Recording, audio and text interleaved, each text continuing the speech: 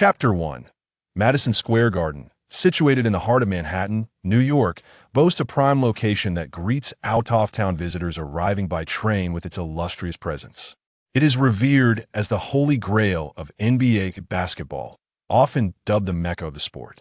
Countless basketball legends aspire to etch their narratives within its storied walls.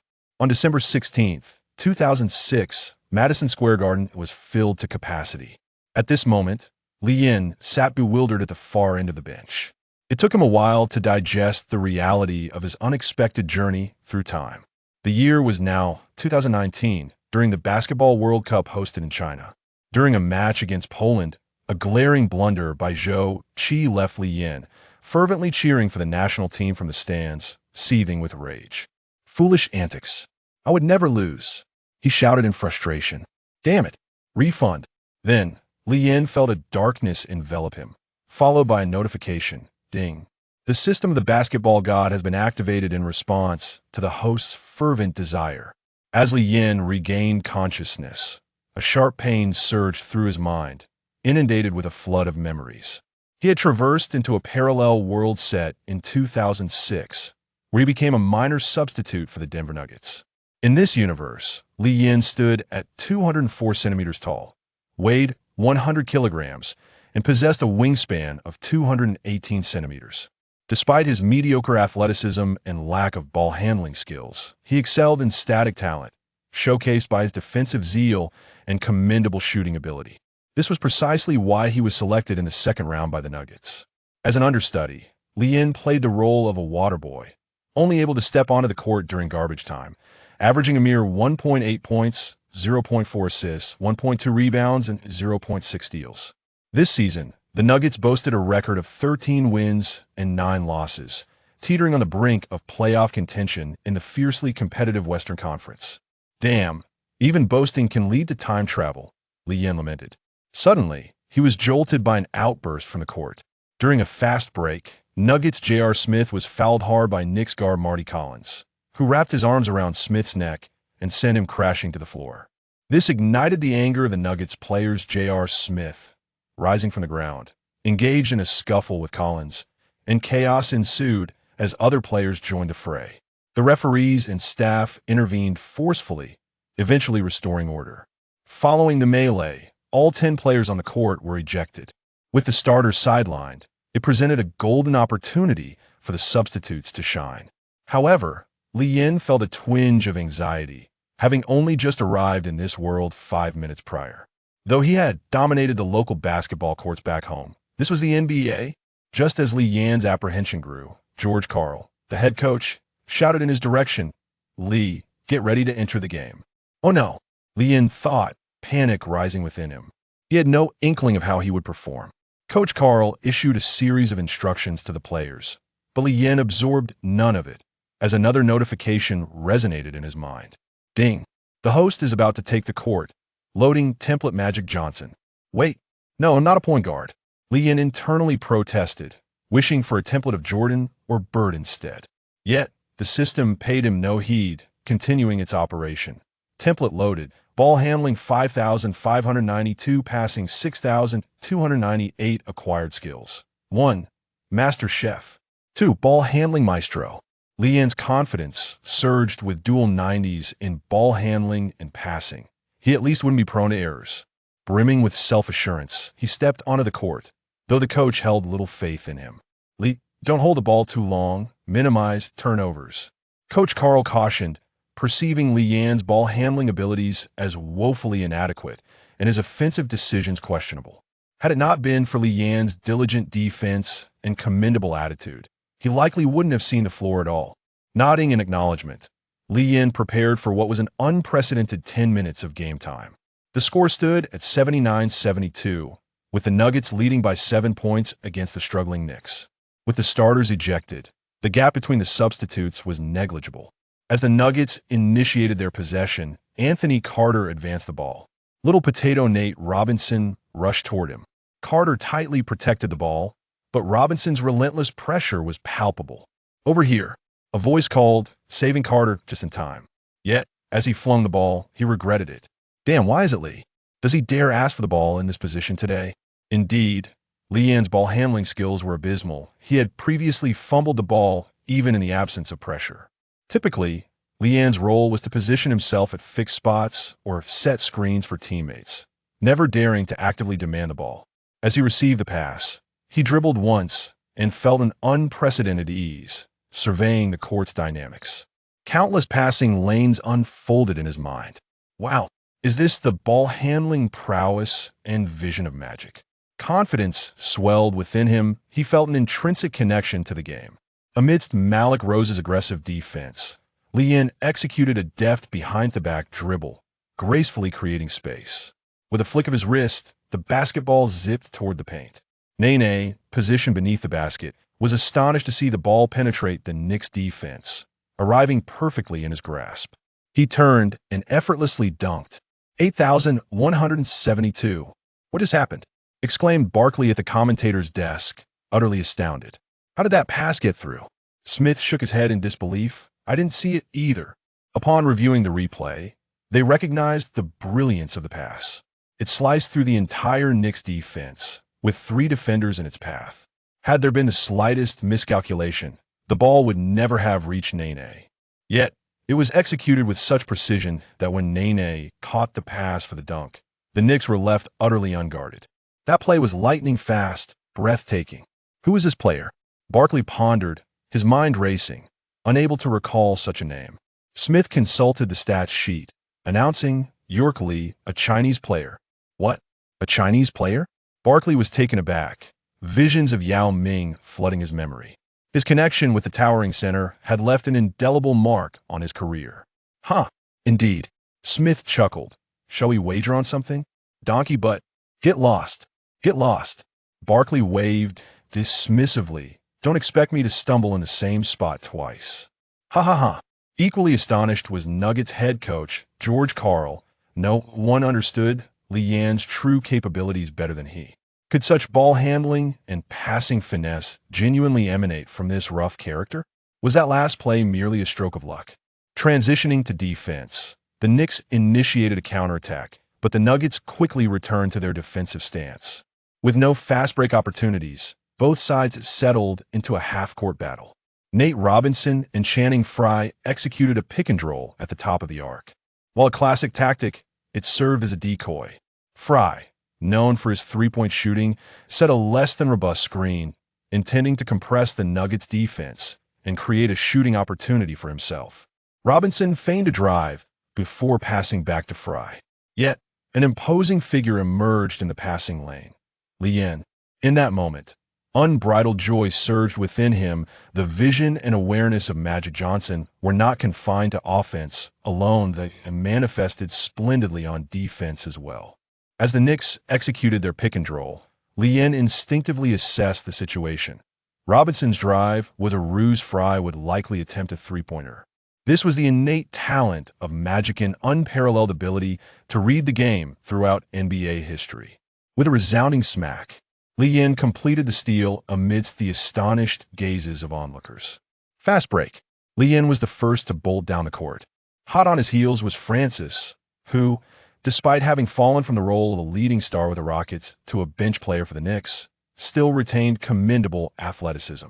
Lian glanced back instinctively, spotting his advancing teammate.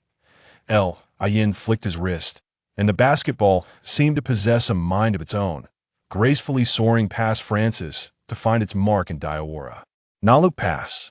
This play was executed with exquisite flair. Although it was ultimately Diawara who deposited the ball into the hoop, the spotlight was undeniably on Lian.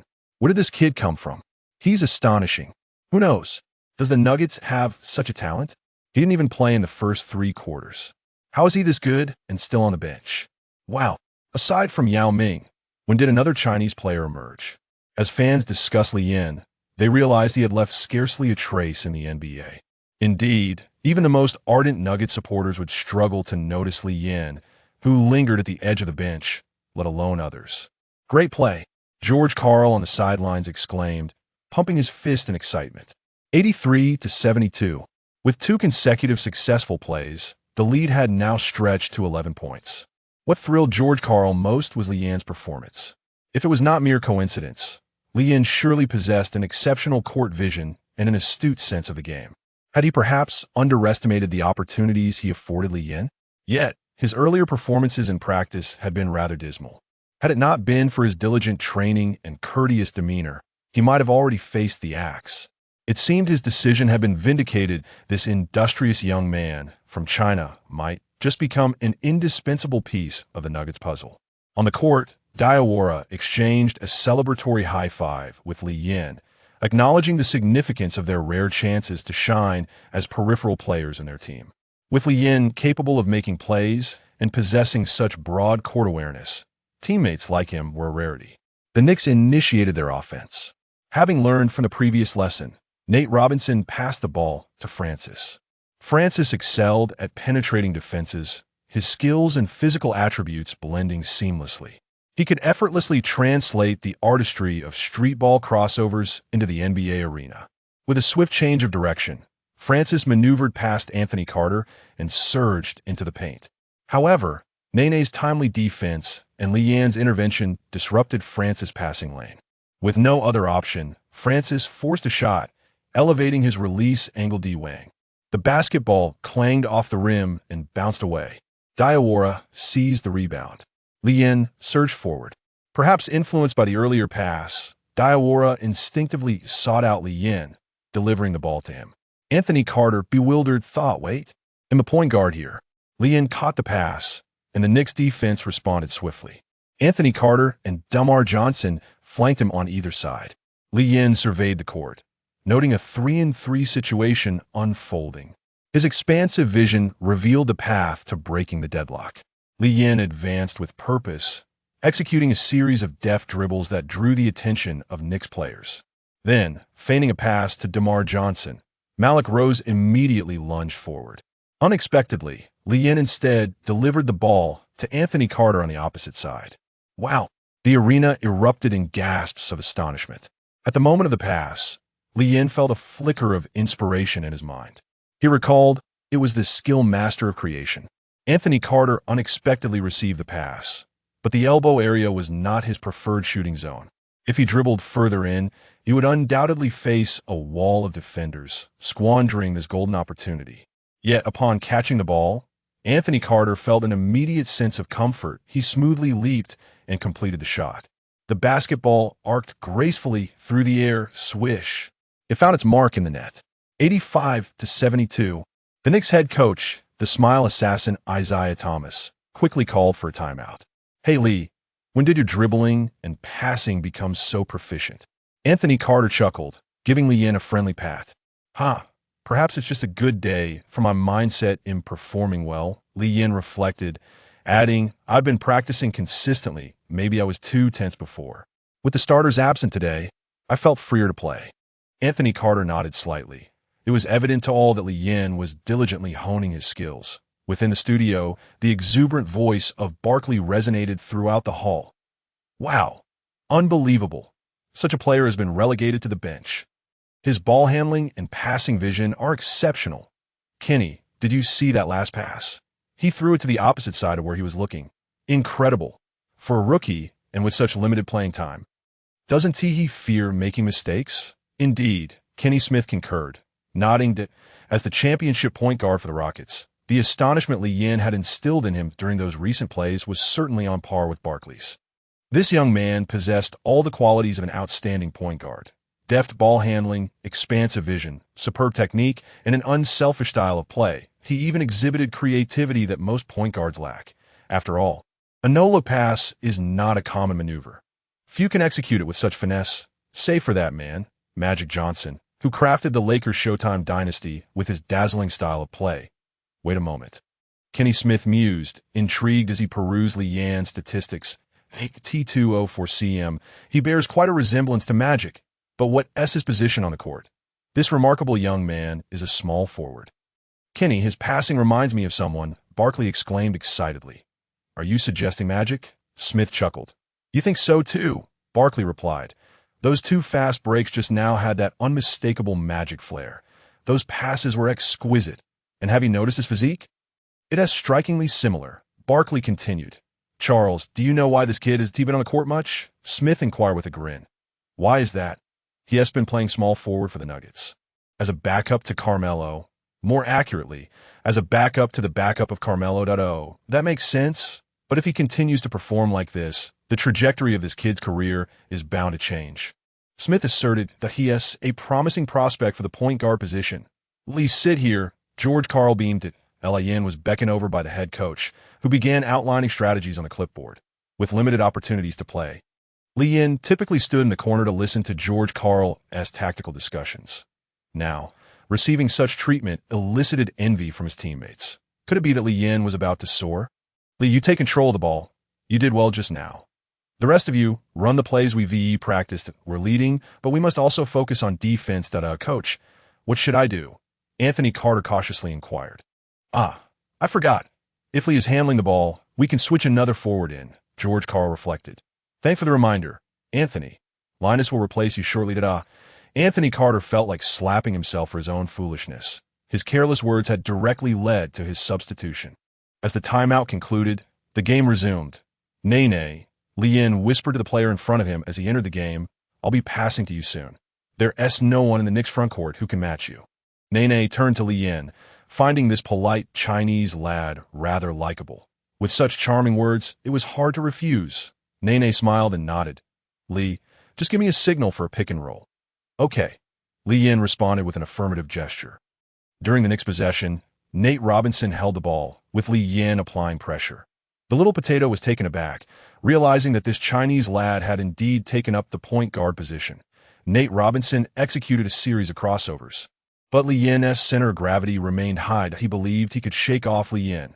However, Lee Yin's focus was unwavering. Although his footwork couldn't team match Nate Robinson's speed, his long arms continuously disrupted the smaller player.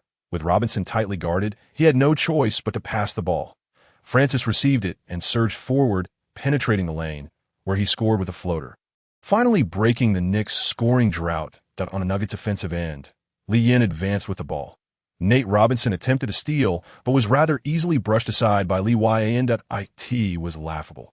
Although Lee Yin was not particularly outstanding in the small forward position, he was certainly top tier in terms of defense as a point guard.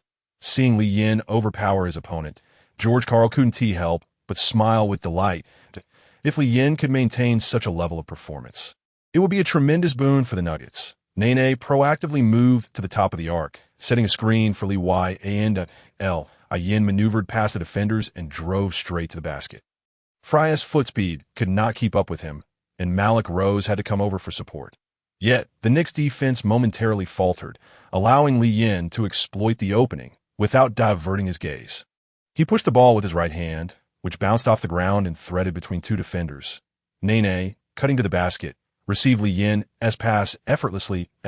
Yin's delivery was so smooth that Nene didn't even need to slow down, rising seamlessly to complete the layup. Wow. The Madison Square Garden erupted in awe. Great play. Lee Yin celebrated with a high five with Nene. Nene chuckled. Lee, that was an excellent pass. Wow. This kid has already racked up 4 assists. Barkley marveled. Indeed impressive. He creates absolute opportunities with every pass. Smith nodded in agreement. In terms of passing vision and technique, Lee's abilities are elite. He resembles magic. Have you noticed how he often misleads defenders with his movements? Smith analyzed. That's pure talent, something those rigid textbook point guards could never achieve. Kenny, can you do that? Barkley laughed. Of course not. The game continued, and under Lee Yin's orchestration, the Nuggets maintained control over the match.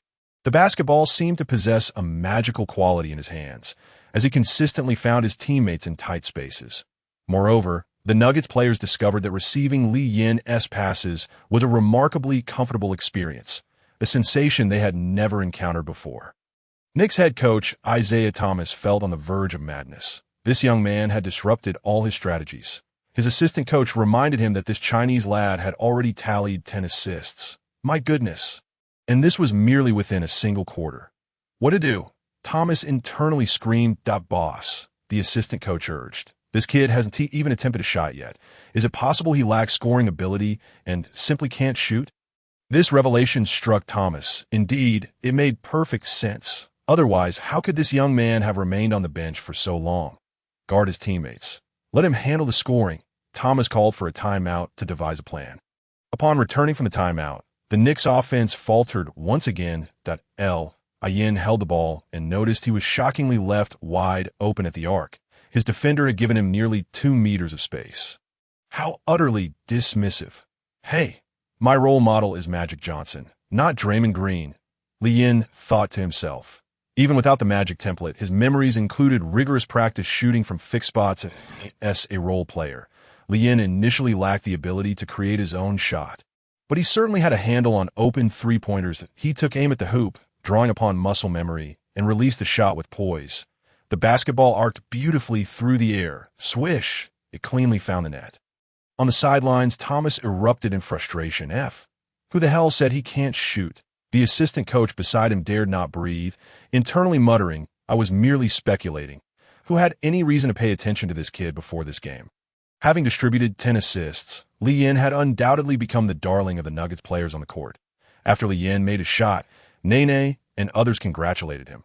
George Karl observed Iverson mingling amicably with his teammates, a knowing smile gracing his face. What an unexpected delight.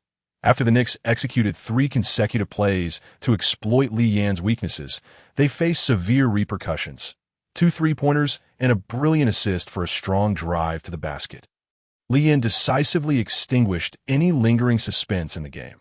The final score read 109-92, marking a resounding victory for the Nuggets, who celebrated their 14th win of the season. Upon returning to the locker room, Iverson was met with congratulations from his teammates who had fought alongside him. In less than a quarter, Iverson had amassed an impressive tally of 6 points and 11 assists. However, the team's core players refrained from engaging with him extensively. They perceived that while Iverson's performance was commendable, he had faced the Knicks bench players, rendering the achievement somewhat less significant. The team's leader, Sweet Melon Anthony, offered a warm smile to Iverson and said, Lee, congratulations. Thank you, Cameron, Iverson replied. He could discern the fatigue etched on Anthony's face, suggesting that even the fearless Sweet Melon had come to grips with the predicament they had found themselves in tonight. After the match, Iverson received praise from head coach George Karl, but apart from that, he garnered little special attention. The focus of the crowd was drawn to a brawl that had erupted, overshadowing the noteworthy performance of a role player. This altercation sent shockwaves through the NBA. Since the infamous Malice at the Palace incident, the league had been committed to enhancing its image. The occurrence of such a grave violent incident at this critical juncture was akin to defiance in the face of authority. Compounding the situation was the fact that the brawl took place in close proximity to the league's headquarters, with Madison Square Garden being hailed as the basketball mecca of the NBA. The recently improved image of the NBA had suffered a significant setback. League Commissioner Stern expressed his outrage, promptly announcing that those involved would face severe penalties. The Nuggets hurried back to Denver, eager to avoid lingering in New York for even a moment longer. Upon returning to Denver, Iverson located the apartment he had rented, which, though modest, was impeccably tidy, indicative of a tenant with commendable living habits. As he lay on the bed, the surreal experience of his sudden transition felt dreamlike.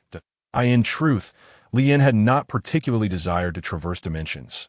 He was no extraordinary individual, yet he had been living quite comfortably. Recently, he had just begun to pursue a charming female colleague. With plans to deepen their connection after watching the Chinese team play, he had splurged on a 5-star hotel, only to inexplicably find himself here. If he had to experience a transition, he could have at least waited another day. Damn it, Iverson vented his frustrations before finally calming down. Complaining aside, now that he was here, he resolved to excel, determined not to be the least accomplished among those who had crossed over. The game had been so fast-paced that he had not had the chance to familiarize himself with the system. Now, with time on his hands, he decided to delve into it. Closing his eyes, a vision materialized in his mind, revealing the basketball god system. Basic attributes. Name: Iverson, team, Denver Nuggets. Annual salary: $600,000, partially guaranteed. Height: 204 cm. Weight: 100 kg. Wingspan: 218 cm. Vertical jump: standing 65 cm. Vertical jump: running 82 cm. Speed: 78. Strength: 80. Ball handling: 92. Passing: 98. Face-up drive: 85. Layup: 84. Dunk: 65. Post up, 85. Hook shot, 88. Mid-range shooting, 78. Spot up, three-point shooting, 76. Ball handling, three-point shooting, 55. Rebounding, 72. Block, 62. Steal, 82. Help defense, 86. On-ball defense, 80. Stamina, 80. Charisma, 98. Tactical acumen, 100. That after reviewing his attribute panel, Lee Yin couldn't help but mutter, "This isn't particularly impressive. Is this the level of Magic Johnson?" Suddenly, the long-unheard system voice chimed in. "Could it be that you are too weak, thereby lowering the data?" "What the hell?" Lee Yin retorted, taken aback by the system's audacity. "Nonsense. If that's the case, then why are my ball handling, passing, and tactical acumen so high?" The system responded again. "Is it possible that Magic's greatness has elevated your data?" Lee Yin was incredulous. "System, your convoluted reasoning is on par with a keyboard warrior," the system replied. "I am merely stating facts. The host may continue to review. I have done my utmost to maximize the attributes attributed to Magic Johnson." Rather than continue to spar with the system, Lee Yin chose to further familiarize himself with it. Overall evaluation: exceptional awareness, top-tier ball handling skills, decent near-the-basket scoring ability, stable spot-up shooting, weak ball handling shooting, impressive physicality, average speed. Comprehensive evaluation: 86, nearly all-star caliber. Wow. Lee Yin was astonished. He had transitioned from a mere water cooler attendant to an all-star player. It seemed that Magic's abilities were indeed formidable. Lee Yin then turned his attention to the skills section. Skills: Master of Craft. Beginner Magic Johnson is the greatest point guard in history, with unparalleled creativity and vision that allows him to effortlessly read defenses and find his teammates. When this skill is activated, it can increase the receiver's shooting percentage by 20. Ball handling master. Beginner Magic Johnson's ball handling abilities are extraordinary, ranking among the most explosive in NBA history. Johnson can control the ball from the court to the stands, possessing a capacity for handling pressure second only to the basketball emperor Wilt Chamberlain. When this skill is activated, the host can absorb pleasure from the opposite sex, recover stamina, and has a chance to acquire star skills. The effectiveness of this skill is related to the host's excitement level and the social recognition from the opposite sex. "What the hell?" Lee Yin exclaimed, baffled. "System, this ball handling master skill is downright inappropriate." The system replied, "It has been tailored to the host's strong desires from your previous life. Please do not take my good intentions for granted." Lee Yin asserted, "Of course I have strong desires. After all, I was planning to deepen my relationship with a beautiful woman after the game. Booking that hotel was not cheap." The system encouraged, "The host should be confident. With my enhancements, you now possess unparalleled potential sufficient to traverse all of America and reach heights you never thought possible." "Damn it," Lee Yin protested. "I was strong before." The system maintained, "As long as you're happy." Lee Yin muttered, "Damn it." He glanced down in shock, steadied himself, and continued to explore the system. Basic attributes could be improved through training, although the enhancement was quite gradual.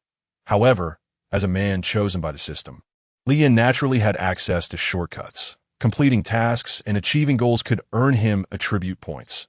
Encountering special scenarios could trigger hidden plot lines, granting him star skills and status cards. Acquiring star skills was the fastest way to enhance attributes.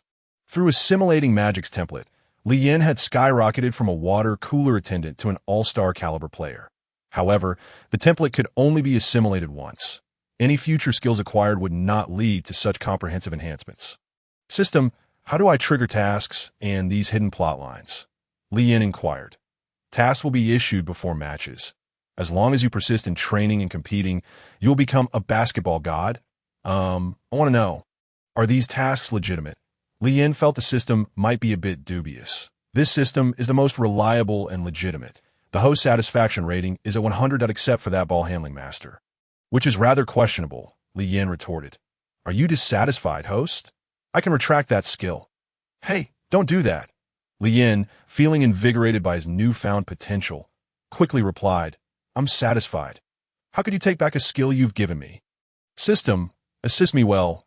Once I become a basketball god, I will certainly give you a 5-star review." The day following the brawl at Madison Square Garden, the NBA swiftly issued penalties to both teams involved. demonstrating the league's resolute stance that NBA Commissioner David Stern proclaimed. It is our imperative duty to take necessary measures to prevent such incidents. 7 players subsequently received suspensions totaling 47 games, resulting in a combined financial penalty of $1.2 million in lost wages, with each team facing a fine of $500,000. Carmelo Anthony, owing to his notable involvement in the altercation, faced the most severe repercussions, being suspended for 15 games and fined $640,097. His close friend, J.R. Smith, was handed a 10-game suspension and fined $126,142. These sanctions dealt a substantial blow to both the Denver Nuggets and Anthony personally. At the time of the incident, Anthony was the league's leading scorer, and this brawl significantly tarnished his reputation among fans. His suspension marked the longest for any player involved, ranking as the 6th longest in NBA history. Former NBA player Steve Kerr remarked that Anthony had utterly tainted his image, while ESPN commentator Rick Bucher noted that Anthony had illuminated his career. For the Nuggets, Anthony and J.R. Smith were the team's primary scorers, collectively contributing over 40 points per game. The loss of both key players would gravely impact the Nuggets' performance, as they teetered on the brink of playoff contention, and this sudden absence would have profound implications for their season's prospects. However, this turn of events may not be entirely disadvantageous for Lee Yen. What Lee Yen currently requires most is playing time, and his achievements against the struggling New York Knicks bench squad had not afforded him significant advantages during today's training session with the Nuggets. Lee Yen still donned the jersey of the second unit. The encouraging news was that head coach George Karl exhibited a very enthusiastic demeanor, taking the time to engage Lee Yen in an extended discussion about team strategies. He even solicited Lee Yen's insights regarding the characteristics of his teammates. It was evident that George Karl harbored aspirations of nurturing Lee Yen's potential. Yen, embodying the tactical philosophy of a magician, articulated his thoughts with great clarity. George Karl expressed his satisfaction with this diligent young Chinese player. However, he recognized that promoting Lee Yen to the starting lineup based solely on one game would likely incite discontent among some veteran players, particularly given that Lee Yen was a second-round draft pick. Moreover, his previous opponent's lack of formidable prowess rendered his performance less convincing. After all, the sample size was too limited. Who could ascertain whether Lee Yen was merely a fleeting phenomenon? The Nuggets starting point guard was originally Andre Miller, who averaged 13.7 points for 0.3 rebounds, 8.2 assists, and 1.3 steals per game, showcasing exceptional passing and a stable performance. Coupled with commendable defense, it would be a formidable challenge for Lee Yen to displace Miller as the starting point guard. Nevertheless, the Nuggets management was dissatisfied with the team's current state. Following Anthony's ascent to prominence, they harbored grander ambitions of capturing the championship.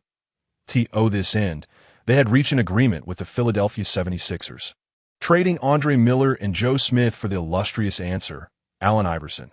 With Miller's departure, the Nuggets retained 2 other players in the point guard position. Steve Blake was characterized as a passive floor general, possessing determination yet lacking in strength and speed, devoid of any breakthrough threat. Meanwhile, Anthony Carter stood at a mere 1.85 meters tall, rendering him significantly undersized. Clearly, these 2 mediocre guards could not serve as reliable assets on the Nuggets' quest for a championship.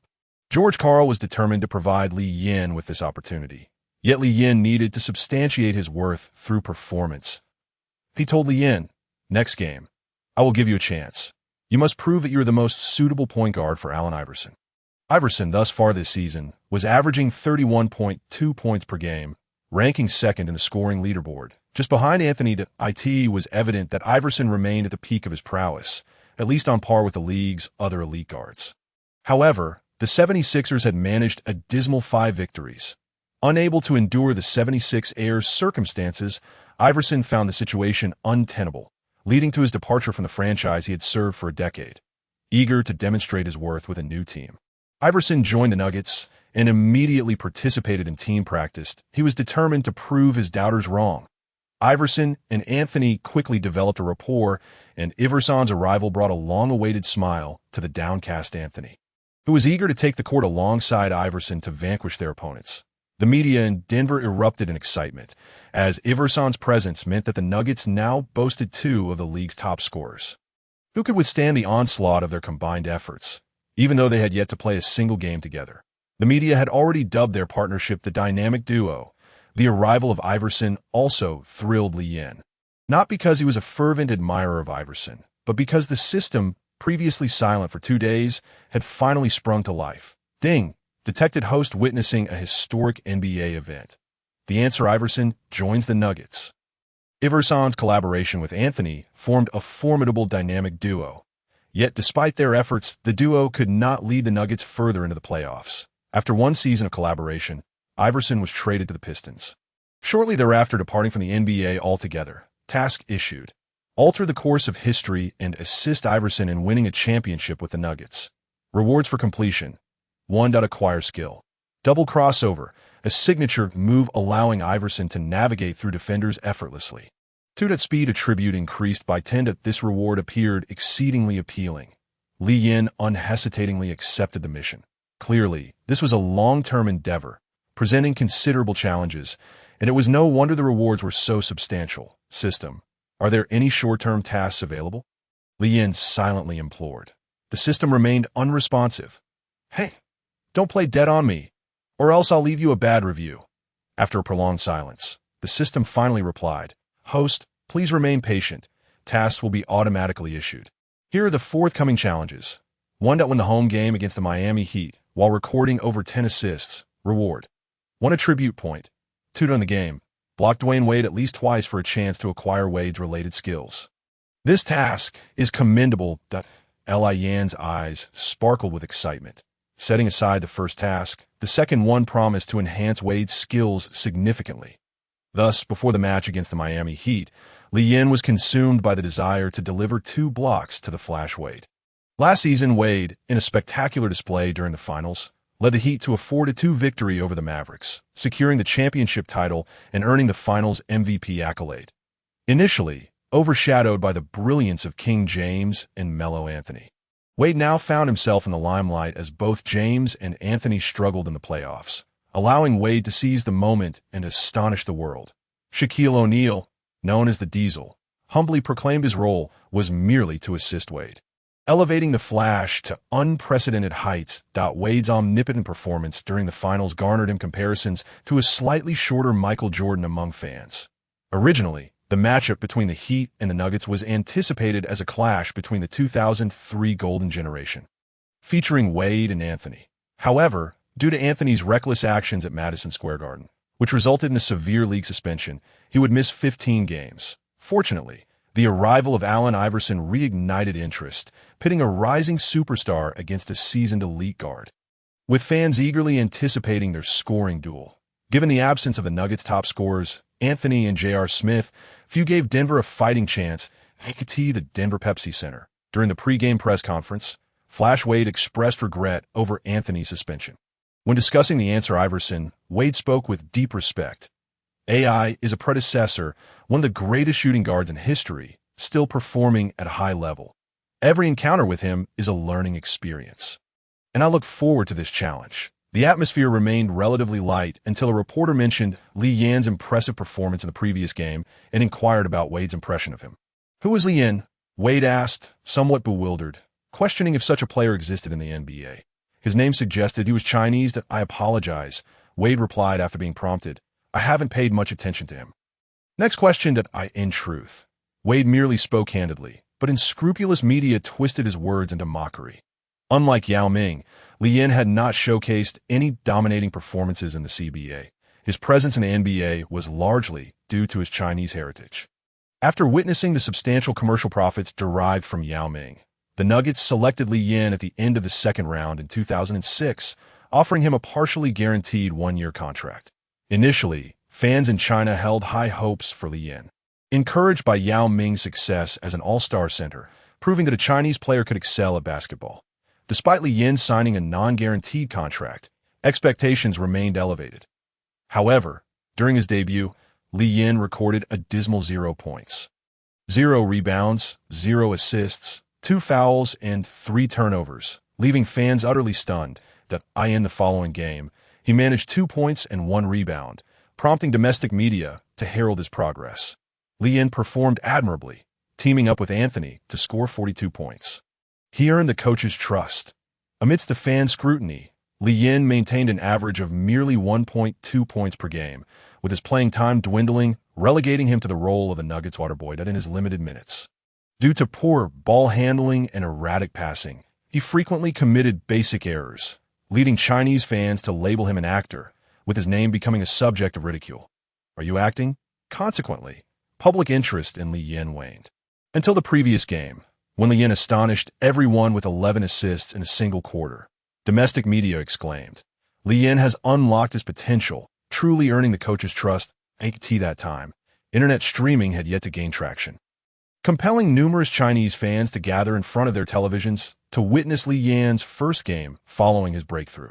Listening to the commentary by Yu Jia and Coach Zhang praising Li Yin, along with highlights from the last match, fans' anticipation surged that it seemed that Li Yin was finally shedding his previous persona. China's second NBA star was poised to rise. The thought of Li Yin and Yao Ming, one inside and one outside, was indeed delightful. Yet, as the game commenced, Li Yin found himself seated on the bench. In truth, while Stephen Blake was a mediocre point guard, he was certainly not a player whom Li Yin could surpass based on one exceptional quarter. Coach George Karl aimed to cultivate Li Yin's potential, but was cautious not to rush the process that he intended for Li Yin to earn his playing time through consistent performance. Consequently, Li Yin remained on the bench during the first quarter. In the studio, coaches Zhang and you could only awkwardly suggest that there was no cause for concern, as the coach must have his own strategy, and Li Yin might be a secret weapon. However, a secret weapon that couldn't see the floor was merely waving a towel for the Heat. What a fraud, fans lamented. Li Yin is still seated on the bench handing out towels. Who claimed Li Yin had become a starter? Such was the narrative spun by unscrupulous media, which fans had taken to heart. Indeed, previously, even a mere 2 points and 1 rebound could be exaggerated to the skies. Alas, they had grown accustomed to it. Domestic fans were utterly disheartened on the court. The Nuggets found themselves in a precarious situation. Lacking Anthony and J.R. Smith, the players appeared flustered, resorting to passing the ball to Allen Iverson, who relied on his individual skills to score. However, as the Heat aggressively double-teamed Iverson, the Nuggets fell into a scoring drought. Defensively, the Nuggets were overwhelmed by Flash Wade. Iverson was never known for his defensive prowess. He required support. Yet, neither Steve Blake nor Anthony Carter could provide it. Their sluggish movements not only failed to assist Iverson, but left them struggling to keep up in Wade's presence. Their clumsy actions appeared foolish. What a predicament! Iverson had become the hardest-working defender for the Nuggets. Blake and Carter seemed utterly inept, hindering AI. Fortunately, Li Yin was not on the court. Otherwise, he would have certainly been overwhelmed by Wade. Without a doubt, Wade was the Finals MVP, known as Flash, a truly formidable player. With the score of 34-49, the Nuggets found themselves significantly trailing at home. The camera panned to head coach George Karl, who was seen giving Li Yin a detailed tactical briefing. Wow. The head coach is personally strategizing with Li Yin, Coach Zhang remarked. Indeed, Li Yin is the secret weapon. Look, Li Yin was finally on the court.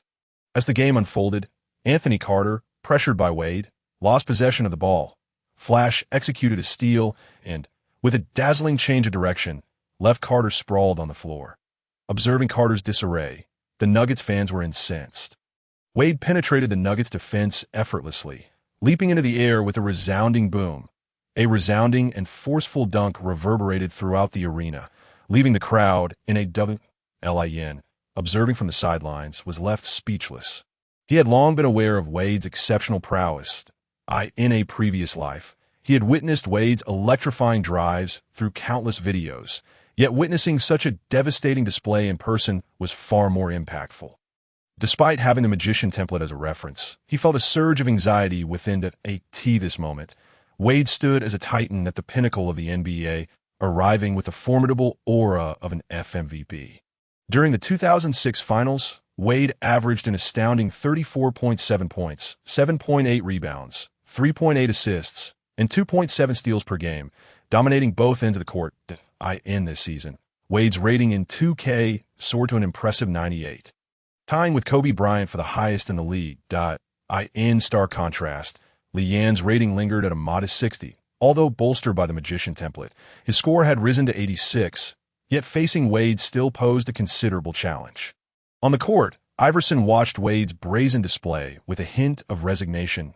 As a fighter, Iverson was disinclined to witness a younger player flaunting their skills in his presence.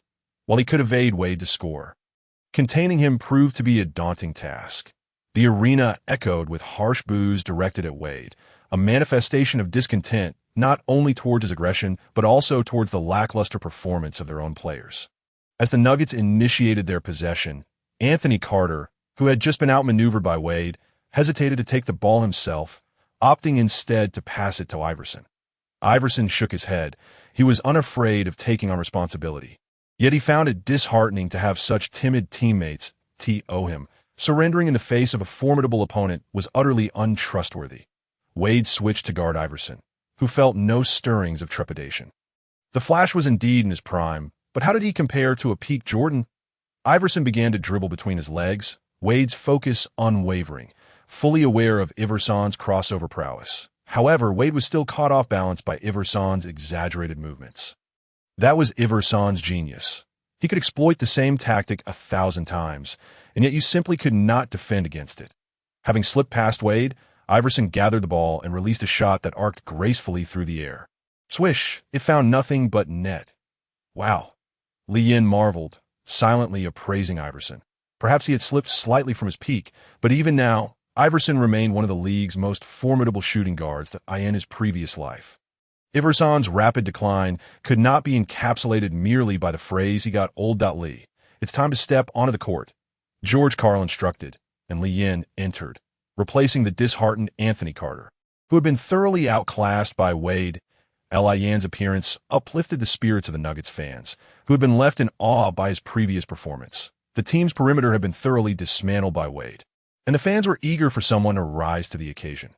Compared to Stephen Blake and Anthony Carter, Lee Yin at least appeared more promising that he approached Iverson. Boss, I'll take the ball across half court. Iverson regarded the young man before him and nodded. His initial impression of Lee Yin was favorable. Wade, noticing Lee Yin with the ball, felt a twinge of surprise. The two seasoned point guards had faltered under his defense. Yet this substitute dared to direct Iverson's movements. Wade advanced aggressively, attempting to use his physicality to force a turnover. Although Wade's height was average, his wingspan and strength were formidable. His defensive instincts and judgment were top tier. If it were the unenhanced Lee Yin, he would never have dared to dribble in front of Wade. However, the tides had turned. Now, Lee Yin was a man equipped with a magician template, and his ball handling skills were of elite caliber. Lee Yin confidently braced against Wade, continuing his forward momentum. His performance astonished George Karl. This young man truly possessed remarkable talent, and it seemed he had been underestimated before. Wade, having missed his shot, quickly regained his composure. Observing Lee Yin signaling to his teammates from the arc, Wade felt a sense of affront. How dare this rookie direct his teammates while facing him? Wade sprang into action, lunging towards Lee Yin's ball-handling hand. But it was merely a feint. Should he fail, he would obstruct Lee Yin's passing lanes to secure a steal. This tactic had worked tirelessly in the past, yet this time it bore no fruit. Lee Yin disregarded Wade. Executing a pick-and-roll with Nene screen was solid, effectively blocking Wade. Yin initiated his move. His speed was moderate, but his rhythm was impeccable. He penetrated the paint, yet the Heat's defense loomed large in the form of Shaquille O'Neal. Meanwhile, Wade pursued Lee Yin from behind, creating a daunting predicament. The Nuggets audience held their breaths, not wishing for this audacious young man to be overwhelmed by the Heat's superstars. Surrounded, Lee Yin spotted a dynamic figure darting toward the free throw line. It was Iverson. The ball seemingly appeared as if by magic in Iverson's hands. With no defender in sight, Iverson effortlessly floated a shot through the air. Wow. Unbelievable. This extraordinary moment sent the entire arena into a frenzy. The commentators erupted in praise for Iverson, yet many were left wondering how the ball had found its way to him. How had this transpired? Iverson celebrated with a high five to Lee Yin, recognizing that this pass had elevated his opinion of the young player significantly. Not only the audience, but even the television commentators were left in bewilderment. We need to see a replay. The slow-motion replay revealed that after Lee Yin had penetrated the key, He was caught between the looming shadows of O'Neal and Wade. It appeared to be an insurmountable predicament. Yet Li Yin seemed to possess an uncanny awareness. He executed a bounce pass behind him, anticipating Wade's attempt to block all passing lanes. Yet, unexpectedly, the ball came from below, catching the Flash off guard as the brilliant pass slipped through his legs. The basketball landed seamlessly in Iverson's grasp. Wow, wow, wow. Everyone was left astonished, mouths agape at the sheer brilliance. This Chinese player was remarkably skilled, exhibiting solid ball handling, fearlessness in the face of contact, and an exceptional sense of rhythm along with superb passing vision.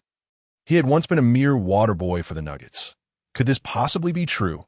Li Yin's performance invigorated the Nuggets fans at Pepsi Center and sent Chinese viewers into a frenzy. Incredible!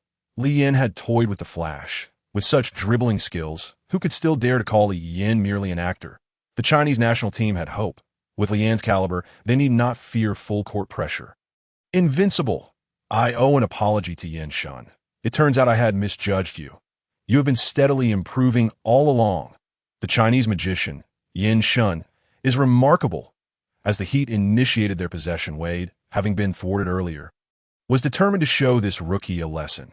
Wade lowered his center of gravity, executing 2 quick feints. Surprisingly, Li Yin maintained his defensive position. Though his reactions were slightly slower than Wade's, his height and wingspan compensated for this shortcoming. Since acquiring the magician template, Li Yin had developed a newfound understanding of defensive positioning and judgment, granting him an edge in anticipating his opponent's moves. Wade was astonished. He had not expected this young player to keep pace with him. Although he had not exerted his full effort, few could withstand the Flash's quick bursts. Iverson observed Li Yin's performance, harboring high hopes for this young talent, but a tall guard adept at both defense and playmaking was an ideal match for him.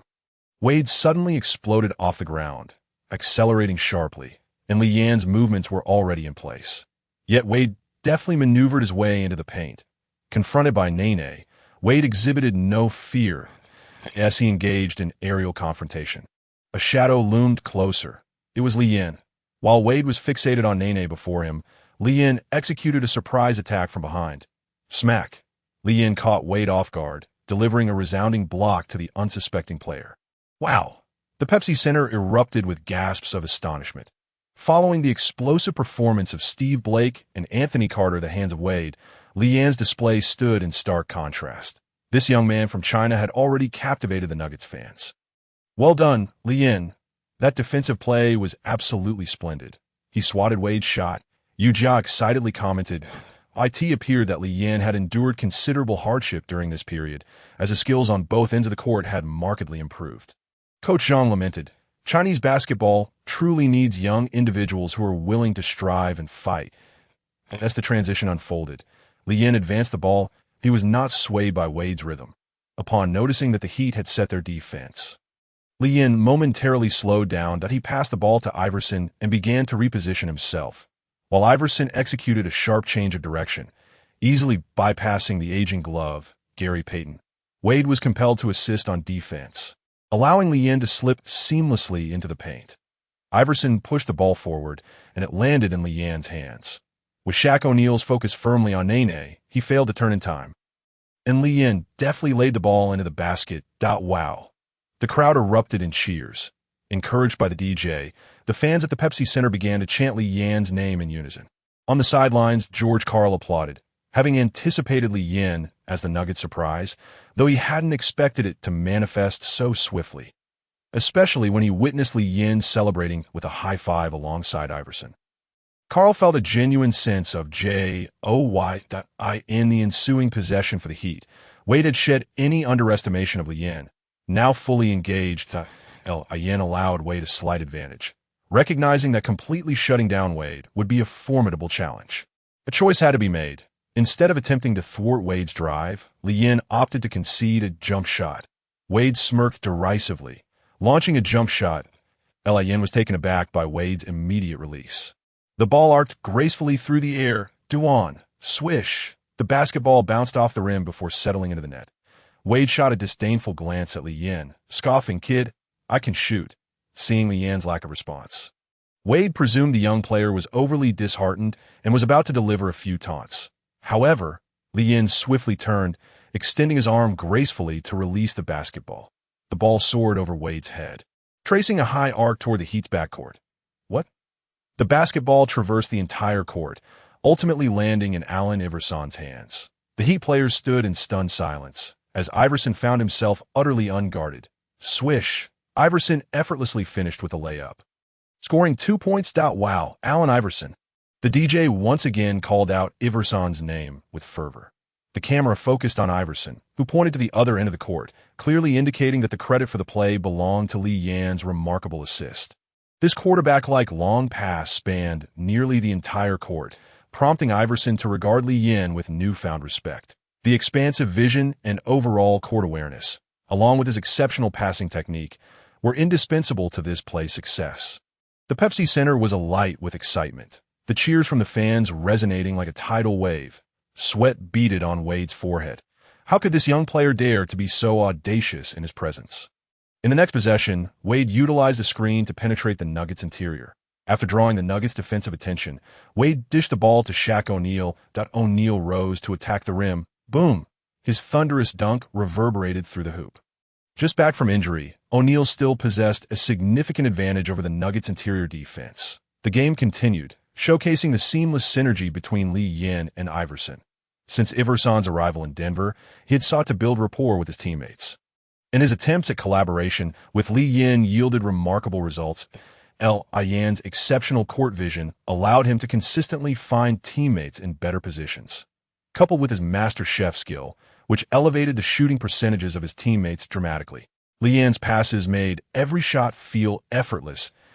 As Iverson continued to find success, he felt an inexplicable comfort with the basketball after it had passed through Lee Yan's hands. Numerous teammates shared this sentiment. In fact, every Nuggets player experienced the same phenomenon. A remarkable trend emerged. Whenever a Nuggets player obtained possession, their instinct was to seek out Lee Yan. It was no surprise. After all, the dishes Lee Yan served were both generous and delectable. Under Lee Yan's orchestration, the Nuggets executed a fluid offensive display reminiscent of mercury flowing. This season, the Nuggets indeed ranked among the league's highest in average points scored. However, such efficiency was rare, especially considering their two leading scorers. Carmelo Anthony and J.R. Smith were sidelined due to suspension. The audience was astounded. Could our players truly deliver such an offensive showcase? It felt as though everyone was an all-star. Indeed, when even a rugged player like Kenyon Martin could seamlessly sink a mid-range shot. Flash Wade could only stand with his hands on his hips in disbelief. The third quarter near its conclusion, Nene received a brilliant pass from Lee Yan and executed a turnaround hook shot, propelling the Nuggets to a 80-78 lead over the Heat. The entire Pepsi Center erupted in exhilaration. The DJ led the crowd in a chant. Magic Man, he's our Magic Man. The home crowd's energy completely overshadowed the reigning champion Heat. While the Heat's head coach, the genius Pat Riley, sensed an unsettling shift. Despite Wade and O'Neal's continued scoring, the Nuggets' performance was extraordinary. Their shooting percentage was astonishingly high. Could this remarkable Chinese player truly possess such magic? As Pat Riley observed Lee Yan, he found himself momentarily disoriented, seeing a reflection of Magic Johnson in the young player's presence. Pat Riley, the architect of the Lakers Showtime dynasty in the 1980s, had witnessed countless brilliant talents within his team. He had implemented an aggressive style of play tailored to his players' strengths, achieving monumental success. The Lakers had claimed the championship title 4 times, in 82, 85, 87, and 88, while Magic Johnson served as the soul of this dazzling team. Few understood Magic Johnson better than Pat Riley. They were mutually reinforcing forces. Now, encountering a player who bore such resemblance to Magic Johnson right before his eyes left him in awe, the Nuggets players were elated, feeling in peak form. Yet Lee Yan, despite his outstanding performance, bore a troubled expression. He was utterly fatigued, beads of sweat cascading down his forehead. This shouldn't be. Lee Yan couldn't fathom why his stamina would be so depleted. It had only been a little over a quarter of play. Surely, even those pampered big shots in the CBA wouldn't experience such exhaustion that he had been diligently training. Utilizing the intermission, Lee Yan accessed the system panel. After thorough investigation, he discovered the reason for his significant fatigue. It turned out that the master chef skill was an active ability consuming stamina with each activation. To add insult to injury, the pesky system had conveniently set it to automatic release. Consequently, every pass Li Yin made drained his energy, leaving him feeling utterly depleted after just a quarter of play. Damn it, how could this system fail to explain the skills clearly and then set it to automatic release? Li Yin cursed inwardly. After a brief moment of silence, the system spoke in his mind. You didn't even ask me. Besides, isn't there a text introduction right next to you? I noticed that you haven't been using your skills. Which seemed like a waste, so I enabled the automatic function for you. Now, let me introduce the two current skills, Master of Pancakes and Master of Ball Control, both of which are active skills. After disabling the automatic release, the host can activate them at will. Don't you think the font size of this introduction is a bit small? Li Yin replied that I didn't notice. All right, after voicing his complaint. Li Yin sensed the system's amicable attitude and decided not to bully it further. Once the automatic release was turned off, Li Yin began to adjust his state. Head coach George Karl noticed Li Yin appeared somewhat fatigued and asked, Li, are you all right? Li Yin looked up and smiled. Coach, I exerted myself a bit too much earlier. A short rest will suffice. George Karl nodded. It was only natural for a perennial benchwarmer to feel excited when given a chance to play, especially someone like Li Yin, who was a rookie. Thus, as the fourth quarter commenced, George Karl sent in Steve Blake, while Li Yin remained on the bench to recuperate. Pat Riley was astonished to see the young player, who had performed so remarkably in the third quarter, sitting out. What was the Denver Nuggets hiding? Most shared Pat Riley's confusion, as commentators and fans alike struggled to comprehend George Karl's decision. It was evident that the Nuggets had managed to close the gap largely due to Li Yin's performance. Anyone with discernment could see that once Li Yin entered the game, the Nuggets not only exhibited impressive offensive efficiency, but also demonstrated significant improvement on the defensive end, compared to Steve Blake and Anthony Carter. Li Yin possessed superior one-on-one defensive skills and excelled in providing help defense, consistently covering for his teammates. With Li Yin sidelined, could they truly rely on Steve Blake, the bald one, to contain Flash Dwayne Wade? The game resumed, and unsurprisingly, the Nuggets were overwhelmed. Right from the start, Wade used his Euro step to evade the Nuggets' defense, forcefully scoring an and-one. Subsequently, Shaquille O'Neal wreaked havoc in the paint against the Nuggets on the other hand. The Nuggets struggled to contain the two Heat superstars defensively, while their own offense faltered compared to their earlier form in the third quarter. They could only rely on Allen Iverson's individual prowess to keep afloat, resulting in a 12-4 run that saw the Heat reclaim the lead. Wade raised his arms in triumph, dampening the home crowd's spirits. They could see that moment. The big screen focused on Li Yin on the bench. His gaze was resolute, intently observing the unfolding situation. Meanwhile, Steve Blake found himself in a dire predicament against Wade. The fans at Pepsi Center could no longer contain themselves. Why wasn't Li Yin on the court? He was the true point guard in their hearts. This sentiment echoed among countless Nuggets fans. Suddenly, someone led the charge, shouting, "We need Li." This cry ignited the entire Pepsi Center, with more and more fans joining in. Soon, the arena thundered with chants of Li Yin's name. Even Li Yin was taken aback. Was he truly that charismatic, to be so beloved while sitting on the bench? George Karl was equally surprised. He had merely intended to give Li Yin a brief respite. Not anticipating the fans' fervent desire, Li, prepare to enter the game, George Karl said, patting Li Yin's shoulder. Wow, Li Yin is stepping onto the court. In the broadcast studio, Yu Jia exclaimed excitedly, "Zhang, look at the fans. They're all cheering for Li Yin, but he seems to be quite popular."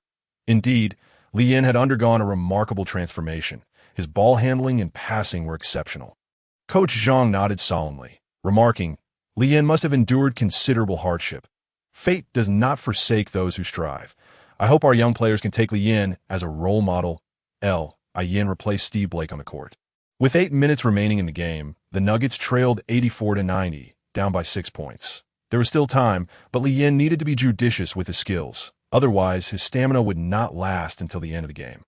Li Yin advanced with the ball, signaling for his teammates to stabilize the rhythm. For some reason, upon seeing Li Yin enter, Iverson felt a sense of reassurance. Unbeknownst to him, this young man had already earned Iverson's recognition. Wade shifted to guard Iverson, leaving Li Yin matched up against white chocolate Jason Williams. Jason Williams, a slender white guard standing under 190 centimeters, was on a different level when it came to physicality compared to Li Yan. Even if Li Yan's ball handling skills weren't top tier yet, he was more than capable of handling such an opponent. Yin initiated his dribble, engaging in a physical confrontation as he aggressively attacked the Heat's interior defense. After overpowering Jason Williams, Li Yan executed a smooth hook shot. The basketball arced perfectly through the air, swish. It found nothing but net point 86-90. Wow, gasps of astonishment erupted from the stands. Yin managed to pull off a hook shot. A rarity for outside players in the broadcast studio, Barkley was left slack-jawed in disbelief. This guy was indeed a second Magic Johnson, his hook shot mirroring the legendary player's style in the ensuing possession for the Heat. Wade attempted to connect with O'Neal, but was intercepted by Iverson. After the steal, the answer sped away, and after a quick change of direction that left Jason Williams behind, he found himself unopposed before the basket. Swish! Iverson easily laid it in for 2 points, 88-90. Li Yan's entry had an immediate impact. Iverson's steal was somewhat of a gamble. If it failed, it could easily lead to a defensive breakdown. With Li Yan's support, Iverson felt emboldened to take risks. The cheers from the Pepsi Center surged once more, reinvigorating the atmosphere. The Heat called for a timeout. Pat Riley urged Wade to leverage his abilities, advising him to maintain his rhythm. From Pat Riley's observations, Li Yan possessed top-tier ball handling and passing skills, coupled with excellent tactical acumen. Yin was tall with long arms, boasting explosive static talent, but in terms of dynamic abilities such as speed and agility, he fell short compared to Wade. One thing Pat Riley was certain of was that Li Yan's shooting ability off the dribble was not particularly strong, which explained why he opted for a hook shot rather than a mid-range jumper after overpowering Jason Williams. Most importantly, Pat Riley believed Li Yan's stamina was lacking, allowing Wade to potentially overpower him in a direct confrontation. Overall, Li Yan's technical attributes and playing style bore a resemblance to Magic Johnson, but his overall capabilities were a diluted version of the legendary player. After hearing Pat Riley's analysis, Wade wholeheartedly agreed, having sensed the same through their matchup. Back to the game. Wade swiftly maneuvered past Li Yan's defense with a lightning-quick change of direction. Penetrating into the paint, Li Yan's eyes followed Wade, but his movements could not keep pace. With a lowered center of gravity, Wade resembled a supersonic fighter jet, and despite Li Yan's best efforts, he fell behind. This was the level of peak Wade, and even Kenya Martin's help defense failed to stop Wade from scoring. Were this not the Nuggets' home court, it was likely Wade would have received an and one. Wow, Dwayne Wade is ferocious, remarked Yin had made the right read, but he simply couldn't match Wade's speed. Coach Jean concurred, stating, however, very few in the league can effectively guard Wade. Coach Jean added, indeed, Wade single-handedly dismantled the entire Mavericks defense last season, earning the Finals MVP title rightfully. In terms of overall strength, Wade's two-way game is unparalleled among guards, with only Kobe Bryant being his equal. Not quite. Wade is exceptionally strong, Jia countered. Kobe hasn't made it past the first round of the playoffs since Shaq left. It's not that Kobe isn't great. His abilities are unquestionable. As a fervent admirer of Kobe, Coach Zhang steadfastly aligned himself with Kobe's legacy.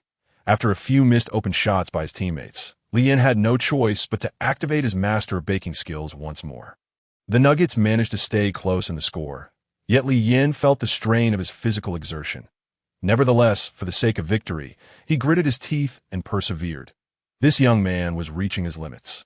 Wade also noticed a decline in Li Yan's performance. Relying solely on his indomitable willpower, Li Yan continued to play, although his stamina had nearly depleted. Faced with the sudden onslaught of the Flash, Li Yan found himself powerless. His legs felt as heavy as lead.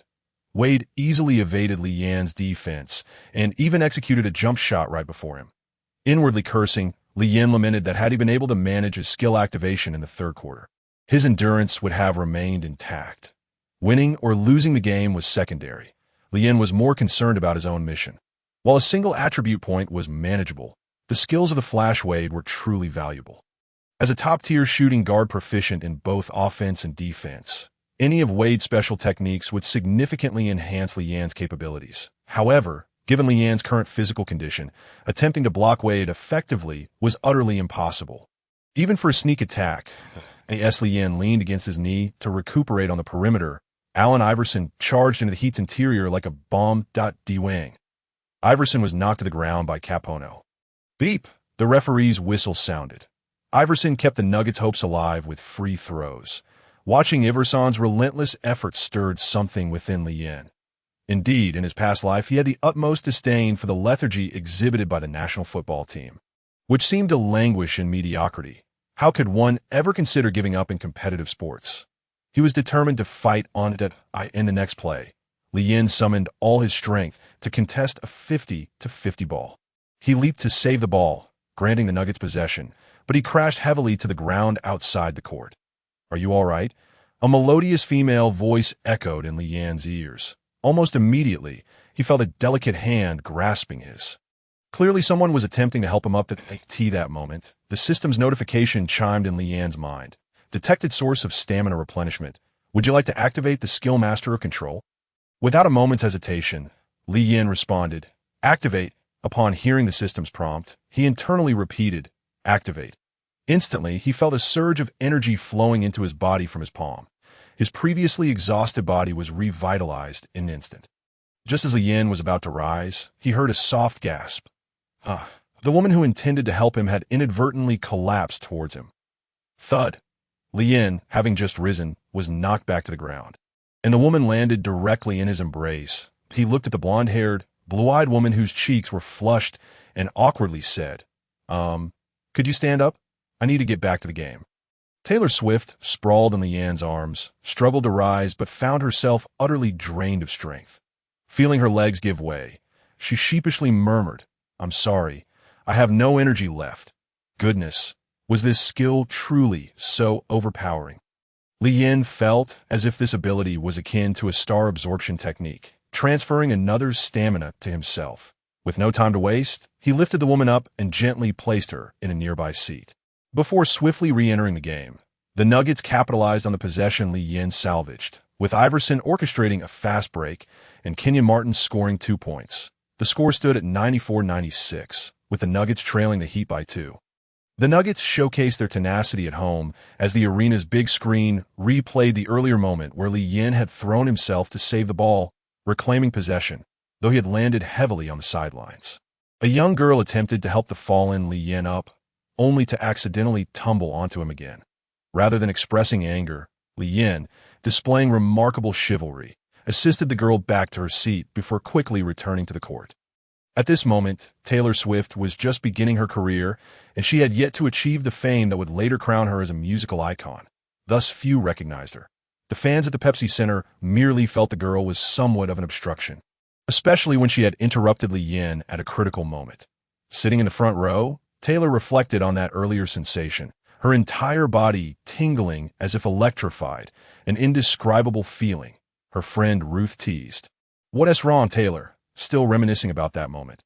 "Is Lee's chest muscular?" "What are you talking about?"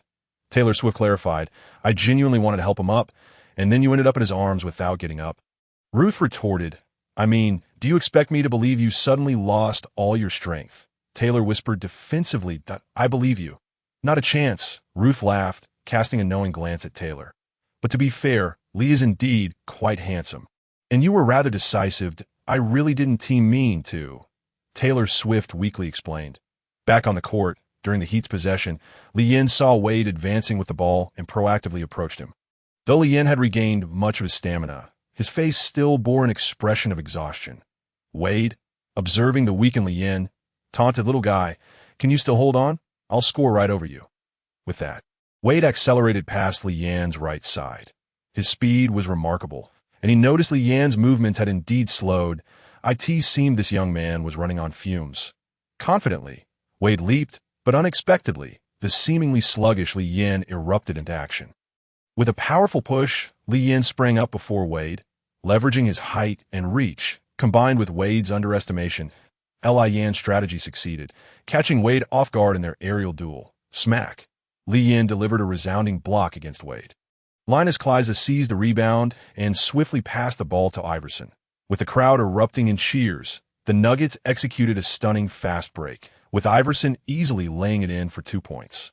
The score was now tied at 96-96. In the moment he blocked Wade's shot, the system's notification chimed in Leanne's mind. Ding! Congratulations, host, for completing the task. Successfully blocked Dwayne Wade twice during the game. Earning the reward skill.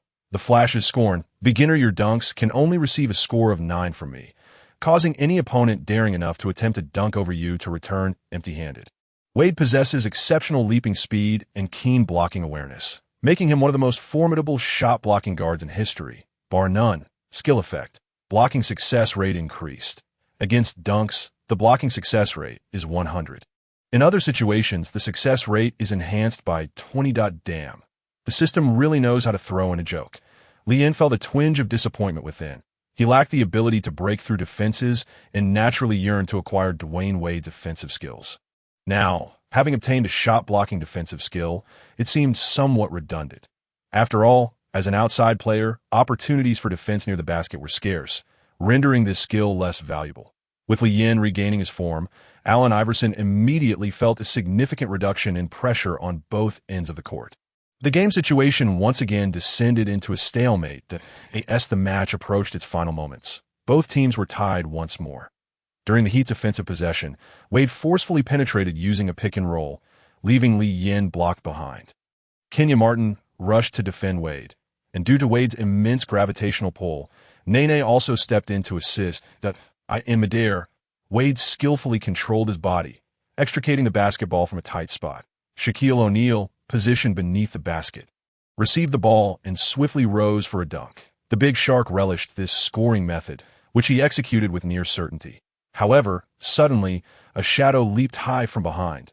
Lian, activating the skill, the Flash's contempt. Lian appeared as if a deity had descended, accurately predicting O'Neal's trajectory. His confidence soared, for this skill boasted a 100 success rate against dunks. Smack. The system did not deceive him. Lian precisely blocked the basketball, leaving O'Neal feeling the ball slip from his grasp as it ricocheted off the front of the rim. Was Shaq's dunk thwarted? The fans were left in shock. Ayin quickly leapt again, securing the rebound. Fast break, he shouted, hurling the ball toward the front court. Iverson, like a whirlwind, breached the Heat's defense, caught the pass, rushed down, and executed a layup in one fluid motion at the moment the basketball swished through the net. The final buzzer echoed, signaling the end of the game. 104 to 102, a last-second victory. The Pepsi Center transformed into a sea of jubilation. Iverson's layup sealed the game against the Heat, and the arena erupted with thunderous cheers. As every fan revered Iverson in his debut for the Nuggets, Iverson amassed an astonishing 46 points, 5 assists, 4 rebounds, and 3 steals, leading the short-handed Nuggets to triumph at home against the Heat. This was the answer. Allen Iverson had delivered the game winner. He remained the omnipotent AI. However, amidst the overwhelming chants of MVP from the crowd, Iverson approached Lian, lifting his hand in acknowledgement. Iverson gestured to the fans, indicating that Lian's contributions were indispensable to their victory. The fans, fully aware of Lian's performance, watched as the large screen replayed the final transition between offense and defense. It was Lian's block that caused O'Neal to miss the dunk, paving the way for Iverson's game winner. Wow, Lee actually blocked Shaq. Lian's judgment of the blocking position was superb. He had recorded 3 blocks in this match. Fantastic, with Lee's defensive prowess combined with AI's offensive brilliance. Our backcourt was formidable. Fans in the stands began chanting Lian's name, bestowing him with enthusiastic applause. Surrounded by teammates, Lian waved to the fans, for tonight he was also a hero for the Nuggets. George Karl observed this harmonious scene, a satisfied smile gracing his face that he knew that Lian and Iverson were the correct answer for the Nuggets' backcourt, and opportunities lay ahead. As Lian exited the court, he briefly entertained media inquiries, and upon traversing the players' tunnel, many fans sought his autograph. Lian distinctly felt that his performance had garnered considerable popularity. Back in the locker room, he tidied up and, while showering, perused his system. The system interface unfolded in his mind as Lian examined his attributes. Name: Lian, annual salary, $600,000, fully guaranteed. Speed, 78. Strength, 80. Ball handling, 92. Passing, 98.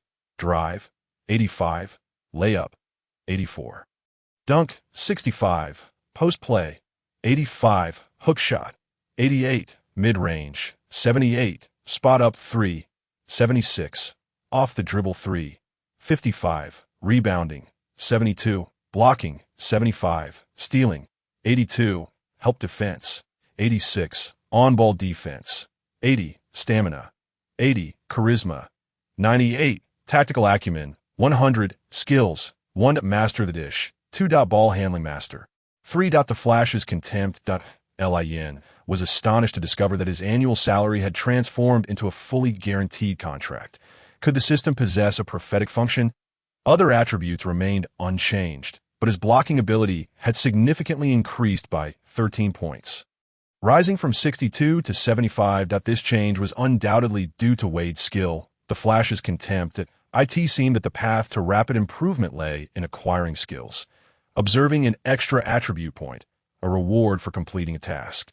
Li Yin, embodying the typical Chinese mindset, decided to refrain from allocating it just yet, opting to save it for a later occasion when he could distribute multiple points at once for a more gratifying experience. System. When will the next task be released? Li Yin felt a surge of impatience, as the thrill of upgrading was a temptation hard to resist for any man. Host. There is no need to rush.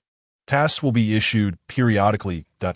In the meantime, the host can also enhance his abilities through training, as basketball is a competitive sport that necessitates diligent practice. The system's voice resonated, pouring a large dose of inspiration into Li Yin. Wow, system, I didn't expect you to be so positive when serious. Li Yin jested. The system remained silent, and Nene's calling drew Li Yin's attention back to reality. Having been engrossed in the system, he had lingered in the shower longer than intended, and the staff outside urged him to attend a press conference. Such treatment had been a rarity for Li Yin in recent times. The start of the season, domestic reporters followed the team to cover Li Yin.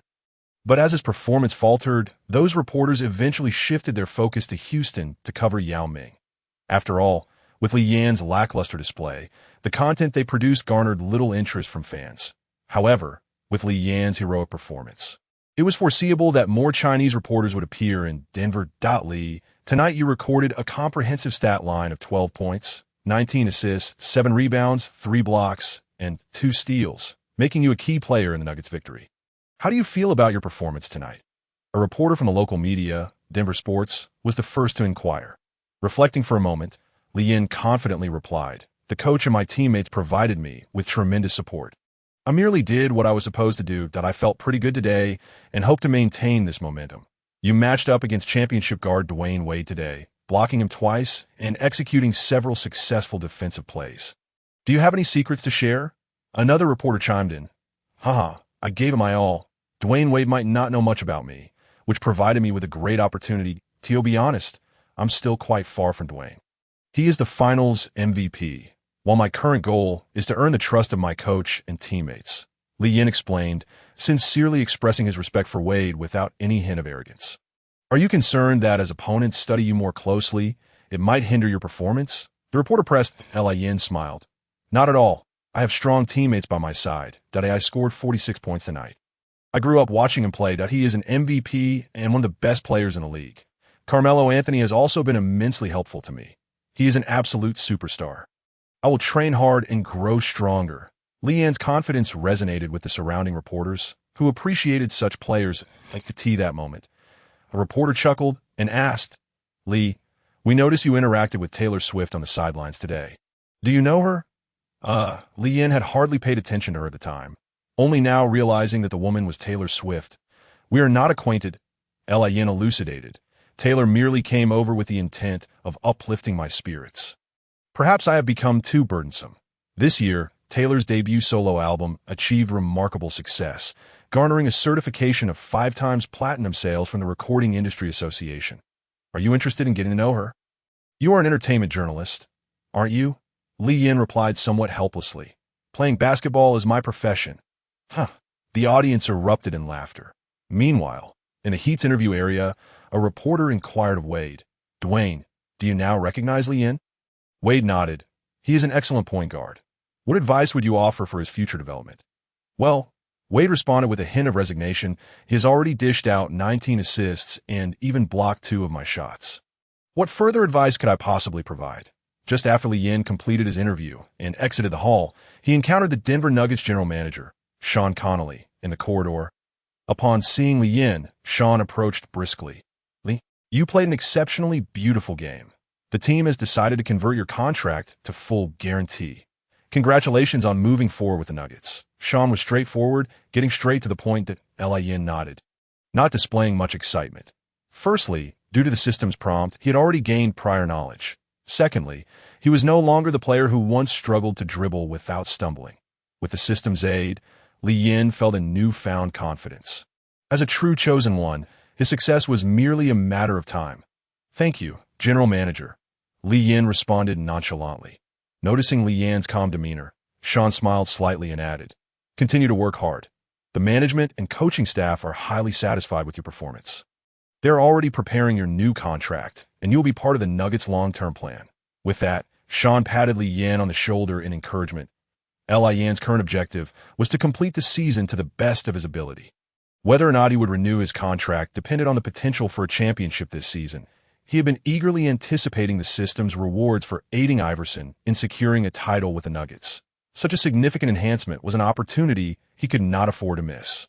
In the NBA, a player's ability held paramount importance. At just 20 years of age, Li Yin knew there would be ample opportunities to earn money in the future. What Li Yin needed to do was, with the system's assistance and through his own efforts, enhance his skills and become a top-tier star. Currently, Li Yin possessed exceptional playmaking skills and competent defense. However, he lacked variety in his offensive arsenal. His spot-up shooting barely passed as adequate, while his ball-handling shots were nearly futile.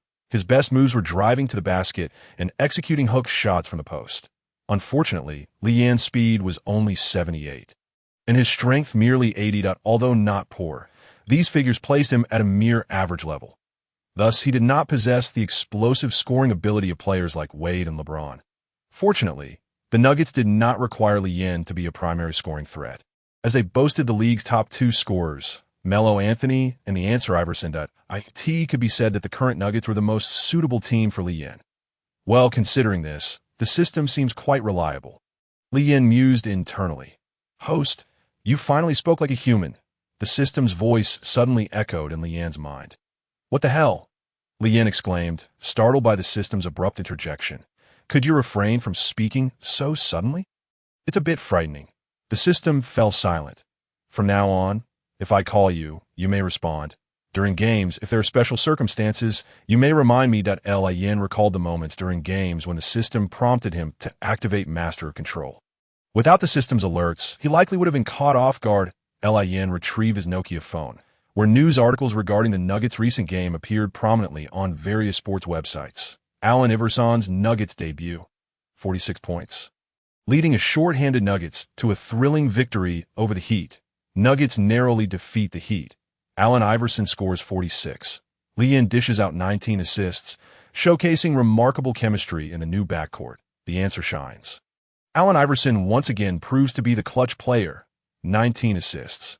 Li Yin suddenly flourishes, transforming into the Chinese magician. Li Yin, the Nuggets' biggest surprise, gains Allen Iverson's endorsement. "Wait, Li Yin is too strong. I can't offer him any advice." Shock. Li Yin outperforms the Flash. The Chinese magician leaves Dwayne Wade in the shadows. George Karl. Li is the most suitable point guard for the Nuggets. He is our greatest surprise. After reading the news for a while, Li Yin tossed his phone aside. This era is so dull. There are no smartphones, let alone beautiful ladies on short videos gyrating. Thus, he opened his computer, skillfully accessing a hidden folder, relieved to find Tokyo is hot still present. The familiar teachers remained, their poses as classic as ever. It seemed this parallel world was not so different from the original. With this thought, Li Yin suddenly had an idea. He could leverage his God's perspective to make money without exerting much effort, simply by investing. Apple, Amazon, Tesla, Alibaba, Tencent, Tushio, Xiaomi, Bitcoin, Matai. As long as he could shear the sheep, Li Yin had no intention of letting any sheep escape his grasp. The future was promising, and the immediate priority was to accumulate starting capital. Of course, given Li Yin's current performance in the NBA, this should not be a difficult task. Meanwhile, across the ocean, countless fans were exhilarated by Li Yin's performance. In classrooms, offices, and on the streets, discussions about Li Yan's miraculous display were ubiquitous. The Chinese men's basketball team had a strong interior presence, but lacked in perimeter skills. After the likes of Yao Ming, Wang Zhizhi, and Botter made their mark in the NBA, China finally boasted such a formidable perimeter player.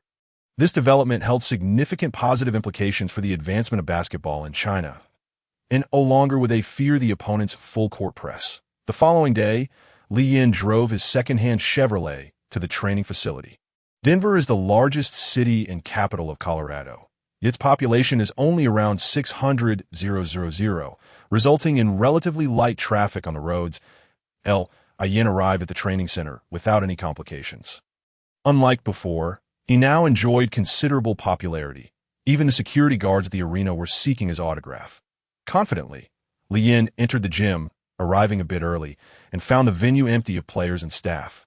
Rendering it somewhat desolate, he had grown accustomed to this, as his rented residence lacked a training court, and he had always been the first to arrive at the team's training facility. After completing several warm-up sets, Li Yan commenced his shooting practice. He executed spot-up shots with relative ease. However, when it came to dribbling and shooting three-pointers, he encountered significant challenges. Repeated misses echoed around the gym as the basketball clanged against the rim. It was essential to note that this was all taking place without any defensive pressure. In a game situation, the outcome would likely be even more disheartening.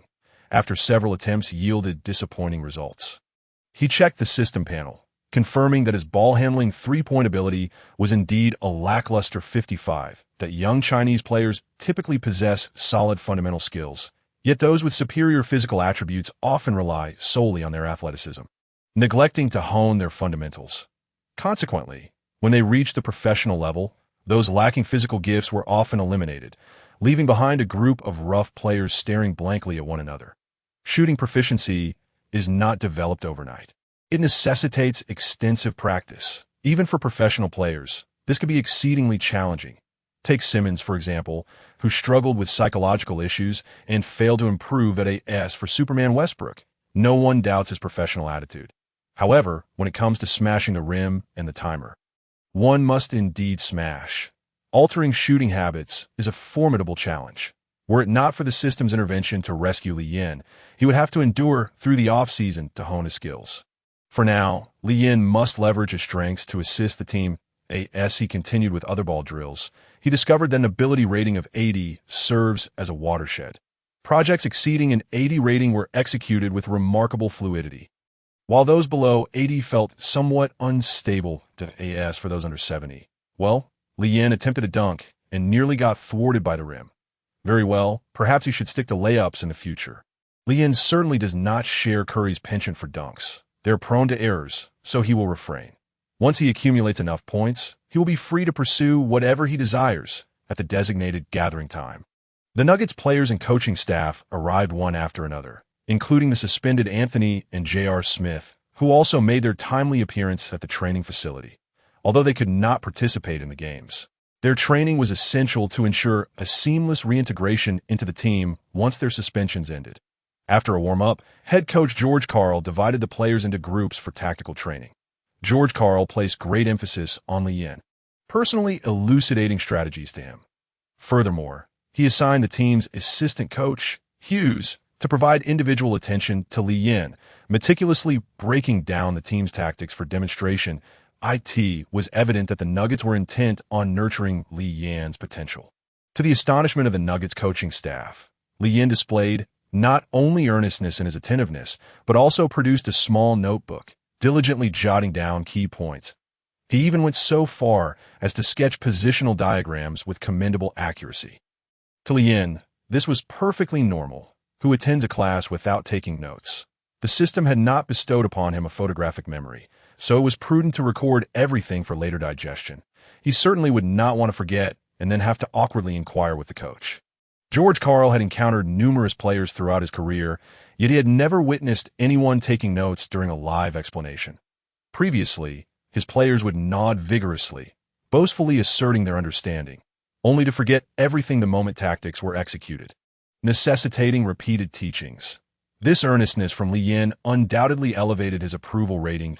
And oh wonder, it is said that Chinese individuals are diligent and intelligent. Just look at them, in stark contrast to the boisterous bravado of certain players. George Karl shook his head. A day later, the Nuggets were back in their home arena.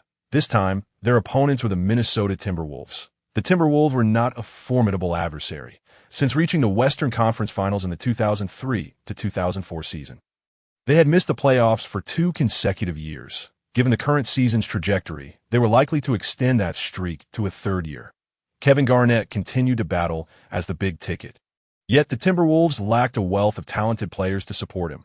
Their draft day trade with the Portland Trail Blazers was a failure, as the Timberwolves exchanged draft rights, sending Brandon Roy away in return for Randy Foye. Foye struggled in his rookie season, while Roy flourished. Garnett consistently expressed his dissatisfaction with the team. Although he delivered commendable individual performances, they went unrewarded. The Timberwolves' performance was marked by mediocrity, with each impressive winning streak inevitably countered by an equally lengthy losing streak. Garnett's patience was wearing thin. At 31 years of age, he had little time left to squander. Iverson spotted domestic reporters at the Pepsi Center and greeted them with a smile. "What brings you here?" The reporters chuckled awkwardly. "Haha, we'll be seeing each other often from now on. We look forward to your guidance." "And no problem." After answering a few simple questions, Yin proceeded into the arena to prepare for the game. Through a match and several days of training, Iverson had come to recognize Yin's abilities, patiently engaging him in numerous rounds of tactical training. The Pepsi Center was once again packed to the brim. While warming up on the court, Yin heard a familiar voice. Li. Following the sound, he turned to find the woman who had aided him during a critical moment in the previous game. Taylor Swift was in Denver for a music festival and had been persuaded by her friend to attend a Nuggets game. After their close encounter in the last match, she could not shake the exhilarating feeling. The music festival concluded, yet Taylor had chosen to remain, having splurged on premium seats. As she approached Yin, her heart raced with excitement. Reminiscing about their last encounter, she shyly asked, "Lee, may we shake hands?" Staring at Taylor Swift's outstretched hand, Yin was momentarily taken aback. Could this be addictive? After a brief hesitation, he grasped her hand. What to say? It felt softer than Iverson's. Yin mused inwardly. On the other hand, Taylor felt a pang of disappointment. Although holding Yin's larger hand quickened her heart, it lacked the euphoric thrill of their previous encounter. Was it necessary to shake hands during the game to achieve that sensation? Yin discerned her expectations and, glancing at her sparkling eyes, was inclined to indulge her. However, his stamina was at its peak, and activating skills would be somewhat wasteful. Point 1 must remember that the Master of Control, beginner, has a usage limit, only available once per day. Although the Timberwolves were relatively weak, it was wise to prepare for any eventuality, a philosophy Yin shared. If she truly wished to shake hands, there would be opportunities during the game. Noticing that Taylor had no intention of letting go, Yin gently reminded her that Taylor suddenly realized her faux pas. Upon hearing Yin's words, she beamed. "Oh, all right. I'll wait for you." Returning to the court, Kenya Martin sidled up to Yin with a mischievous grin. "Lee, are you quite familiar with that beauty?" Yin chuckled. "I suppose you could say we know each other. I saw you holding hands for quite a while." "That doesn't seem like a typical relationship," Kenyon teased. "And oh worries, it's all mutual. Perfectly normal. No, I love basketball," Yin retorted before resuming his warm-up. Ding! A task was suddenly announced. Block Kevin Garnett twice during the game to earn a special skill from him. The system's voice echoed in Yin's mind. "Damn!" Yin cursed inwardly. "System, you startled me again." The system explained. "Please don't take offense, host. You didn't call for me earlier, but as the game is about to commence, tasks must be issued." Yin replied. I misjudged you, system. Can you hint at what skill from Garnett it might be?" The system responded. "I cannot," Yin remarked. "You are remarkably decisive, without a hint of hesitation." The system replied. "Thank you for the compliment." Yin thought. "Oh, regardless, possessing a skill is a guaranteed profit. What kind of skill could big-ticket Garnett possess? If he could acquire an iron-willed jump shot, it would significantly enhance his capabilities. Speaking of which, why is it always a blocking task? The system might as well rename itself to Blocking God. It would suit it perfectly. Once warm-ups concluded, Yin returned to the locker room to await the player introduction ceremony. This marked his first NBA start. As the DJ announced Li Yan's name, the Pepsi Center erupted in enthusiastic cheers. Indicating his growing popularity, he sprinted onto the court, taking a moment to observe the Timberwolves players. Big Ticket Garnett was radiant, his eyes tightly shut, mumbling incantations. He exuded an unmistakable iron-willed aura. One must concede. At times, image crafting is of paramount importance. Kevin Garnett, a tall, slender interior player primarily known for his jump shot prowess. Due to his powerful gesture of thumping his chest and roaring in triumph after hitting a jumper, he has become an emblem of the iron-willed warrior. When it comes to defense, Garnett is indeed formidable. However, his reputation for offensive strength is somewhat exaggerated. In truth, Garnett's offensive repertoire predominantly consists of mid-range fadeaway jumpers and back-to-the-basket turnarounds. With minimal impact in the paint, the game is about to commence. The starting lineups are as follows for the Nuggets: Li Yan, Allen Iverson, Linus Kleiza, Kenyon Martin, and Marcus Camby. For the Timberwolves, Mike James, Randy Foye, Ricky Davis, Kevin Garnett, and Mark Blunt. The referee's whistle blows. Camby and Garnett jump at center court. Marcus Camby, a second overall pick from the illustrious class of '96, naturally possesses considerable talent. It is often said that top picks and second picks carry a certain weight. While the first pick, the answer Iverson, lived up to expectations, Camby did not reach the anticipated heights. Camby, a slender giant with impressive height, long arms, and remarkable leaping ability, excels at shot blocking, effectively safeguarding the rim and securing rebounds, establishing himself as an elite protector of the paint. With comparable height, he possesses good ball handling skills and excels at high post passing. However, his outside shooting leaves much to be desired. His finishing ability is lacking, and he is frequently plagued by injuries. It is evident that Camby and Garnett share numerous similarities, serving as a diluted version of Garnett without the basket. With the referee's whistle, the jump ball determines the victor, with Garnett triumphing over Camby. Mike James brings the ball up. As he enters the front court, Li Yan immediately pressures him. Mike James, lacking in speed, finds himself unable to shake off Li Yan's defense after a series of maneuvers. Garnett positions himself at the high post, reaching out for the ball, prompting Mike James to pass it. The pass is slightly elevated, yet for the man rumored to be able to touch the top of the backboard, it poses little challenge. Garnett effortlessly leaps, extending his long arms to cradle the basketball. With his back to Kenyon Martin, Garnett pivots, showcasing a series of shoulder fakes. Suddenly, he leaps, executing a turnaround jumper to Garnett's jump shot, combined with his long reach, boasts an absurdly high release point, accompanied by a slight lean. Even a leaper like Kenyon Martin finds himself utterly helpless against Garnett. The basketball arcs gracefully through the air, swish, finding nothing but net. Garnett secures the first points for the Timberwolves. Garnett's jump shot remains as precise as ever. In the broadcast studio, Yu Jia and Coach Zhang are providing commentary. Following Li Yan's impressive performances in the last two games, interest in the Nuggets has surged as audiences are naturally drawn to compelling play. And the network is attuned to public sentiment. The Nuggets regain possession. Li Yan brings the ball up from the backcourt. Following his previous game-as performance, his teammates are confident in his abilities. Mike James, at a disadvantage in size, faces a tough task against Li Yan. Should Li Yan's ball handling skills prove proficient, he could exploit mismatches for isolation plays. However, at this moment, Li Yan's shooting lacks confidence. And Mike James, clearly having studied Li Yan, grants him some space. Focusing on preventing his drives, Li Yan opts not to force the issue, but calls for Kenyon Martin to set a screen. After executing the pick and roll, Li Yan passes the ball to Martin, who rolls to the basket. The game's outset. Li Yan does not activate his master of creating opportunity skill. Consequently, Kenyon Martin finds himself on the receiving end of a thunderous block from Garnett. Garnett's lateral quickness is astounding, allowing him to execute a timely recovery and rejection. The basketball flies out of bounds. After landing, the big-ticket Garnett pounds his chest and roars. The king of the Wolves bellows, questioning the iron will of his opponents. That moment, a voice from the system unexpectedly resonates in Li Yan's mind.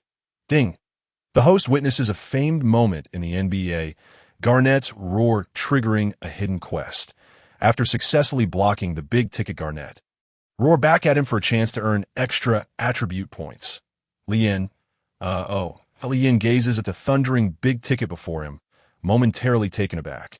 Undoubtedly, the aura he exudes is fearsome, likely startling those unprepared psychologically. Truly deserving of the title Iron-Willed King, his presence is commanding. Observing Li-Yan's momentary daze, Iverson approaches and playfully pats him on the back, saying, "Li, don't let Kevin intimidate you. He may seem fierce, but he is not that terrifying." Lin, of course, is not frightened. He merely feels caught off guard by the sudden emergence of a quest. It seems witnessing such iconic moments can trigger quests. And the more quests, the better. Li-Yin never turns down an opportunity for more rewards that he feels a pang of regret, recalling the Madison Square Garden incident when the system had not yet awakened. Otherwise, he could have secured a quest that, as a wool-pulling enthusiast, he laments missing the chance to shear the sheep. Regaining his composure, Li-Yin understands Iverson is attempting to bolster his confidence and responds, "Boss, I am fine. This doesn't scare me." Iverson nods approvingly. "Play well. We are the stronger side." The Nuggets inbound the ball. The basketball swiftly finds its way into Li-Yan's hands that he drives, compressing the Timberwolves' defense. Then dishes the ball to Iverson nearby to ensure a strong start. Li-Yin activates his master of creating opportunity skill for this pass. Iverson, with a mid-range shooting percentage consistently above 40, receives an additional boost from Li-Yan's skill. Thus, his jump shot flows with unparalleled smoothness. Swish! The basketball finds its mark, tying the game at 2-2. Iverson naturally prefers initiating offense with the ball in his hands, yet he finds Li-Yan's passes exceptionally comfortable to receive. In the previous game, over half of Li-Yan's 19 assists were directed to Iverson, making him quite amenable to shooting directly after receiving from Li-Yan. Iverson remarked in a post-game interview that Li-Yan is a naturally gifted player, and his passes feel particularly fluid as the Timberwolves mount their offense. Mike James, now aware of Li-Yan's capabilities, immediately passes the ball upon reaching the frontcourt. Garnett holds the ball at the high post, surveying the situation, successfully locating Ricky Davis, who cuts to the basket using a screen. Ricky Davis is known among fans for his famous quote, "I thought LeBron James was here to assist me."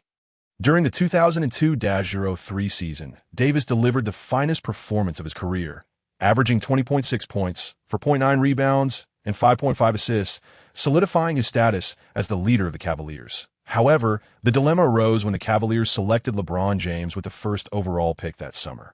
Consequently, during the 2003-04 season, just 2 months into LeBron's rookie year, Ricky Davis was traded to Boston. This transaction severely dented Davis's confidence, leading to 2 consecutive seasons of underwhelming performance. Yet this year with the Timberwolves, Ricky Davis has rediscovered his form, serving as the team's second leading scorer behind Garnett. Ricky Davis drives toward the basket, but an imposing figure emerges in his path. Marcus Camby's long reach blocks Davis's route. As Ricky Davis feels the wall closing in, he realizes this area is off limits. Smack! A resounding rejection is delivered to the fortunate recipient. Camby also executes a block, yet without a roar, it feels somewhat lacking in impact. Kleiza secures the basketball and immediately seeks out Li-Yan. Upon receiving the ball, Li-Yan initiates a fast break. Kenyon Martin, faster than Li-Yan, surges ahead, having just been on the receiving end of Garnett's roar. Kenyon Martin is eager to reclaim his pride. After all, he is a former first overall pick himself. Li-Yan advances with the poise of seasoned veteran, effortlessly shaking off Mike James. Observing Kenyon Martin's fervent effort, Li-Yan disregards his own fatigue. With the enhancement of master of creating opportunities, Li-Yan's long pass is exceptionally smooth, allowing Kenyon Martin to execute his aerial acrobatics flawlessly. Kenyon Martin finds Li-Yan's pass even superior to that of Jason Kidd. He leaps high, the basketball arriving perfectly in his hands. Boom! A two-handed slam dunk erupts, igniting the arena into a frenzy. The Pepsi Center erupts in jubilation. Kenyon Martin finally felt at ease, making a special trip to celebrate with Li-Yan by exchanging a high five. The Nuggets swiftly established dominance on their home court. Although Carmelo Anthony and J.R. Smith were sidelined due to suspensions, the Nuggets still boasted the prowess of Allen Iverson. The offensive capabilities of the answer were undoubtedly formidable. He could consume possessions single-handedly, especially with a system player of bug-level support by his side. In contrast, the Timberwolves' offensive firepower seemed to falter. Kevin Garnett wasn't particularly known for scoring. His ability to finish in crucial moments was limited. Ricky Davis primarily relied on his drives for scoring, yet the Nuggets had a formidable rim protector in Camby.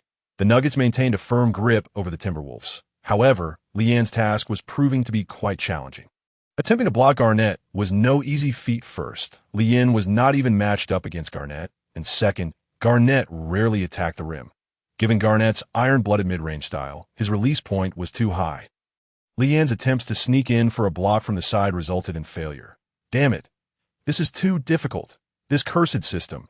Last time it was Wade, and now it wants me to block Garnett. What will it ask of me next? To block Yao Ming? Such a blocking assignment, doing it for an entire season, might incite public outrage. Leanne grumbled internally, but was still contemplating how to catch Garnett off guard. Finally, after Garnett brushed aside Kenyon Martin to sink another iron-blooded mid-range shot, he pounded his chest and let out a furious roar. Leanne rushed over to provoke Garnett. KG, what's there to roar about after hitting a mid-range shot? Why don't you try dunking on me instead? This left Garnett momentarily baffled.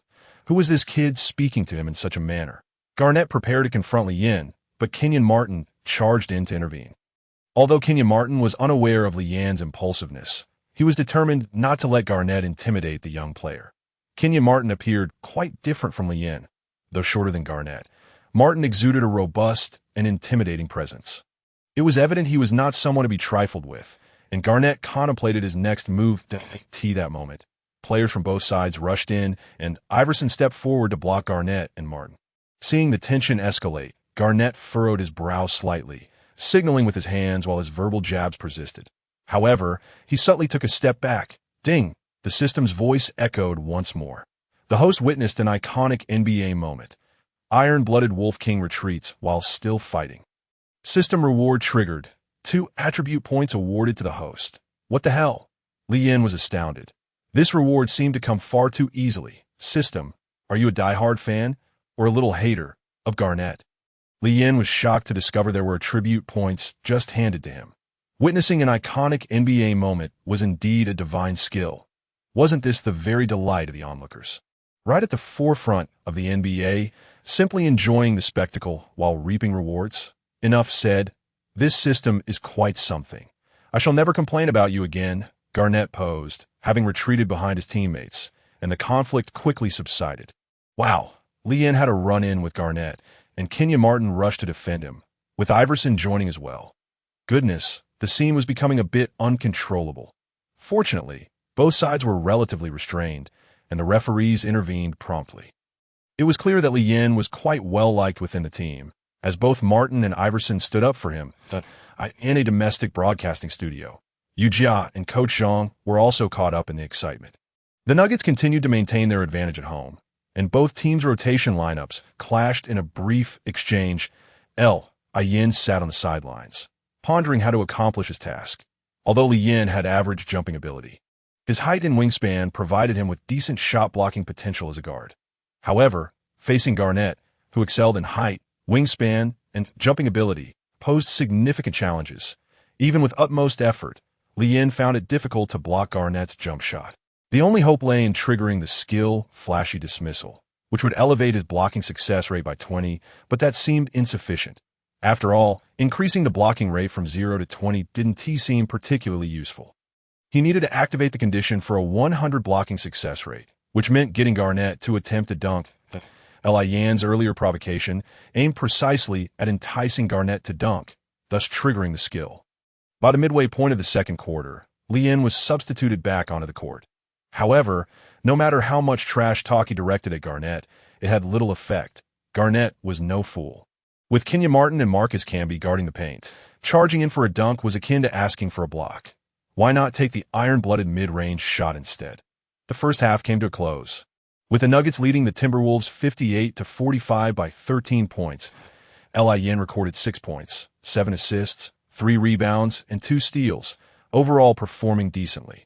George Karl was pleased with Leanne's performance. He exhibited an unselfish playing style, prioritizing passing and showcased steady ball handling with minimal turnovers. With both Anthony and Iverson on the team, such a style of point guard was exceptionally fitting. Moreover, Li Yin displayed great effort on the defensive end, significantly alleviating Iverson's burden with his extensive help defense. It was that Li Yin didn't wish to score. He simply found it challenging. He could only shoot accurately when wide open. As for his 85 back to the basket and 88 hook shot, they were usable occasionally, but if he continually made his teammates watch him play isolation, George Karl and Iverson might have a chat with him. There was no choice. Li Yin was a seasoned gamer, currently in a phase of cautious development, as one would understand. Once he aided Iverson in accomplishing the championship task, he would gain Iverson's dribbling skills along with a full 10 points in speed. Let's see if I can outpace you then. At that point, please refer to me as the answer plus the second half commenced. George Karl instructed Li Yin to lead the second unit.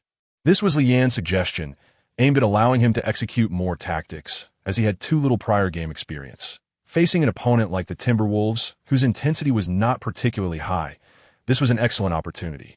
George Karl was swayed by Li Yin. To be honest, the veteran coach felt somewhat touched. Why had he not discovered such a driven player sooner?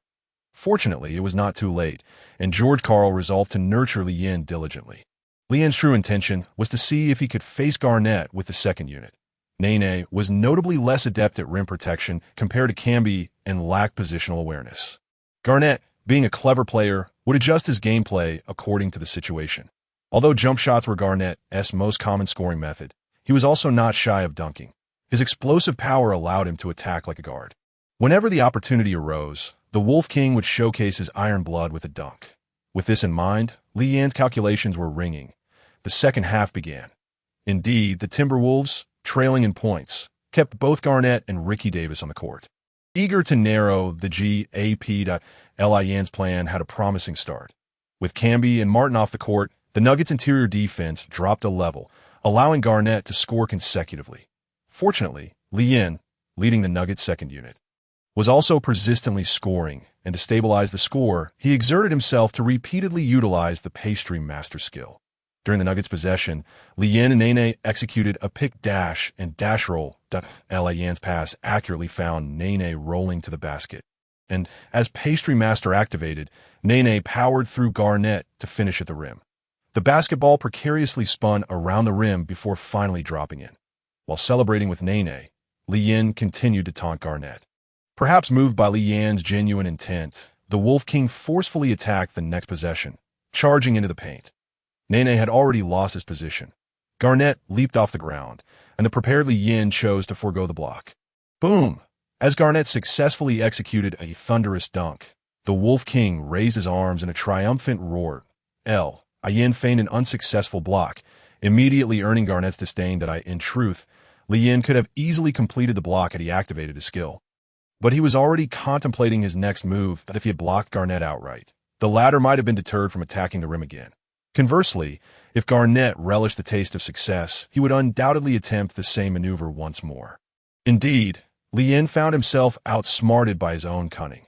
Garnett did not disappoint Li Yin's performance in the subsequent round. As Garnett charged into the paint once more, Li Yin sprang into action, unleashing the skill. The lightning flashes disdain. In that fleeting moment, Li Yin felt an invigorating surge of power, his vertical leap noticeably enhanced. Smack! The system proved to be true to its word, with a side assist. Li Yin delivered a resounding block to Garnett, sending the basketball soaring out of bounds that he had succeeded. Elated, Li Yin heard the system's timely notification. The host had completed a block, and now had the opportunity to roar triumphantly at Kevin Garnett to earn attribute points. Instantly, Li Yin regained his composure, grateful for the system's reminder, as he nearly overlooked this crucial detail. For the reward, Li Yin bellowed at Garnett, "Damn," then pounded his chest with his right fist, the motion somewhat disjointed. Yet it passed the system's verification. Ding! Host has completed the task, rewarding 1 attribute point. Li Yin executed a bootleg version of the Wolf King's roar at Garnett. Garnett, taken aback, exclaimed, "Hey, that's excessive." The iron-willed Wolf King had never faced such indignity. He immediately charged over, ready to retort. Garnett had never shied away from a verbal sparring match.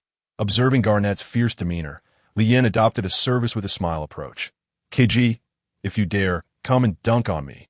Indeed, the importance of this statement warranted repetition. Garnett, looking at the smiling Li Yin, felt utterly bewildered. Wait, is this kid out of his mind? Having played basketball for so many years, he had encountered all sorts of characters. But a smiling face requesting a dunk was a first. Just you wait. Garnett shot back with a fierce remark. Sure thing. Li Yin called after Garnett's retreating figure. I'm waiting for you. Meanwhile, in the studio, the excitement was palpable. Beautiful. Li Yin delivered a magnificent block on Garnett. Yu-Jia exclaimed enthusiastically. Wow, Li Yin's chest-thumping roar shows how exhilarated he is. Garnett approached, sensing the Wolf King's ire. This celebration method indeed felt a bit overblown. However, judging by Li Yin's expression, their interaction seemed quite amicable. Perhaps we misjudged the situation. Maybe Li Yin is a fan of Garnett, honoring his idol. If Garnett realizes this, he would surely be pleased that Yu Jia, interpreting the visuals, conjured an entire narrative in her mind. Garnett, known for his cerebral approach to the game, considered the situation in terms of height, wingspan, and vertical leap. He held the advantage.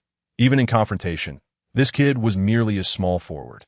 He had only experienced a sneak attack from Li Yin in Garnett's eyes. This Chinese lad was no different from a sprout. Dunking on him was child's play to a man of action.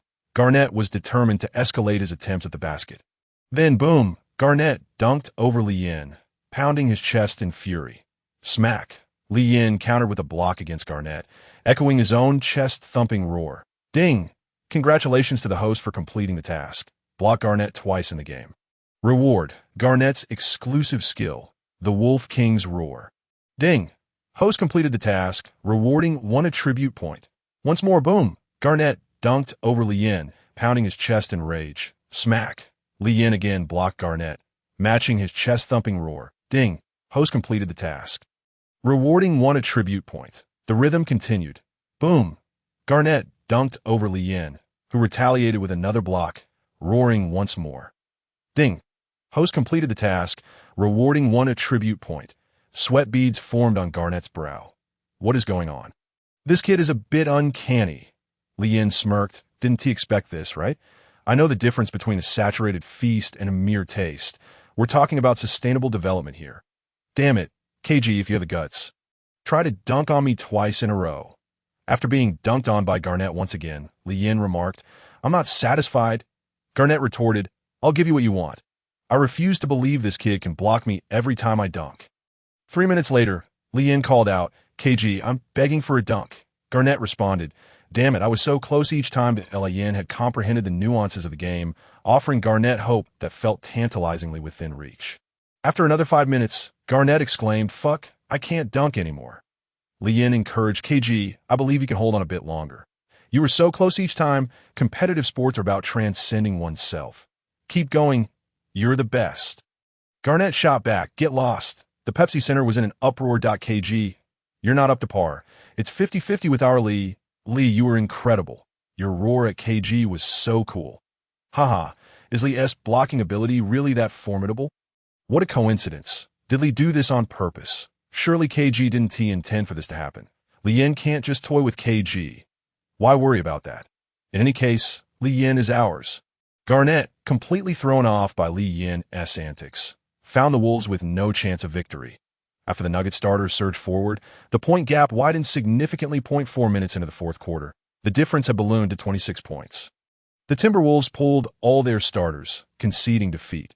Watching Garnett leave the court, Li Yin felt a lingering sense of unfulfillment. Though physically exhausted, his spirit soared. George Karl soon followed suit, substituting the team's starters as well.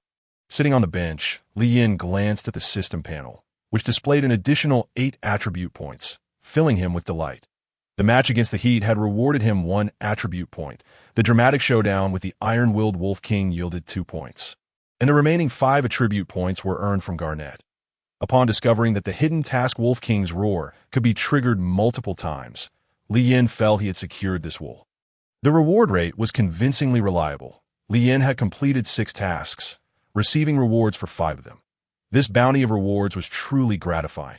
While focusing intently on his tasks during the match, Li Yin finally took a detailed look at the skill Wolf King's roar. Wolf King's roar, Beginner a roar in the face of injustice, charging through the world with vigor, limited to once per game. Garnett symbolizes iron-willed basketball, and the iconic Wolf King's roar can significantly uplift team morale. Skill effect. After completing a key defensive play, a powerful roar can increase the entire team's shooting accuracy by 10, lasting for 5 turns, and slightly restore the team's stamina. So Garnett's chest-thumping roar has this effect. Li Yin felt incredulous. How? Is this a support skill? He aspired to be a basketball deity, yet here he was with such a mediocre skill. Could he not receive a skill that enhances offensive capability? Iron-willed sky hook would be splendid. Li Yin mused. Should he encounter the 4 great shooting guards, he would likely receive a skill that boosts offensive capabilities. However, considering the system's penchant for mischief, nothing could be taken for granted. What if he ended up with an outdated 4-way transformation? That would be worse than receiving nothing at all. As the final buzzer sounded, the Nuggets triumphed over the Timberwolves with a score of 105-91.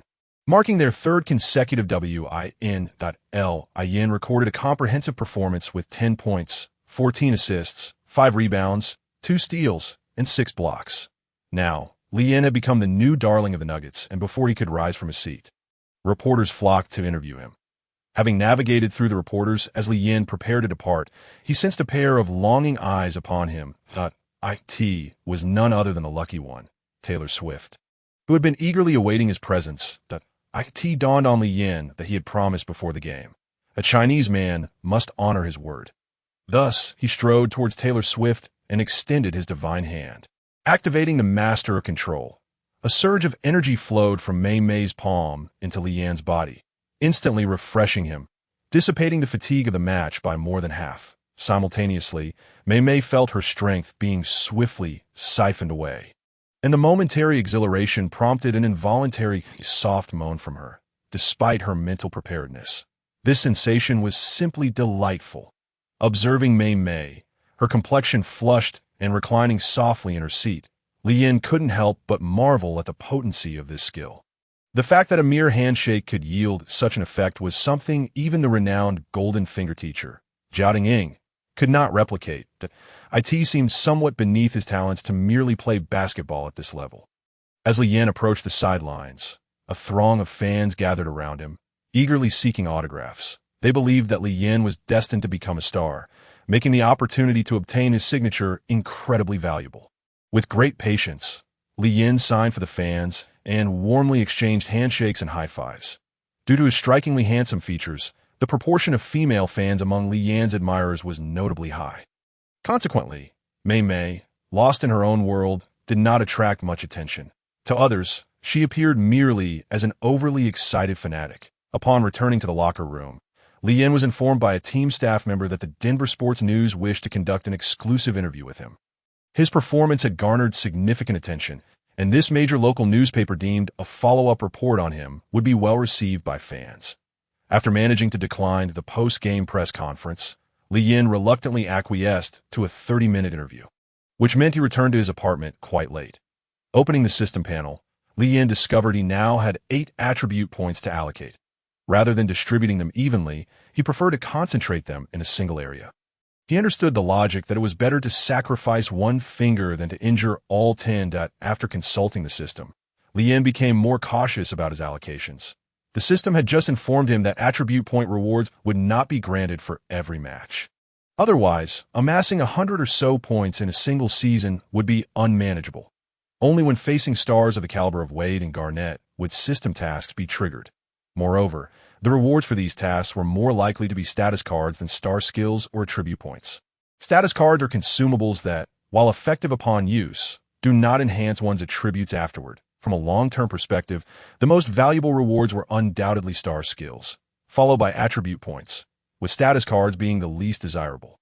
Li Yin pondered over 2 options. The first was spot-up 3-point shooting, where his current ability stood at 76, merely adequate, but by adding the 8 points, he could elevate it to 84, qualifying him as an elite perimeter shooter. The second option was driving to the basket, where his current ability was 85, already commendable. However, with speed at 78 and strength at 80, Li Yin's ability to drive lacked the destructive power of Wade or James. Yet, if he could raise his driving ability to 93, it would result in a qualitative transformation. Combining this with his ball handling and assisting skills would yield a terrifying outcome. Naturally, Lee Yin aspired to become a superstar capable of both driving and shooting. Ultimately, however, he chose to enhance his driving ability. This decision would elevate his driving capability to over 90, marking a significant leap in level. Furthermore, upon completing the task and acquiring Iverson's driving skill package along with a 10-point speed boost, achieving a speed of 90 and nearly maxing out his driving ability would be within reach. Coupled with his ball handling and assisting skills, even if his shooting were slightly subpar, he would still rank as a superstar. Conversely, if he chose to bolster his shooting, his mid-range and spot-up three-point shooting would only rise to 70. With ball handling three-point shooting languishing at a meager 55, such a weak foundation would likely result in him merely adding a few 80-plus attributes by the end of the first season, leading to a well-rounded but unremarkable player, hardly a recipe for stardom. With the system at his disposal, he was destined to become a multifaceted basketball deity, and his choices would dictate the pace of his growth. After finalizing his attribute allocation, Lee Yan's driving ability surged to 93. This marked the third option, alongside ball handling and passing, to reach a score of 90 the following day. Lee Yan accompanied the Nuggets to Milwaukee to commence their Eastern Conference road trip. Although he had mentally prepared himself, he still felt a twinge of disappointment when the system did not assign any tasks. It appeared the system's words rang true. Against an opponent of the Bucks' caliber, no rewards would be forthcoming. The Bucks' leader this season was Michael Redd, whose inspiring journey from second-round draft pick to an all-star was remarkable. He excelled at both driving and shooting, showcasing exceptional scoring ability. However, he was clearly still some distance from meeting the system's task criteria. The Bucks' second-in-command was M.O. Williams, dubbed M.R.N.O. Pass. This season, the Bucks were struggling significantly, currently sitting second to last in the Eastern Conference. With only a single victory separating them from the last-place Celtics, in comparison, the Nuggets were evidently the superior team. The match played out accordingly, with the Nuggets as the visiting team taking control from the outset. Under Lee Yan's orchestration, the Nuggets executed a fluid offensive display. Unsurprisingly, they secured another victory by over 20 points. Throughout the game, 6 Nuggets players scored in double figures, with Allen Iverson notably racking up an impressive 42 points. Since joining the Nuggets, Iverson had been in stellar form, igniting considerable fan anticipation for the season. With the Nuggets already displaying such strength, the return of Carmelo Anthony and J.R. would undoubtedly make them championship contenders. The Nuggets' Eastern road trip continued as they faced challenges head-on, with Lee Yan consistently achieving double-doubles of 10 points and 10 assists, proving he was not merely a flash in the pan. Domestic fans exclaimed that they finally had a top-tier guard. The magnitude of Lee Yan's progress astonished the fans. Previously, he had played as a swingman in the CBA, primarily relying on his physical gifts to dominate domestic players. His ball-handling skills had not been particularly noteworthy. Fans, of course, were unaware that Lee Yan had experienced a fantastical transformation due to the crossing over with the system. They believe his remarkable leap was solely the result of the NBA's superior training combined with his diligent efforts. Meanwhile, some media outlets fueled the narrative, embellishing Lee Yan's journey with miraculous elements. Have you ever seen Denver at 3 in the morning? The Shinjin Sports News reported that Lee Yan rose at 3 a.m. every day to train. Before the sun even rose, he had already completed 2 hours of ball handling practice, which they claimed was the secret to his improvement. My goodness. Lee Yan was astounded by the media's storytelling prowess. Even Kobe's 4 a.m. routine paled in comparison, as they pushed it back to 3 a.m. Are they sure this rigorous training won't lead to a heart attack? The True Man Sports News reported that Lee Yan completed 100 push-ups, 100 sit-ups, 100 squats, and a 10-kilometer run daily. And after 6 months of dedication, he had successfully transformed I become stronger, but also bald. Lee Yan found this even more absurd than the 3 a.m. Denver narrative. Was the editor not inspired by a cartoon? Lee Yan has undeniably emerged as a paragon of perseverance and inspiration that a plethora of endorsements has come rushing in, encompassing automobiles, soft drinks, shampoos, mobile phones, cameras, range hoods, throat lozenges, ham sausages, instant noodles, and even male health products in an instant. Lee Yan has become a coveted figure, and his commercial value has soared. Concurrently, Li Yin established his own management company, Xingchen, with the ambitious goal of evolving into the world's premier sports agency. Although he currently represents only himself, with Li Yan's divine perspective, it is likely that anyone not utterly foolish could thrive under his guidance. Having attained wealth, Li Yan has assembled a team of agents, nutritionists, and trainers. The Nuggets' performance continues to rise, and everything seems to be progressing favorably. However, Li Yan finds himself somewhat discontented. The system has not issued any tasks for quite some time. Were it not for the system's response when he calls out, he might have thought it had vanished entirely. After numerous matches, Li Yan has discovered that triggering tasks remains quite challenging. Speaking of star quality, the Nuggets have faced the Celtics, who boast the renowned Paul Pierce. Dubbed the Truth. While Pierce may not rival the likes of Garnett and Wade, he is certainly a player of comparable caliber. The system, however, retorted, with such a weak Celtics team, how could there possibly be a task? Admittedly, the Celtics currently languish at the bottom of the Eastern standings. Furthermore, the Nuggets have also competed against the top-tier Eastern teams, the Raptors and the Bulls, both of which feature stars like Chris Bosh, known as the Dragon King, and Ben Wallace. Yet, the system remarked, the quality still falls short. Li Yan was left speechless. According to the system standards, their record couldn't be subpar, and the caliber of stars must exceed Bosch's. There are hardly a few teams in the entire league that meet such criteria. Fortunately, Li Yan had been cautious in allocating points earlier. Otherwise, had he been reckless, he would have had no place to lament his misfortune. Nonetheless, through continuous competition, Li Yan has made some progress. His skill Roar of the Wolf King has advanced from beginner to intermediate, increasing his teammates' shooting percentage from a boost of 10 to 15.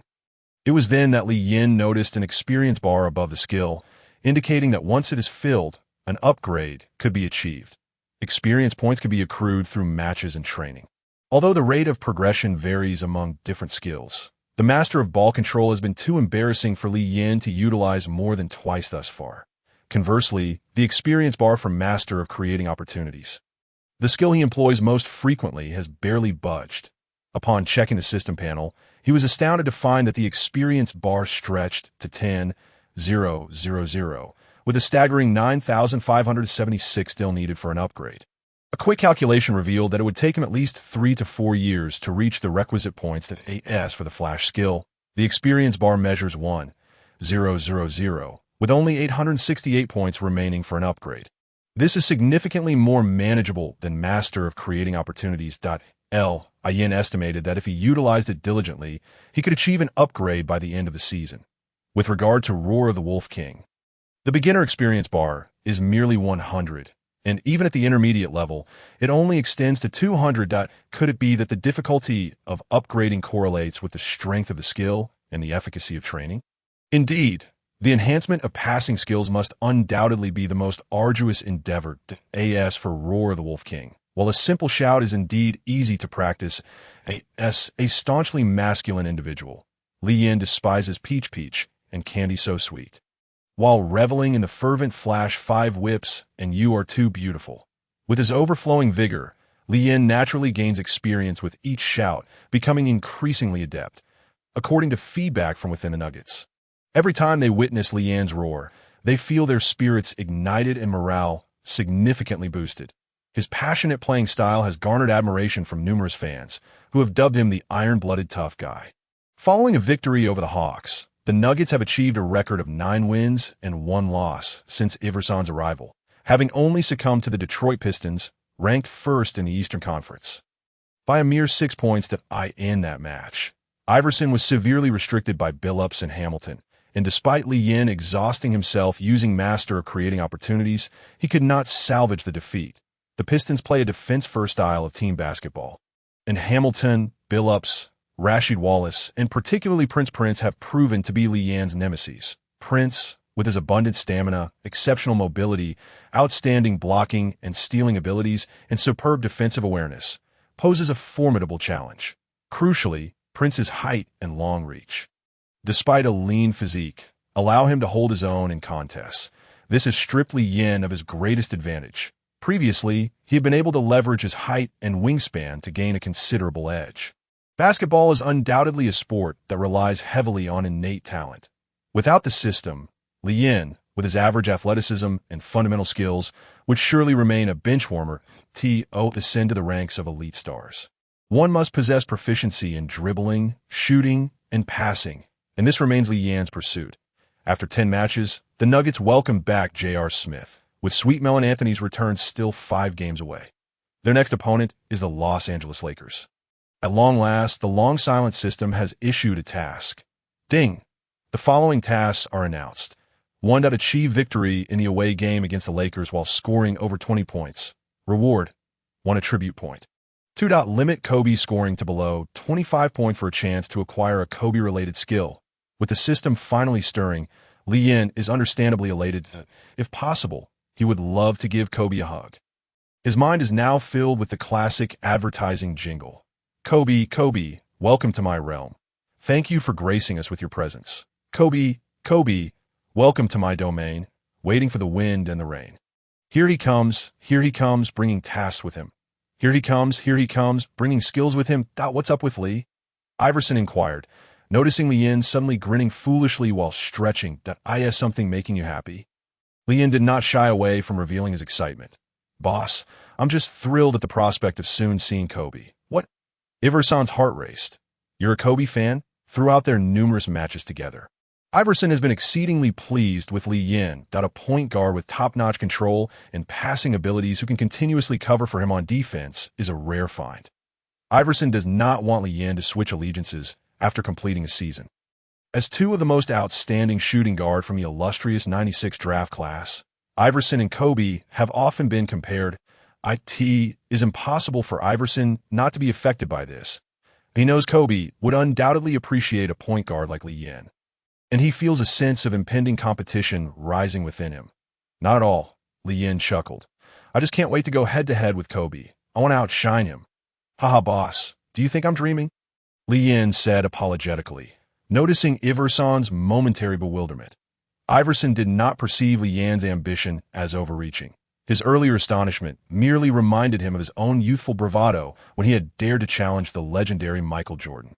Go for it, Iverson encouraged, patting Lee Yan on the shoulder. The Los Angeles Lakers are a prestigious NBA franchise, and Staples Center is one of the sanctuaries of basketball. In Los Angeles, basketball enjoys immense popularity. Lee Yan is no longer an obscure name. He has consistently delivered outstanding performances, achieving double-digit assists in 11 consecutive games. As Iverson's backcourt partner, Lee Yan is more susceptible to media attention. Numerous outlets in Los Angeles are intrigued by the player whose style closely resembles that of the Lakers' legendary Magic Johnson. During pre-game interviews, Lee Yan found himself inundated with attention from Los Angeles media. Microphones surrounding him. Lee, Allen Iverson says you are destined to become a star guard. Do you have confidence in yourself? Of course, thanks to AI, who's been like an older brother supporting me. Are you looking forward to facing Kobe? We've noticed you have been guarding the opposing team's key player for the Nuggets. Lee Yan pondered for a moment before responding. Absolutely, I am very eager to go head-to-head with Kobe.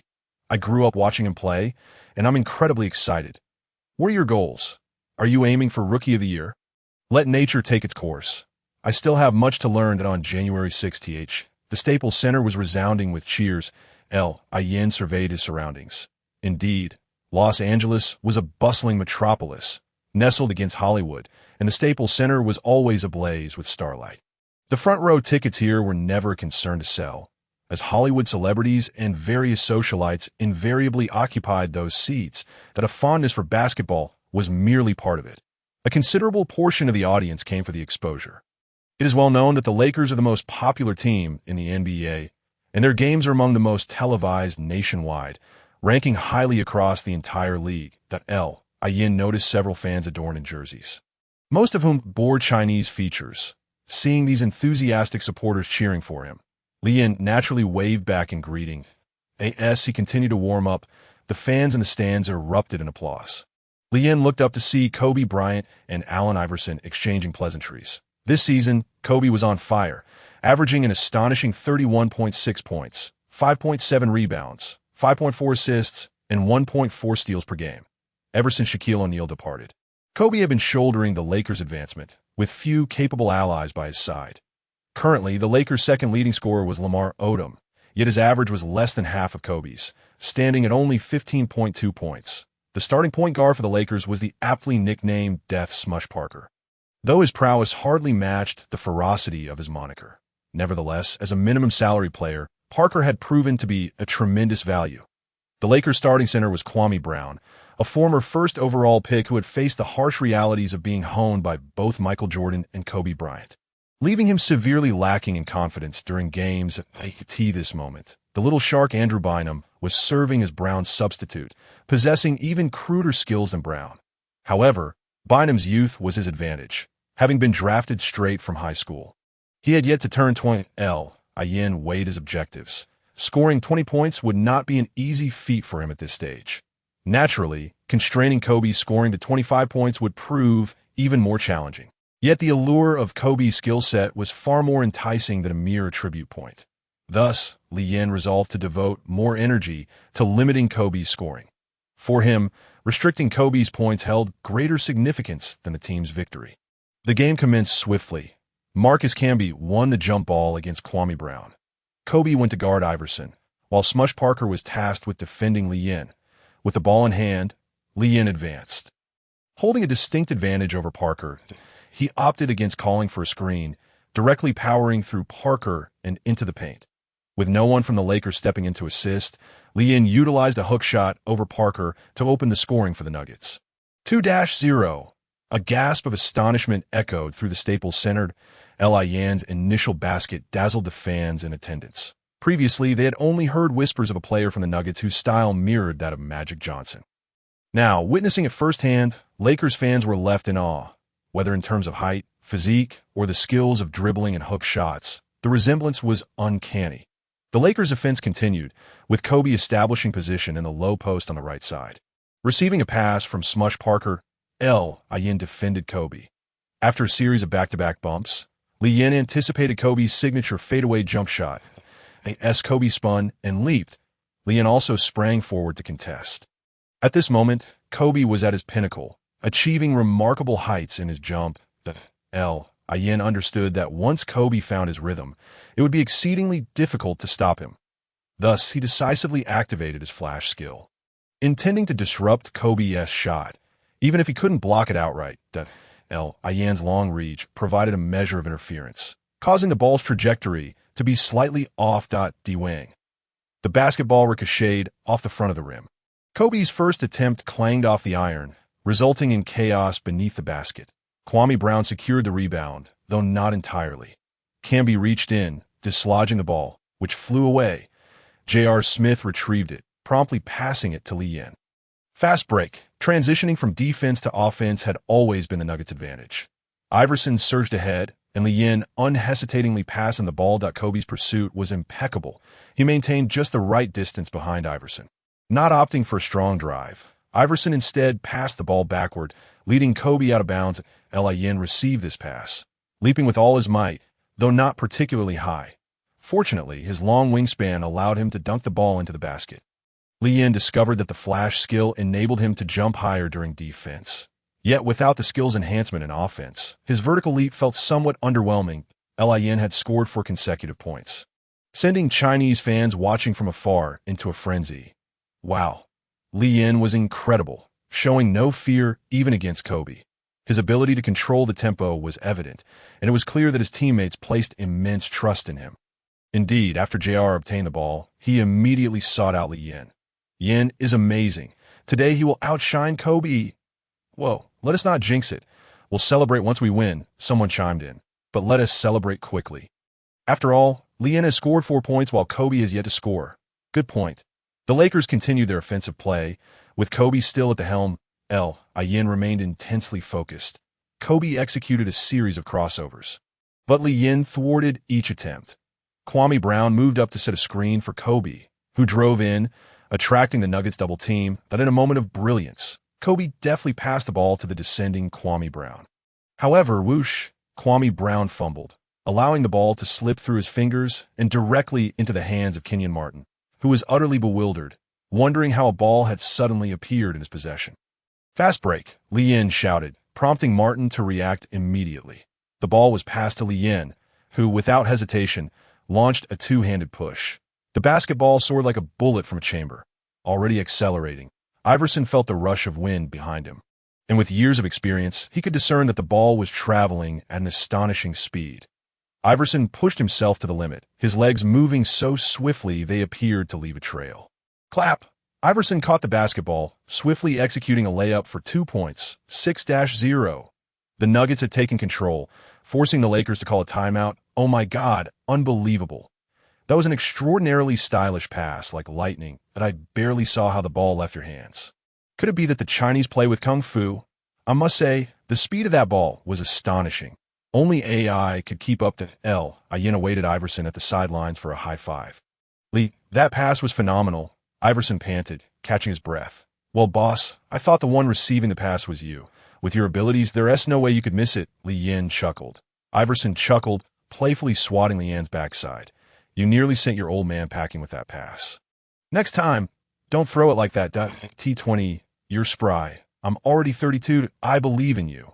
Li Yin teased Iverson. The answer laughed, plopping down on the bench. Try that again, and if I don't catch your pass, let us see whose mistake it gets chalked up to. Lin. Oh, you're quite familiar with the rules. George Karl, amused, chimed in. Lee, when playing with Allen, if the ball goes out of bounds, just raise your hand. Lin. Coach, what kind of trick is that? J.R. Smith translated. What he means is if AI passes to you and you fail to catch it, it's your error. If you pass to AI and he misses it, it's also your error. Young man, don't fear making mistakes. Li Yin, the pause is ended and the game resumes. Kobe called for the ball in the low post, backing down against Li Yin with ease. Despite Li Yin's best efforts, the disdain of the Flash could not disrupt Kobe's fadeaway jump shot. The basketball sailed over Li Yin's outstretched arm. Swish, it found nothing but net. The aesthetic grace of his movement was mesmerizing. Li Yin could only watch in awe. The score is 6-2. At last, Kobe has opened the scoring account for the Lakers. The Nuggets turned. Li Yin brings the ball up court.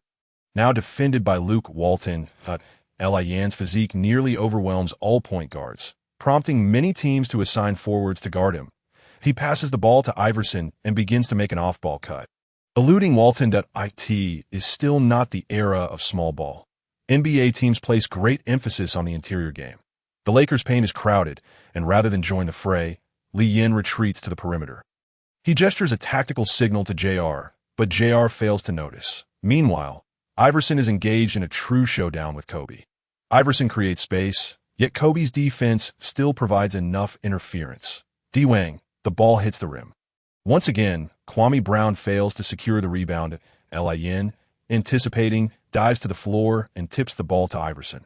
Iverson rises swiftly, hitting a mid-range shot.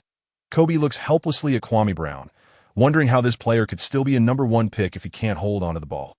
The Lakers turn. Kobe once again seeks to exploit Li Yin in the low post, delivering a skilled turnaround jumper. Swish, another score.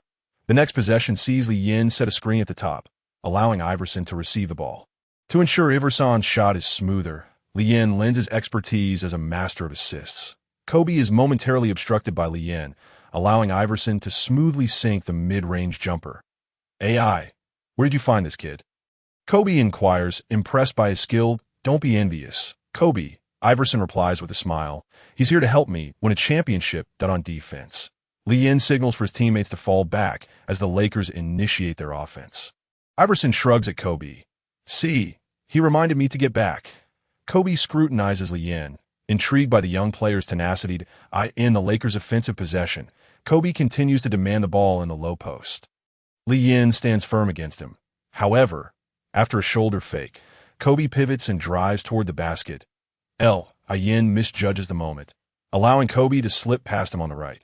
With a sudden stop, he launches a mid-range shot. Swish, another basket. Yin realizes with dismay that Kobe's scoring prowess is escalating.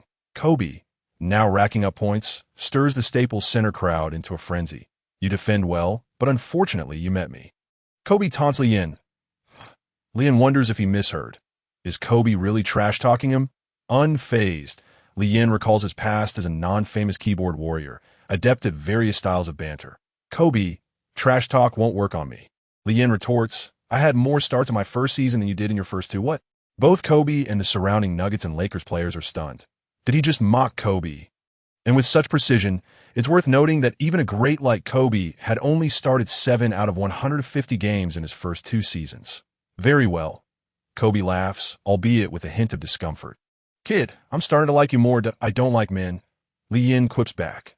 Huh. Observing Kobe nearly at his wit's end, Iverson chuckles. Kobe, don't be angry.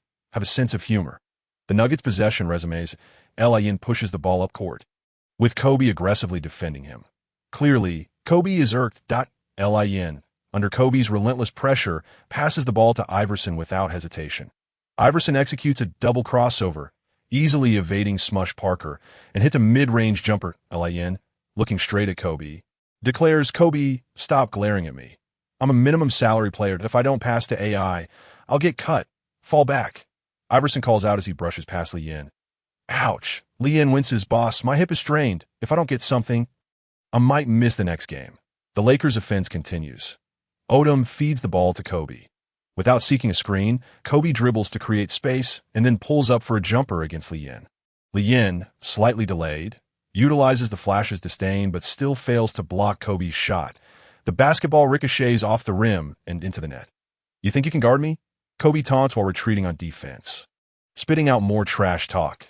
This time, Li Yin refrains from responding. Not because he's intimidated, but simply to conserve his energy.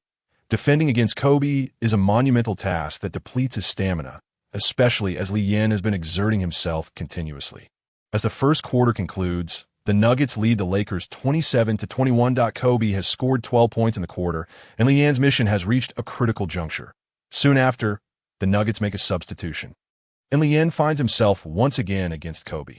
This time, leveraging Kwame Brown's screen, Kobe executes a breakthrough, stopping for a mid-range shot. Li Yin leaps, empowered by the flash's disdain, granting him a moment of suspension in the air.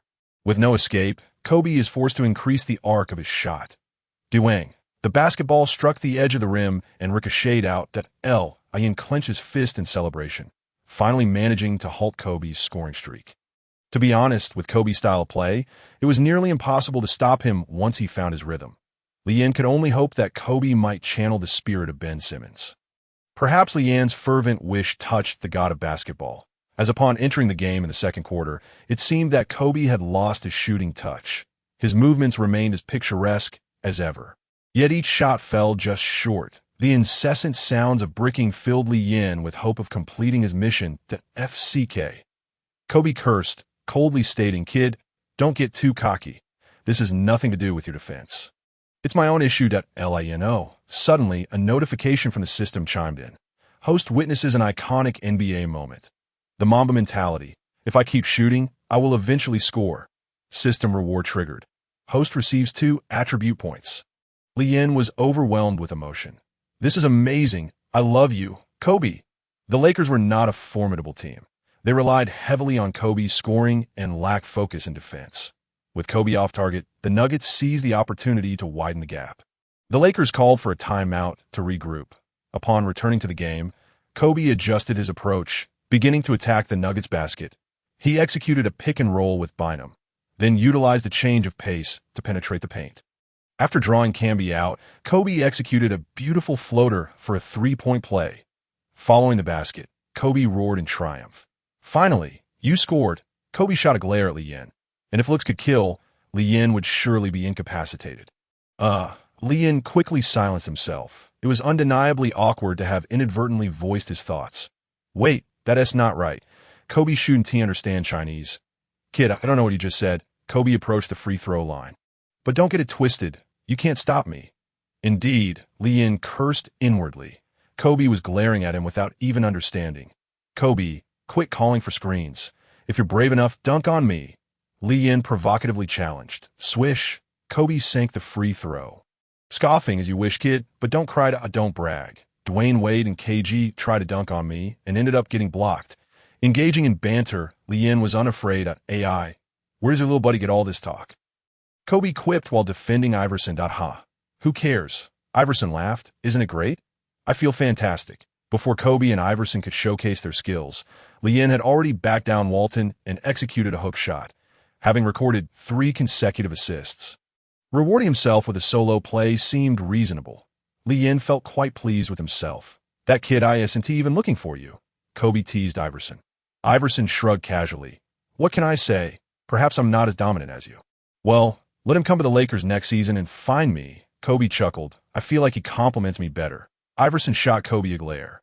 In no way. Arriving at the Nuggets half-court, Parker handed the ball to Kobe. Lee Yin quickly switched defensive assignments with Iverson, continuing to match up against Kobe, allowing him a slight cushion that if Kobe were to drive, Lee Yin's speed wouldn't suffice, so it was best to keep some distance. Suddenly, Kobe smiled, and an ominous feeling washed over Lee Yin. Sure enough, Kobe pulled up right in front of Lee Yin. The basketball traced a beautiful arc before swishing through the net. Damn it, that sly old fox tricked me. How unchivalrous. Lee Yin mocked Kobe. What happened to your promise of dunking on me? Too scared. Kobe's lips twitched as he replied with a grin. Kid, I enjoy one-on-one battles and taking down opponents, but I'm not foolish. Dante Get Twisted L. Yin was speechless. What happened to the spirit of chivalry? With that basket, Kobe had already racked up 18 points. L. Yin's mission teetered on the brink of failure. At halftime, the Nuggets led the Lakers 56-48 by 8 points. The silver lining was that Lee Yin had accumulated 11 points, making the prospect of surpassing 20 points quite hopeful. The downside was that Kobe had already amassed 20 points, and his skills were soaring. Coach, I strongly suggest we double-team Kobe. If 2 aren't enough, then let us make it 3. The other players on the Lakers are simply inadequate. If we can shut down Kobe, we've won half the battle. Lee Yin earnestly proposed to Coach George Karl in the locker room that Yin genuinely desired Kobe's skills, but he couldn't stop him alone and needed reinforcements. After some contemplation, George Karl ultimately agreed to the strategy of multiple defenders targeting Kobe, acknowledging that without Kobe, the Lakers were nothing. Seeing the coach nod in agreement revitalized Lee Yin's spirits. Iverson, somewhat puzzled, asked Lee, are you that eager to target Kobe? You seem awfully happy. Of course. My system. System? Iverson was taken aback that my training is specifically designed to counter top scorers like Kobe. Lee Yin quickly improvised, smoothly deflecting the question. All right, I believe in you. The second half commenced swiftly. Kobe faced relentless pursuit from the Nuggets. They were determined to prevent him from scoring, even willing to sacrifice the Lakers' other players to do so. Kobe attempted 2 long-range shots, both failing miserably. As he drove into the paint, he encountered Lee Yin's block. The Flash's disdain was undoubtedly a formidable blocking skill. Any dunk in the paint while employing this skill had a 100 block rate. Kobe, unaware of Lee Yin's skill enhancement, merely sensed that this kid was a bit uncanny. How could he leap so high all of a sudden? Under the Nuggets' concentrated defense, Kobe found himself struggling. The Nuggets made it abundantly clear that they were unwilling to grant Kobe any scoring opportunities, even resorting to sending 3 players to thwart him. Fortunately, the Lakers' other players seized the moment, capitalizing on the attention Kobe drew from the Nuggets' defense to score themselves. While Kobe's scoring stagnated, his assists began to rise rapidly. However, Kobe being Kobe, even under intense scrutiny, he could still find a way to score. By the fourth quarter, Kobe's points had reached 25, leaving little chance for him to end the game without adding to that total. Lee Yin felt as though his head might explode. What was he to do? Kobe's stamina was astonishing, showing no signs of decline, while he himself was in poor form due to the continuous use of skills. It was critical to note that even with full stamina, it was unlikely Kobe would go scoreless. Never mind. First, he needed to replenish his energy. Yin scanned the sidelines and spotted a particularly enchanting beauty. Seizing the opportunity during a loose ball, Lee Yin made successful contact with the stunning woman on the sidelines. Ding, the system's voice chimed. The master of ball control activated, raising the host's excitement level to 60. While Jessica Alba's social recognition reached a threshold, reward status card. Web. Lee Yin glanced at the alluring Jessica Alba. Her stunning physique was certainly enough to warrant a triple tap from him. In comparison, the unremarkable 18-year-old Taylor Swift paled in comparison to the 26-year-old Jessica Alba, who was as tempting as a red-appled L. Yin adjusted his pace, murmured an apology, and swiftly returned to the bench. To be fair, Lee Yin was not well-versed in the American entertainment industry. His choice of Jessica Alba was primarily due to her looks and convenient positioning, while Lee Yin treated Jessica Alba as a mere tool. She had already become infatuated with him. Unlike Taylor Swift, Jessica Alba had been in the industry for years and was undoubtedly worldly. Yet merely brushing hands produced an exhilarating rush. What kind of divine experience was this? If only, Jessica Alba thought, her gaze lingering on Lien, her heart racing to Lien was nearly distracted by the urge to activate his skill, but fortunately, possession remained with the Nuggets, prompting George Karl to call a timeout to reconfigure their strategy. Status card. Lien seized a moment to examine the status card, Spiderweb, which granted an epic enhancement to his defensive capabilities, rendering all airborne insects defenseless. The targeted individual could not complete any finishing moves before him. With his single defense ability maximized and stamina fully replenished, the effect lasted for 8 minutes. Goodness, it was like receiving a pillow while asleep. Perfect timing. Without hesitation, Lien decisively activated it. A surge of mysterious energy coursed through him, invigorating his spirit. Upon checking his attributes, he found his single defense and stamina both at 100 without any issues. Astonishingly, his speed soared to 88 and his strength to 90. Speed and strength were indeed paramount in defense. And Lien felt reassured by the reliability of the system. With renewed determination, he resolved to clinch the match, stating that Kobe could now be left to him without any need for double teaming. As George Karl rallied, "Coach, I can handle Kobe on my own," Lien confidently asserted, empowered by the Spiderweb. George Karl regarded Lien, who wore a serious expression. Initially, he had intended to assign J.R. Smith to provide support, but Lien's volunteerism took him by surprise. "Kobe exerts immense pressure on me, but I have discovered the key to defending against him. I wish to challenge myself in the regular season," Lien proclaimed earnestly. "Excellent." George Karl clapped Lien on the shoulder, readily agreeing. It was refreshing to see such a driven young man. Lien's teammates exchanged glances of astonishment, fully aware of Kobe's prowess. "Kinyong, do you think we can manage?" Camby expressed his concern. "No worries. We'll ensure to cover for him should Kobe drive in," came the reassuring reply. Returning to the game, Lien advanced with the ball, executing a few simple maneuvers, feeling an explosive power surging within him. Upon reaching the arc, he refrained from calling for a screen and abruptly accelerated. Whoosh! Luke Walton attempted to guard him, but found himself hopelessly outpaced. Lien left Walton behind, charging towards the basket. Swift as lightning, he scored just before the Lakers' defenders could react. Remarkably, Lien had already accumulated 16 points, setting a new season high. In the studio, Yu Jia expressed his exhilaration. Incredible. It's not just his ball handling and passing. Lien's progress on the offensive end is evident. His rhythm during drives is impeccable. He protects the ball with great stability, and his touch is exceptionally soft. Indeed, Coach Zhang nodded in agreement. Lien has developed autonomous offensive capabilities, which is incredibly significant. As the Lakers initiated their possession, they naturally passed the ball to Kobe. Lien positioned himself before Kobe, lowering his stance and adopting a defensive posture. Kobe was taken aback. Lien had established an optimal distance, achieving a balance between defending against drives and shots. This kid is remarkably self-assured. One must understand that even seasoned NBA defenders make sacrifices in their defensive focus when confronted with Kobe. Is this confidence or simply ignorance of the challenge? Kobe faked his dribble, creating significant shifts in his movement to unsettle Lien's center of gravity. Yet, Lien remained steady as a rock. Astonishingly, Kobe could not identify any flaws in Lien's defense. Was it mere coincidence, or did he possess genuine skill? The truth would reveal itself soon enough. Step. Kobe accelerated with the ball, launching an attack on Lien's right side.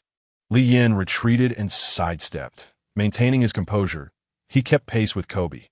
When Kobe's initial attempt failed, he had a backup plan, abruptly halting and spinning seamlessly to everyone's astonishment. It seemed as though Lien anticipated Kobe's next move. His defensive response was remarkably swift. Almost instantaneously, he executed a break step as Kobe leaped to that moment. Lien unleashed a flash of contempt, soaring high into the air. During this defensive sequence, he matched Kobe's 3 signature moves.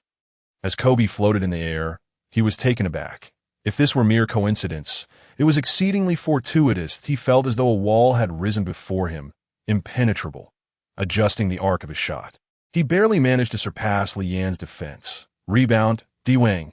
The basketball ricocheted off the rim, soaring far beyond reach, leaving the interior players engaged in a melee helpless. J.R. Smith seized the basketball and passed it to Yin. As Kobe closed in, Yin executed a swift change of direction, effortlessly creating space. Subsequently, he gently pushed the ball forward, activating Master of Assists. The basketball found its way comfortably into the hands of the fast-breaking answer. Allen Iverson. Swish. Iverson scored with ease. Nice pass, he acknowledged, giving Yin a thumbs up. With a spiderweb in effect, Yin's speed, strength, and stamina attributes experienced a tremendous boost, enabling him to unleash his skills without concern for fatigue on both ends of the court. Kobe found himself increasingly stifled by Yin's defense, repeatedly missing shots, yet the Black Mamba attributed his struggles to issues with his touch. What a joke! How could this kid possibly shut me down? As Kobe fell silent, the Nuggets quickly widened their lead. The Lakers' 2 timeouts yielded little improvement. With 2 minutes and 23 seconds remaining, the Nuggets led by 18 points in a regular season game. There was no need for an all-out brawl. The Lakers promptly withdrew all their starters. Observing this, George Karl followed suit, signaling the end of the battle. Suddenly, Yin felt a force draining from his body, causing him to stumble slightly as weakness spread throughout him. "Lee, are you all right?"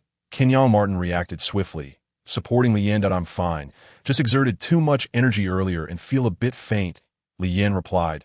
He glanced at the clock, realizing that the duration of the spiderweb status card had expired. That was indeed perilous.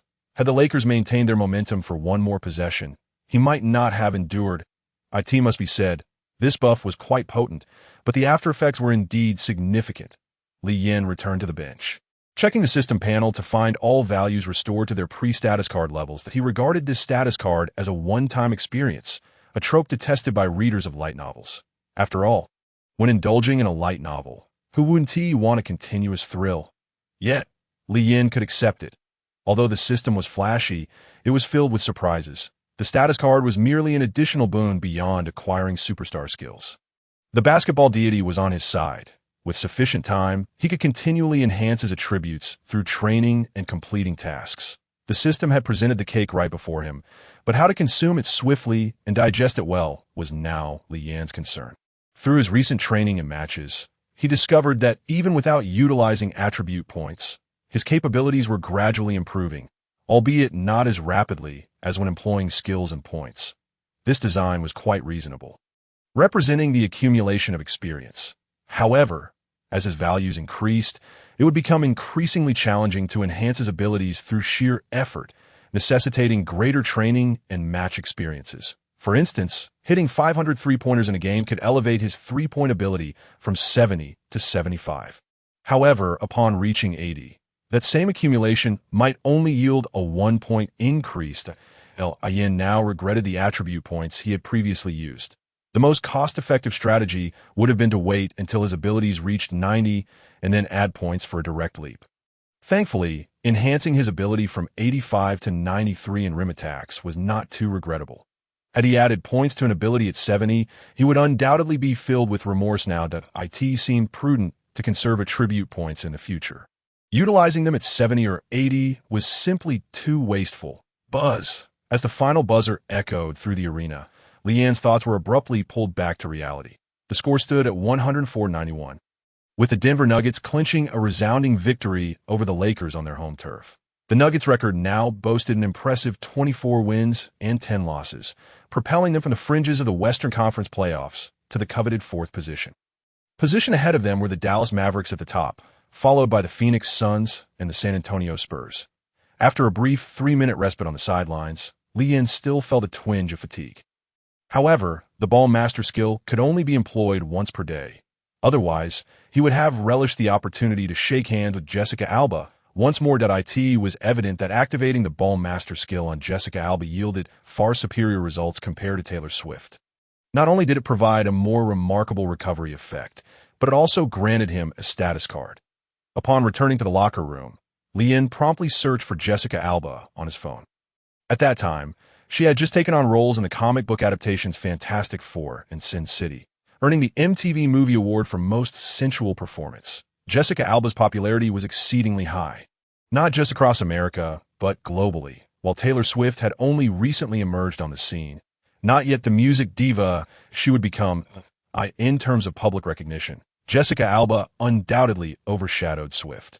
This led to the conclusion that the efficacy of the ball master skill was indeed correlated with the individual's social recognition. The more popular the person, the better the effect. Li Yin and Allen Iverson attended the post-game press conference. In this match, Li Yin recorded 22 points and 11 assists, while Iverson scored 32 points with 4 assists. Together, they formed a formidable new backcourt duo in the league. Iverson's scoring prowess complemented Li Yin's focus on facilitating and defense. Their exceptional synergy was pivotal to the Nuggets' ascent. This marked Li Yin's first time scoring over 20 points in his NBA career, a significant milestone. Prior to this, numerous media outlets had criticized the Chinese player's scoring ability. His court management was largely attributed to Allen Iverson's ability to draw defensive attention, thereby creating space. This was why Li Yin seemed to burst onto the scene like a comet after Iverson joined the Nuggets. Such a notion, however, was fundamentally flawed. If Iverson truly held such transformative power, why was it Li Yin who benefited? This was merely a reflection of American society's biases against foreigners. Had Li Yin been a native-born American, he would have been heralded as the successor to the Magic legacy long ago. Iverson never hesitated to lavish praise on Li Yin, considering their partnership a match made in heaven. He even mused that had Li Yin joined him sooner, he might have advanced further in his career. Yet now, Kobe Bryant had thrust Li Yin into the limelight. In a post-game interview, the Black Mamba remarked, "The Nuggets point guard is quite impressive. He possesses adept ball-handling skills and excellent court vision. And his defense is commendable as well. That I have a great admiration for him." However, Kobe's subsequent comments caused Iverson to frown, that he expressed concern that with Li Yin's contract with the Nuggets expiring after 1 year, he would soon become a free agent, adding, "On behalf of the Lakers, I welcome him. He'll surely take a liking to Los Angeles." This audacious attempt to poach Li Yin stirred a sense of urgency within Iverson. After all, Los Angeles, as the second largest city in America, was indeed more alluring than Denver, especially with its significant Chinese community. Upon concluding his interview, Li Yin returned to the hotel. The Nuggets' next game was also in Los Angeles, where they would face the Clippers the following day. Li Yin accessed the system, which rewarded him with 3 attribute points for his performance against the Lakers. Most notably, he received the exclusive skill Mamba mentality as a reward from the system. Mamba mentality: beginner, as long as I keep shooting, I will inevitably score. Kobe Bryant's relentless spirit signifies that the only thing more fearsome than missing a shot is hesitating to take one.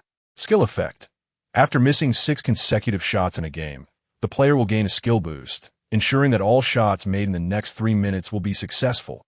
Yet again, he encountered an unusual skill. Although a 3-minute guarantee of scoring was quite advantageous, the requirement of missing 6 shots in a row felt rather harsh. Li Yin, aware that he was not Kobe, contemplated that perhaps being a bit bolder would not be a disadvantage. Overall, he reasoned that the benefits outweighed the drawbacks. Ding dong. The doorbell rang abruptly, and Kenyon Martin's voice called from outside. "Lee, get ready. We're heading out to have some fun. Allen's treating." Li Yin opened the door to find Kenyon Martin dressed flamboyantly. "Lee, is this how you're going to dress?" Kenyon teased. "Dress like that, you won't attract any ladies. Once we get there, it's all about showing what you've got." Li Yin, clad in sportswear, was oblivious to this team-building activity. Kenyon patted Li Yin on the shoulder. "Don't worry. With your handsome looks, who knows, you might just catch the eye of a lovely lady." Cough. Li Yin strategically cleared his throat. "Kenyon, I'm not that kind of person." "Ha ha ha." Kenyon Martin refrained from pressing further, recognizing that Li Yin was somewhat reserved. However, he thought it was no big deal. After all, these skills are not innate, but rather honed through experience. Li Yin followed Martin downstairs, where a row of luxury cars awaited them. Iverson, exuding a commanding presence, waved at Li Yin. "Lee, come over here." Feeling a sense of reassurance upon seeing Iverson, Li Yin approached with a smile. "Boss, what's the plan?" "Get in the car," Iverson said with a grin. "Of course, I'm taking you out to experience the world. Not that I'm going to sell you off." Iverson led the Nuggets entourage to a nightclub. Though Iverson was the shortest among them, he strode confidently at the front, embodying the essence of a leader guiding his crew. It was evident that Iverson was a familiar face here, as all the staff treated him with utmost respect. As the Nuggets entered the main area, they immediately captured everyone's attention, with cheers erupting throughout the venue. Even in Los Angeles, Iverson had a substantial fan base that he guided the group to their seats. And without further ado, declared that the night's expenses would be covered by the answer. Indeed, men are most charismatic when spending money in that moment. Iverson's leadership qualities shone brightly. The various stars of the Nuggets began to showcase their unique styles. Kenyon Martin adjusted his outfit, declaring, "Am I not trendy enough? Just watch how I shine." Meanwhile, Nene flaunted his golden attire, asserting, "I am the most stylish one here." Alain found himself at a loss for words, as he observed the peculiar fashion choices of his teammates. Was it true that the aesthetic sense among African Americans leaned towards flashy and colorful attire? In contrast, while Iverson's hip-hop style was still unusual, it appeared relatively normal. Lee, can we share a drink? A voluptuous blonde approached, capturing Leanne's attention. He estimated her to be at least a D cup, and her revealing attire caused a dizzying effect as her ample assets swayed before him. Before he could utter a word, she took his hand and pulled him up. That moment, another stunning Latina appeared, flanking him on either side, effectively sandwiching him. The intensity of this encounter was palpable, and Leanne finally understood why nightclubs were a favorite haunt of NBA players. It was all about control, both on and off the court. After a moment's hesitation, he reminded himself that a Chinese man must not show weakness, and he resolved to challenge his own vulnerabilities. Ayan's debut in the nightclub scene was rather lackluster. His inexperience hindered his ability to grasp the rhythm, with the two alluring women pressing against him. He found himself quite tipsy. Stepping outside for some fresh air, he surveyed the bustling streets and the throngs of people. Los Angeles was indeed different. Being the heart of Hollywood, stumbling upon a celebrity was hardly a rare occurrence. Leaning against the railing, he admired the beautiful women around him when suddenly he spotted a familiar figure, Jessica Alba, the one who had brought him the status card during the game to his surprise. She was walking directly toward him, in stark contrast to her glamorous presence under the spotlight. Jessica was dressed casually in denim jeans and a loose top, her hair tied back in a simple ponytail. Nevertheless, even this modest attire could not conceal her enchanting figure. With the snug jeans accentuating her curvaceous silhouette, she approached Li Yin and said, "Li, I watched your game today. You were absolutely fantastic. I'm now a fan of yours." Jessica's gaze was piercing, her alluring eyes seemingly capable of ensnaring his very soul. Lin, determined to maintain his composure, feigned nonchalance. "Ahem, Jessica, I am also a fan of yours." "Really?" she replied. "What I mean is, I'm a fan of your work." "My English isn't very good," he added, still trying to clarify. Jessica, however, stepped closer, teasingly suggesting, "Oh, if your English is lacking, would you like me to teach you?" At that moment, Lian finally understood the allure of Wei Wu Yifeng.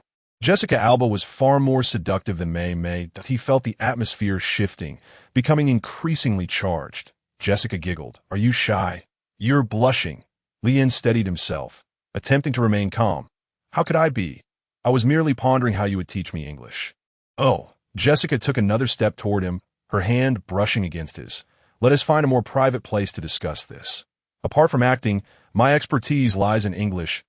Lian nodded, intrigued, as he wished to evaluate the celebrity-esque command of the language. Jessica led him to her luxurious mansion. "What are we doing here?" Lian asked, feigning ignorance. "Where else would one go to teach English but a classroom?" she replied, leaning closer. "Come, let me teach you." Her voice was utterly captivating. "Lee, when I made contact with you during the game yesterday, I felt an unprecedented sensation. It has lingered in my mind ever since. You truly have captivated me as a normal man." Lian felt an overwhelming rush of desire as this stunning woman drew near, his heart racing. Suddenly, he heard her articulate American accent, and Jessica gasped, feeling something firm against her. She touched it and exclaimed, "Wow, this is quite impressive." With her cheeks flushed, she said, "Come on, let me give you a lesson." The following morning, Lian awoke in Jessica Alba's lavish bedroom. But he opened his eyes slowly, experiencing an unprecedented sense of contentment. It struck him as odd. After a night of indulgence, he should feel drained. Yet he felt invigorated, as if he could easily play a full game without fatigue. If it weren't for the sultry woman beside him, he might have doubted the reality of the previous night as mere drunken fantasy. As he recalled the events of last night, he remembered that Jessica was a formidable partner. To avoid being overwhelmed, he had unleashed his skill ball control master. He had received a system notification. Host excitement level 100. Jessica Alba's social recognition has reached the threshold. Reward status card. Time rewind. Given the intensity of the battle, he had not had the opportunity to examine the card then. Now he promptly accessed the system. Status card. Time rewind. Time flows swiftly. Will you reminisce about your valiant past? You can revert to your peak prowess, restoring your physical abilities to those of 6 years ago for a duration of 40 minutes. Oh, this is indeed fantastic, but I'm only 20. Using it would mean going back to 14. ISNT, that self-torture? Never mind, I'll save it for when I'm in my 30s. Suddenly, he felt a soft body climbing onto his. Jessica, noticing his moment of distraction, teased, "What's wrong? Were you not satisfied with my English lesson last night? Your pronunciation was quite standard. It's just that your vocabulary could use some expansion," he thought to himself. "No thanks, I have a game today." He declined her invitation for further activities, opting to play it safe while his ball control master skill was on cooldown. Ian had little experience in this realm. He relied solely on brute force as he glanced around the disheveled bedroom, recalling the wildness of the previous night. Why was he feeling apprehensive? Hadn't he been bold last night? In contrast, Jessica was far more experienced. She continued to tease him relentlessly. Ian suddenly felt like a victim, as if he had only just met Jessica the night before, and yet they had engaged in such exhilarating escapades. This was a lesson for boys to protect themselves while out in the world. Seeing Lien lost in thought, Jessica inquired, "What's the matter? You weren't like this last night. Why so quiet now?" Lien hesitated. "What do you want?"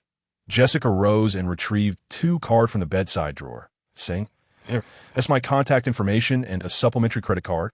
Lien was taken aback, though he had always wished for a wealthy benefactor. As a man with a system, he could not afford to be so submissive. "What do you take me for?" He thought that he accepted the business card but tossed the credit card back, after dressing. As he exited the room, he turned to say, "Your English is decent. We'll settle payment next time." Watching Lien leave in a hurry, Jessica shook her head, finding him quite endearing. She involuntarily recalled the events of the previous night, feeling as though she had been drained of energy, an exhilarating sensation that propelled her to new heights. Unbeknownst to Jessica, this was the effect of Lian's ball control master skill. She merely felt a mysterious chemistry had blossomed between them. While Jessica reminisced about the joyous encounter, Lien returned unexpectedly.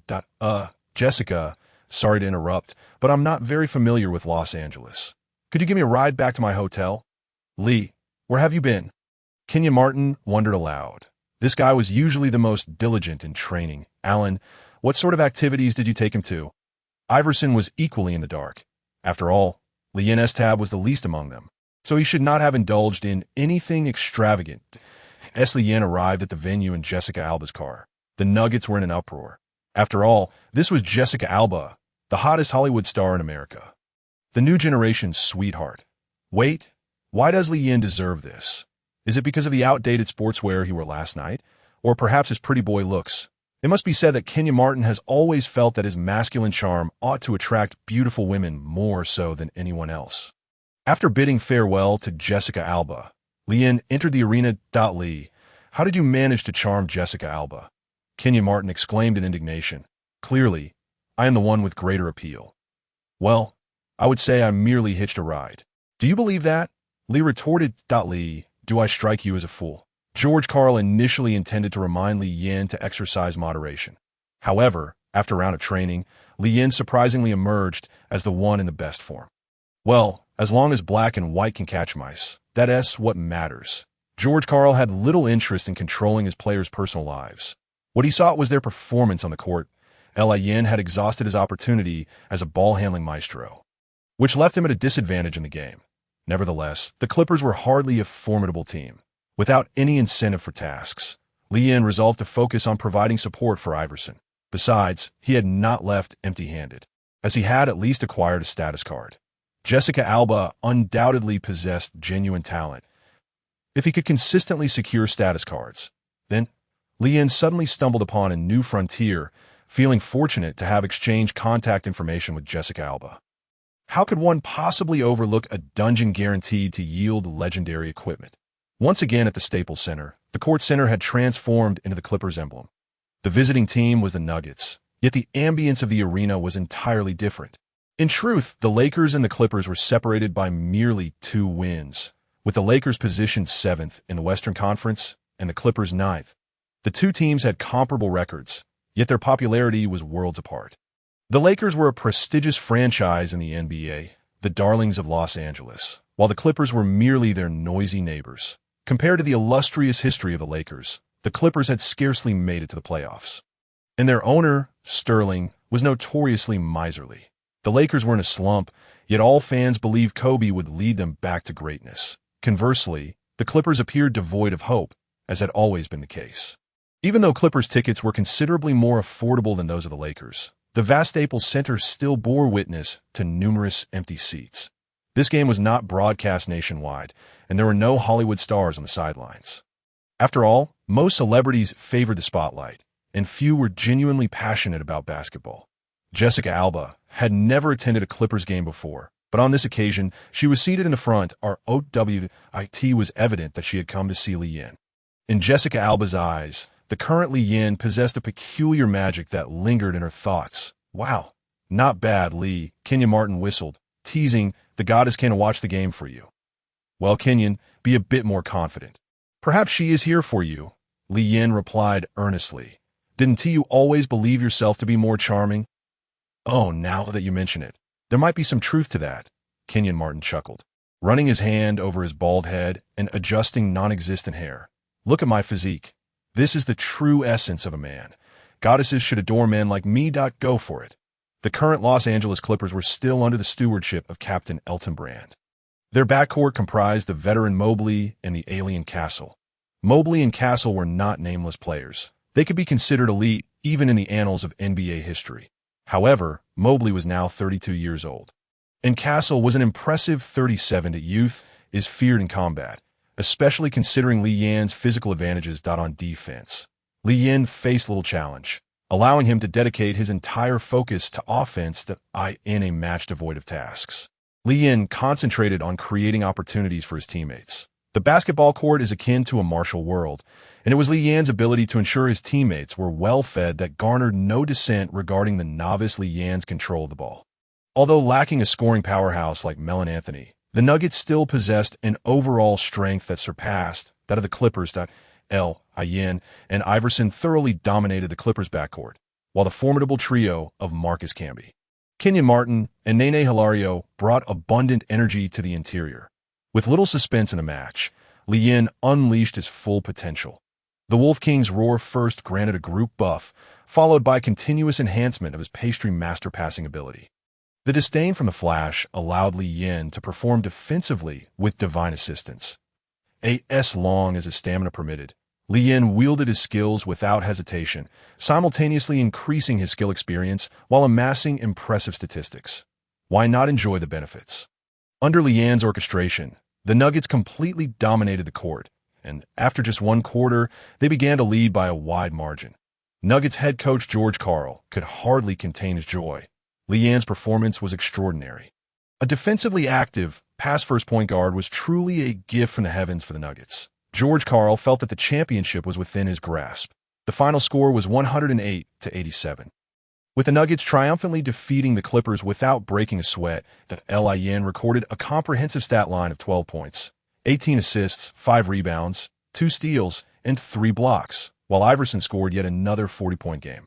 Following Iverson's arrival in Denver, Lee Yin averaged 12.4 points and 11.2 assists. Among the league's point guards during this period, only Steve Nash surpassed Lee Yin in assists. Nash averaged 11.6 assists, while the second highest. Darren Williams managed only 9.4. However, Lee Yin's abysmal statistics in the first 22 games of the season had significantly hindered his performance. As a result, his current averages stood at a mere 5.4 points and 2 assists, appearing rather unremarkable. After Iverson joined the Nuggets, he not only found it easier to play but also improved his scoring efficiency. Should Anthony not return, it would be highly likely for Iverson to surpass Kobe and claim the scoring title. Lian's performance invigorated both Chinese fans and Nugget supporters, earning him recognition from the league. He was named the NBA's Western Conference Rookie of the Month for January, and in the latest rookie rankings published by Sports Illustrated, Lian outshone Trail Blazers rising star Brandon Roy, ascending to the top for the first time in their previous match against the Lakers, which was broadcast nationwide. Lian's outstanding performance on both ends of the court captured the media's attention, serving as the key to his soaring rank. Though they were on the road, the Nuggets still organized a warm awards ceremony for Lian. Subsequently, the Nuggets hurried to Portland, where their next opponent was the Portland Trail Blazers. The Trail Blazers were not a strong team, and Lian did not place much significance on this matchup. However, at that moment, the system issued a task. In the game against the Trail Blazers, Lian was to limit Brandon Roy's scoring to under 10 points while achieving at least 20 points and 10 assists, with a reward of 1 attribute point. Lian found it peculiar. Roy was indeed strong, yet during his rookie season, he should not have met the criteria for such a task. Just then, Kenyon Martin approached Lian, phone in hand. "Lee, this is interesting. Brandon Roy of the Trail Blazers has declared war on you, claiming he is the true rookie ranking leader." Lian took Kenyon Martin's phone. The eye-catching headline read, "Brandon Roy, I will prove I am the best rookie." This was Roy's statement during an interview with Sports Illustrated. Lian nodded and smiled. "No worries. Let us crush them. And remember to pass me the ball next game." "Bro," Kenyon Martin laughed heartily. "Lee, rest assured, the guys just said in the next game you can play freely, and Allen will have your back." Iverson remained silent, simply offering a reassuring gesture to Lian. Lian glanced around, noticing his teammates encouraging him to retaliate. "Well, with such heartfelt support, I feel emboldened to attempt the Mamba mentality." Lian soon spotted Roy's interview. Prominently featured by Sports Illustrated, he often admired media professionals. Roy had held the top spot in the rookie rankings for 8 consecutive weeks without receiving an interview. But now that Lian had just pushed him to second, an interview was promptly arranged. Roy, predictably, had little kind to say. He recounted his previous encounter with Lian, where he scored 22 points while Lian managed a mere 2. Youthful pride is natural. Anyone in his position would feel indignant, akin to a student who, after achieving second place, is asked how they feel about it. What can one say? "I'm just wondering if you're all right." However, while understanding this sentiment, Lian would not allow himself to become a stepping stone for Roy. On the contrary, he craved this confrontation. Nothing is more convincing than a direct victory over a rival. Selected as the 6th pick in the first round, Roy's status as a mature rookie was well-deserved. Standing at 198 cm, he embodied the quintessential shooting guard height. Having played 4 years in the NCAA, Roy's maturity surpassed that of his contemporaries. He exhibited exceptional ball handling skills, adeptly mastering change-of-pace dribbles and utilizing both driving layups and mid-range jump shots as his primary scoring methods. His technique was comprehensive, his basketball IQ exceptionally high, and he had the audacity to take crucial shots. Having made several pivotal baskets this season, Roy's only drawback was his relatively mediocre athleticism. His speed, strength, and wingspan were quite average. Lian feared the explosive athleticism of the talented players. While Lian possessed top-tier static talent, his athletic ability was rather unremarkable. He found himself struggling against opponents like Wade and James. Yet when it came to someone like Roy, who relied on rhythm and intellect, Lian felt completely undaunted. It is worth noting that Magic Johnson's basketball acumen is unparalleled in history since acquiring the Magic template. Lian's court vision, judgment, and overall perspective had reached an impressively high level.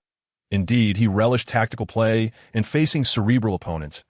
If Roy were likened to a prodigious young talent with remarkable intuition, then Lian was the natural protagonist, benefiting from the wisdom imparted by seasoned predecessors. Had Roy known that a significant part of Magic Johnson stood before him, he might have lacked the courage to challenge. The Nuggets arrived in Portland, and Lian was taken aback by the basketball atmosphere. Though it was a small city, every street corner was adorned with Trail Blazers promotional posters. Basketball was the sole sporting event in Portland, and Brandon Roy's image was prominently displayed, with fans frequently seen donning his 7 jersey. Lian finally comprehended Roy's fierce determination to engage him in battle. He was the new face of the Trail Blazers and naturally possessed a considerable amount of pride. The Rose Garden Arena was packed that evening. Despite the team's poor performance, the fans' enthusiasm remained undiminished. Many supporters waved placards proclaiming that Brandon Roy was the best, showcasing their unwavering support for him. While warming up on the court, Lee Yin was met with a chorus of boos from the Trail Blazers fans. Such a scene was rare for a rookie, concerned that Lee Yin might be affected. Iverson prepared to console him. "Lee, don't pay attention to that." Unexpectedly, Lee Yin responded with a joyful smile. "I was feeling a bit guilty, but now I will make them fear me whenever they see me." Iverson was taken aback by Lee Yin's assertiveness. This young brother of his was showing no signs of weakness compared to his own past. The fans would not boo an unknown player. It seemed he had already gained some notoriety, Lee Yin mused. Iverson patted Lee Yin on the shoulder. "It's wonderful that you can think this way. Go for it. I'm right behind you." The game commenced shortly thereafter. Marcus Camby won the tip-off against Zach Randolph. After receiving the ball, Lee Yin began a steady advance. Roy switched from the shooting guard position to defend Lee Yin at point guard. Normally, Lee Yin would seek a screen or pass to Iverson to create space. But this was a direct confrontation with Brandon Roy, and Lee Yin felt confident of victory that he signaled for space, causing an uproar in the arena. "Wow, who does this kid think he is, daring to push Allen Iverson to the side? Has winning Rookie of the Month gone his head? That's AI. AI wouldn't even acknowledge him. I bet this overconfident little brat will be benched soon." Some fans began to jeer, but soon a surprising turn of events unfolded. Iverson cooperatively moved to the right side of the three-point line, leaving the entire stage to Lee Yin. The Trail Blazers fans in the stands fell silent, bewildered as to why the proud AI would defer to Lee Yin. Holding the ball, Lee Yin presented 3 scoring threats. Testing Roy with his footwork, Roy defended cautiously, never losing his position. Yin skillfully executed a change of direction. Leaning into our wide in their physical confrontation, Roy found himself at a disadvantage, pushed back by Lee Yin's strength. The Trail Blazers did not provide help defense, evidently having reached some agreement among themselves. As Lee Yin approached the free throw line, he leaned against Roy and executed a right-handed hook shot. Roy attempted to jump for a block, but was powerless to stop it. Lee Yin's width, combined with his impressive height and wingspan, created a significant distance between his release point and the defender. Roy could only watch as the ball sailed over his head. Swish. A perfect swish. Wang Defa. This kid is using a hook shot. The hook shot was a staple in Lee Yin's offensive repertoire. Not because he favored it, but simply because, bolstered by the magic template, his hook shots were remarkably effective. However, he had yet to master the essence of the essential mid-range jump shot that all top guards possess. Nevertheless, the Trail Blazers fans were not particularly familiar with Lee Yin, as it was uncommon for NBA perimeter players to employ hook shots.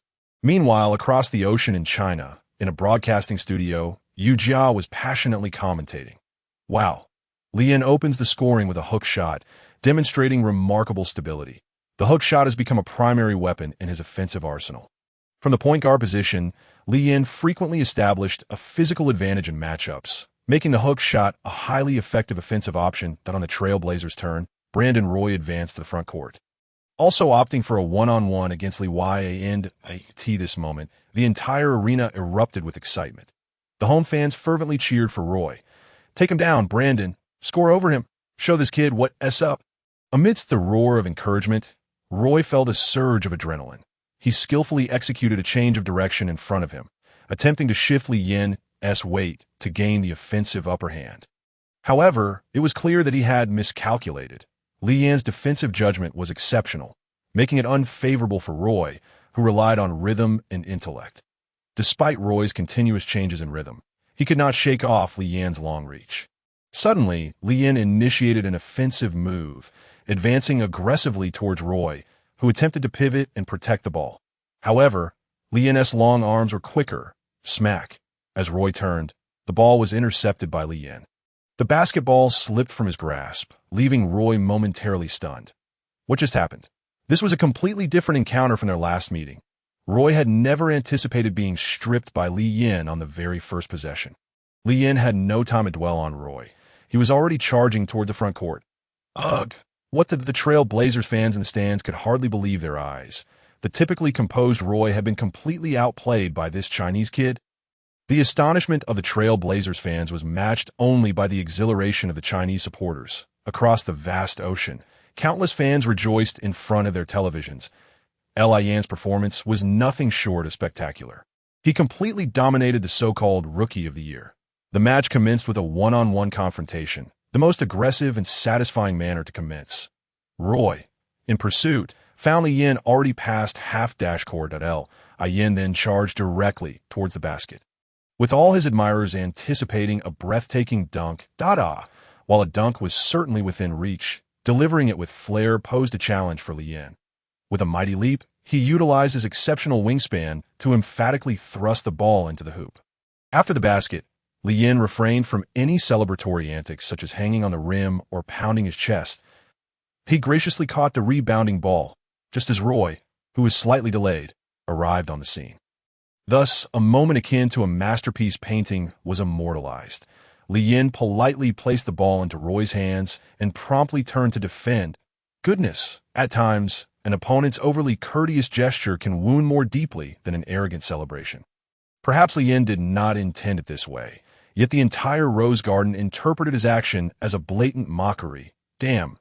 Brandon Roy seethed in fury at the basketball in his hands. Outraged that this young man dared to humiliate him so, the arena erupted with piercing boos. Iverson exchanged a high-five with Lian as he retreated on defense. Lee, you're even more audacious than I was back in the day. This is just the beginning, and you've already driven the Blazers fans to madness. Lian, puzzled, replied, I didn't provoke them. I didn't celebrate after my dunk. Why placing the ball in Brandon's hands? You humiliated him more than any celebration could. Iverson countered. The ball merely bounced into my hands after hitting the ground, and Roy just happened to be in front of me. I thought it would be rude not to let him pick it up. Lian was actually unfazed. After all, the Trail Blazers were merely opponents. Whether they were happy or not was of no concern to him.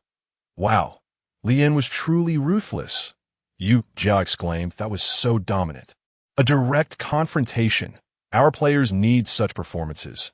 In competitive sports, the victor reigns supreme. Humility does not earn respect. In the studio, Jia and Coach Zhang highly appreciated Lian's conduct. They believed that such a display was incredibly uplifting, asserting that competitive sports are about reciprocating violence. If one wishes to be a modest gentleman, perhaps they should consider a different sport. The Trail Blazers resumed their offensive. Roy glared at Lian. Kid, don't get too cocky. It's just one basket. Don't think you've won. Roy was eager to reclaim his dignity, determined to score an answer ball, thus rejecting his teammates' assistance that he began dribbling to shift Lian's center of gravity. But, as in the previous possession, it proved ineffective. Boom! Unable to wait any longer, Roy exploded, attempting to penetrate from the side. However, Lian's defense was impenetrable. His positioning was impeccable. He had thoroughly anticipated Roy's offensive choices. On the sidelines, George Karl was exceedingly pleased, increasingly convinced that Lian was destined for greatness. Defense wins championships, and the finest stars excel at both offense and defense. Karl saw the potential for superstardom in Lian, yet acknowledged that his offensive skills required further refinement. Brandon Roy found himself completely locked down by Lian. Despite his various feints and pivot attempts, he could not shake off Lian's defense. The fear on his face was unmistakable. He could not fathom why Lian had transformed so dramatically since their last encounter. Previously, he could easily exploit Lian's center of gravity, leaving this young man utterly defeated. With no avenue for retreat, Roy fought valiantly against Lian. Yet, in a moment of despair, he realized that Lian's defense enveloped him entirely, forcing him to pass the ball. Aldridge received the basketball, and although his offensive skill set was diverse, Roy had delayed too long. Aldridge was left to attempt a difficult turnaround jumper, which veered wildly off target under Kenyon Martin's interference. Wang. Camby triumphed in his tussle with Randolph. Transitioning from defense to offense, Lian accelerated upon receiving Camby's pass. While his absolute speed was not remarkable, fast breaks were his forte, thanks to his outstanding court vision and exceptional ball handling skills. Lian could seamlessly deliver the ball to the most suitable teammate during the transition. Kenyon Martin and J.R. Smith soared down the wings, creating a 3-on-2 advantage in the frontcourt in such scenarios. The more the Trailblazers resisted, the more exhilarated Li Yin became.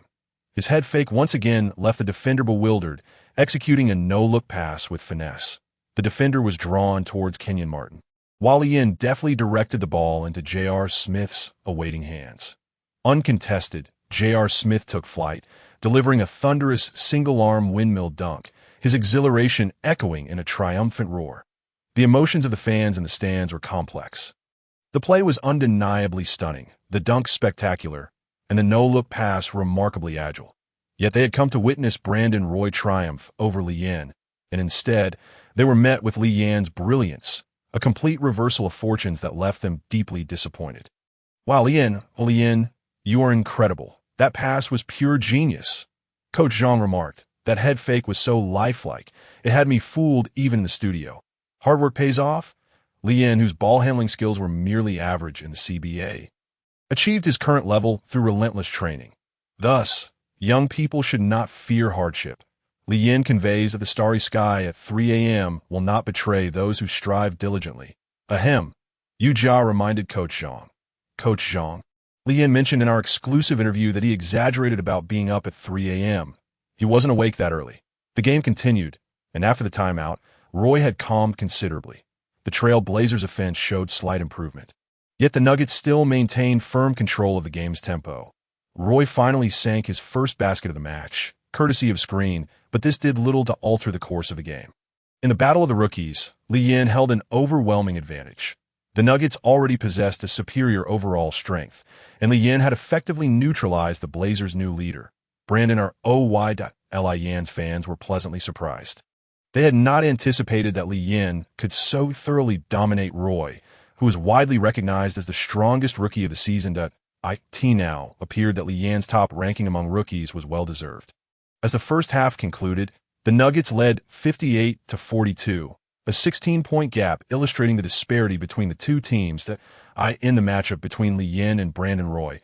Li Yin's statistics were overwhelmingly superior.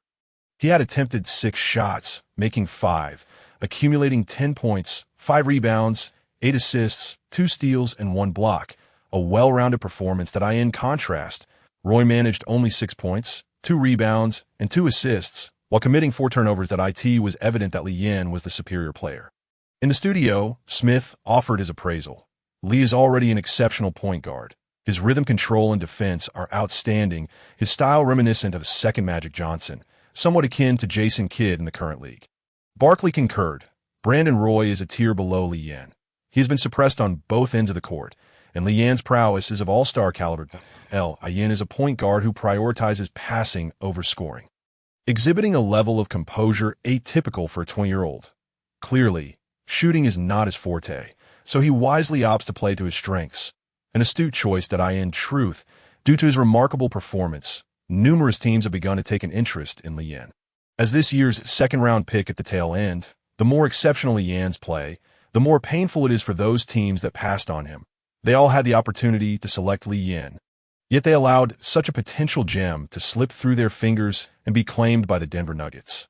Fortunately, the Nuggets are not in an enviable position either. They merely offered Li Yin a 1-year non-guaranteed contract. And even if it were upgraded to a fully guaranteed deal, it would only ensure Li Yin's service for a single season. During the offseason, Li Yin will enter the free market, inevitably prompting a fierce competition among various teams. In fact, Li Yin has already received numerous friendship invitations from star players, including Dwayne Wade, Shaquille O'Neal, Kobe Bryant, Chris Bosh, Kevin Garnett, and Paul Pierce. During halftime, the atmosphere in the Nuggets locker room was exceedingly relaxed. George Karl beamed as he congratulated Li Yin, expressing his belief that Li Yin had triumphed in his direct confrontation with Roy and would have ample opportunities to contend for the Rookie of the Year award. Li Yin accepted the encouragement from his coach and teammates. Though he held no grand aspirations for such accolades that on one hand, the Rookie of the Year award does not come with systematic rewards. On the other, it is quite challenging for him to catch up in terms of statistics. With the game well in hand, George Karl appeared remarkably at ease while formulating strategies, even soliciting the players' opinions. That to Karl's surprise, Li Yin expressed a desire to take a couple more shots. This was, of course, not a significant issue. The coach and teammates merely assumed that Li Yin wished to showcase his skills in the contest for Rookie of the Year.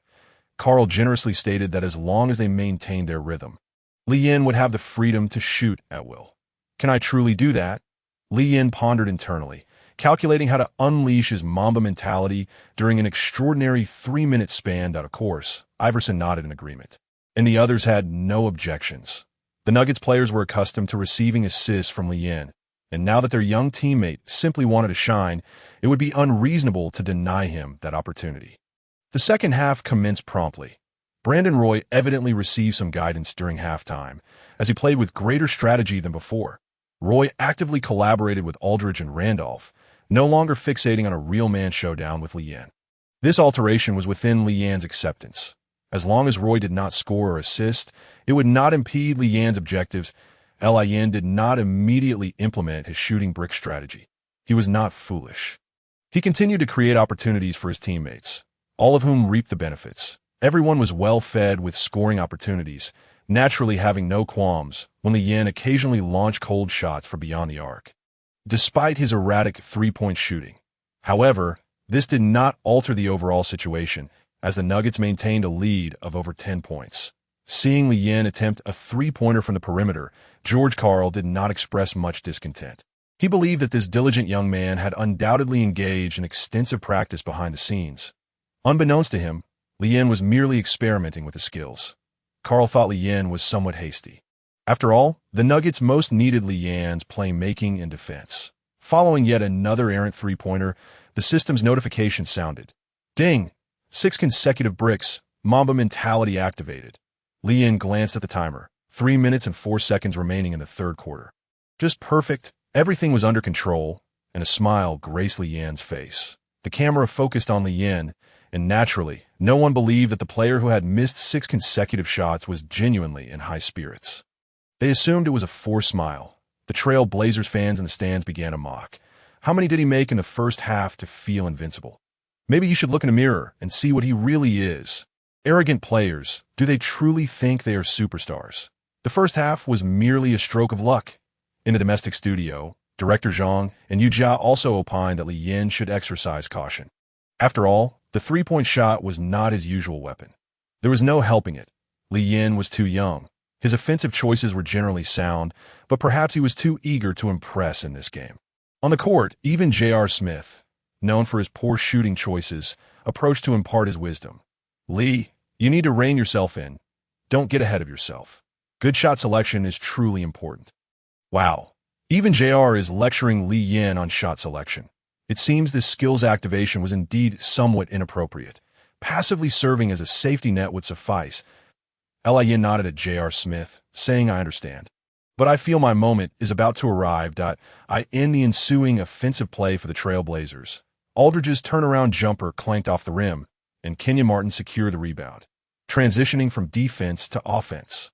Lee Yin pushed the ball up the court. The Trail Blazers swiftly returned to defense, keeping pace with the fast break from Allen Iverson and J.R. Smith. However, Lee Yin, from over a meter beyond the three-point line, took the shot. Oh no. This was a reaction from the Nuggets fans. The Trail Blazers fans were expressions of derision, thinking he dares to shoot that. Yet this seemingly forced shot was as if it had a homing mechanism. The basketball soared through the air and swished through the net. Swish, a clean hit. Well, after 6 misses, it was about time for one to go in. The Trail Blazers fans consoled themselves internally. However, they were unaware that their nightmare had only just begun. In the next possession, Lee Yin swiftly fired another three from the top of the arc. The ball found the net. Wong Defa, this can't be real, can it? The Trail Blazers fans were astonished. This kid shoots at will. He truly has guts. Hitting 2 consecutive shots, Lee Yin now had complete faith in the system, and if not for the fear of being too ostentatious, he would have even considered tossing one from the backcourt. In the subsequent possession, Lee Yin continued his magical maneuvers from beyond the arc. The timing of his release became irrelevant. The three-point shots poured in like they were free, rendering the Trail Blazers players almost numb. In the Nuggets' possession, the Trail Blazers found it impossible to ignore Lee Yin's perimeter shooting. They even resorted to double-teaming him.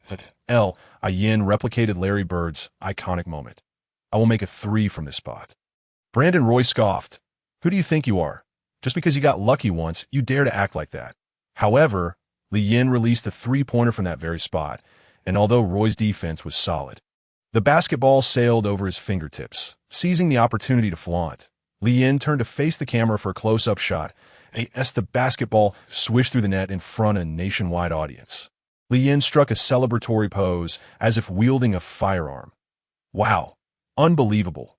Li Yin's performance astonished countless fans. If one shot was a coincidence, and two shots were merely luck, how could one explain hitting 6 consecutive three-pointers? On the sidelines, J.R. Smith was elated, reminiscing about his own past. Whoever tells me to watch my shot selection, I'll be on their case. Li is right. If you don't shoot, how can you make it? The diligent are rewarded. The diligent are rewarded. The diligent are rewarded. In the studio, Yu Jia was so excited that she became incoherent. Incredible. I knew Li Yin wasn't just shooting recklessly. He truly has skill. So moving, so passionate. This is how our young players should be. Director Zhang nodded in agreement. Indeed, Li Yin reminds me of another superstar. Yes, he is like Kobe Bryant, the Mamba mentality. This is the Mamba mentality. Li Yin is also a disciple of Kobe, Director Zhang asserted emphatically. Director Zhang, during Li Yin's last interview, he stated that his idol is Iverson. Yu Jia reminded him, after all, it's our program. Cough. What do you know? Li Yin had no choice. He is on the same team as Iverson, Director Zhang countered. Just tell me, doesn't Li Yin's performance just now resemble Kobe's? Yu Jia pondered internally. Are you referring to the 6 missed shots? At the conclusion of the third quarter, Li Yin's electrifying performance in the final 3 minutes propelled the game into garbage time. He remarkably sank 6 out of 12 three-point attempts in that quarter, amassing a staggering 18 points as the fourth quarter commenced. Both teams opted to field their bench players, and ultimately, the Denver Nuggets maintained their lead to secure a 109-93 victory over the Portland Trail Blazers. Li Yin showcased an impressive all-around performance, concluding the game with 28 points, 8 rebounds, 14 assists, 2 steals, and 2 blocks over 3 quarters. Notably, his extraordinary feat of hitting 6 consecutive three-pointers toward the end of the third quarter left everyone in awe. In stark contrast, Brandon Roy managed only 10 points, 4 rebounds, and 6 assists in this battle for the Rookie of the Year title. Li Yin emerged with a resounding triumph. Roy, who had aimed to eliminate Li Yin in a one-on-one showdown to prove his worth as the best rookie, faced a devastating defeat in their direct confrontation. Li Yin's performance was clearly at a superior level, leaving Roy with only the advantage of his previously accumulated average statistics. However, following this game, Li Yin's odds of claiming the Rookie of the Year award soared to the top, with various platforms optimistic about his rise. They predict that Li Yin will achieve averages of 10 points and 8 assists by the season's end, especially when considering Roy's modest 16 points and 4 assists. In terms of statistics, the two seem evenly matched. However, the quality of Li Yin's gameplay far surpasses that of our wide as more game samples accumulate. The speculation surrounding Li Yin being a flash in the pan has been thoroughly dispelled. Increasingly, fans are recognizing Li Yin's on-court prowess, as evidenced by his remarkably high all-star vote count. In the Western Conference backcourt, Li Yin surpassed renowned guards such as Tony Parker, Chris Paul, and Deron Williams. Given the dilution of votes from Chinese fans, such numbers indicate that Li Yin has garnered considerable support in the United States as well. Nevertheless, the competition in the Western backcourt remains fierce, with legends like Kobe Bryant, Steve Nash, Tracy McGrady, and Allen Iverson enjoying substantial popularity on both coasts of the Pacific. Thus, Li Yin still has some ground to cover to surpass them. The post-game press conference. Brandon Roy appeared dejected, feeling the weight of being overshadowed by Li Yin.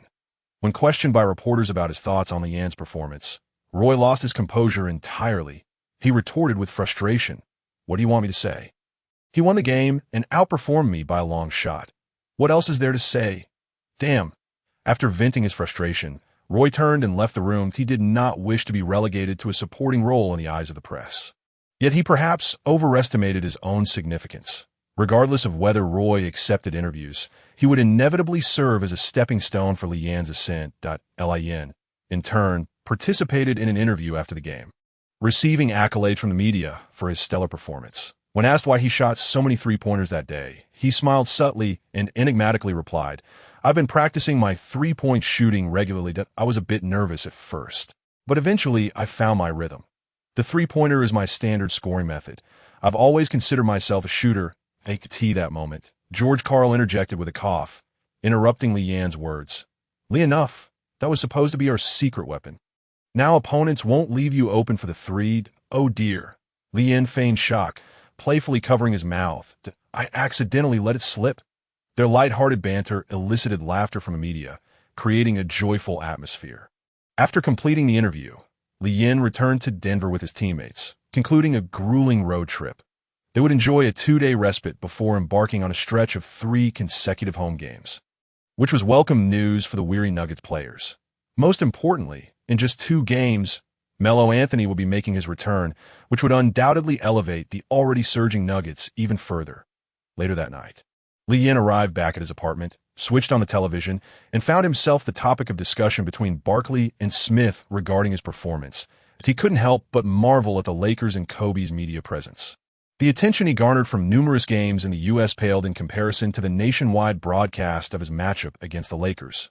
Following that game, Li Yan's all-star vote count began to skyrocket.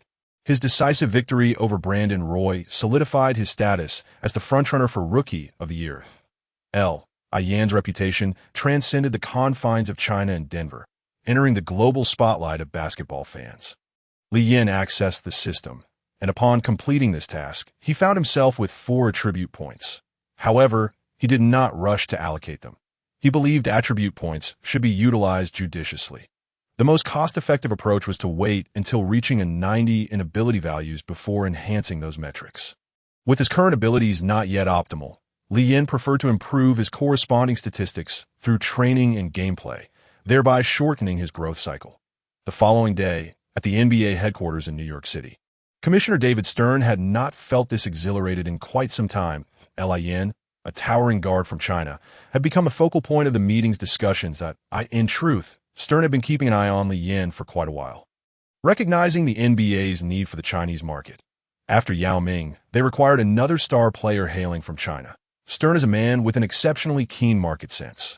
In the 1980s, he traveled across the vast ocean to promote NBA videotapes, thereby seizing the opportunity to open the expansive Chinese market. Stern immediately recognized the superstar potential in Li Yan, and he's been patiently waiting for the right moment. Now, basketball fans around the globe are aware of Li Yan's excellence. It is time to fan the flames further. Notify the public relations department to amplify the publicity surrounding Li Yan. Furthermore, I demand that, by any means necessary, I want to see this remarkable Chinese magician at the All-Star game. The next opponent for the Denver Nuggets is the Memphis Grizzlies. Currently, the Grizzlies' leading star is the Spanish player Pau Gasol. They had a commendable performance last season, ultimately finishing 5th in the Western Conference with a record of 49 wins and 33 losses. However, the current NBA ranking system is rather peculiar. The Denver Nuggets, with a record of 44 wins and 38 losses, are ranked 3rd in the West merely because they are the division leaders, while the Dallas Mavericks, boasting a record of 60 wins and 22 losses, have been relegated to 4th place. It is worth noting that in the Western Conference, only the San Antonio Spurs, with a regular season record of 63 wins and 19 losses, have overshadowed the Mavericks. The unfortunate outcome was that the Memphis Grizzlies faced the Dallas Mavericks in the first round and were unceremoniously swept. The Mavericks of this season are one of the strongest teams in the league. They have decisively eliminated the Spurs and the Suns in the West and advanced to the finals with an impressive 2-0 lead, had it not been for the miraculous intervention of Flash Wade. The Mavericks would have claimed the championship title. The Grizzlies' defeat at the hands of such a Mavericks team is hardly unjust. However, as the wheels of history turn relentlessly forward, some things, once lost, can never be regained. And the Grizzlies' spirit was thus shattered. This season, their main player, Pau Gasol, has been sidelined for over 20 games due to injury, leading to a dismal record for the Grizzlies, although injuries and lack of strength have played their part. The allure of the draft has also contributed significantly. Both Greg Oden and Kevin Durant are extraordinarily rare talents, making it worthwhile for the team to embrace a losing strategy in pursuit of them. Consequently, the Grizzlies have become increasingly entrenched in their downward spiral, with the Eastern Conference Celtics suffering a 17-game losing streak, yet failing to surpass the Grizzlies' position at the bottom of the standings. Faced with such a Grizzlies team, The Nuggets naturally found it effortless to secure victory at home. Nevertheless, Li Yin arrived at the training facility after a brief period of rest. Training is a vital avenue for improvement. And this holds true for Li Yin as well. With the help of the system, Li Yin can monitor his progress in real time. For instance, after persistently engaging in shooting drills or ball handling exercises, he can clearly see the growth of his skill level displayed by the system. As a result, Li Yin's dedication to training surpasses that of all his Nuggets teammates. No man would refuse the exhilarating sensation of becoming stronger. Li Yin began with half an hour of warm-up before transitioning to ball handling drills. As a point guard, he must always maintain his ball control. After adopting the template of magic, Li Yin's passing and ball handling skills have reached the pinnacle of the NBA. Yet, the more proficient he becomes, the more he discovers his penchant for practice. Perhaps this explains why high achievers excel academically while simultaneously relishing the process of learning. After a period of ball handling drills, Li Yin commenced shooting practice. Without skill enhancements, his shooting ability was merely average in the NBA. With a shooting rating of below 60, it was rather glaring. Fortunately, his focus on stationary three-point shooting allowed him to elevate his score from 76 to 79. This achievement filled Li Yin with a sense of accomplishment, as it was a tangible improvement earned through hard work. Suddenly, the door to the training facility swung open. To Li Yin's astonishment, the visitor was none other than Allen Iverson. The basketball he was holding slipped from his grasp. Wasn't it said that Iverson was not fond of training? "What's up?" Iverson inquired with a smile, noticing Li Yin frozen in place. "Wow, you came quite early." Li Yin responded, regaining his composure and greeting Iverson with a wave. Iverson held a high regard for this young player, as Li Yin had consistently been the most diligent worker in the Nuggets training sessions. Never taking pride in any of his accomplishments, Li, why have you been focusing solely on three-point shooting?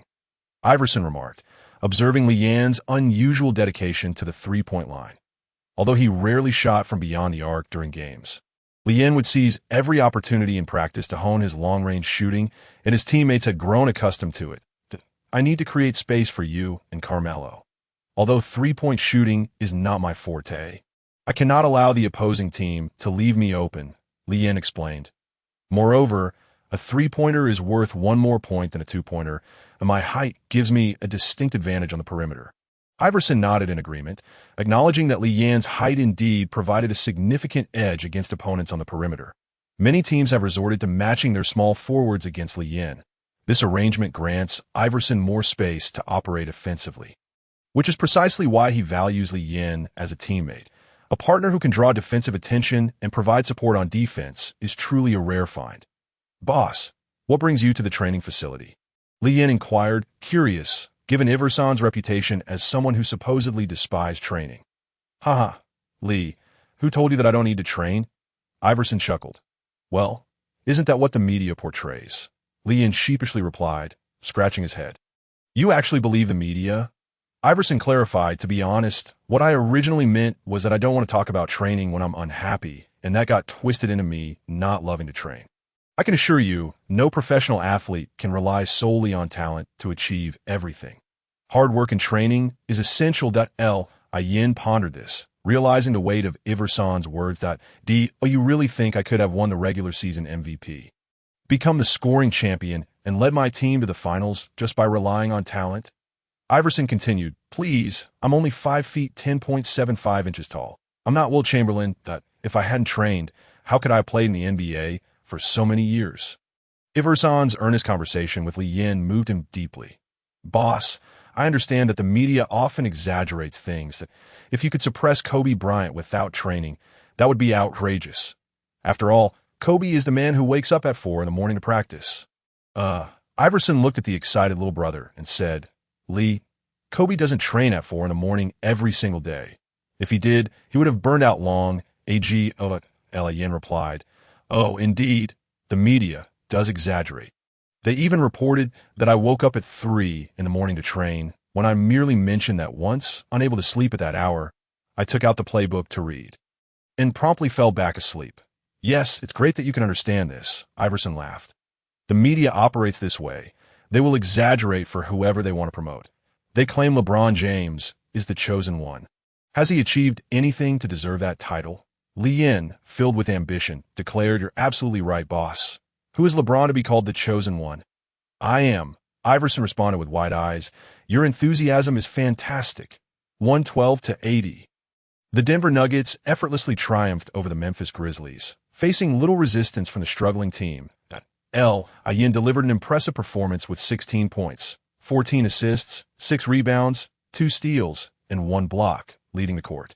Allen Iverson smoothly scored 38 points. Additionally, Kenyon Martin, J.R. Smith, Marcus Camby, and Nene Hilario all contributed with double-digit scores to Yin, who has consistently showcased his brilliance, has made headlines across major sports media, earning the moniker Chinese Magic Man that resonates throughout the United States. Iverson has long been one of the most marketable players in the NBA, and with the addition of Lee Yin, the Nuggets have attracted unprecedented attention. The NBA regular season schedule is notably demanding. And just a day later, the Nuggets will host the formidable San Antonio Spurs. The Spurs are a top-tier team in the NBA. Since acquiring the big fundamental Tim Duncan, they have never missed the playoffs. The Spurs' stability is unwavering. As long as Greg Popovich and Duncan remain, they are perennial championship contenders. Ignoring the impact of Popovich resting his star players on the Spurs' performance, the Nuggets and Spurs are indeed evenly matched. Currently, the Spurs sit third in the Western Conference, while the Nuggets hold the fourth position. Against a rival as strong as the Spurs, the system has no reason to remain inactive. Ding, a task has been issued. Cause Tim Duncan to be ejected from the game. Reward: 2 attribute points. Lee Yin, dog system, can you provide a more reasonable task? How on earth am I supposed to get big, fundamental Duncan ejected? Am I supposed to make him laugh and then have the bald referee penalize him? The system remained unresponsive to Lee Yin, instead continuing with the task. Achieve 2 blocks against Tony Parker for a chance to acquire a unique skill from him. Wow. Lee Yin felt invigorated. Tony Parker is known for his aggressive drives to the basket. With the blessing of the Flash Dwayne Wade's blocking prowess, there's a significant chance for him to execute a successful block. As for Parker's skill, it is likely to be an offensive ability, given that Parker is renowned for his rapid breakthroughs. This is precisely what Lee Yin requires, as his driving ability is already rated at over 90. If he were to gain further enhancement, it would be as if he had acquired wings. The external perspective on the Nuggets is skeptical. Despite their current momentum, they still lack the raw power needed to overcome the Spurs. The Nuggets previously fell to the Detroit Pistons, while the Spurs exhibit greater cohesion than the Pistons. Tim Duncan, known for his fundamental skills, is a challenge for the Nuggets' interior players, who may perform adequately against more rugged teams, but will struggle against Duncan. Although Iverson possesses exceptional personal talent, the Spurs' overall defensive rotations are designed to counteract the elite. The only wild card is Lee Yin, a young talent who has consistently surprised fans with his agile ball handling, flamboyant passing, and tenacious defense, always shouting once per game. But he has even begun to develop a 3-point shooting ability off the dribble, although the media remains unaware that this skill is actually a product of Mamba mentality enhancements. In reality, Lee Yin does not yet possess the ability to shoot threes off the dribble in the bustling Pepsi Center. Fervent Denver fans quickly filled the arena to capacity, under the leadership of Iverson and Lee Yin. The Nuggets' performance has surged, leading to a rapid increase in attendance. After a long day's work, fans come to enjoy the game and unwind, not to be disheartened. Improved performance naturally attracts more supporters, and the Pepsi Center is now consistently sold out. With tickets becoming a rare commodity as the lights dimmed, the introduction ceremony commenced. Following a lengthy list of accolades, Allen Iverson was the first to emerge. The Nuggets had initially intended for Iverson to be the final player introduced. But the answer declined, stating he was not here to vie for the top position with Anthony. He solely seeks a championship.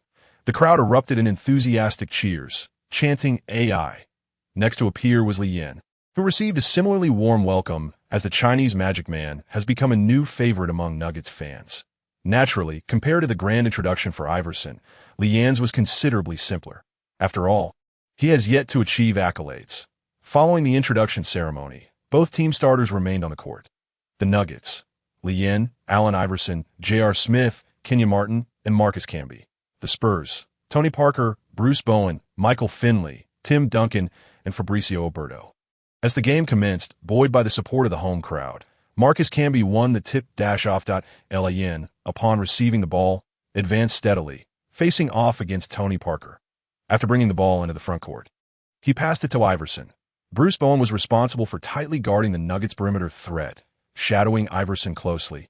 Bowen is a defensive specialist for the Spurs, and his defensive prowess is beyond question, though he is notorious for his underhanded tactics, including his infamous three-step maneuver that led to injuries for players like Vince Carter. With a series of crossovers, Iverson managed to shake off Bowen, drawing the Spurs' help defense before passing the ball to J.R. Smith.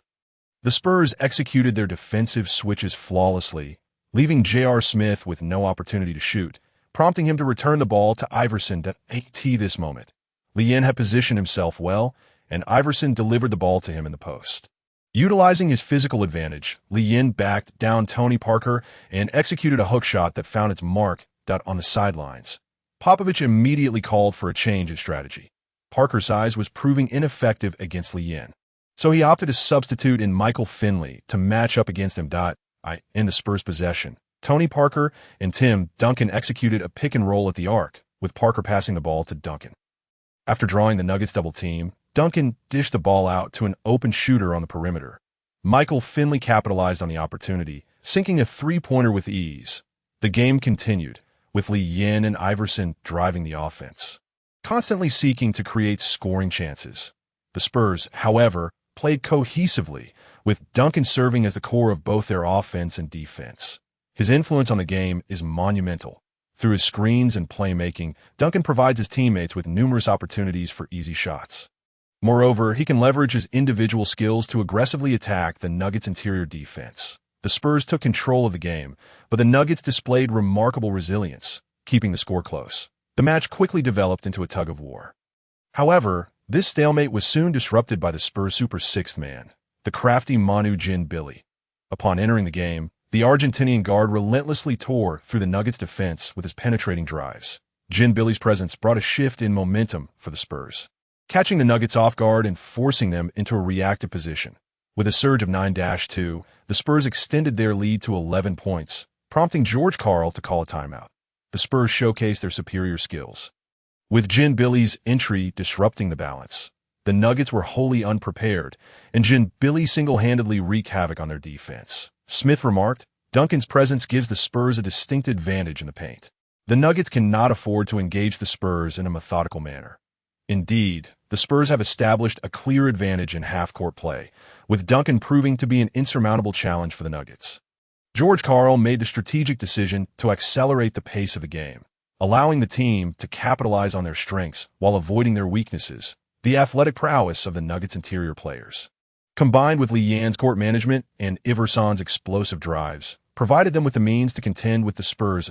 As the timeout concluded, Lee-Yen advanced the ball, and the Nuggets noticeably quickened their positioning. Upon reaching the arc, he executed a pick-and-roll with Marcus Camby. After a powerful drive into the paint, Lee-Yen drew Duncan's attention with a deft bounce pass, enhanced by his reputation as the master of assists. The ball found its way comfortably into the hands of Kenyon Martin.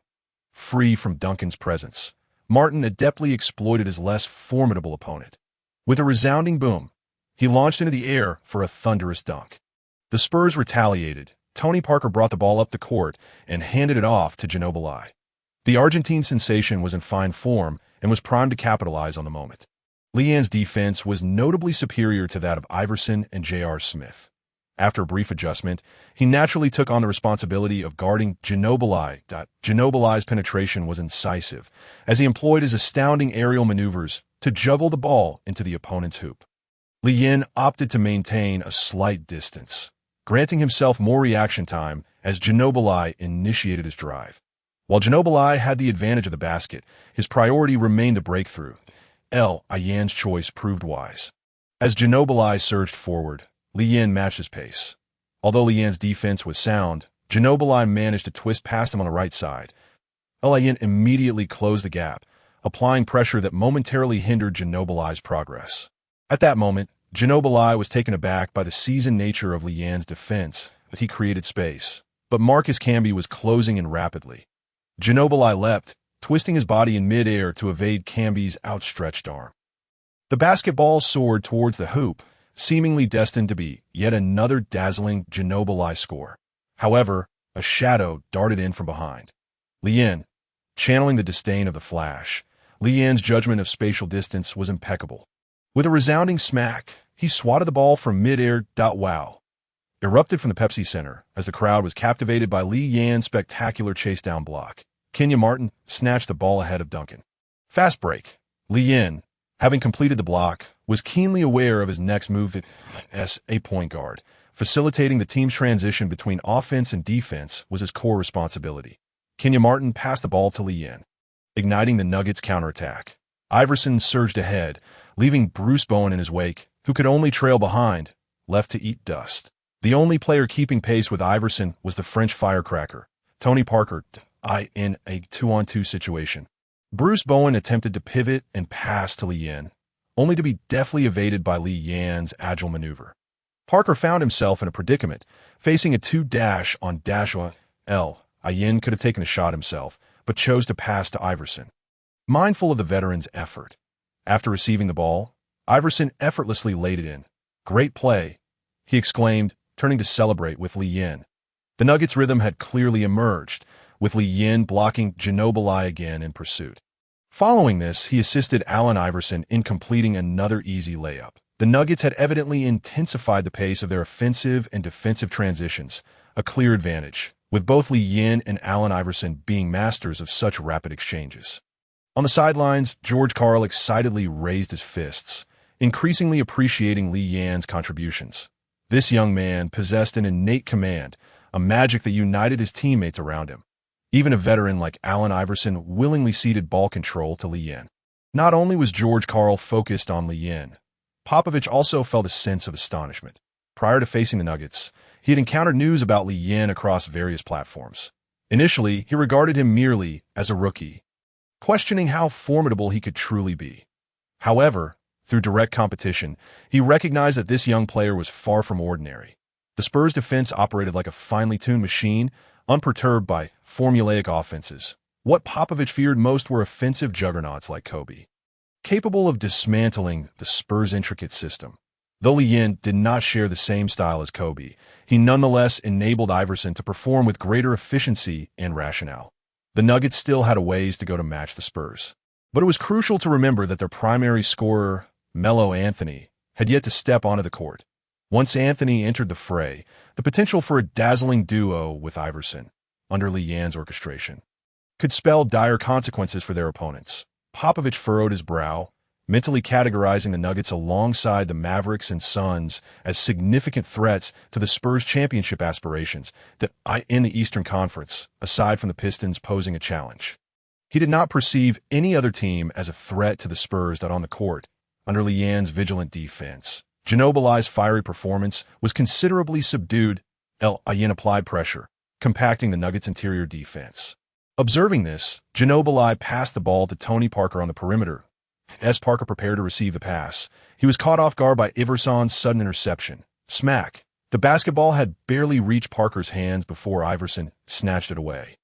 Parker had underestimated Iverson's swiftness. The ball veered towards the sideline, but Iverson dashed to recover it. Wow! AI was still giving it his all. Who said he had issues with defensive effort? Our backcourt duo was phenomenal.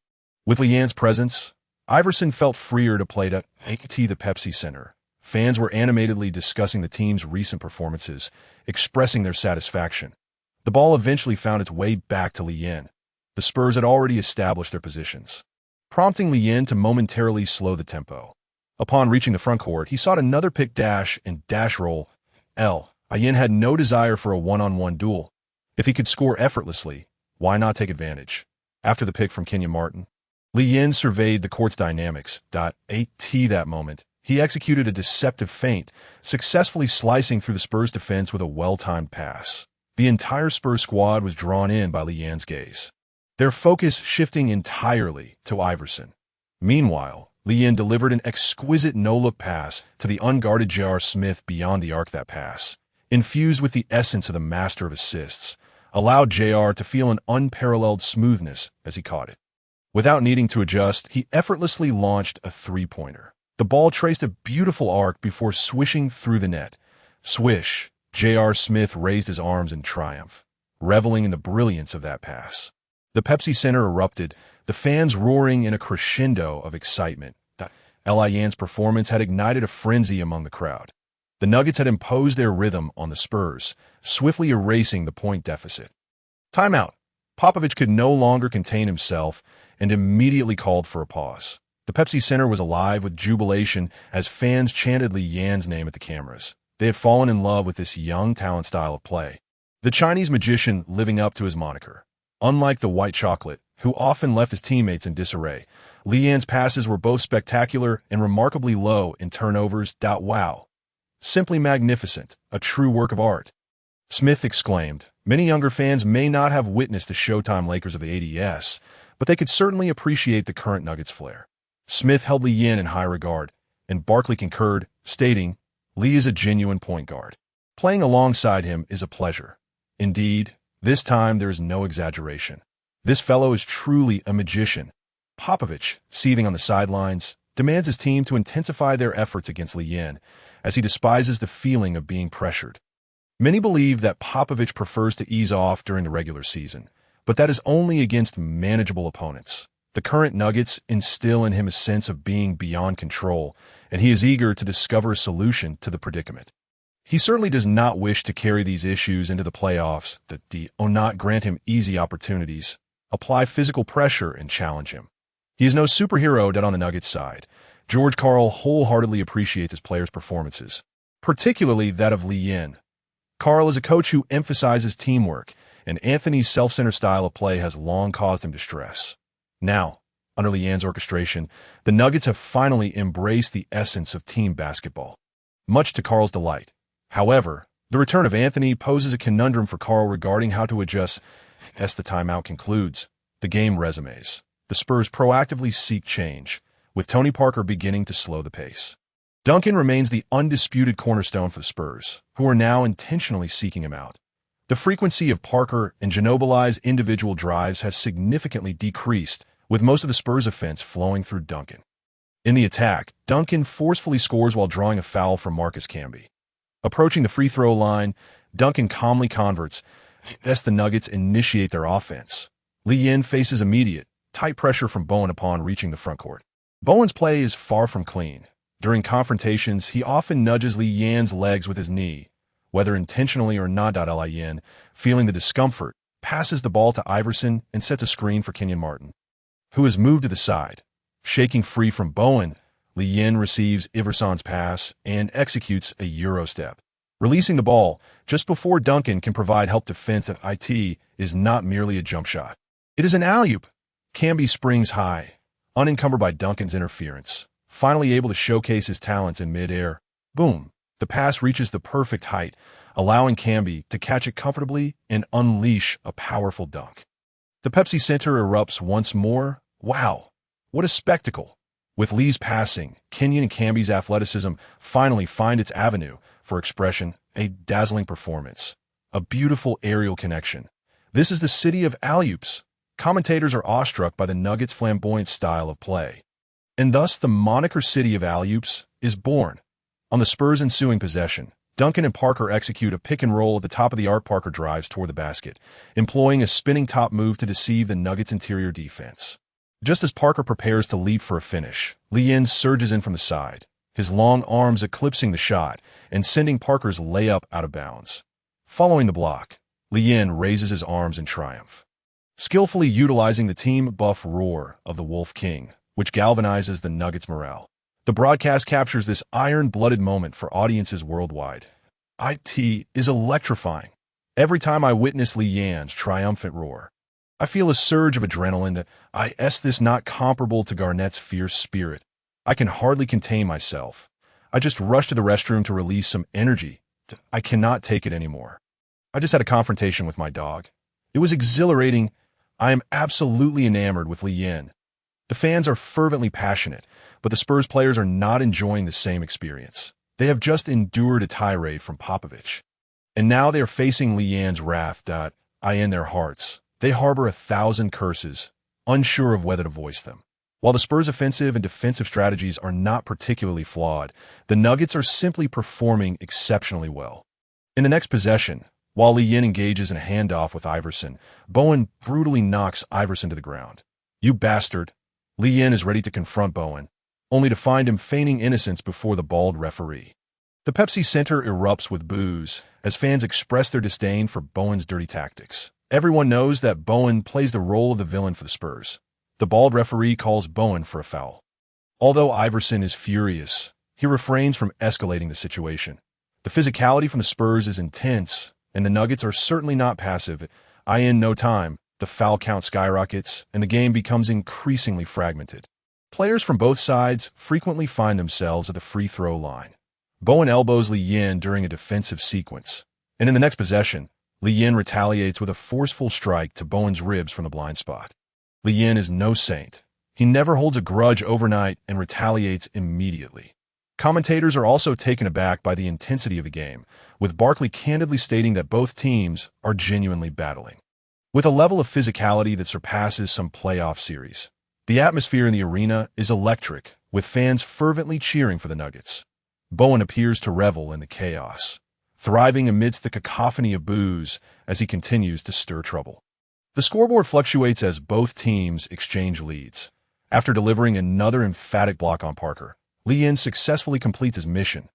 Ding! The host has blocked Tony Parker twice. Mission accomplished. Reward: Tony Parker's exclusive skill spinning top. Spinning top. Beginner. I am the spinning little top. Tony Parker's signature move allows him to take a large step past the first defender. When facing interior help defense, he quickly spins, leaving the defender behind to score. Skill effect: after completing the spinning maneuver, increase shooting accuracy by 10. Yin immediately learns the skill, gaining an enhanced understanding of the spinning move in his mind. He enriches his arsenal, and while the improvement may not be substantial, having an additional offensive method is always advantageous. As the game reaches the midpoint of the fourth quarter, the score stands tied at 81. The tense stalemate persists. Yin, with a series of direction changes, outmaneuvers Bowen. Just as Lee Yin prepares to adjust his rhythm for an inside attack, Bowen lunges at him with ferocity. Yin is knocked to the ground, and Bowen does not relent, stepping directly toward him. Damn it! Lee Yin was caught off guard and failed to evade this critical moment. The system chimes. Ding! Host detected to be in imminent danger, requiring self-defense. Reward skill: lightning whip. I must say, this system is quite remarkable. It can genuinely save a life at critical junctures. Yin has no time to react as the system autonomously completes the learning process. Lightning whip, a miraculous martial art from the mysterious East. Invincible and unparalleled, swift as the wind, skill effect. As swift as the breeze, increase reaction speed by 50, delivering rapid successive strikes. In an instant, enlightenment strikes Lee Yin, and he feels as if he's been possessed by Bruce Lee. His powerful core strength enables him to evade Bowen's heavenly crippled foot. To his surprise, Bowen remains relentless, seeking to deliver further dirty blows. How dare you, scoundrel! As Lee Yin's bloodline awakens, he seamlessly counters Bowen's attack with a series of fluid strikes. Lee Yin gains the upper hand, and Bowen collapses to the floor, clutching his abdomen and unable to move. The situation shifts dramatically. Just a moment ago, fans in the stands were anxiously contemplating how to confront Bowen. Now Lee Yin swiftly dispatches Bowen with astonishing speed. Unbelievable! Oh my God! How powerful! Do all Chinese people practice martial arts? The mysterious strength of the East. The fans in the stands are left astounded. In their eyes, Lee Yin's movements are simply breathtaking. Could this be Kung Fu, aerial punches, or Jeet Kune Do? Damn, I want to learn. On the court, the closest players, Tim Duncan and Marcus Camby, are equally stunned. They intended to intervene, but were utterly captivated by Lee Yin's fluid combination of moves. Beep! Beep! The court descends into chaos as the referee immediately halts the game. Wow, this is simply incredible. Within the confines of the studio, Barkley and Smith began to indulge in the spectacle. Bruce Bowen's defensive maneuver was excessively aggressive. As he charged directly at the opponent, Yin, while attempting to change direction, was struck, causing him to lose his balance and fall to the ground. Despite this, Bowen did not retract his foot and proceeded to stomp towards Lee. An undeniably perilous act. Had fortune not favored Lee, he could have sustained serious injury. The league must take action against Bowen. His conduct lacks any semblance of sportsmanship. Fortunately, Li Yin, being Chinese and well-trained, managed to respond with remarkable agility. I could barely comprehend the incident as it unfolded, but thanks to the replay, I witnessed Li's incredible skills. His reflexes were astonishing. Such moves I had previously only seen in the films of Bruce Lee and Jackie Chan. Bowen was unequivocally outmatched. Oh, it was truly impressive. Bowen had met his match, his actions appearing sluggish in comparison to Li's prowess. That I am enamored with Li. He is truly multifaceted, destined to be a superstar in both WWE and Hollywood. Barkley was in a frenzy, mesmerized by the slow-motion replay as he passionately narrated the events. Meanwhile, the entirety of what had transpired was revealed to the audience through the replay, Lin, exhibiting extraordinary reflexes. Evaded Bowen's assault and countered with a flurry of punches, elbows, and shoulders that a seamless combination successfully dispatched Bowen. Fans worldwide were astounded. This was beyond comprehension. The scene rivaled that of a martial arts film. Bowen had brought this upon himself? Why provoke Li? Clearly, the connection between Li Yin and Bruce Lee is profound, as one can ascertain from their names. Remarkable. Who would have thought that Li Yin, so proficient on the court, would excel even more in a confrontation? Wait, is Bowen still conscious? Who cares? He is merely a villain. The fans reveled in the drama, while the referees swiftly quelled the situation. Bowen was ejected. Li Yin was ejected. Additionally, Tim Duncan and Kenyon Martin, who had rushed to the scene, were also dismissed. The big fundamental, Duncan, appeared bewildered. What just happened? I did nothing. Can't one enjoy the spectacle? The referees deemed that Duncan and Martin's presence escalated the situation. This ruling was a mere compromise, a slap on both wrists. Ultimately, the referees wield the ultimate authority. Amidst the cheers of the crowd, Li Yin exited the arena like a hero. On the other side, Bruce Bowen was escorted off the court by the Spurs medical staff, still reeling from Li's sharp counterattack. Yin returned to the locker room. A notification from the system chimed. Ding! Congratulations, host. You have completed the task. Tim Duncan has been penalized. Reward: 2 attribute points. Yin felt a surge of delight.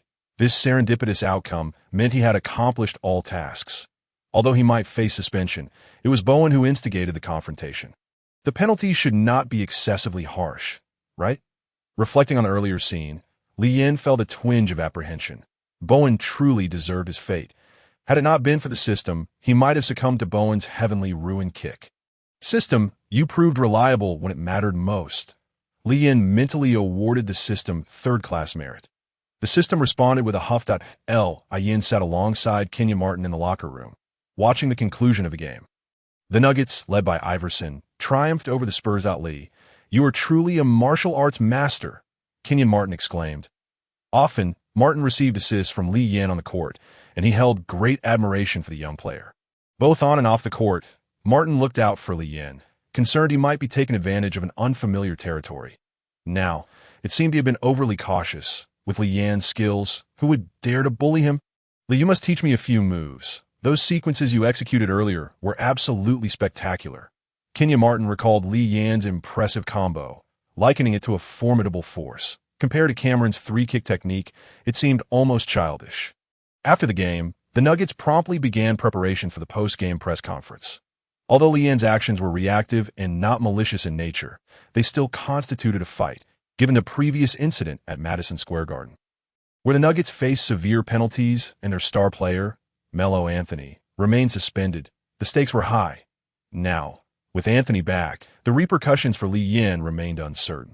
The immediate priority was to leverage the media's influence to deflect blame onto the Spurs. Only then could they hope to mitigate the league's punishment for Li Yin. Lin was still in discussions with George Karl regarding his participation in the press conference when a call from his management team came through.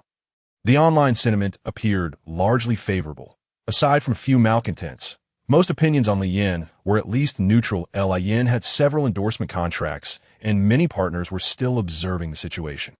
Thus, his team was keenly focused on maintaining Li Yin's public image. His popularity was soaring, especially with the NBA's recent promotional efforts, which led many fans to recognize the Nuggets' dazzling point guard, dubbed the Chinese Magic Man.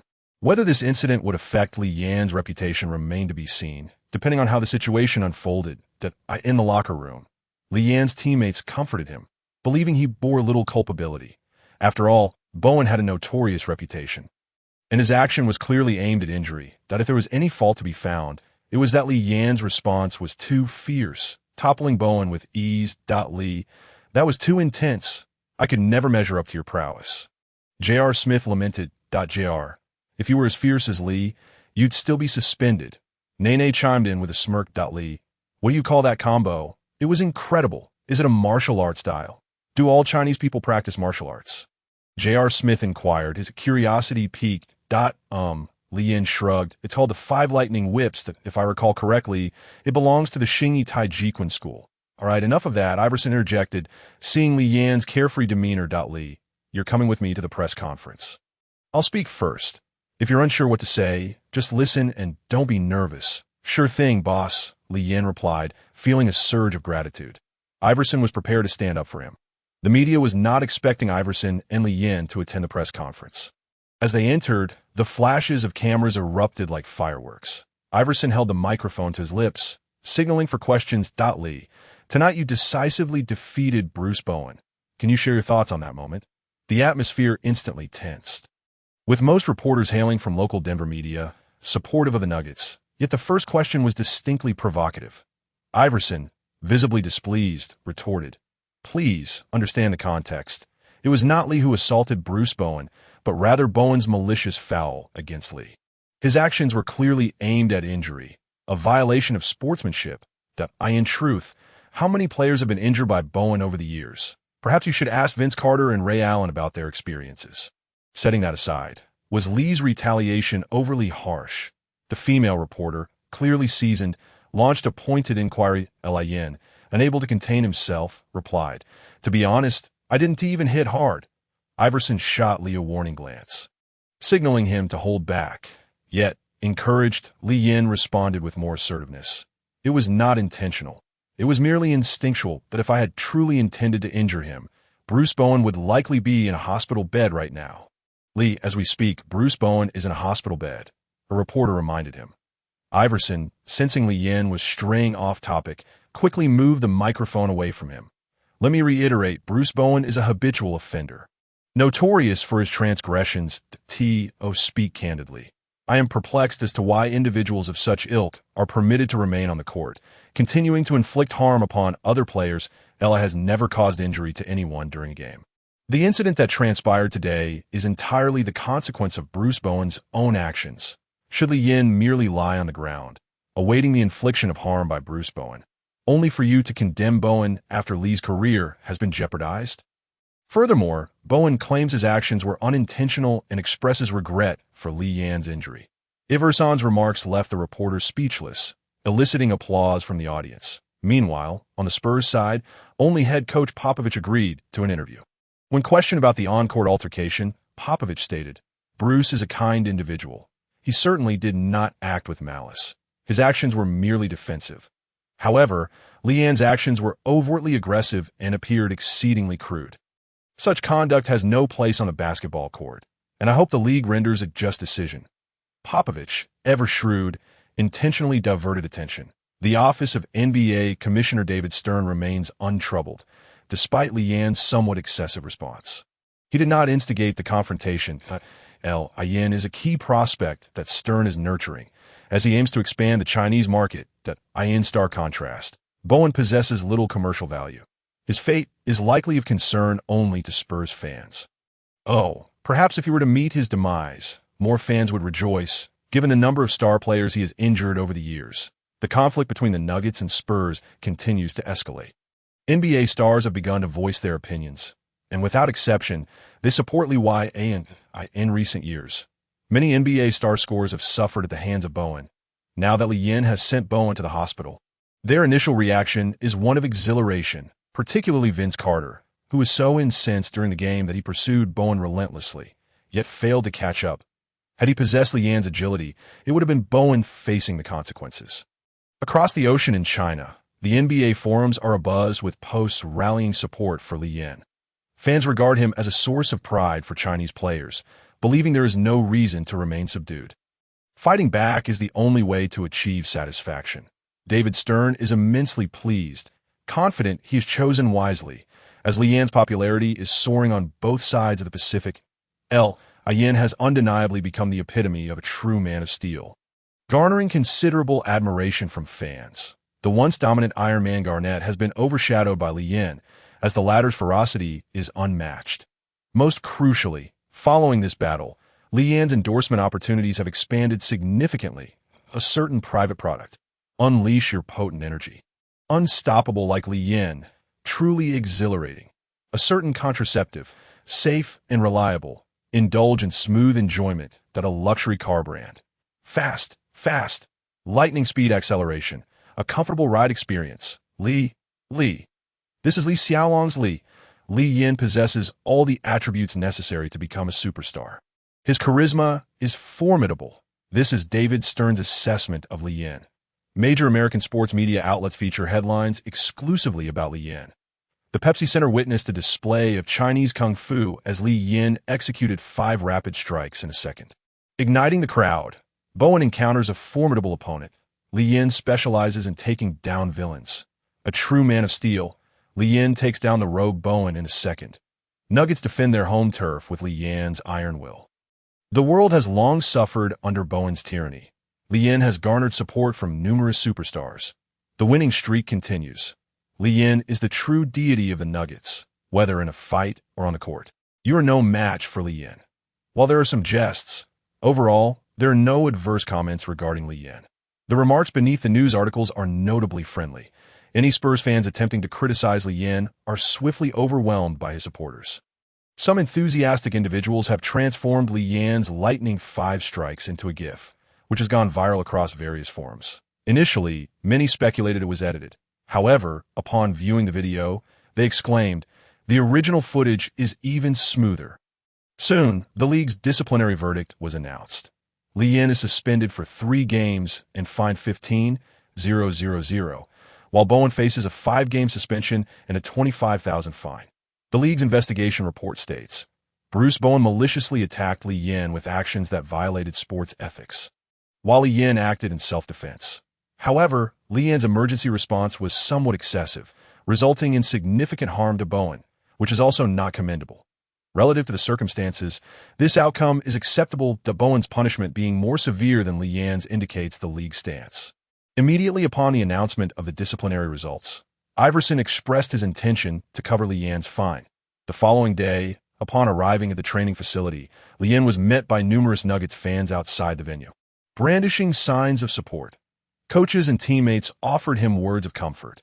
While Iverson covered the fine, the suspension was unavoidable. Yan remained unfazed, as his salary would not be deducted, and a 3-game break was rather enjoyable.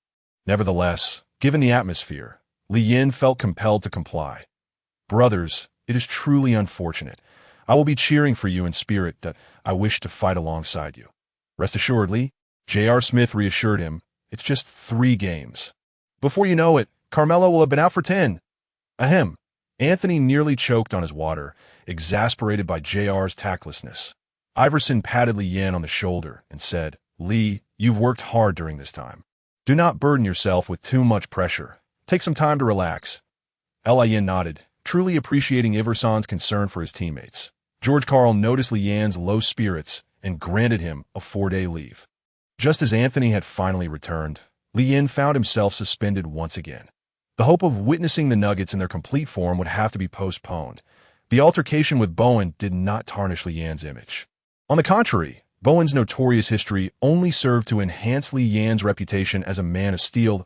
In recent days, Li Yan's management team secured numerous endorsements, all from major brands, with substantial startup capital in hand. Li Yan's investment company began to explore new ventures, yielding significant profits under his divine perspective. Naturally, endorsements entail advertising shoots. While print ads are relatively straightforward, filming commercials can be a cumbersome endeavor. However, one cannot refuse lucrative offers. Today, Li Yan was shooting a soda advertisement, which posed little technical difficulty. Merely a display of his basketball prowess. Dribbling with dazzling flair, he showcased his skills with appropriate expressions, as he may not have experienced a pig's life, but had certainly witnessed pigs running. The shooting was smooth and seamless. The only challenge was the final dunk. Although Li Yan's vertical leap was average, his height and wingspan were exceptional, making a straightforward dunk feasible. The director, however, insisted on a windmill dunk, which proved somewhat excessive. Yin finally understood Duncan's plight. While the windmill dunk itself is not difficult, executing it flawlessly is quite another matter. After several attempts, he ultimately succeeded by utilizing a segmented filming approach. Upon viewing the final product, the director was immensely satisfied, praising Li Yan's artistic expression. Li, you performed remarkably. I originally thought this would take a long time, yet you accomplished it so swiftly. If only you weren't so tall. You'd undoubtedly be a superstar in Hollywood. Li Yan, possessing striking looks that set him apart among NBA players, exuded an inherent charisma unlike Durant's, embodying the essence of a natural leading man. However, his towering height made it challenging to find suitable actors to share the screen with him.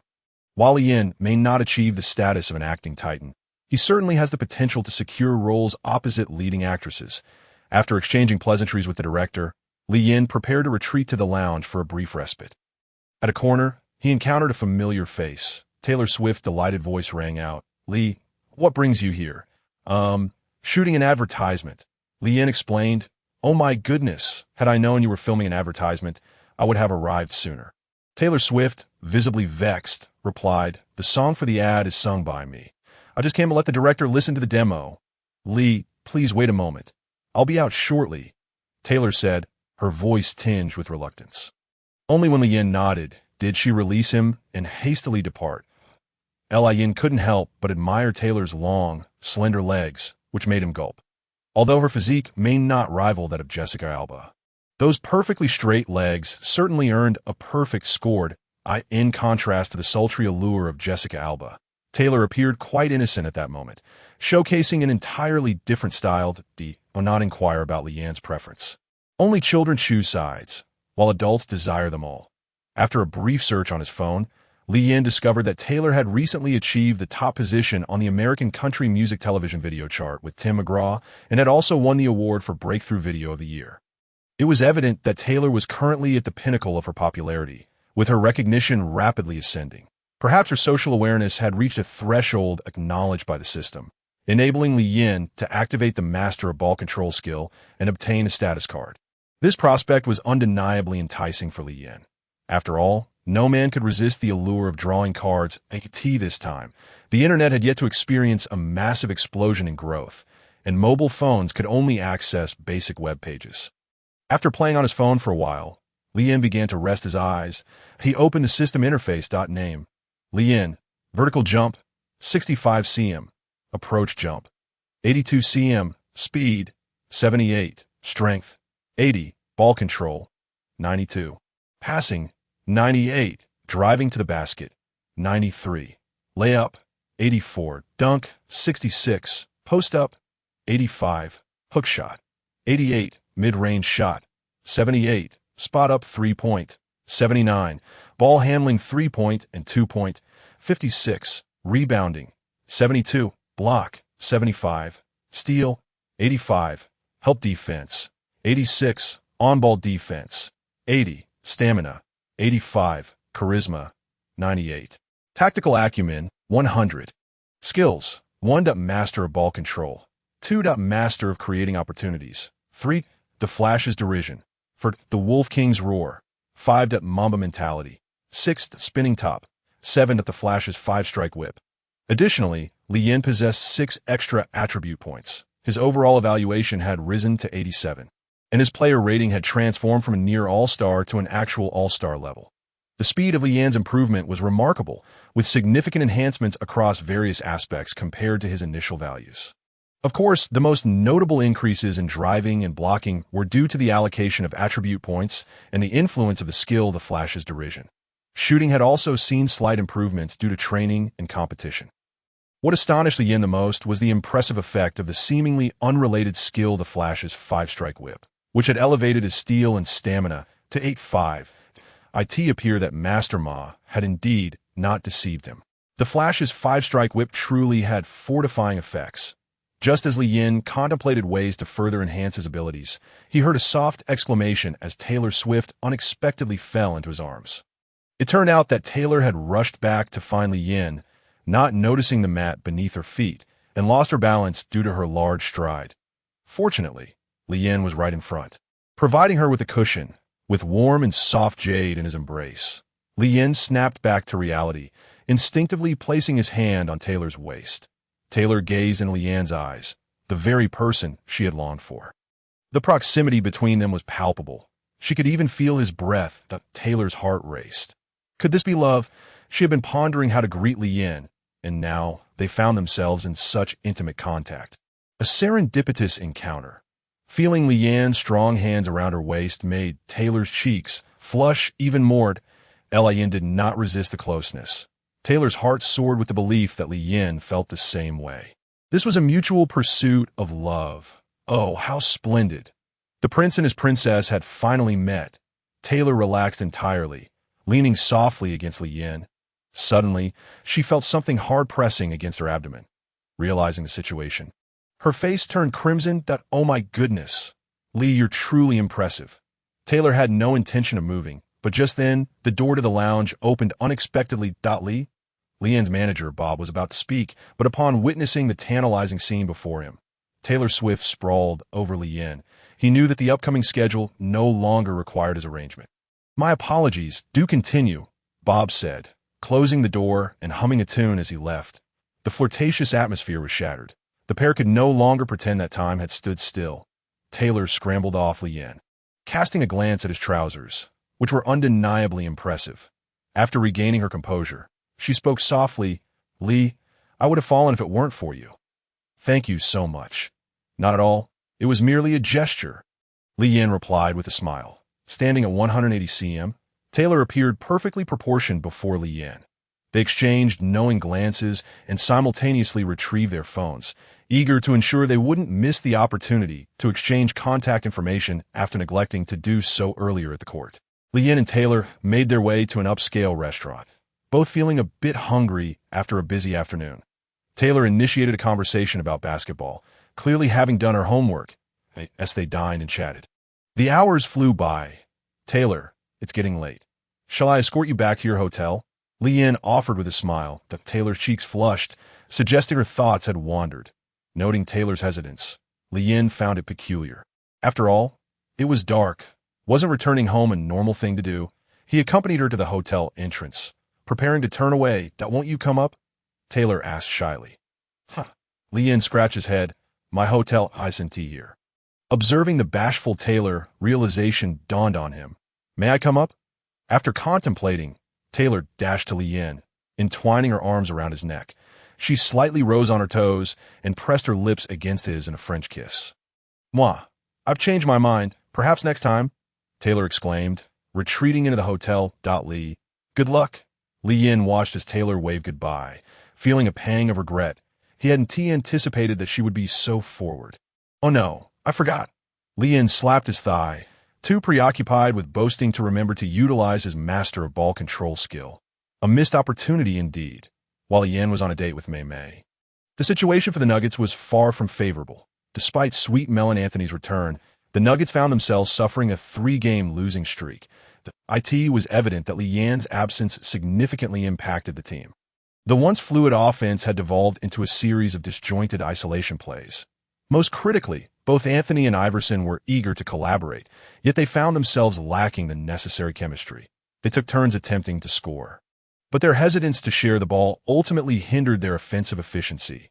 The Nuggets first faced a crushing defeat at home against the Pistons by 28 points, followed by a 12-point loss to the Warriors on the road, and finally succumbed to the Spurs in San Antonio after 3 quarters of play. The Warriors currently sit in 8th place in the Western Conference, their strength not matching that of the Nuggets. While the Pistons and Spurs are formidable, the Nuggets should not have been so thoroughly overwhelmed. When Li Yin was present, they had been able to contest fiercely against these two powerful teams. The fans of the Nuggets and a local Denver media yearned for Li Yin's return. On various sports websites, Li Yin discovered numerous messages from Nuggets fans, many directed towards him. The sentiment could be summed up in 4 words: crisis for the team. Return swiftly. Li Yin's first game back was a home match against the Dallas Mavericks. The Mavericks boasted the best record in the league, currently in peak form. after suffering a painful loss in the previous season's finals to the Heat. The Mavericks had not faltered. Instead, they erupted with astonishing vigor in the new season. They held a commanding lead over the league, with 6 more wins than the second-place Suns, under the guidance of head coach Little General Johnson. The Mavericks displayed a balanced offensive and defensive prowess. German tank Nowitzki was unstoppable, while Josh Howard and Jason Terry were in the prime of their careers, rendering the trio of Mavericks core players formidable. Youngster Devin Harris exhibited rapid improvement, and veteran Stackhouse remained a valuable asset off the bench. Although the Western Conference's second center, Dampier, had been schooled by Yao Ming and Stoudemire, his defensive skills remained top-notch, making the entire Mavericks team a force to be reckoned with. The Nuggets, having just endured 3 consecutive losses, lacked the previous aura of invincibility. They desperately needed a victory to regain their momentum. Facing the league-leading Dallas Mavericks at this juncture was undoubtedly a formidable challenge. In the 3 games without Lee Yin, the Nuggets not only saw their offensive efficiency plummet, but also their defense became riddled with vulnerabilities. The team's average scoring dropped to 92 points, while conceding a staggering 112 points. This stark contrast illuminated Lee Yan's true value. He was not merely a supporting player, but the engine of the Nuggets. During pre-game practice, Lee Yan distinctly sensed that the team's atmosphere was less lively than before. However, this was to be expected. If the players remained cheerful after a series of losses, that would indeed signal a grave issue. Lee Yan engaged with his teammates in tactical drills, and it became apparent how vital a good point guard was. Under his orchestration, the Nuggets players felt a notable sense of ease, while players like Iverson and Anthony managed well. For interior players like Kenyon Martin, Marcus Camby, and Nene Hilario, the absence of Lee Yan was a stark contrast. George Karl also rallied the team. Gentlemen, tonight's opponent is formidable. The Mavericks are at the top of the league and reached the finals last year. However, we are now at full strength, and we must seize this victory. The Mavericks, being the league's best, were indeed in fine form. Yet, following Lee Yan's return, the media believed the Nuggets still had a fighting chance. After all, when Anthony was absent, the Nuggets had managed to compete fiercely against strong teams like the Spurs under the leadership of Lee Yan and Iverson. Anthony's scoring prowess was unquestionable, but it remained to be seen whether the Nuggets could effectively manage the distribution of ball control. The 3 consecutive defeats indicated that the Golden Duo could not produce a sum greater than its parts. Now, Lee Yan had become the hope of the whole village, with Nuggets fans eagerly anticipating that the Chinese magician could unleash the true potential of the Golden Duo. In the studio, Barkley and Smith were analyzing the upcoming match. The Nuggets were in dire straits. Since Anthony's return and Lee Yan's suspension, they had not won a single game. Losses to both the Spurs and Pistons were by over 20 points.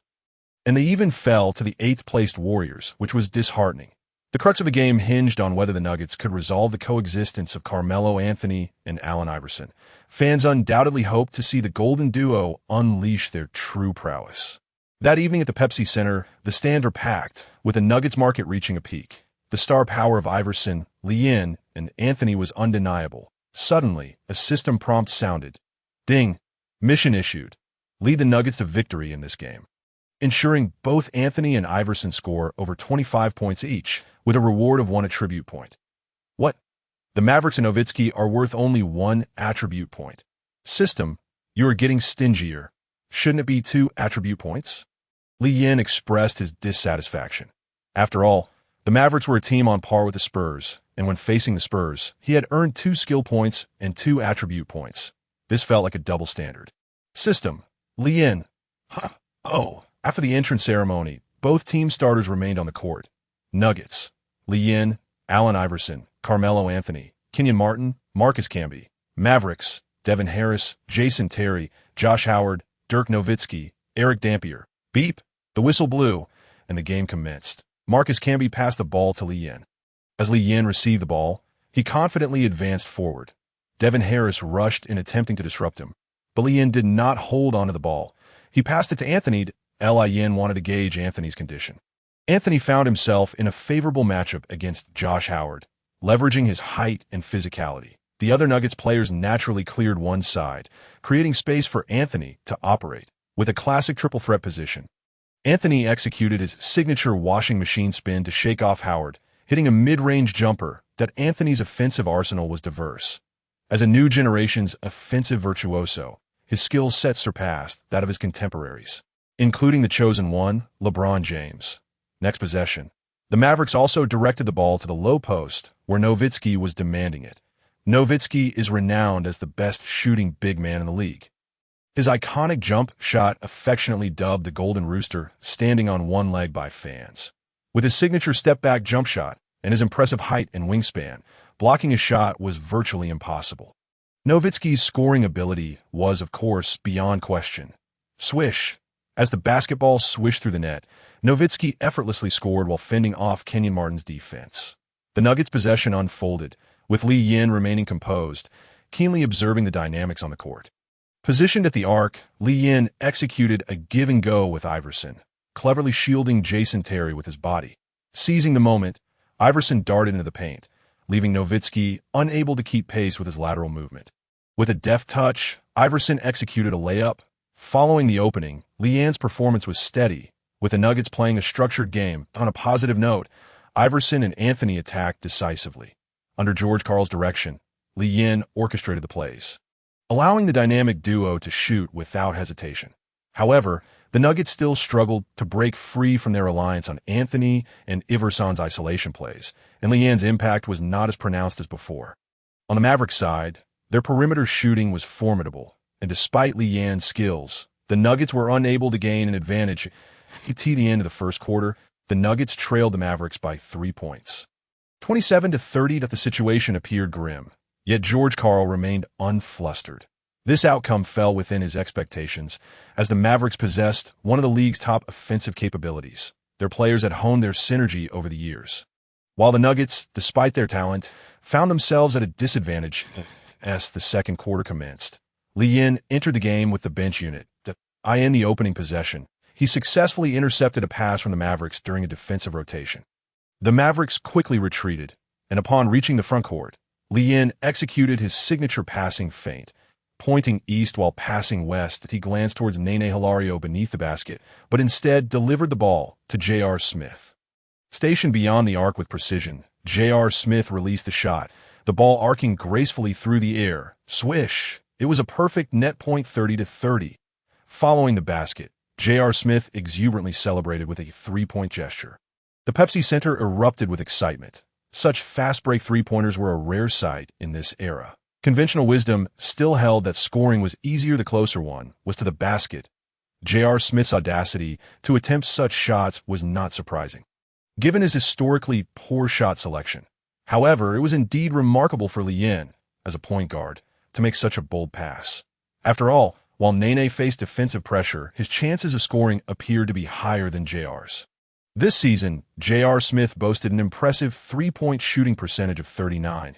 Considering his propensity for ill-timed forced shots. His three-point shooting ability was commendable, coupled with Lee Yin's additional skill, master of the craft, which enhanced his shooting percentage. Such an open three-pointer was practically a certainty for J.R. Smith.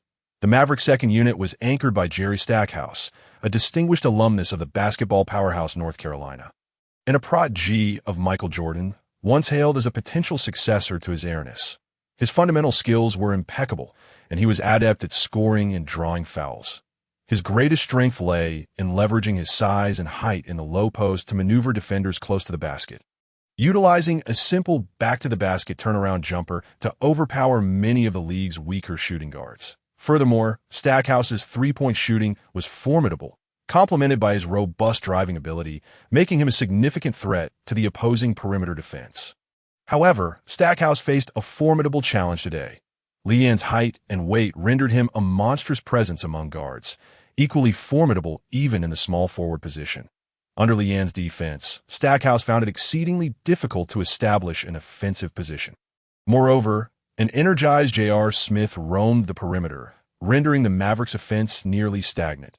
Devin George's forced shot clanged off the rim, while Nene secured position under the basket, allowing Lee Yin to collect the rebound. The Nuggets swiftly transitioned from defense to offense, with Lee Yin advancing the ball directly, bypassing unnecessary passing maneuvers. As the pace of the game quickened, more scoring opportunities emerged. Yin soon arrived at the front court. Just as the Mavericks' interior defense was settling in, Nene positioned himself at the arc, setting a screen for Lee Yin before rolling towards the basket. Yin exploited the pick to penetrate, executing a double trouble that pierced through the Mavericks' defense. Nene received Lee Yin's pass and effortlessly dunked the ball. The Mavericks were mired in a scoring drought, while the Nuggets flowed seamlessly on offense. In the next possession, Lee Yin backed down Greg Buckner, drawing the Mavericks' defensive attention before delicately tossing the ball into the paint. Nene leaped high, comfortably catching the ball, and boom, delivered a thunderous two-handed dunk that left the audience in awe. The Pepsi Center was electrified. Such an offensive display was exhilarating. Nene and Lee Yin exchanged high fives in celebration. Meanwhile, Kenyon Martin and Marcus Camby on the sidelines looked on with envy, wishing for such a pass. Across the bench, Allen Iverson and Carmelo Anthony appeared contemplative. After J.R. Smith once again connected on a precisely guided three-pointer from Lee Yin, the Mavericks called a timeout. A 13-2 run had propelled the Nuggets to an 8-point lead at home. Wow, the Nuggets' second unit had turned the tide, with J.R. Smith stretching the floor while Nene loomed large in the paint. Barkley marveled, the most crucial aspect is that Lee Yin's court management is exceptional. He is a natural at pushing the tempo, always finding his open teammates. Lee Yin's unselfish style of play made him a joy to have as a teammate. Barkley pondered why the Nuggets had not played this way in the first quarter. You have to let Carmelo Anthony collaborate. Smith's comment resonated with many fans. Anthony's role for the Nuggets was akin to LeBron James for the Cavaliers. Over the past 3 seasons, Anthony had become accustomed to a player-centric style. To effect change now, the best approach would be for Melo to actively participate. Otherwise, friction could pose significant harm to the Nuggets. As Barkley and Smith analyzed the situation, the game continued with both teams reintroducing their starters. Nowitzki attracted the defense before assisting Jason Terry for a three-pointer, stabilizing the Mavericks' position. As the second half commenced, spectators were astonished to see Anthony creating space for Lee Yin on one side. Subsequently, Lee Yin executed a juggling behind-the-back pass to Anthony. That moment, Anthony's defender had been drawn away by Lee Yin, a wide-open shot. Anthony hesitated momentarily, then smoothly released the ball, which arced gracefully through the air. Swish! It was a flawless score. Lee Yin exchanged high fives with Anthony. The latter was still savoring the previous play. How did that pass come through? The Nuggets' transformation had begun. Carmelo was no longer demanding the ball as usual. Instead, he was stretching the Mavericks' defense. Oh my! Lee Yin found himself encircled by Mavericks defenders, but managed to pass the ball out from behind. Opportunity! Carmelo Anthony, wide open, no problem, very steady. In the studio, Smith leaped to his feet, exclaiming, "That shot was incredible, audacious, and exceptionally imaginative." From a point guard perspective, Lee Yin's passing and control were impeccable. His core vision was extraordinary. "Kendrick, would you make that pass?" Barkley asked with a chuckle. "No, with my height. I couldn't possibly find a teammate in that position," Kendrick replied. Lee Yin's stature indeed provided him a significant advantage in court vision. Smith marveled, "Even if I knew Carmelo was in that position, I wouldn't use such a risky method." Lee Yin is not a rigid, textbook point guard. His passing is imbued with creativity. Wow! Magic! The elegance of such a pass was akin to sorcery. Truly remarkable. The Mavericks found themselves embroiled in a fierce battle at the Pepsi Center. The Nuggets, in stark contrast to their play in the first quarter, displayed a markedly different style. They accelerated the pace of transition between offense and defense, swiftly launching counterattacks following successful defensive plays. The Nuggets boasted formidable athleticism in the paint, particularly through Kenyon Martin, a quintessential beast of a power forward today. As for Allen Iverson, the master of fast breaks, his prowess is beyond question, and Anthony is also more than capable of keeping pace. In contrast, the Mavericks' Eric Dampier and the big German Dirk Nowitzki are both players whose foot speed is somewhat lacking, causing them to struggle to match the Nuggets' tempo. Furthermore, on the defensive end, the Nuggets' overall physique does not put them at a disadvantage. They effectively stifled the Mavericks' drives to the basket, and Nowitzki found himself at a disadvantage in both speed and size against Kenyon Martin. Gradually, the Nuggets began to assert their dominance on the court. Lee Yin observed that this was hardly surprising, as the Mavericks had already fallen victim to the Warriors' shocking upset earlier this season. The Warriors had indeed dismantled the Mavericks through rapid transitions. At this juncture, Nowitzki's one-leg fadeaway had yet to reach its zenith. Facing intense physical challenges, his offensive efficiency suffered greatly. With 4 minutes remaining in the second quarter, Li Yin took a breather, despite his stamina having reached an impressive 85. It remained insufficient to sustain him through such a taxing performance. In this match, to facilitate smoother offensive plays for his teammates, Li Yin frequently assumed the role of the master chef, while the Nuggets showcased astonishing offensive efficiency. It came at a significant cost to Li Yin's endurance. After Li Yin exited the game, the Nuggets' ball movement noticeably faltered, granting the Mavericks a moment of respite as the top team in the league. The resilient Mavericks had not thrown in the towel. Before halftime, they narrowed the deficit to within 10 points. Li Yin had amassed 6 points and delivered 9 assists. Both Iverson and Anthony had also surpassed 10 points, and the system's objectives appeared to be progressing smoothly. However, Anthony harbored some reluctance regarding relinquishing ball control to Li Yin. Given Iverson's esteemed status in history, Anthony could somewhat reconcile this arrangement. Yet, regarding Li Yin, although the young man's performance was commendable, Anthony felt a twinge of reluctance at the thought of ceding control an offensive kaleidoscope. Anthony desired to shoulder the Nuggets' scoring burden. Ultimately, Anthony grew up watching the NBA of the 1990s, and in his mind, it was imperative for the star player to execute isolation plays. This led to some minor friction between Anthony and head coach George Karl. Karl wished for Anthony to share the ball more and invest greater effort on the defensive end, but Anthony was not particularly receptive. Throughout the first half, Anthony's perspective underwent considerable alteration. Li Yin's passing created numerous easy scoring opportunities for Anthony, who was certainly not foolish enough to decline such chances. It became evident that Li Yin served as the lubricant between Carmelo Anthony and Allen Iverson, with the Chinese magician adeptly resolving the Nuggets' ball distribution issues. Smith elucidated that as long as the Nuggets maintained such a style of play, they would remain competitive. Otherwise, relying solely on isolation plays would not carry them far. Barkley concurred with Smith's assertion, emphasizing that basketball is a team sport. Even Michael Jordan required Scottie Pippen. Soon, the second half commenced. The Nuggets' defense maintained commendable intensity. The interior presence of Kenyon Martin and Marcus Camby thwarted any advantages for the Mavericks. Li Yin's help defense from the perimeter also imposed significant constraints on the Mavericks. Even Anthony, typically lackluster in defensive efforts, was notably focused. This was unavoidable. Melo found the offensive game exceedingly effortless, and if he were slack off defensively, he would scarcely feel as though he had broken a sweat. Consequently, the Mavericks' offense became stymied, ensnared in the Nuggets' chokehold. Since trading away Nash, the Mavericks had struggled to find a central organizing figure. Now, faced with such adversity, they opted to hand the ball to Nowitzki for a series of isolation plays. Nowitzki managed to shake free from Kenyon Martin, but as he prepared to shoot, Marcus Camby's lengthy arms reached in from the side. Nowitzki's shot was significantly disrupted, prompting him to adjust his release angle. Though he evaded Camby's outstretched limb, his accuracy clearly faltered. The basketball clanged against the rim and ricocheted away. Anthony secured the rebound and immediately sought out Li Yin. It is human nature, as Li Yin continually set up Anthony for scoring opportunities. Melo began to acknowledge Li Yin's capacity to orchestrate the offense. Wow. It was astonishing to witness Carmelo displaying such defensive tenacity. Barkley was utterly astounded in his perception. Sweet Melon Anthony exhibited a rather lackluster defensive attitude, often losing track of his assignments due to lapses in concentration. However, a transformation had taken place. Anthony had been metamorphosed, and the arrival of Li Yin had completely altered the ecosystem of the Nuggets. On the sidelines, George Karl wore a smile, witnessing the immediate impact of Li Yin's development. Even managing to influence a seasoned player like Anthony in the fast-paced transition, Li Yin orchestrated the tempo with the ball in hand.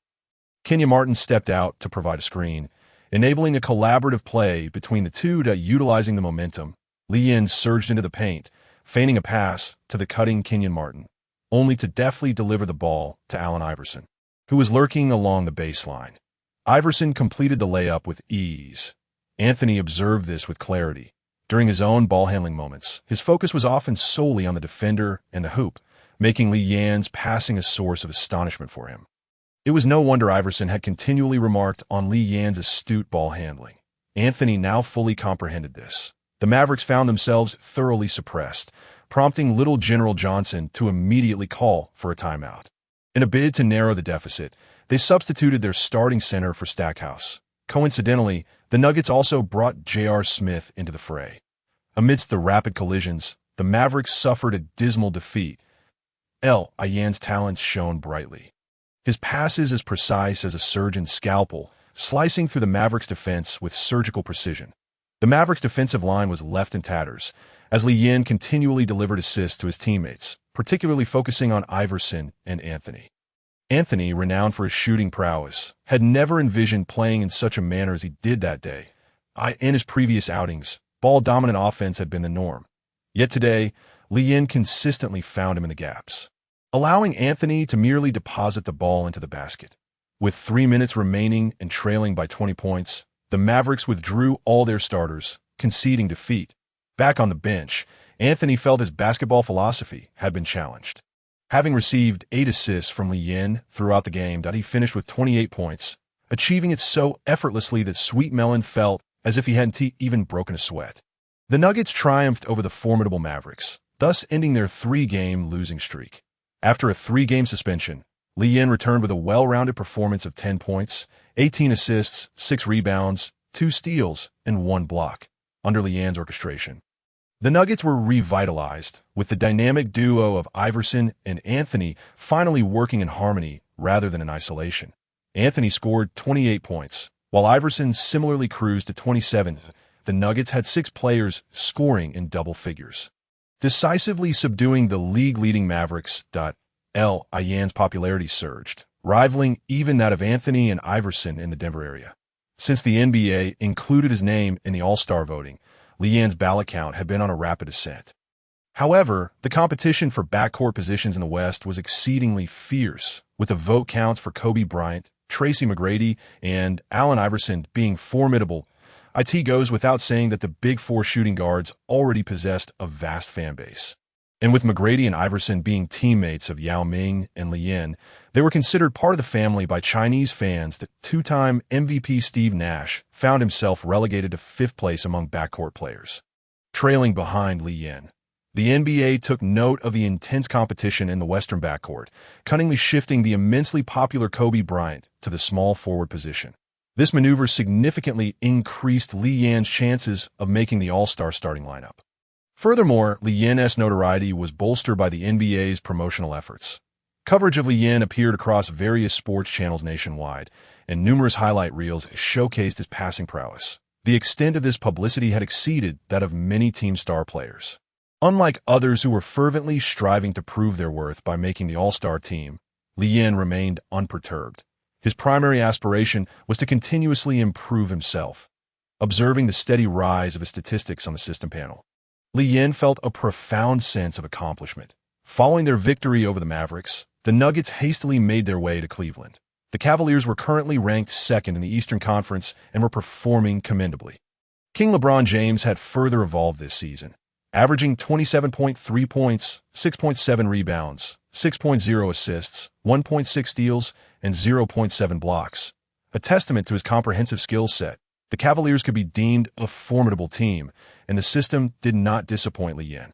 Prior to the match, the system had already issued a task: defeat the Cavaliers while delivering over 15 assists to obtain James's skill set. For Li Yan, achieving 15 assists was not overly daunting. It was within reach. However, he refrained from celebrating prematurely, uncertain of what peculiar skill might be bestowed upon him. At this juncture, James seemed to be in a phase where sheer physical prowess overshadowed technical finesse.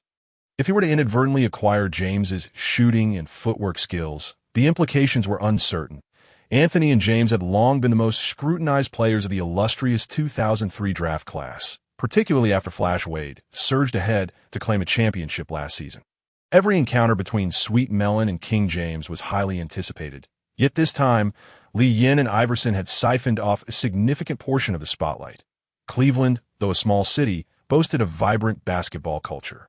The Nuggets bus traversed the streets of Cleveland, where LeBron James's promotional posters were omnipresent, and many fans donned his jerseys as they made their way to the Rocket Mortgage Fieldhouse. The fervent support for James among Cleveland fans astonished Lee Yin. Here, James had garnered the city's unwavering affection. It was no wonder that upon James's announcement of taking his talents to Miami, Cleveland fans resorted to the extreme act of burning his jerseys. Such is the nature of love, deeply felt and often accompanied by fervent expectations. This marquee matchup was broadcast live across the nation and, additionally, in China across the ocean. Since Lee Yin's impressive performances, the Central Broadcasting Authority had adjusted its schedule. Except for select games, the Nuggets matches were now regularly broadcast in China. During the warm-up phase before the game, Anthony and James exchanged friendly greetings. Subsequently, James approached Iverson for a brief chat. Given Iverson's historical stature, James displayed his customary decorum for Lee Yin. James acknowledged him with a smile, to which Lee Yin responded with a courteous grin, despite having been less than fond of some choices made by James throughout his career in a past life. However, James's conduct in life is undeniably impeccable. Unlike the impulsive tendencies often exhibited by many African-American players, James possesses an exceptionally high emotional intelligence. He refrains from actions that might tarnish his image. The entrance ceremony at the Quicken Loans Arena is fervent, with LeBron James greeted by a thunderous ovation as Cavaliers fans shower him with their unwavering affection. Amidst this heated atmosphere, the game commences.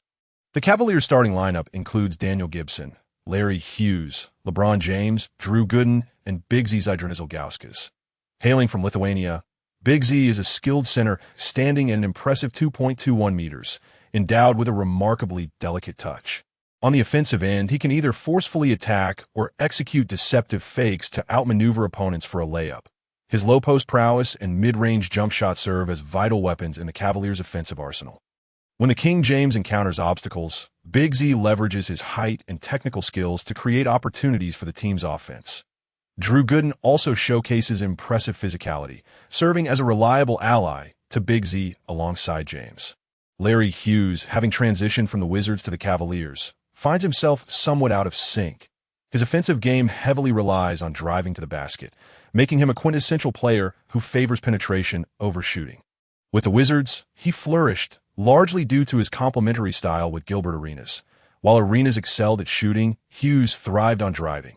The Wizards reached the Eastern Conference semifinals in the 2004-05 season, during which Hughes also reached the zenith of his career, averaging 22 points per game, claiming the steals title with an average of 2.89 steals, and earning a spot on the all-defensive team. It was Hughes' stellar performance in Washington that prompted the Cleveland Cavaliers to acquire him in 2005 with a 5-year, $70 million contract to support LeBron James. However, Hughes struggled to find his footing with the Cavaliers, primarily due to his playing style being somewhat similar to James's. At this time, the King James's shooting ability remains rather inconsistent, necessitating the presence of perimeter shooters to create space for him.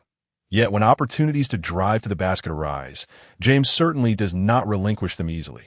Nevertheless, Hughes still manages to be the Cavaliers' second leading scorer, averaging 15 points. Gibson, a fellow rookie from the same draft class as Lee Yin, participated solely in the Cavaliers' pre-draft workout, declining other opportunities for pre-draft trials. This decision accounts for his predicted first-round selection ultimately falling to the second round.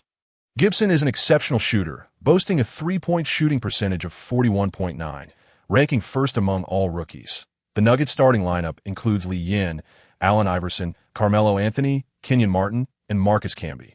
The Nuggets roster remains largely unchanged. Overall, the Nuggets possess a stronger team than the Cavaliers. However, the prowess of the King LeBron James should not be underestimated. The Cavaliers' interior strength is formidable, suggesting a competitive matchup. Naturally, our primary focus remains on Lee Yin's performance. Inside the studio of the Central Television, Yu Jia and Coach Zhang provide commentary for this match. Marcus Camby and Big Z leap for the tip-off. The game begins. Big Z secures the tip-off and promptly directs the ball to Gibson. Lee Yin does not apply excessive pressure on Gibson, recognizing him merely as a ball-handling guard. Once in the front court, Gibson swiftly passes the ball to James stationed at the left three-point line. James drives to the basket, relying heavily on his physical attributes and ability to absorb contact. James stands as one of the best players in the NBA, seamlessly combining speed, strength, and agility. His talent is of historic caliber. Most players struggle to withstand James's aggressive drives, yet Carmelo Anthony notably does not fall into this category. Melo possesses remarkable talent, and had his defensive focus not been frequently compromised, he would likely rank among the league's elite defenders. Of course, when facing James, Anthony is invariably fully engaged, as this is undoubtedly his most concentrated matchup. Anthony stands strong against James, who, with a keen eye, passes the ball to Big Z in the paint.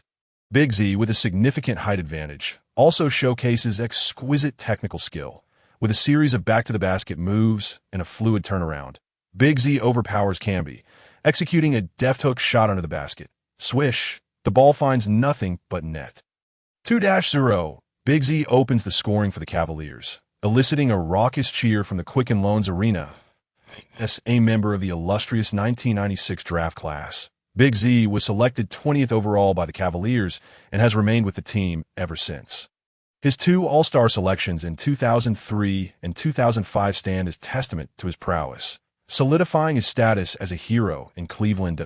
In contrast, Camby, the second overall pick of the 1996 draft, has never fully realized his potential. While he excels at rim protection, having claimed the shot-blocking title in 1998 and 2006 and earning consecutive selections to the All-Defensive Team, merely being an excellent defensive center falls short of fan expectations for Camby. Observing Big Z's fluid hook shot, Lee Yin reflects on how, in this era, a big man without footwork and technical finesse struggles to find a foothold. Even a physically dominant Shaq O'Neal possesses commendable footwork and skill with his hook shot.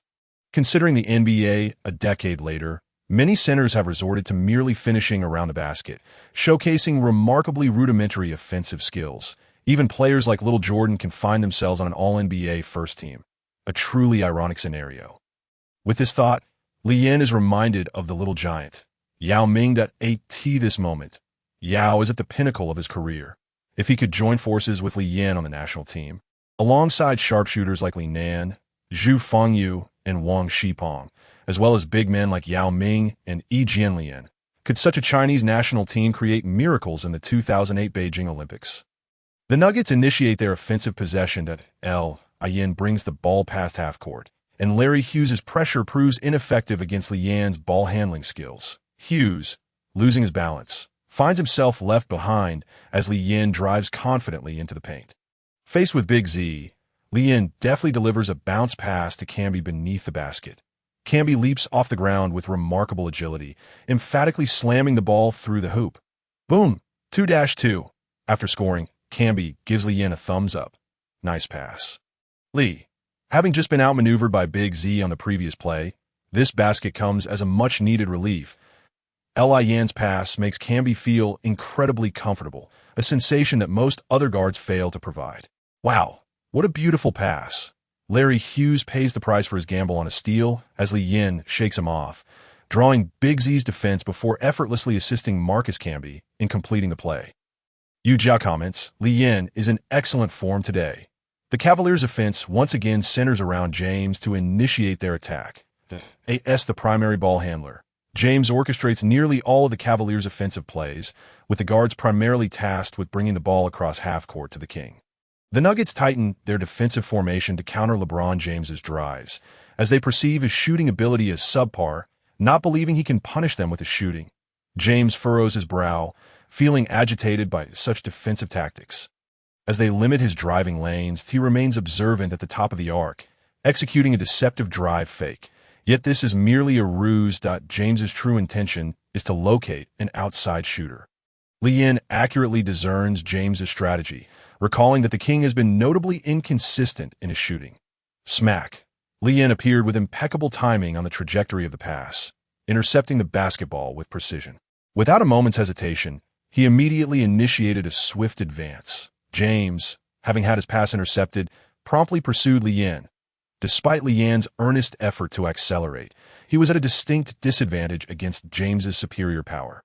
The gap between Lee Yin's explosive speed and James was substantial, but fortunately, Iverson was consistently providing support from the sidelines that Yin, discreetly glancing over his shoulder, executed a sudden burst of speed that momentarily drew James off course. Simultaneously, with a flick of his wrist, he delivered the ball into Iverson's hands. The answer seized the opportunity, leapt from the ground, and with a gentle flick, effortlessly scored a layup for 2 points. James, feeling somewhat resigned, recognized that had Li Yin chosen to take the shot himself, he would have had a solid chance of blocking it. However, it was astonishing how Li Yin seemed to possess Hawkeye vision. Accurately locating the trailing Iverson in the Cavaliers' turn, James did not shy away from the Nuggets' formidable defense. Instead, he utilized a pick and roll to penetrate their interior. With a thunderous boom, he executed a ferocious dunk that left the Nuggets' defense reeling. Showcasing his terrifying physical prowess in the subsequent possession, Li Yin passed the ball to the low post where Sweet Melon Anthony resided. Anthony backed down against James, employing a series of fakes before executing a smooth turnaround jumper that found its mark. Li Yin felt like a master facilitator, particularly needing to cater to the demands of both Iverson and Anthony as the Cavaliers attacked. The Nuggets' interior was densely populated, and even James struggled to forge a path. With no other options, he passed to the perimeter where Gibson awaited. Upon receiving the pass, Gibson launched a three-pointer. Thwang. The ball ricocheted off the front of the rim. Camby secured the rebound, and James furrowed his brow. It was a glaring missed opportunity for Gibson. Should the perimeter shots continue to falter, the Nuggets would become increasingly audacious in tightening their defense, which was certainly not favorable for James. The Nuggets' defense was exceptionally tight. And although the Cavaliers' big man, Z, had some advantages, the team without LeBron James's firepower was evidently outmatched. Li Yin's presence on the perimeter was crucial. With him around, Iverson faced significantly less defensive pressure. Li Yin exerted himself on both ends of the court, earning the trust of his teammates and coach. Transitioning from defense to offense, Li Yin advanced with the ball, and despite Hughes' interference, he managed to deliver a precise long pass. Kenyon Martin took off, completing a stunning alley-oop. Beep! The Cavaliers were compelled to call a timeout. The Nuggets' defense had been remarkably effective, stifling LeBron's drives, while the Cavaliers' perimeter game lacked the potency to punish the Nuggets upon returning from the timeout. The Cavaliers maintained their steady pace. Their big men lacked the athleticism for a rapid transition game. This time, James called for a screen at the arc. Gooden helped James draw the attention of the Nuggets defenders. James sliced through a gap, facing minimal resistance. The chosen one soared high, delivering a thunderous axe-like dunk that ignited the crowd. Kenyon Martin, positioned underneath, refrained from contesting the shot, knowing that any aggressive defense could result in a 2-1 situation for James. Li Yin shook his head. James's athleticism was unparalleled. With even a slight opening, he could accelerate. The sight of James charging was daunting, leaving the Nuggets' interior vulnerable. In the Nuggets' turn, Li Yin crossed half-court while Hughes, having learned from previous encounters, was cautious not to attempt a reckless steal. Hughes, a formidable defender, quickly adopted a relatively sound defensive strategy, allowing Li Yin a modicum of space in Hughes' eyes. Both Li Yin and James were penetrating guards. Lacking in shooting prowess, Li Yin felt a twinge of frustration. Despite the Mamba mentality being fierce, the cost was too high. He passed to Carmelo Anthony, who instinctively prepared for an isolation play. Unlike Iverson, it was exceedingly difficult to coax a pass out of Anthony, especially in a one-on-one scenario. Anthony found himself closely guarded by James, reigniting the rivalry between the two superstars from the 2003 draft class. Anthony employed footwork to create space, but James's athleticism was extraordinary. He quickly regained his balance and leapt to contest the shot. Evade James's long arms. Anthony elevated his shooting arc. The basketball successfully cleared James's fingertips, but still fell short. Dwang, the ball clanged off the backboard and out. Gooden secured the rebound, but the Nuggets' transition defense was swift, denying the Cavaliers any fast break opportunities. James slowed the tempo, awaiting the Cavaliers' big men to establish position. Having just been guarded by James, Anthony was eager to reclaim the spotlight, delivering a robust challenge. James found himself unable to shake free, prompting Gooden to step in for a screen. Should Gooden successfully impede Anthony's movements, James would have the opportunity to dismantle the Nuggets' defense. Li Yin, discerning James's intentions, rushed to provide support. As James charged forward, he encountered Martin's obstruction, Explosively pressing through .8t that moment, Lee Yin positioned himself directly in James's path. Stabilizing his footing, Li Yan's judgment was spot on. James had already begun his approach, and with Martin trailing behind, the little emperor had nowhere to evade. Li Yan was prepared, yet the anticipated collision never materialized. After taking 3 steps, James refrained from shooting or passing and instead sidestepped Lee Yin with ease. Stunned, Lee Yin could only watch in disbelief as James launched himself into the air, executing a powerful dunk that electrified the arena. Upon landing, the little emperor roared in celebration. The crowd erupted and Cavaliers fans in the stands were mesmerized by James's seamless execution, fervently chanting, "MVP, MVP, MVP." Despite James's dazzling display, the referees remained unresponsive. Suddenly, a system notification chimed. The host witnessed an iconic NBA moment. The Dragons' 8 steps. As long as I remain unembarrassed, embarrassment will not catch up with me. System reward activated. The host gains 2 attribute points. Lee Yin was overjoyed. It was merely a few extra steps, and as long as he received attribute points as a reward, he had no objections if basketball were played like football. LeBron. Well done, Lee Yin exclaimed, filled with happiness. James, however, paid no mind to Lee Yin's sarcastic remarks. He had heard such jibes before. Yet, the chosen one possessed a mental fortitude that rendered such taunts ineffective against his resolve. In the Nuggets' possession, Lee Yin executed a pick and roll with Marcus Camby at the arc, but was met with James's help defense upon penetrating the paint. Forcing his way through James was still a daunting task for Lee Yin. He opted to pass to Iverson on the perimeter. Iverson swiftly changed direction, evading Gibson, and released a mid-range jumper. Swish! It found nothing but net. The Nuggets boasted numerous offensive options, with both Iverson and Anthony showcasing formidable isolation skills. Complemented by Lee Yan's orchestrating abilities, making it challenging for the Cavaliers to contain the Nuggets to narrow the gap. The Cavaliers needed to score consistently. James represented the hope of the entire village. In the next possession, James again leveraged a screen to penetrate the paint. Armed with previous experience, Lee Yin no longer sought to draw a foul from James. Such minor footwork would not hinder the chosen one. One could never predict how many steps he had left after making contact. After switching defenders, Lee Yin lunged from the sideline, unleashing the Flash's disdain. James, soaring high, was evidently unprepared for the sudden appearance from the side. Empowered by Flash's disdain, Lee Yin surged forward, smack. The basketball was sent flying. Defenders who relish breaking through for dunks are met with the disdainful prowess of the Flash, a true master of his craft. Lee Yin soared from the side, successfully blocking LeBron James' seemingly inevitable dunk. Coach Zhang exclaimed with excitement. That was magnificent. This is LeBron James we were talking about, and our Lee Yin just did that to him. Indeed, Lee Yin possesses a remarkable talent for shot blocking, as evidenced by statistical data.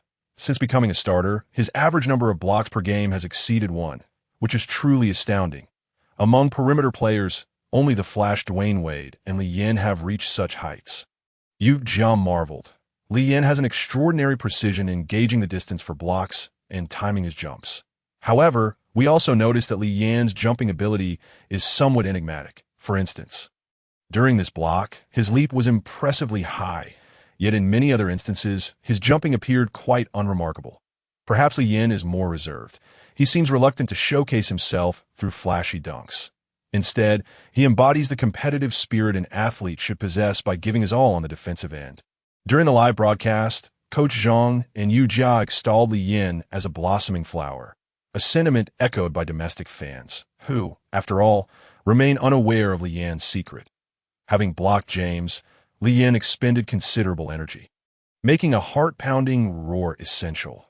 With the Wolf King's roar unleashed, Lee Yin's movement became infectious, invigorating the Nuggets players, who felt their fatigue diminish significantly. As the Cavaliers prepared to inbound the ball, they naturally sought out James first. However, this time, the Cavaliers' ball movement was somewhat careless, allowing the roaming Lee Yin to capitalize in a swift transition. The Nuggets launched a fast break like a whirlwind. The Cavaliers clearly struggled to adapt to the Nuggets' tempo. With only James contemplating a chase back, facing a 1-against-3 situation, escape was evidently futile, and the astute LeBron decisively halted his advance. Yin tossed the ball forward, and Kenyon Martin immediately leaped high into the air. As Kenyon reached his apex, the basketball was perfectly positioned, allowing him to catch it comfortably and execute a thunderous dunk. Boom! The rim trembled violently. Wow! Incredible! That was fantastic.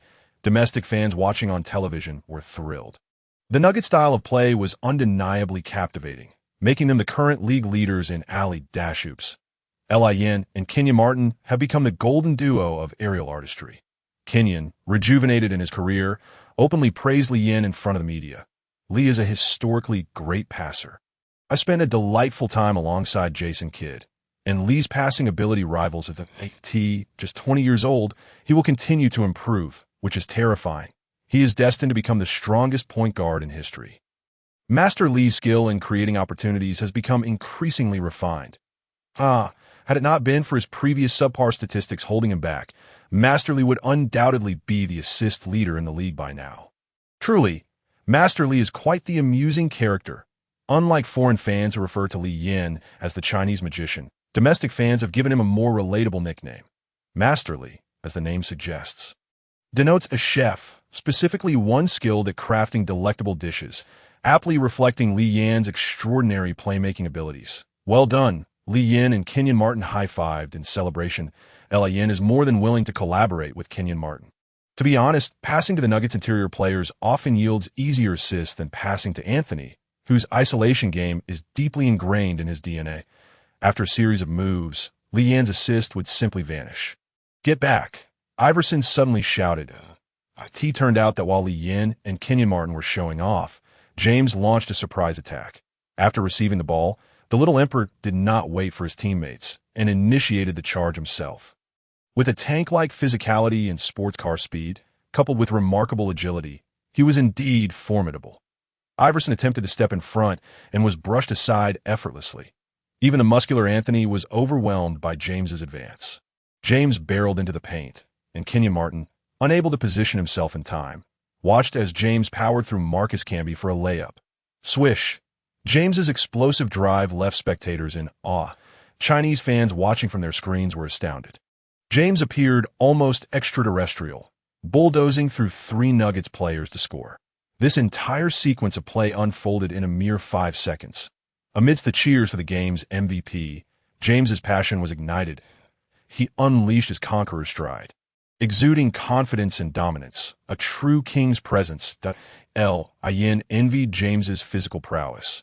If only he could possess such dynamic talent, it would be a complete upgrade. While James thrived, the Cavaliers consistently found themselves at a disadvantage, particularly during the latter part of the first quarter and the start of the second, when Yin led the second unit alongside J.R. Smith and Nene Hilario. The Nuggets' rapid offensive transitions overwhelmed the Cavaliers, with J.R. Smith playing like a madman. Under Yin's influence, today, J.R. Smith seemed possessed by Jordan himself. He launched a series of audacious three-point attempts, and miraculously, they all found their mark. Yin realized that J.R. indeed had a wild card tendency. He was on fire, and his accuracy was uncanny. After benefiting from Master Lee's creation skills twice, the subsequent passes Yin delivered to J.R. did not carry the same enhancement. Yet J.R. Smith still managed to put the ball through the hoop. Not only could the Cavaliers not cope, but even the Nuggets' own teammates began to feel overwhelmed. Nene felt utterly exasperated.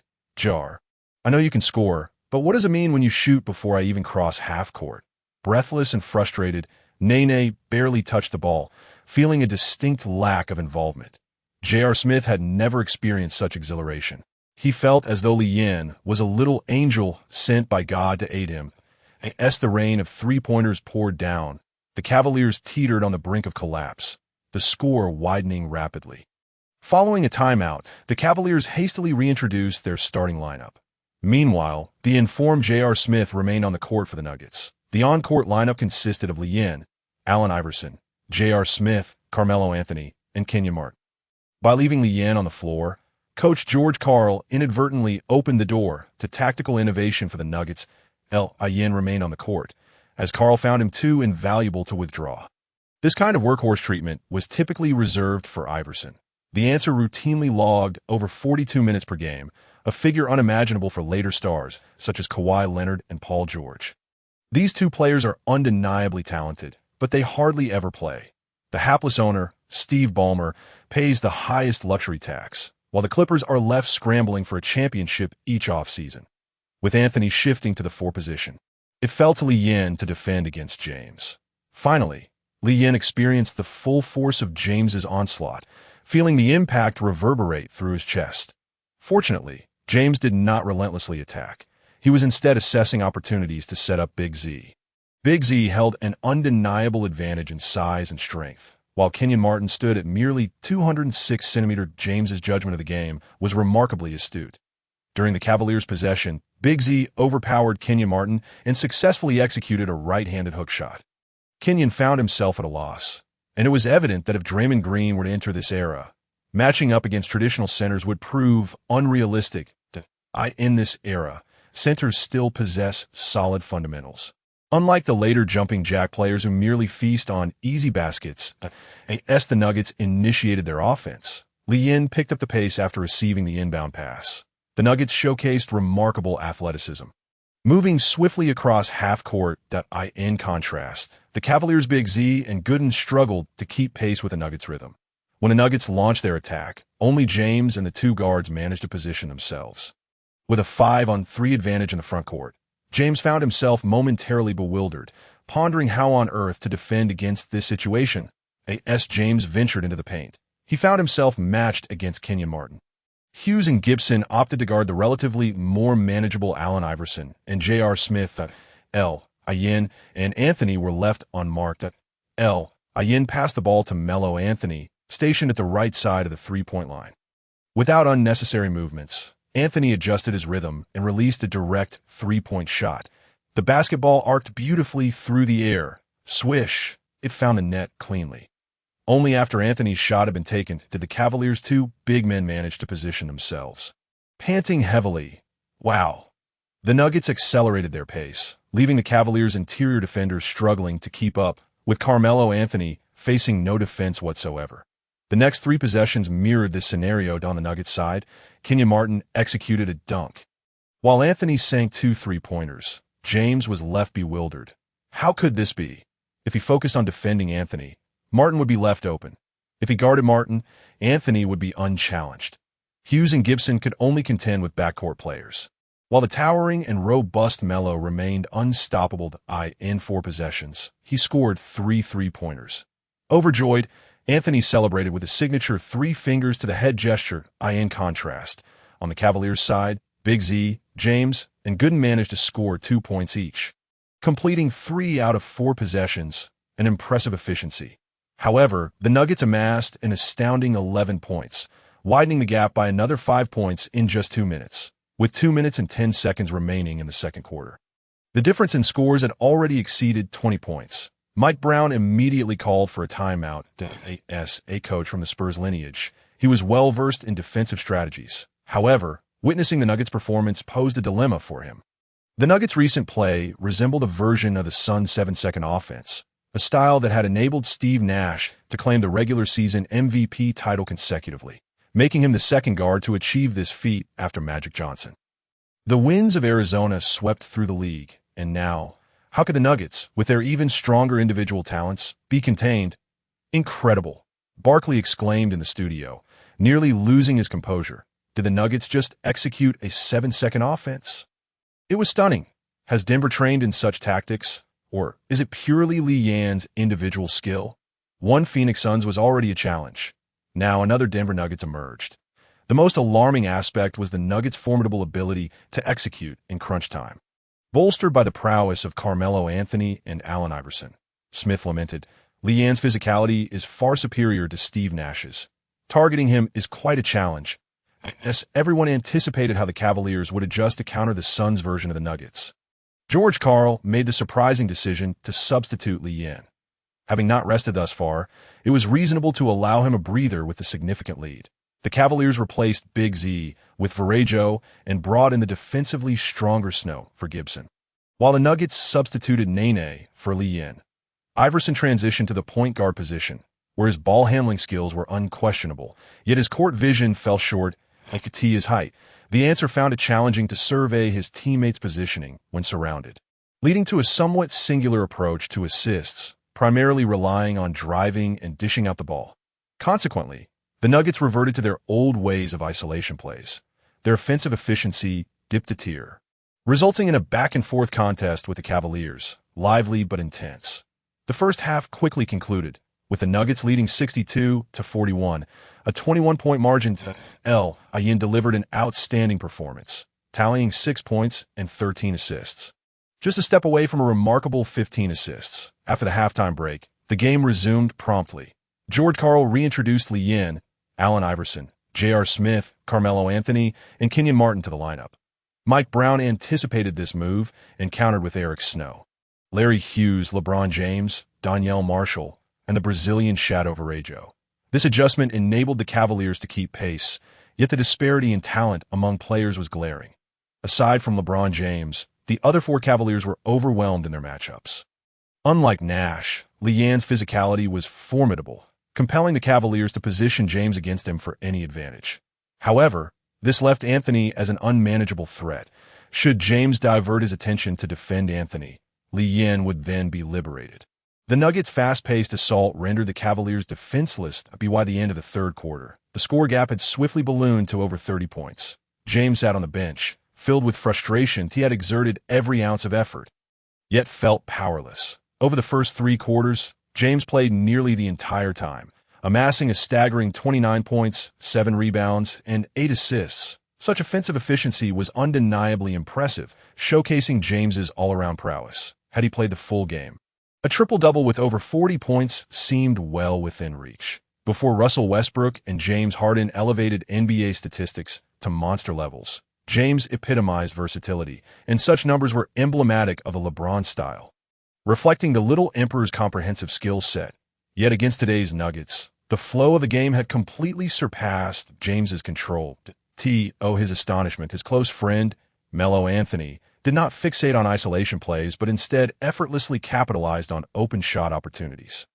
The Nuggets executed a whirlwind offensive strategy, transforming the Cavaliers' once proud interior defense into a vulnerability. Big Z struggled to keep pace with the Nuggets' frenetic tempo. James even sensed that the Nuggets were more challenging than the original 7-second offense Suns. After 2 years of exploration, all teams recognized that the key to defeating the Suns was to stifle Steve Nash.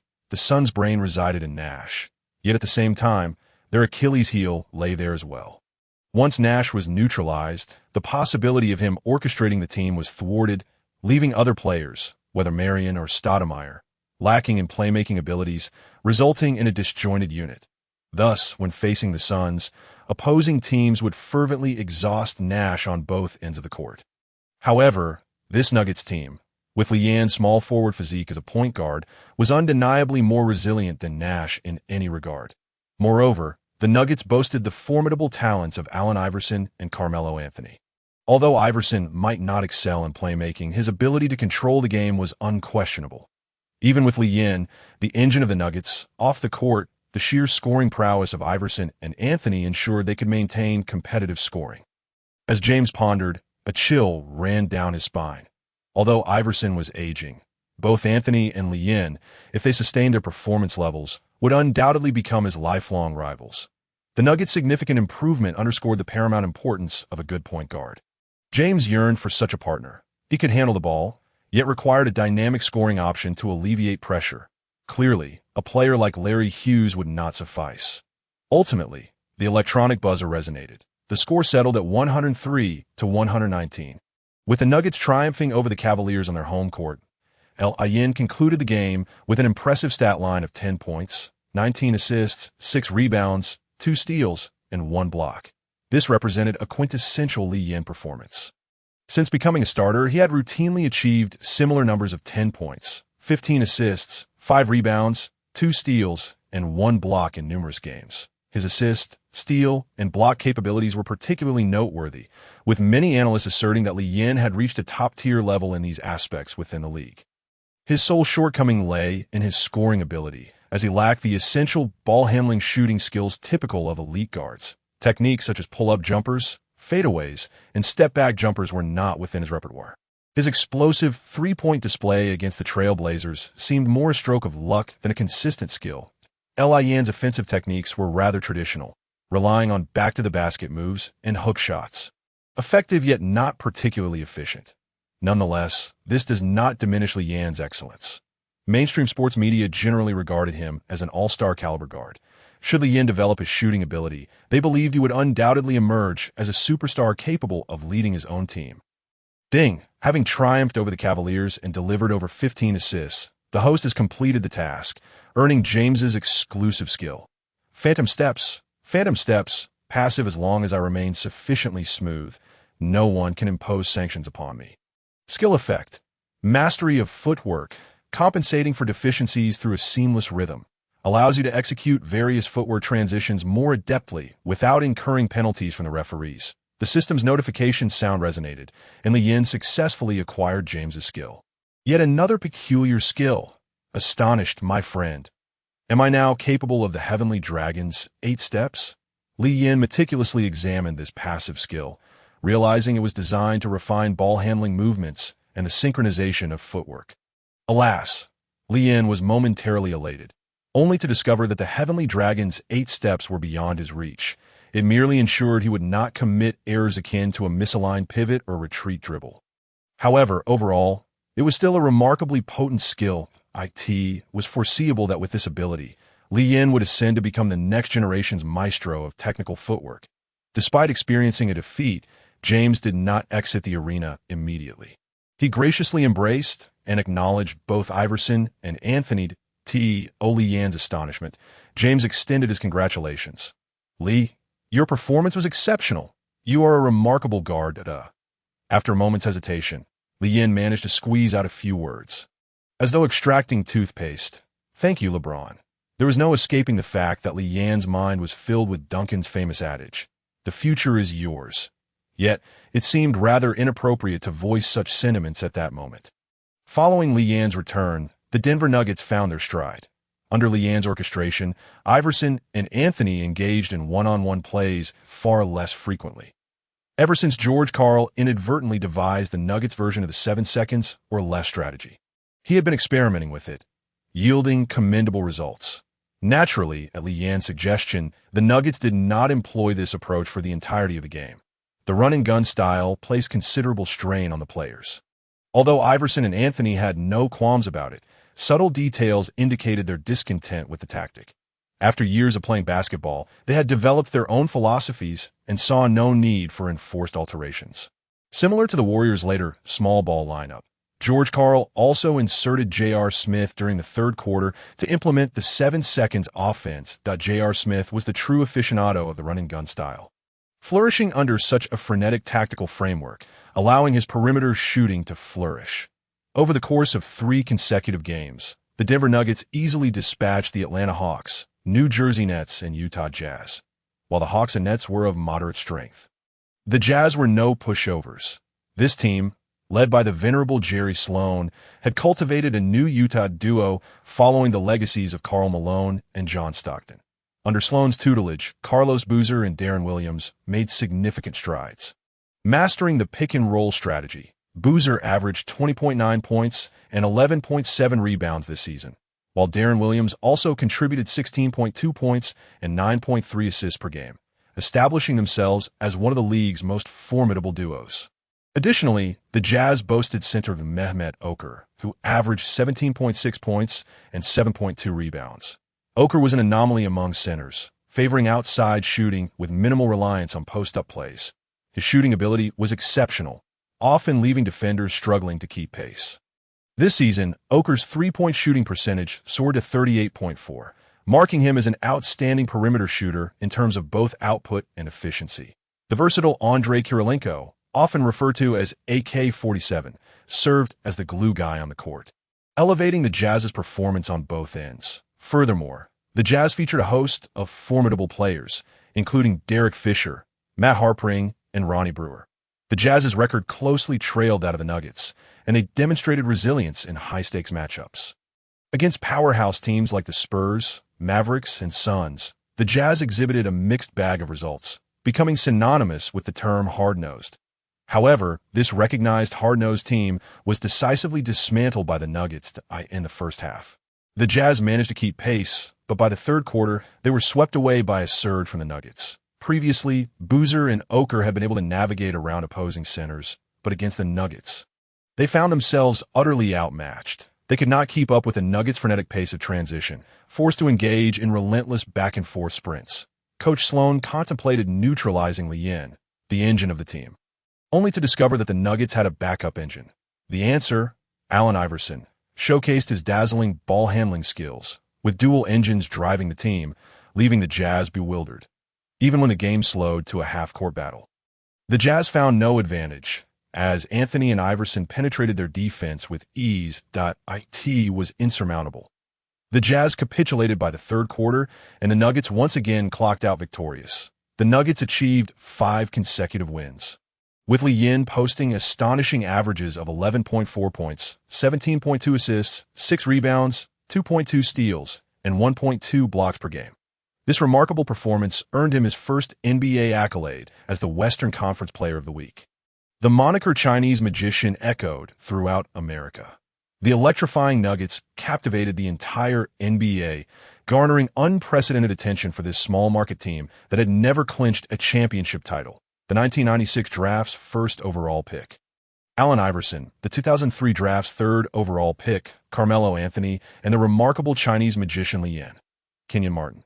Hey, I'm also a first overall pick, Marcus Camby. Doesn't the second overall pick from '96 deserve some recognition?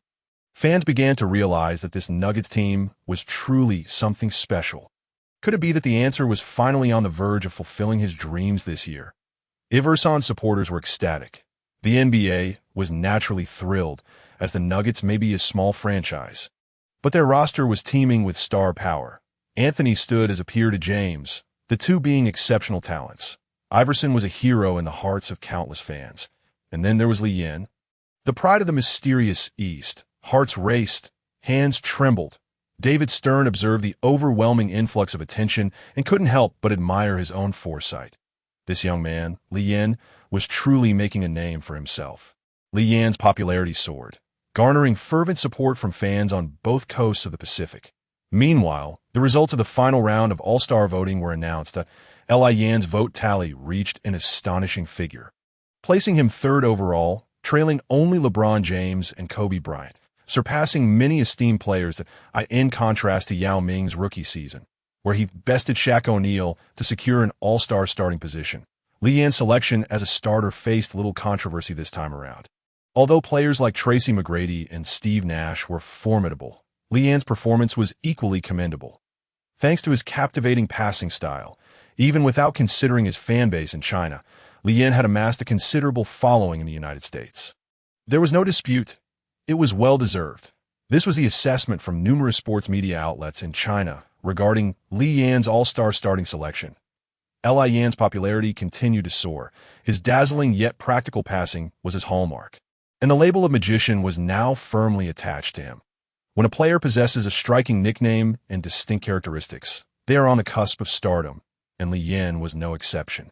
Notably, Lien's striking appearance stood out in the NBA's rugged landscape, endearing him to domestic audiences, particularly female fans. Coincidentally, both the answer Allen Iverson and sweet-melon Carmelo Anthony were also favored by female fans for their exceptional looks among African-American players. In fan circles, this was what they referred to as fan crossover.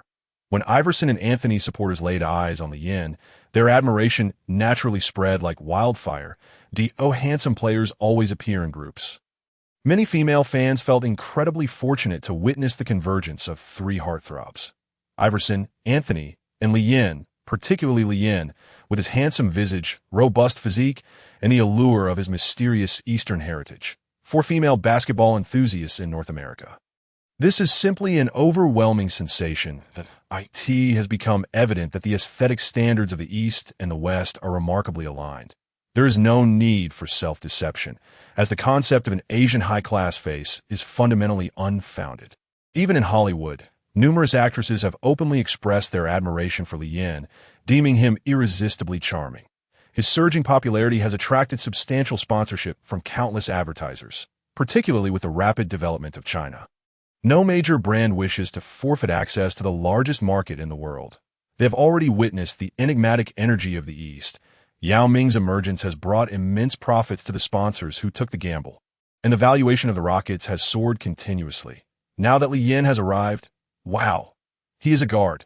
In the NBA, the market appeal of a guard far surpasses that of a center.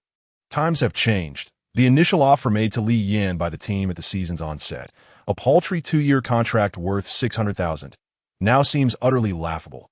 However, recalling that the same team once offered Yao Ming a mere 4-year contract worth $1.6 million for his first extension, one can understand the context. After all, Yao Ming was the first overall pick, while Li Yin is merely a temporary worker without a fully guaranteed contract. Boss, we have received the latest offer from the team, a 5-year contract worth $40 million, with a promise to launch signature sneakers for you this season, reported Li Yin's agent team.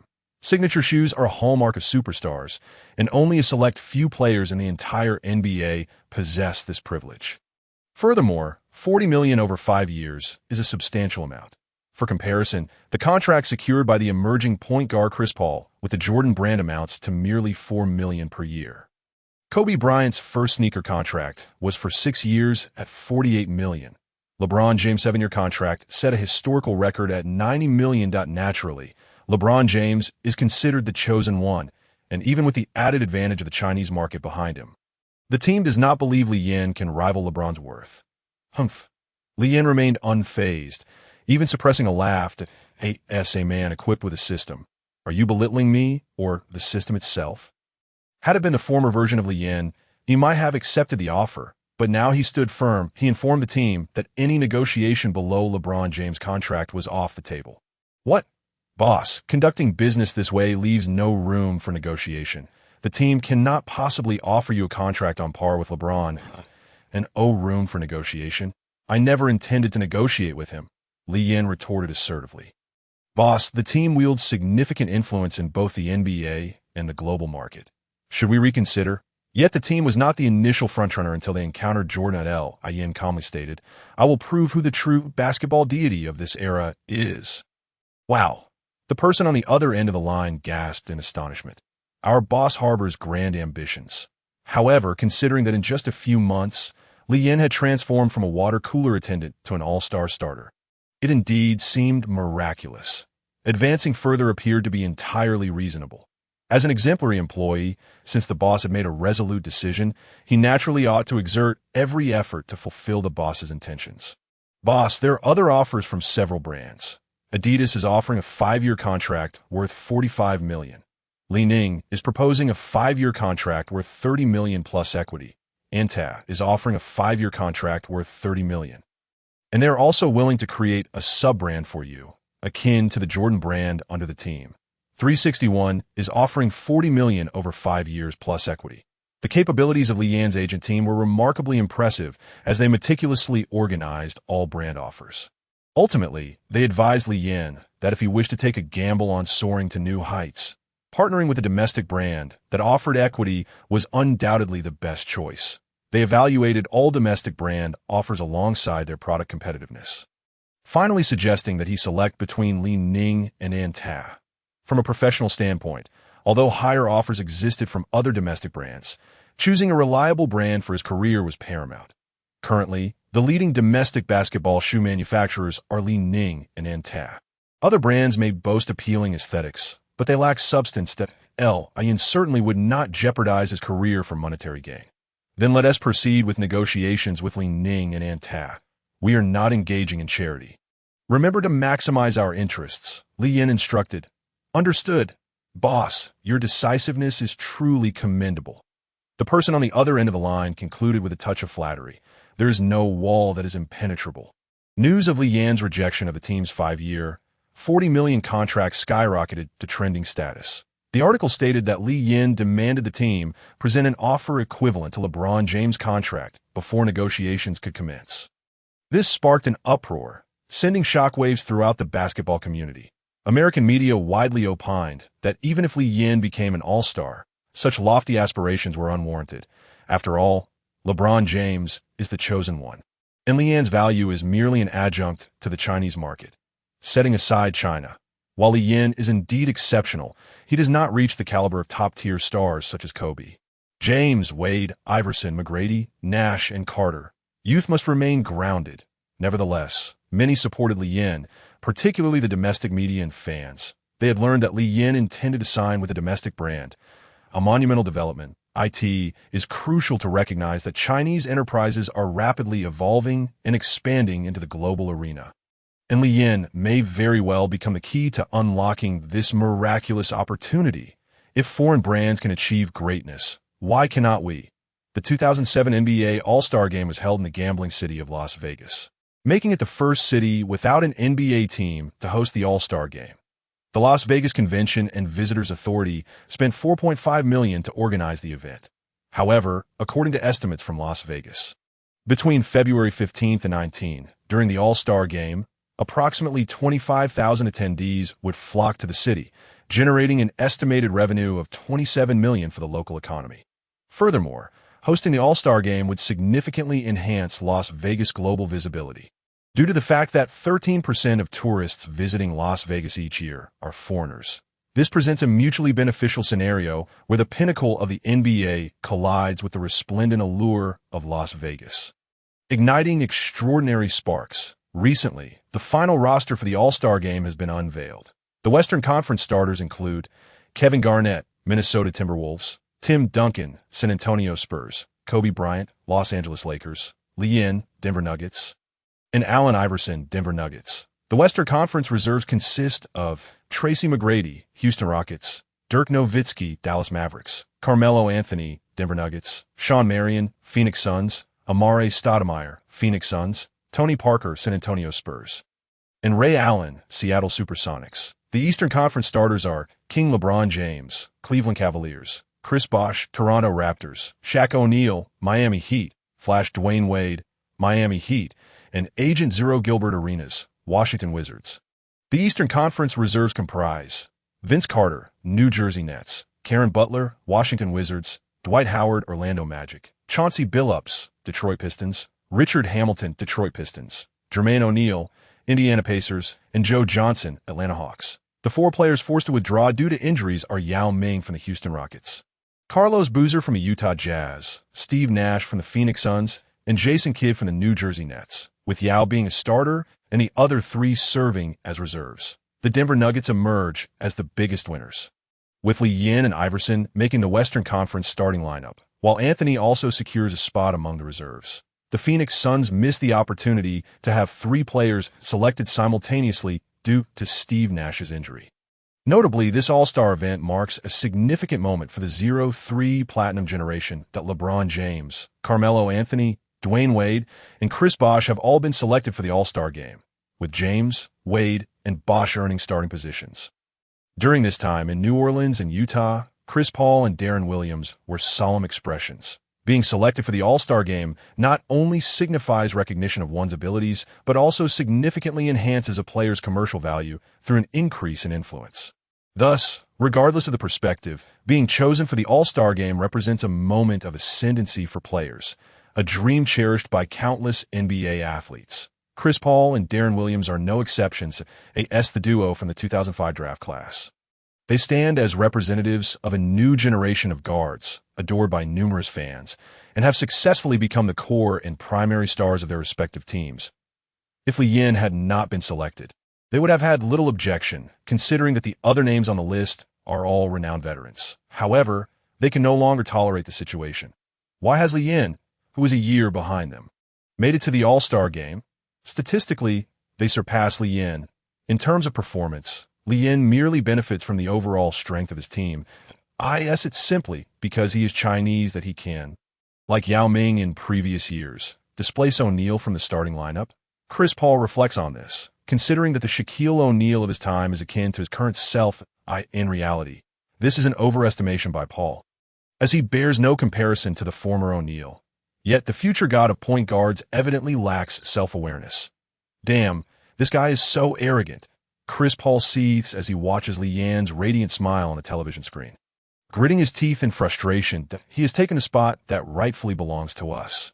Over the phone, Chris Paul expresses to Deron Williams, "If this spot isn't for me, it should be yours. It certainly shouldn't go to this guy."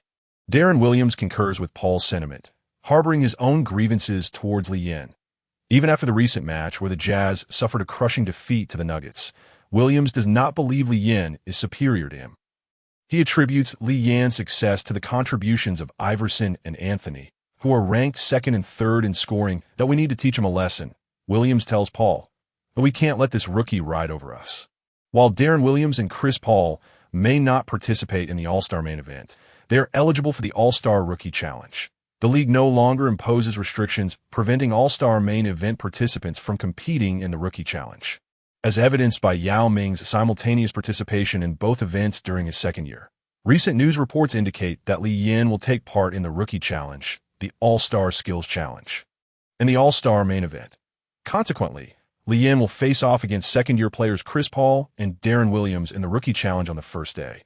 Far away in Denver, Li Yan, accompanied by Iverson and Anthony, is enjoying the nightlife and remains blissfully unaware of the ire he has drawn from the two petty-minded point guards. Following the Nuggets' victory over the Kings, Li Yan, Iverson, and Anthony are set to embark on their all-star journey in Las Vegas, while the rest of the Nuggets enjoy a rare holiday.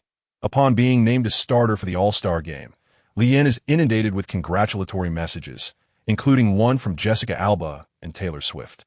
Jessica Alba, over the phone, exclaims, "Lee, congratulations on being named an All-Star starter. I'll be in Las Vegas cheering for you. How's your English coming along? I'll help you out when I'm there. I'm at the Luxor Hotel." Li Yan recalls an exhilarating night with Jessica Alba and feels a surge of excitement. Following Alba, T-Swift Taylor Swift also sends her regards. "Lee, I'm so happy for you. I always knew you were the best. I'm heading to Las Vegas to cheer for you. By the way, I'm in room 5-202 at the Paris Hotel. Feel free to come up." Yin can't help but exclaim in disbelief at his newfound peak in life. The allure of beautiful women inviting him, and the fact that the hotels are already booked. What an experience. The All-Star Weekend is a grand spectacle, a festival for fans where they can witness the most coveted stars of the NBA. Besides the final main event, the weekend also features the Rookie Challenge on the first day and several individual competitions on the second day, interspersed with fan activities and media interviews for NBA players. It serves as an excellent opportunity to showcase themselves. With a powerful invitation from the NBA, Li Yan participates not only in the Rookie Challenge and the main event, but also in the Skills Challenge. This year's Skills Challenge boasts an impressive lineup, including Dwayne Wade, LeBron James, Kobe Bryant, and Tony Parker. Parker, upon seeing the participant list, jokingly remarked that the others should compete in the dunk contest instead of the Skills Challenge. Now with Li Yan in the mix, Parker finally feels less isolated. The Skills Challenge lineup is unprecedentedly strong. Reports suggest that the NBA even sought to invite Iverson, only to receive a humorous refusal. Iverson quipped, "If Lee is competing, then I don't need to. This kid will win the championship." After being embellished by the media, Iverson's words transformed into, "Lee is the best. Kobe, LeBron, Dwayne, and Tony are just mediocre in comparison." Meanwhile, Chris Paul and Deron Williams had hoped to compete in the Skills Challenge, only to be told by the NBA that they could try again next year. What the hell? Paul and Williams fume in frustration. Li Yan, accompanied by Iverson and Anthony, heads to Las Vegas. Despite Iverson knowing that Li Yan has garnered numerous endorsements and become quite affluent, he still books a luxurious presidential suite for his young friend in a 5-star hotel. Iverson displays a true big brother demeanor as he helps Li Yan check in and generously hands over the room key. "Lee, enjoy yourself." Li Yan appreciates Iverson's personality. The answer truly embodies the essence of a great older brother. After parting ways, both indulge in various brand activities, as sponsors seize every opportunity for exposure. Yin remains dedicated while promoting the brand. After all, reputation holds immense significance, and the art of making money lies in its sustainability.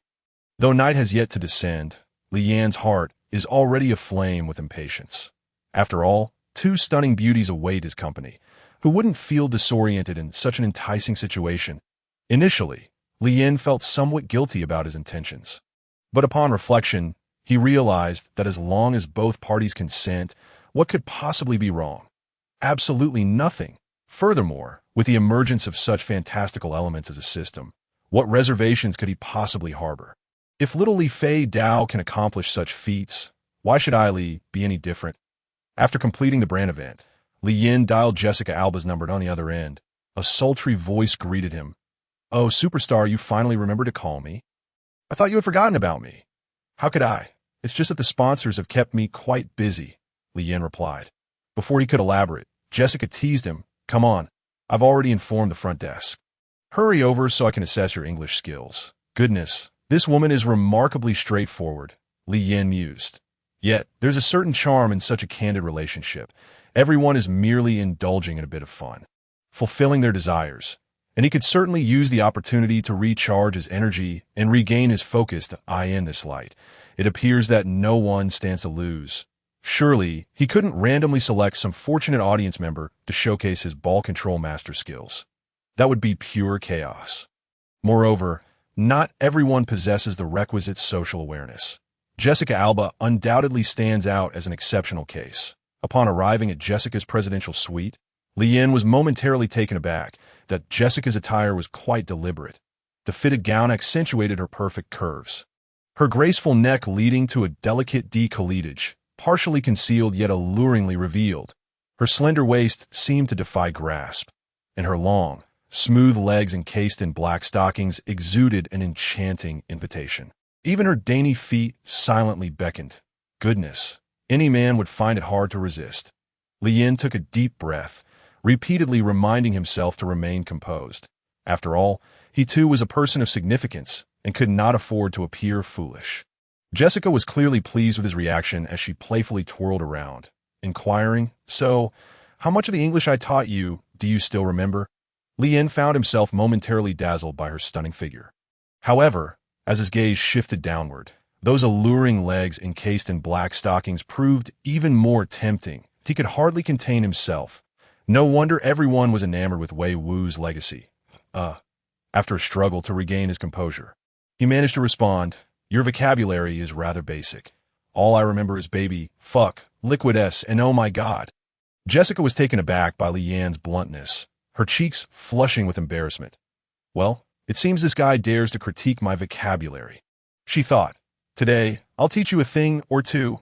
Jessica pulled Li Yin toward the bed, her fair fingers wrapping around his neck, her long, beautiful legs unabashedly entwining around his waist as she swiftly leaned in for a kiss. Li Yin was unprepared for this bold assault, but a determined Chinese man would never concede defeat. He quickly reversed their positions, taking charge. Their clothing was soon scattered across the room, and the atmosphere was filled with the melodies of an exquisite symphony. After the previous night's encounter, Li Yin remained invigorated. It must be said that Jessica Alba was indeed formidable. He had once found himself evenly matched. However, Li Yin was not without his own advantages. Just as they were nearing exhaustion, he decisively activated Ball Control Master. The system chimed in. "Ding, Ball Control Master activated. Host excitement level at 100. Jessica Alba's social awareness has reached the threshold. Reward status card. Restrictions lifted." With the activation of the skill, Li Yin felt an overwhelming surge of power course through his body, restoring him to his peak condition. Meanwhile, Jessica let out a soft gasp. She felt as though she was soaring, her entire being awash with pleasure as her strength ebbed away. The outcome of their encounter was swiftly determined.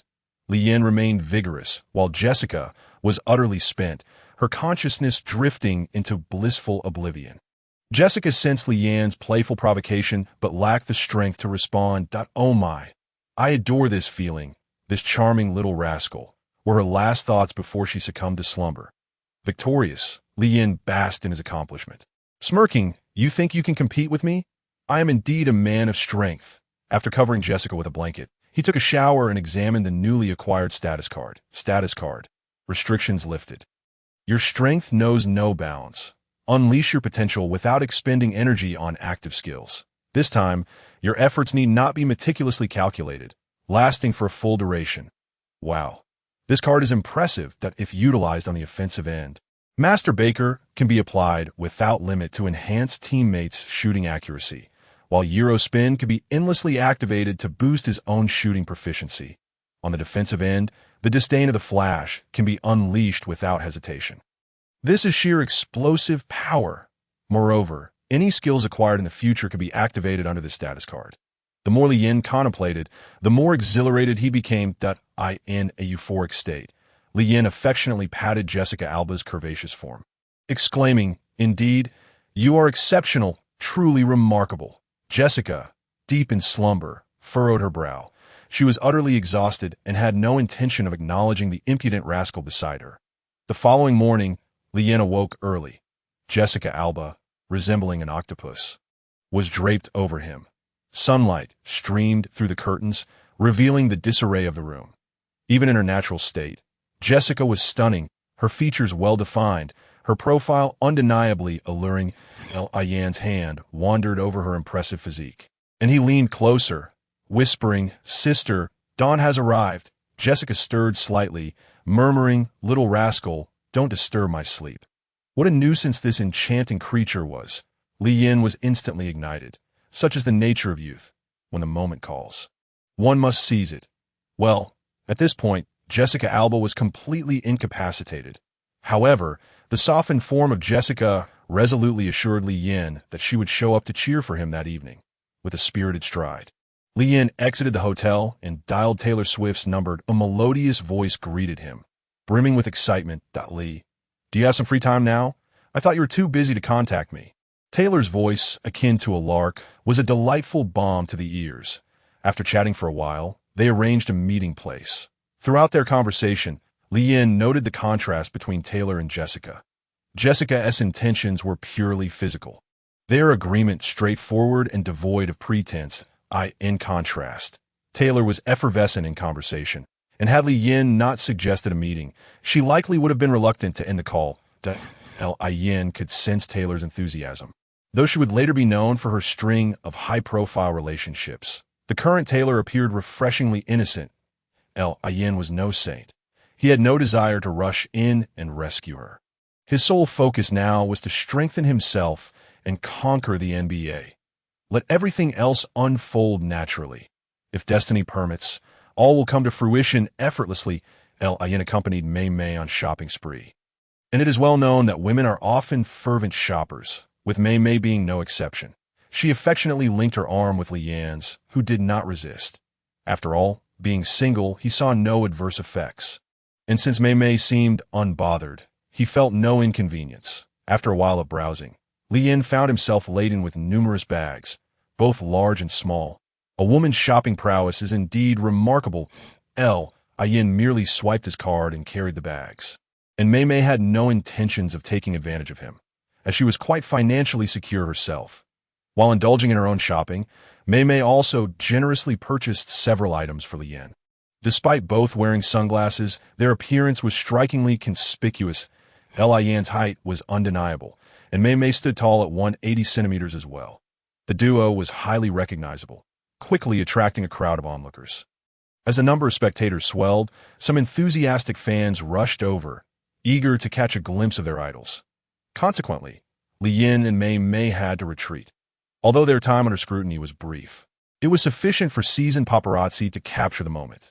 The paparazzi went into a frenzy, for this was hot news. Li Yin, a starting all-star and a top-tier player in the NBA, alongside Mei, a dazzling new star in the music industry, created a sensational stir.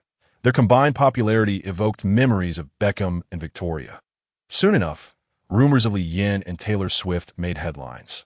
Their buzz spanned both the literary and sports domains. Truly a harmonious blend of the two. Meanwhile, Chris Paul, scrolling through his phone, felt a pang of jealousy to the point of wanting to grind his teeth. Damn, this guy is actually courting someone, and of such high caliber. A golden-haired, blue-eyed singer with an enchanting voice. How I wish I could have that too. After bidding farewell to Mei, Li Yin attended an official NBA press conference. From this moment on, he would be the busiest player of the All-Star weekend, with games scheduled for all 3 days. Initially, the press conference proceeded as expected, with domestic and international journalists posing questions related to the games, merely inquiring about Li Yin's feelings on participating in his first All-Star event and whether he felt confident about winning the MVP award. However, as soon as a reporter broached the subject of Taylor Swift, the tone of the conference shifted dramatically. "You are all entertainment journalists, aren't you?" Li Yin thought to himself, feeling overwhelmed. This topic can be skipped. I hope everyone focuses more on my performance on the court, but if you are genuinely interested, perhaps you should interview Taylor Swift. She is likely more familiar with you. To be frank, professionals should stick to their domains. Lian chuckled. I still prefer sports journalists. Laughter erupted among the attendees. Indeed, Lian was an NBA player, and playing was his profession. Relentlessly pursuing his personal life was the domain of paparazzi, not journalists. Lee, I heard you sign with Anta. Why did you forsake a global giant like Nike for Anta? Is it simply because it is a Chinese company? A reporter inquired regarding Lian's sneakers. This was a question Lian was keen to address, as it presented a prime opportunity to promote Anta. Anta is a specialized sneaker manufacturer that has diligently cultivated its presence in the basketball shoe market for years. And their philosophy resonates with me. Moreover, I've always worn Anta, Lian explained. Anta is willing to invest everything in me, and I wish to grow alongside them, much like Nike and Michael Jordan. A collective gasp echoed through the room. Lian's assertion was anything but typical for a Chinese player, exhibiting a boldness that directly invoked the legacy of Jordan. It is worth noting that Jordan had once triumphed against the then-mighty Converse, which boasted legends like Magic Johnson and Larry Bird, who were not believed to be outmatched by Jordan and Nike. Could Lian and Anta possibly overcome the current dominance of Nike, which represents icons like LeBron James and Kobe Bryant? It appeared challenging, yet with Lian's involvement, Anta's visibility was undoubtedly on the rise. However, the sneaker discussion did not last long, as the NBA titan Nike began to assert its dominance. Lian shrugged and bent down to tie his shoelaces, showcasing the Anta dynamic guard basketball shoes in a close-up shot. Wang Defa, the head of Nike's publicity department, exclaimed in frustration, "Quick, cut the shot.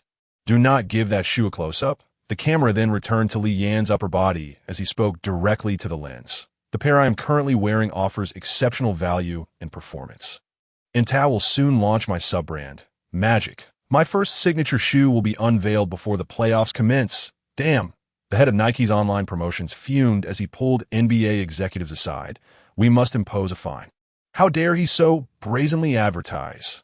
Lian arrived at the rookie game training facility to acclimate himself ahead of time, where numerous players had already gathered before his arrival. The atmosphere was relaxed, resembling more of a celebration than a training session. Winning or losing appeared trivial to the players. Oh, the big star has arrived, Chris Paul remarked. Ian detected a hint of hostility in Paul's tone and furrowed his brow. He could not recall offending the veteran guard.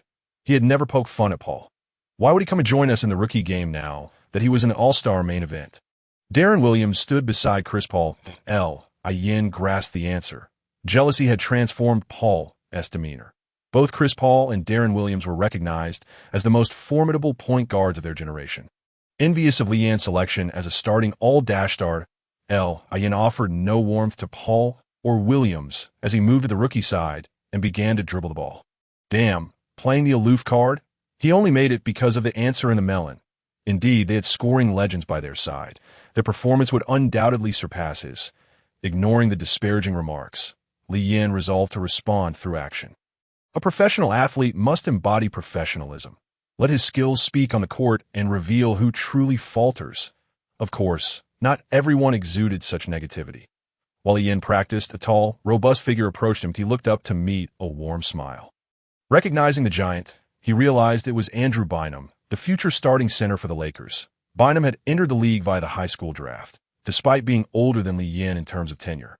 He was actually younger in age. Bynum's immense talent was undeniable, which is why the Lakers selected him at the 10th pick in the first round. That on November 2, 2005, against the Nuggets, Bynum became the youngest player in league history to appear in a game at just 18 years and 6 days old.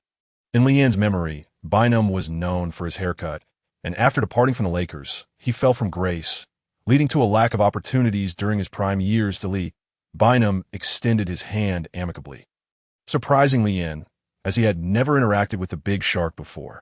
Their positions were too disparate.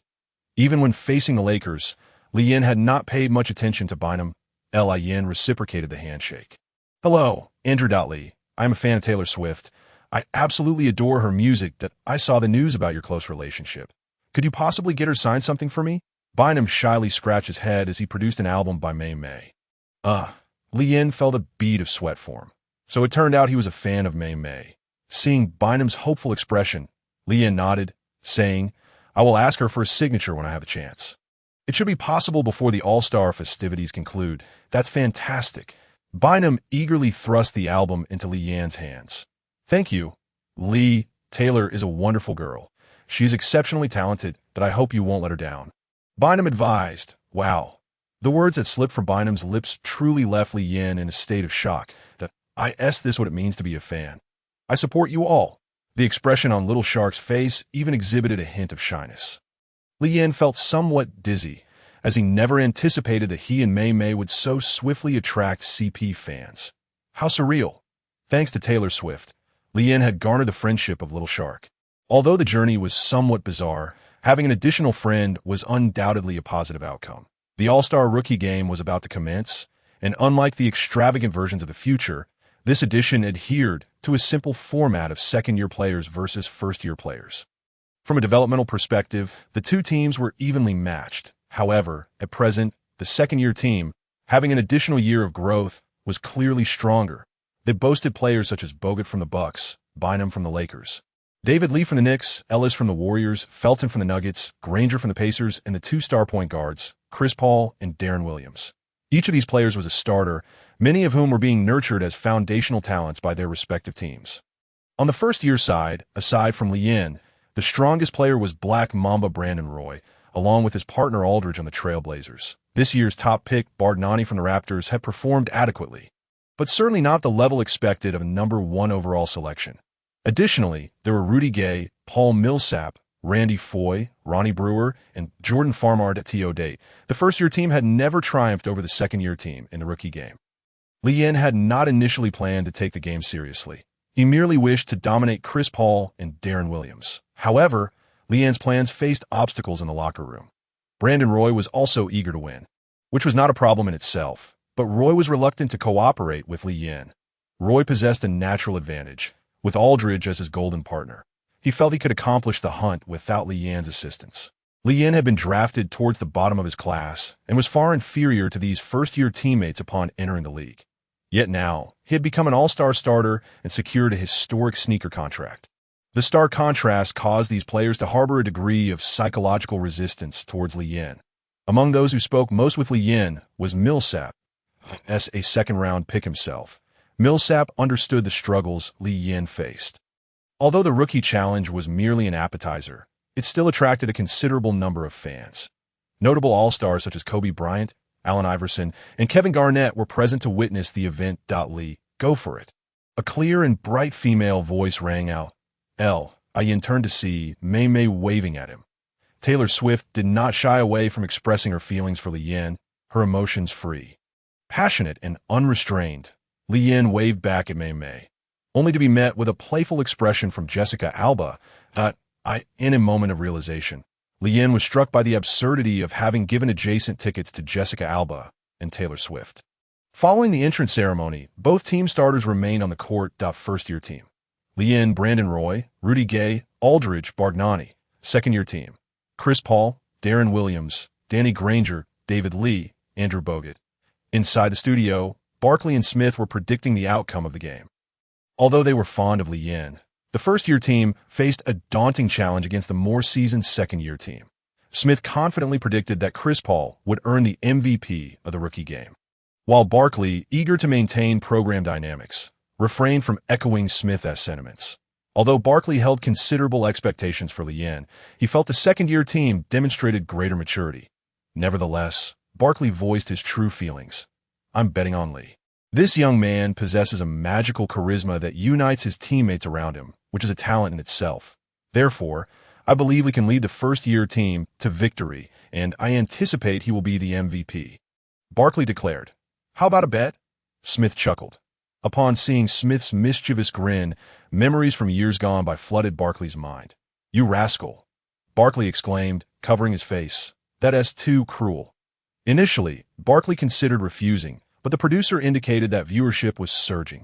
Sir Charles had not anticipated that the audience would relish such antics, but the bread and butter of the profession compelled Barkley to comply. "Let us do it. I'm betting on the first-year team to win." Barkley gritted his teeth. I will be the MVP. Haha, Smith laughed, suggesting, Charles, how about this? I bet on the second-year team to win. You bet on the first year, and the loser kisses a donkey's backside? Barkley was at a loss. The donkey's backside joke was too stale. Sensing Barkley's hesitation, Smith sweetened the deal. I want to take advantage of you. If I lose, I'll kiss two, and if you lose, you'll kiss one. How does that sound? Barkley was astonished. No. Kenny, I see your expressive eyes and didn't expect you to have such a peculiar interest in kissing donkeys, especially in pairs. Get lost, Smith laughed and scolded. Barkley decisively agreed. It's settled. We have a bet.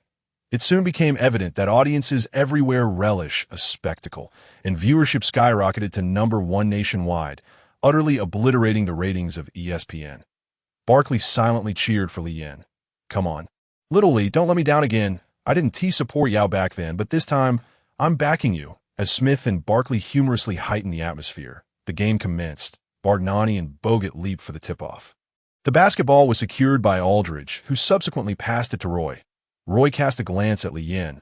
Noticing that Li Yin had no intention of requesting the ball, Yin sprinted towards the right three-point line. While Roy held the ball at the top of the arc, slightly to the left. Given that it was the All-Star game, the defensive intensity was naturally low at the onset. Darren Williams symbolically defended for a moment before allowing Roy to drive into the lane. Just as the defenders were settling into position, Roy halted suddenly and leapt for a jump shot. Although Granger was unprepared to provide help defense, Roy's movements appeared fluid and seamless. The basketball arced through the air. Swish! It hit nothing but net. The second-year team's turn. Chris Paul brought the ball across half-court, and Li Yin extended his hand. Hoping to make a gesture, to his surprise, Paul executed a series of flashy dribbling maneuvers. Li Yin, who had not intended to invest effort on the defensive end, found his attention waning. Following a dazzling display of ball handling, Chris Paul managed to dribble through Li Yin's legs out on the sidelines. Iverson frowned, recognizing Paul's mischievous intent. Immediately, Paul delivered a pass, facilitating an alley-oop to Granger. Although Li Yin felt a twinge of annoyance, he had not yet become angry. However, as Paul passed by Li Yin, he audaciously inquired, "How did you like that play?" At this point, Li Yin was thoroughly incensed. Chris, enjoy your laughter while you can. The forthcoming events may not be as delightful. Chris Paul had not anticipated Li Yin's directness. He wiped the smile from his face and nodded. I'll be waiting. I hope your abilities match your arrogance. Yin retorted sharply. That sentiment applies equally to you. The first-grade team's turn. Li Yin dribbles past half-court, with Chris Paul standing directly in front of him. Unlike the previous possession, Chris Paul is fully focused, having boasted of his prowess and now determined to deliver on his word. To be candid, the matchup between Li Yin and Paul appears rather comical, as the height difference between them is considerable. This is not a conventional duel, yet Paul exudes unwavering confidence. He never enters a contest unprepared. For this very day, he has meticulously studied Li Yin's game footage. Paul is aware that Li Yin's shooting is not particularly impressive, and his offensive arsenal primarily consists of drives and hook shots from the post. Although Li Yin possesses exceptional ball handling skills, his high center of gravity poses challenges against a guard like Paul. Chris Paul intently watches the basketball, attuned to Li Yin's rhythm, a master of steals. Paul is precise in his judgment and swift in execution. Regardless of how flashy Li Yin's dribbling may be, he is confident he can intercept during Li Yin's drive. Here it comes. As Li Yin shifts his weight forward, Paul's experience tells him that the next move will be a drive. Naive. Chris Paul snorts disdainfully, eagerly awaiting that moment when Li Yin initiates his dribble. However, the basketball does not descend. Paul suddenly feels a gust of wind above him. Li Yin remains before him, yet the ball has vanished. Boom! The response to Paul is the thunderous sound of the ball slamming through the rim, accompanied by laughter and applause from the audience. In a daze, Paul only grasps the sequence of events through a slow-motion replay. The very moment Li Yin shifted his weight, he executed a pass over Paul's head. The ball barely grazing Paul's scalp. Paul had not anticipated stopping Li Yin's pass. In his view, a pass from Li Yin signified capitulation, yet he was unprepared for Li Yin's audacious street ball maneuver. That insufferable little brat. The laughter from the fans on the sidelines infuriates Paul. Can you only pass? Paul taunts, you talk big. only to shy away from a head-on clash with me. Chris, I come to realize that the hardest part of you is your mouth. When it comes to trash talk, Lian, a former internet keyboard warrior, surpasses Paul by several magnitudes. Engaging in verbal sparring with Lian is merely self-inflicted hardship for Paul, though Paul's ball handling skills are highly refined. He finds little advantage when Lian is fully concentrated. However, in a one-on-one scenario for the first-grade team, Paul and Darren Williams begin to collaborate. This leaves Lian feeling rather helpless. While he could defend against one player without issue, two would necessitate assistance from his teammates. Yet the current first-grade team is disjointed, with each young player fiercely competitive. Even within the same team, unity is lacking. After receiving the ball, Roy disregards Lian entirely, opting instead for a relentless assault. Roy has consistently been the standout rookie, leading the Rookie of the Year race before Lian's emergence. However, public opinion is now trending towards Lian ultimately surpassing him. Roy, holding his breath, fervently showcases his scoring prowess. Yet his counterpart, Darren Williams, becomes irate, bewildered as to why this rookie repeatedly scores over him. With no defense on his part, the rookie audaciously charges at him time and again. In the next defensive possession, Darren Williams completes a block, forcefully sending Roy crashing down from midair. Then on the offensive end, he uses his robust physique to overpower Roy, converting a layup with ease. Darren Williams shakes his arms and provocatively addresses Roy. "Don't take yourself too seriously. I'm here to deal with Lian today and have no desire to waste energy on you." Roy, a man of immense pride, finds Darren Williams' words to be salt in his wounds. He holds no grudge against Lian. He simply cannot fathom why the media favors him so. Yet this insufferable fat man dares to belittle him. Such insolence is intolerable. In the next possession, Roy confronts Darren Williams, deftly changing direction to create space, then effortlessly elevating for a jumper to score. Roy contemptuously remarks to Darren, "Little chubby, I don't even see you. To be honest, Lian is 100 times better than you." "You're full of it," Darren retorts, instantly incensed. "Lian is 1,000 times better than you." Nearby, Lian thinks to himself, "Wow, am I really that good? After all, they're all young players, as long as the desire to win is present." The intensity of the game inevitably escalates. With Darren clashing with Roy, he has no time left to join Paul, and confronting Lian. Paul's various antics are rendered sluggish in the face of Lian, who has mastered the lightning 5-piece whip, and Lian immediately retaliates, bringing fierce competition on both offense and defense. With both ends under pressure, Paul can only call for Darren's assistance. However, as Darren engages in a true man-to-man showdown with Roy, he has no time to help Paul. Paul looks up at Darren Williams and advises, "Don't lose your head. Weren't we supposed to focus on Lian? What could be more important than that?" FCK, Darren Williams grits his teeth and replies, "I hate it when others say I've gotten fat." Solo play is common in rookie showcase games, and the audience perceives no issues. The intensity of the game gradually rises, and both sides begin to exhibit defensive confrontations. Smith comments, "This is typical of young players. They all want to showcase themselves. Initially, it was Lian and Chris Paul, and now it's Brandon Roy and Darren Williams clashing as well." As the game progresses, both teams also execute personnel rotations. The second-year team's advantage becomes apparent, as they boast a wealth of talent on the perimeter. In addition to Paul and Darren, they also have Felton. Meanwhile, on the first-grade side, aside from Lian, there isn't a single legitimate point guard. Most importantly, without Lian, Chris Paul's keen intellect finally comes to the forefront that he skillfully orchestrates the team's offense, managing to streamline the second-year team's attack effectively. That it dawns on Paul that he has fallen into a trap. There is no need for him to engage in a one-on-one battle with Lian. As a point guard, his true objective should be to enhance the team's performance and lead the second-year team to victory. "This is not good," Barkley remarks, with Lian off the court. The first-grade team has lost all organization, and the score has widened. "Ha! Charles, I am ready." Smith jests, "You're full of it," Barkley exclaims in frustration. "Can't the first-grade coach do anything? Get Lian back on the court." Perhaps moved by Barkley's sincerity, Lian is quickly substituted back into the game. Upon entering, Lian executes a dazzling no-look pass on the offensive end. He drives to the basket with a Euro step.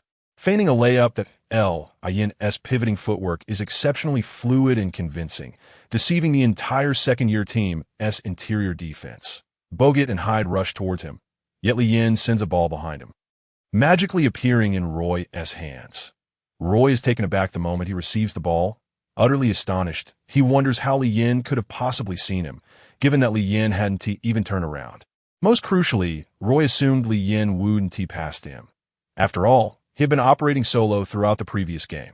Not wasting the opportunity, Roy swiftly cuts inside and easily completes a layup. In the next possession, Chris Paul sets a screen with Bogut, penetrating the lane with the basket within reach. However, Li-Yin, having anticipated his move, swoops in from the side and swats the ball away. Aldridge secures the basketball and passes it to Brandon Roy. The first-grade team counterattacks in a 3-on-2 situation. With Roy having shaken off his pursuers, he passes the ball to Li-Yin. L.I.N. receives the ball, takes off, and effortlessly deposits it through the hoop. Roy runs over to Li-Yin and adds, "Don't get me wrong, I didn't mean to target you. It's just that your position was better." "Hey." Li-Yin regarded the earnest Roy, who was surprisingly quite haughty in the second-year segment. Granger executed a turnaround jump shot over Rudy Gay, successfully scoring. Turning back, Li-Yin delivered a splendid long pass to Rudy Gay, enabling him to finish with a powerful dunk. The first-year team gradually steadied their footing, and the spectators on the sidelines began to perceive the shift in momentum. L.I.N. revitalized a disjointed team, and his teammates began to trust him unconditionally. Upon gaining possession, they consciously sought out Li-Yin. "Wow," Kevin Garnett exclaimed from the sidelines. "AI, your little brother is impressive." Brandon Roy lowered his head as Lee took control of the game. Kobe corrected, "KG, it's not that." Brandon Roy lowered his head. He realized it was right. To win, they must pass the ball to Lee.AI. Lee is formidable. I'm growing fonder of him, Kobe remarked with a smile. "I feel like he compliments me well." "Get lost?" Iverson teased. "You're dreaming." Iverson looked at Li-Yin with a proud expression. Li-Yin executed a pick and roll with Millsap, subsequently maneuvering past the defending David Lee. After drawing Bogut's attention, Li-Yin passed the ball to the unmarked Aldridge, who leaped for a dunk, effortlessly securing 2 points. Upon landing, Aldridge celebrated with a high five with Li-Yin as the first-year team solidified Li-Yin's core position. The ball found its way into his hands that Li-Yin accelerated the pace of the game, and the advantage gradually shifted to the first-year team. Shortly after the second half began, the two teams were tied. Chris Paul initiated a play using a screen, facing the switch defense of Bargnani. Exploiting his experience in smaller versus larger matchups, Paul adeptly maneuvered to disrupt the big man's balance. After creating space for a shot, Paul confidently pulled up and swish. The basketball found net. The game continued, with both teams unwilling to yield.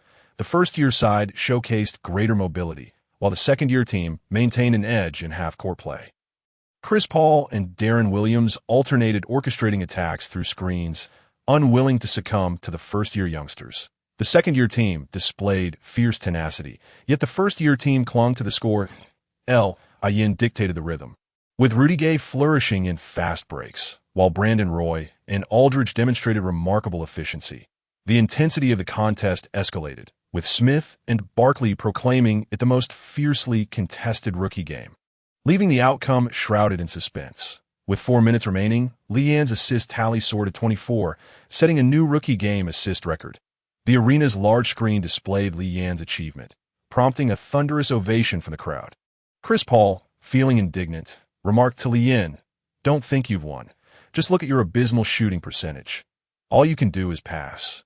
Indeed, in stark contrast to his impressive 24 assists, Li-Yin had only managed 8 points, shooting 4 for 10, revealing a lack of shooting rhythm.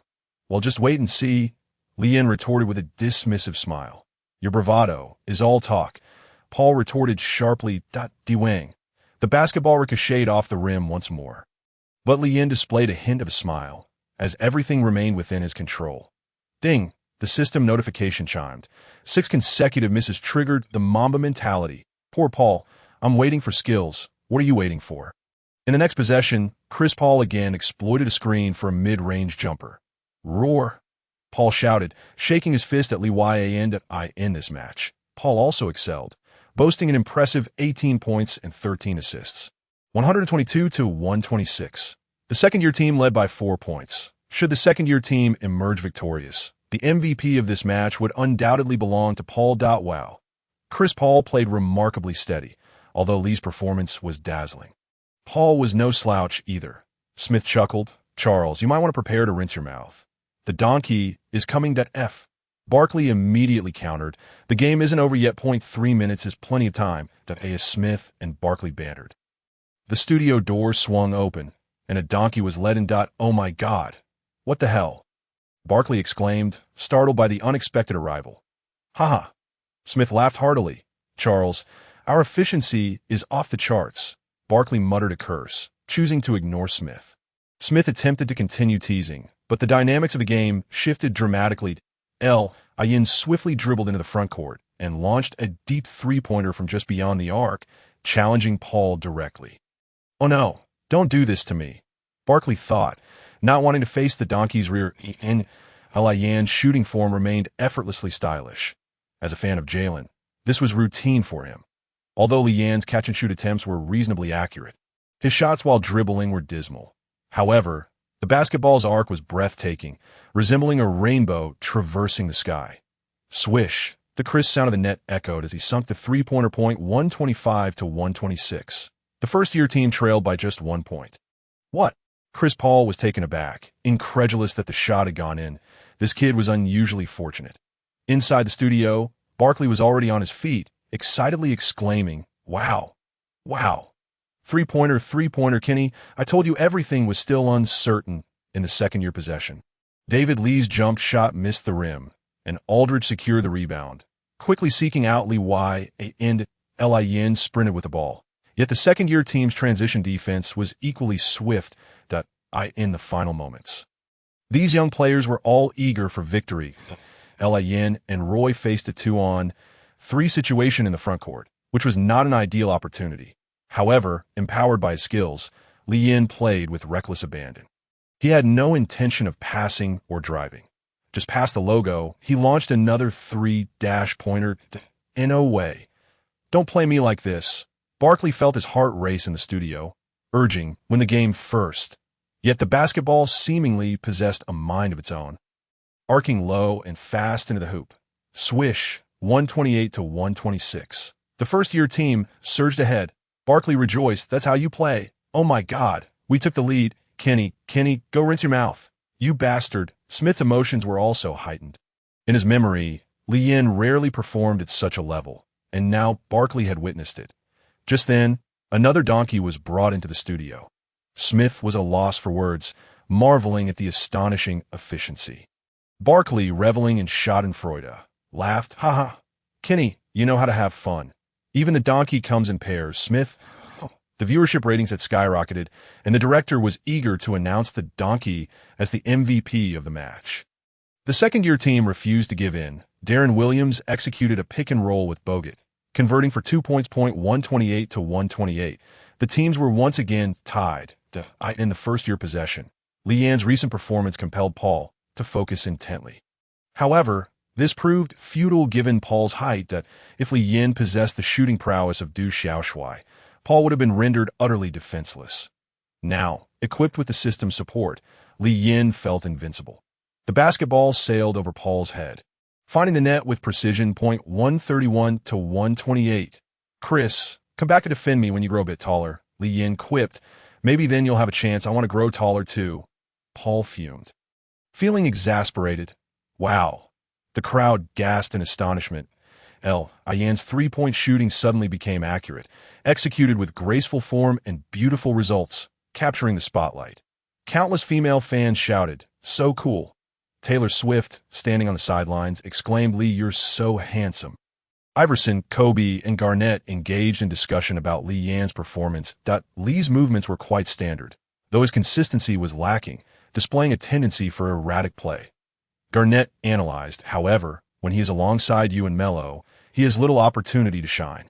So instability is to be expected. Indeed, Kobe nodded, Lee should join the Lakers. What? Both Garnett and Iverson were taken aback by Kobe's audacity. Kobe, wouldn't Lee have even fewer chances to shine with you? Who said that? I adore passing, Kobe replied with remarkable composure.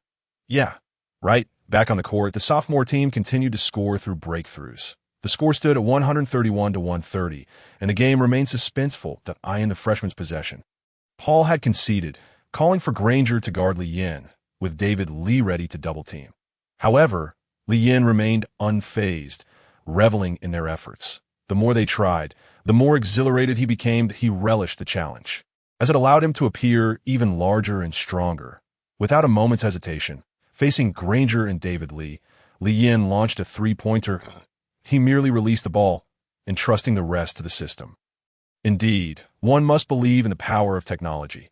Although Li Yin's shot had an absurdly high arc to evade the two defenders, the basketball still descended in a perfect parabola, swishing through the net. 134 to 130. Damn, can that even go in? Paul was astonished, the trajectory of the shot exceeding his comprehension.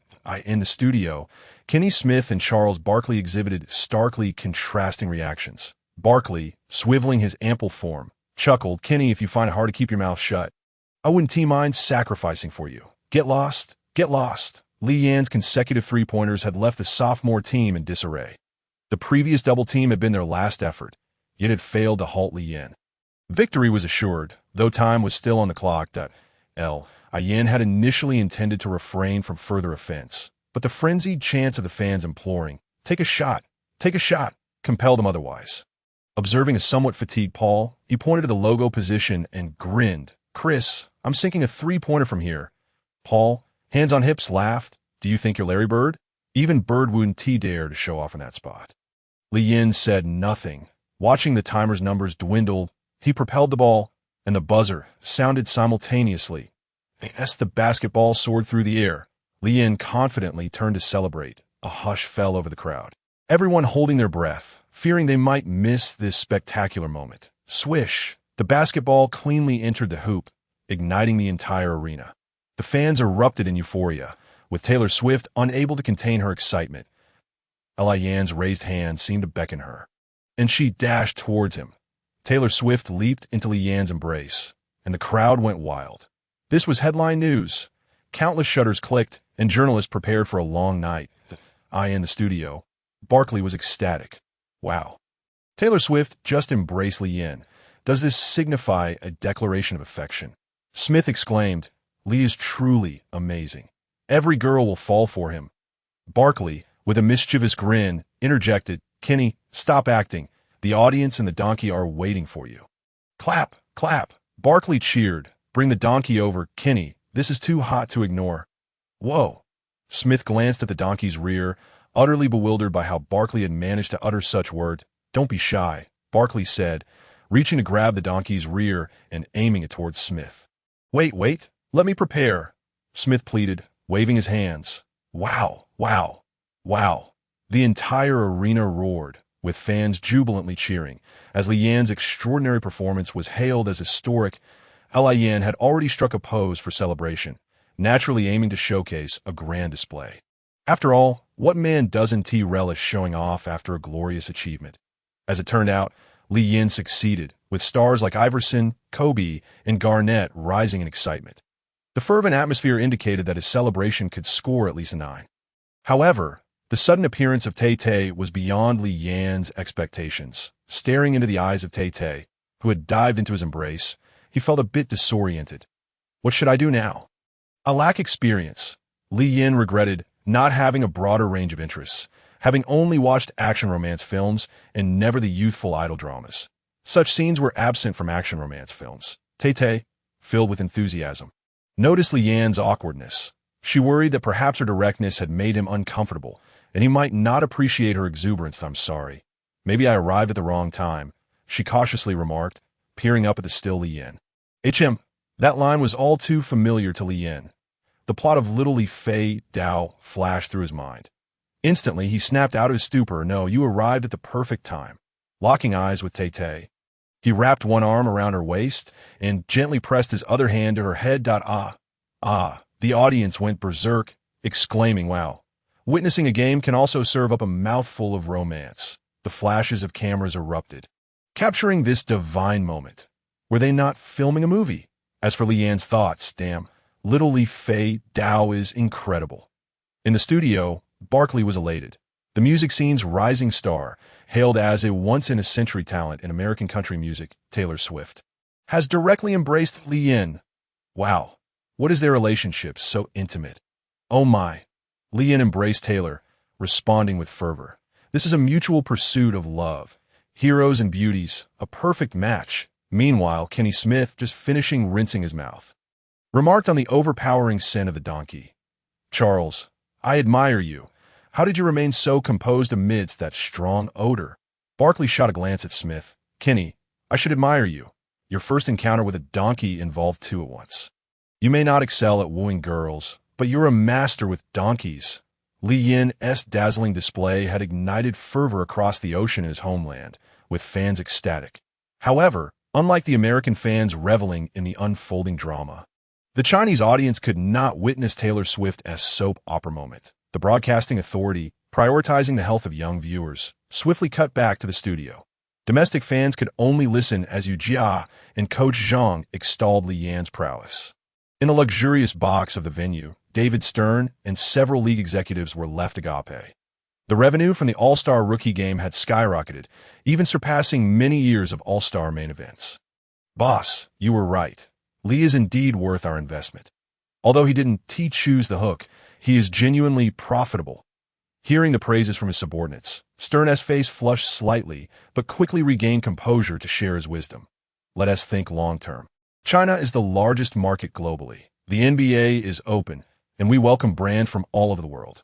Taylor Swift thoroughly enjoyed Li Yan's embrace, yet she understood the need to avoid overshadowing him. In the broadcast, The Answer, Iverson proudly pulled Li Yan along, more so to showcase than to introduce him to Kobe and Garnett. With 23 points and 24 assists, Li Yan achieved a remarkable double-20, leading the freshman team to victory. Unquestionably, Li Yan was awarded the most valuable player of the All-Star Rookie game, receiving the MVP trophy from David Stern. Congratulations, kid. David Stern spoke warmly. Congratulations. Li Yan felt a surge of excitement. Although it wasn't a grand prize, it was indeed his first trophy. The man was equally impressed with his debut, and Li Yan felt as if he were in a dream. From the very beginning, I believed in you. You possess a certain magic that will make you a superstar with countless fans, David Stern gently declared. All right, David Stern raised his voice. Li, this is your night. Do you have anything to say? Li Yan took the microphone, surveying the room. Such occasions posed no challenge for him.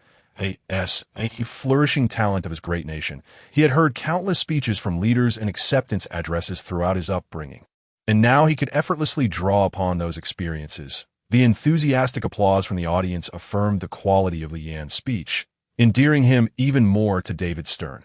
Mature and composed, he is capable of achieving great things. And importantly, he knows how to make money. After the awards ceremony concluded, everyone returned to their homes. Iverson, knowing his young friend had a lovely companion for the evening, chose not to linger. Taylor was in high spirits today. She lacked experience in matters of the heart. Despite her fondness for Li Yan, she was uncertain of his feelings towards her. Fortunately, while watching the game, Jessica Alba had imparted some wisdom. Li Yan was an exceptional individual, and many were eyeing him. If one had intentions, it was imperative to act swiftly. Regarding the outcome, as long as one had put in the effort, there would be no regrets. Taylor wholeheartedly believed Jessica Alba's words. After all, as the dream girl of countless men, Jessica was undoubtedly skilled in understanding them. Thus, after the game concluded, Taylor charged onto the court without hesitation. Jessica Alba's insights proved accurate. Taylor gazed at Li Yan, her face aglow with happiness. However, in Li Yan's heart, thoughts of Taylor were not as carefree, for he had just received a text from Jessica Alba. Taylor is a wonderful girl. Cherish her, of course. This doesn't prevent you from seeking out your sister for English lessons. Li Yan swiftly deleted the message. What the hell?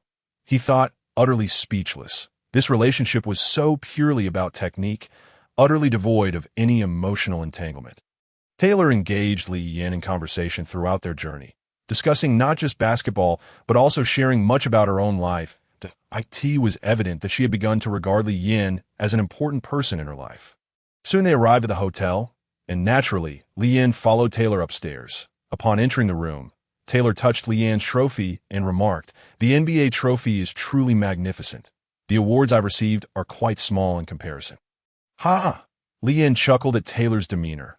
Our hands are larger. If we had a trophy like yours, it would be too heavy to carry.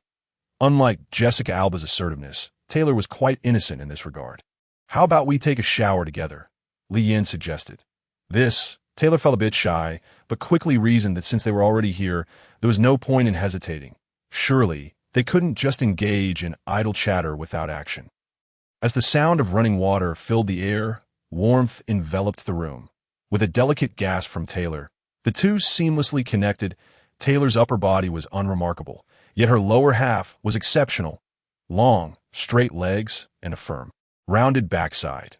The only drawback was that Taylor was somewhat passive, merely responding to Leanne's lead. Fortunately, having been tutored by Jessica Alba, Leanne's skills had greatly improved.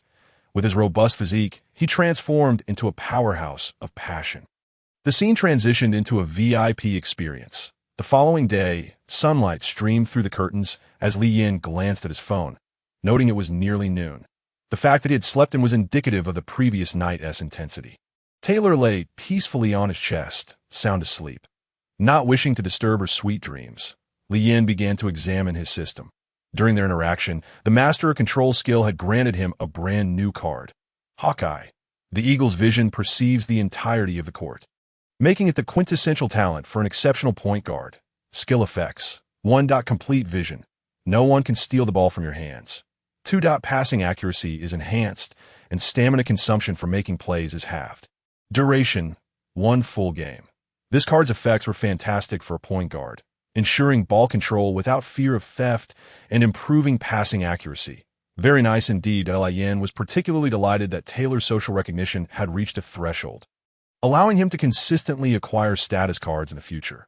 After some time, Taylor finally stirred from her slumber, blushing at the memories of the previous night. She felt sore all over, as if her body were falling apart. Once they had tidied up, Leanne and Taylor headed to the restaurant for a hearty meal to replenish the energy expended the night before. In the afternoon, they drove to the All-Star event. Today, Leanne was set to participate in the skills competition. Compared to the rookie game the previous day, a noticeably greater number of NBA stars had gathered. The individual competitions in the NBA were indeed highly appealing. In addition to the participating players, numerous legends were in attendance. Notably, this year's dunk contest judges were all illustrious figures. Jordan, Julius Erving, Dr. J, Dominique Wilkins, The Human Highlight Film, Carter, and Kobe. Such a lineup could be deemed the strongest in history. The players mingled amiably. Upon entering the court, Leanne immediately caught Iverson's attention. The answer approached Leanne, assessing him before playfully patting him on the shoulder, exclaiming, "Lee, you look great. Your form is on point." Aware that Iverson was teasing him, Leanne took it in stride, appreciating the camaraderie. "Of course. I'm a beast," he replied, flamboyantly adjusting his hairstyle. "Ha! Go for it." Iverson laughed, gesturing towards Kobe in the distance. "Lee, I'm betting on you to win. You must take down that arrogant guy, Kobe." Leanne glanced at Kobe, who was engaged in conversation with the King, LeBron James, and Flash, Dwayne Wade. Iverson led Leanne over to join them. Kobe, James, and Wade greeted Leanne with friendly smiles. "Lee, you performed well yesterday," Kobe remarked. "You need to be assertive. If you hadn't shot, you wouldn't have had those consecutive hits later on." "Indeed," Leanne nodded. "As long as I keep shooting, I will score." "Wow." Kobe clapped Leanne on the shoulder with enthusiasm. "Kid, you've grasped the essence. What do you think, Allen? I said Lee's a perfect fit for me." Iverson chuckled. "Kobe, don't kid yourself. He SR Jim in Denver. If you try to poach him, our big men will be the first to object. Let him choose freely." Kobe shrugged. "Actually, Lee and I would make a good team too." Dwayne Wade chimed in. "I can play off the ball. And don't you all notice? Lee and I both enjoy blocking shots." "Stop it." Iverson playfully shoved Wade, who was trying to join the conversation. Leanne was genuinely amused. Realizing that most NBA stars had pleasant personalities, he had anticipated them to be aloof, but they turned out to be quite approachable. "By the way, do you have any tips for the skills competition?" Leanne scratched his head. "This is my first time participating, and I lack experience." "This is simple," Kobe replied nonchalantly. "Minimize mistakes. Complete each task on the first attempt, using the least amount of time to Leanne's inner thoughts. "You're correct, but that seems rather unhelpful." Noticing Leanne's bewilderment, James elaborated. The sequence is as follows. First, a layup, then weave through the cones. Next, a chest pass into the hoop, followed by a bounce pass into the hoop, a mid-range shot, then another chest pass, and finally weave through the cones again for the last layup to finish. Dwayne, care to add anything? Iverson brought Wade over. Lee, Dwayne is last year's champion. Wade chuckled. We are all competitors here. Are you certain you want us to discuss this with Lee? Ha ha. Iverson playfully smacked Wade on the backside. It's all in good fun. Let's just talk about it. After the competition, the treat is on me. Wade replied, if you had said that earlier, I could have elaborated a bit more, Kobe teased. Carter suddenly popped up from nowhere. Hey, I heard AI is treating. Everyone who shows up get a share. Let's all do it together, Iverson said, dismissing any concerns. Today's event features 4 contests, including the Shooting Stars and the traditional NBA three-point competitions. Historically, the most anticipated event has been the dunk contest, which had waned in popularity until Vince Carter re-emerged as a visitor from another world, reigniting fans' interest in the dunk contest. However, in recent years, the lack of star-studded participants has caused a rapid decline in its appeal. This year's dunk contest participants include Robinson, Knicks, Howard, Magic, Green, Celtics, and Thomas, Bulls, with only the Superman, Howard, being a star player. While the judges are all big names, this has led many fans to express that they were more interested in the judges than the dunk contest itself. Following the conclusion of a Shooting Stars competition, the star-studded skills challenge commenced. The participating players, Lee Yin, Tony Parker, Dwayne Wade, LeBron James, and Kobe Bryant, are all incredibly prominent figures. All 5 have been selected for the All-Star game, and apart from Parker, they are all starters. Showcasing their immense popularity, after a draw, the order of appearance was established as Parker, James, Lee Yin, Kobe, and Wade, the defending champion, taking the last spot. This draw was favorable for Lee Yin, allowing him to observe from the sidelines. Parker was the first to compete in the preliminaries, and his performance was relatively smooth.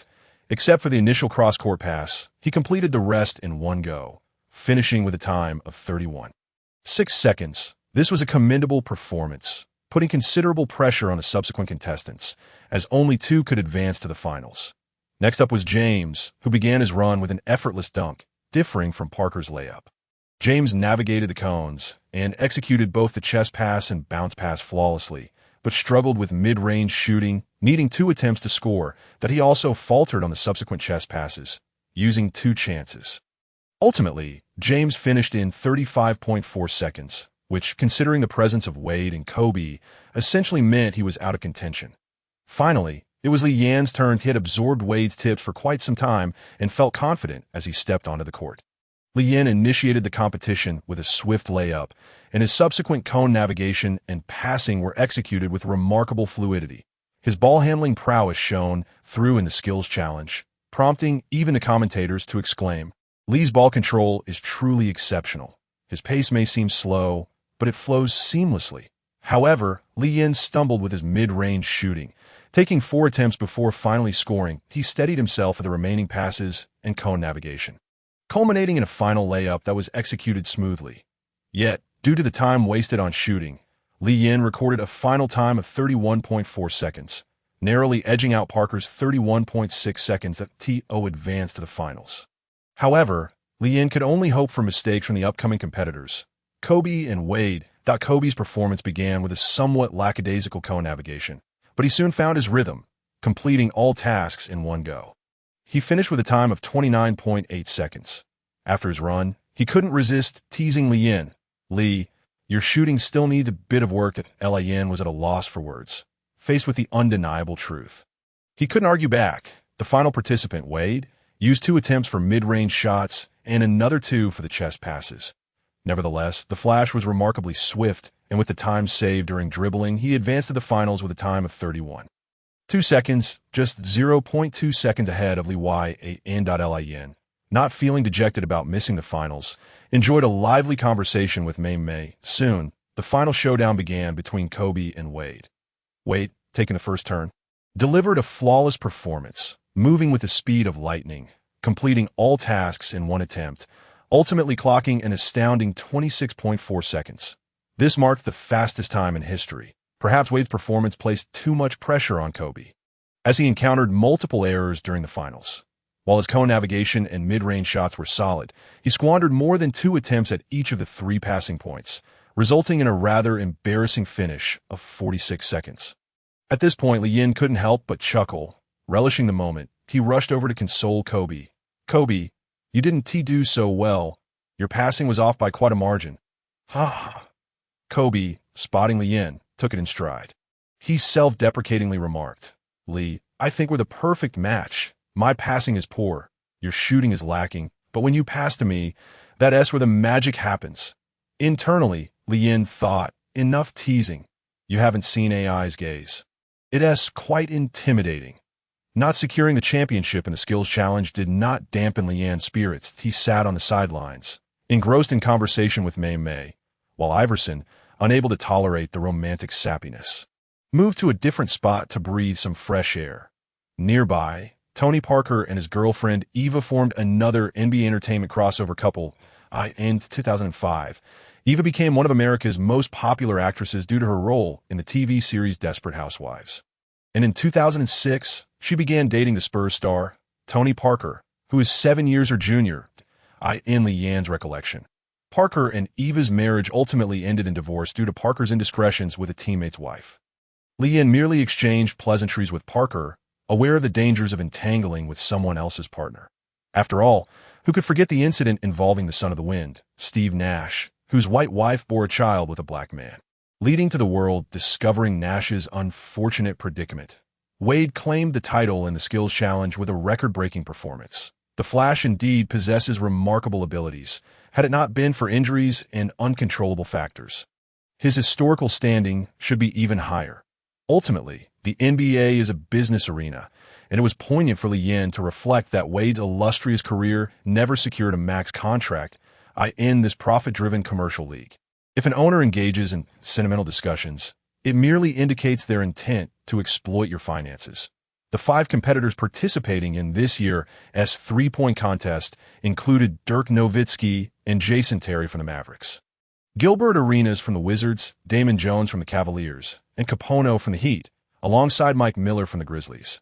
Nowitzki, last year's 3-point champion, naturally aspired to defend his title in Las Vegas, his most formidable contenders in this title defense. Aside from teammate Terry, were none other than the Wizards' general, Arenas. The first to compete was Capono from the Miami Heat, backed by O'Neal from the sidelines, although he struggled at the first 2 shooting spots. He nailed all 5 attempts from the top of the arc, finishing with an impressive score of 19 points. Next up was Mike Miller, who had a rocky start but managed to secure a total of 18 points. Third was Jason Terry, whose rapid pace seemed to hinder his shooting accuracy, resulting in a mere 10 points. The fourth contestant, Damon Jones from the Cavaliers, also failed to showcase his best performance at the final spot, ending with 15 points. Finally, Arenas took to the court, and the Agent Zero displayed exceptional precision from the 245-degree angles, finishing with a remarkable score of 23 points. The final contestant to take the stage was the reigning champion, Nowitzki.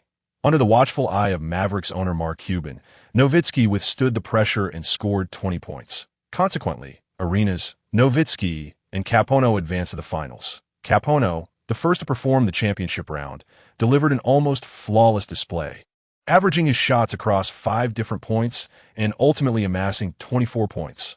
Onlookers Shaquille O'Neal, Dwayne Wade, and Alonzo Mourning stood in applause for Capono's remarkable feat following him. Nowitzki took the spotlight, but the usually steady German king faltered, managing only 10 points. The last to perform was Arenas, who, despite the odds stacked against him, resorted to a rather outrageous one-handed shot, finishing with a total of 17 points. Thus, the 3-point contest bore an unexpected twist as the relatively unknown Capono triumphed, surpassing the illustrious Nowitzki and Arenas to claim this year's championship. With the 3-point contest concluded, the eagerly anticipated slam dunk contest commenced. The 4 invitees were last year's dunk champion Nate Robinson, Gerald Green, Dwight Howard, and Tyrus Thomas, all of whom were regulars in the highlight reel.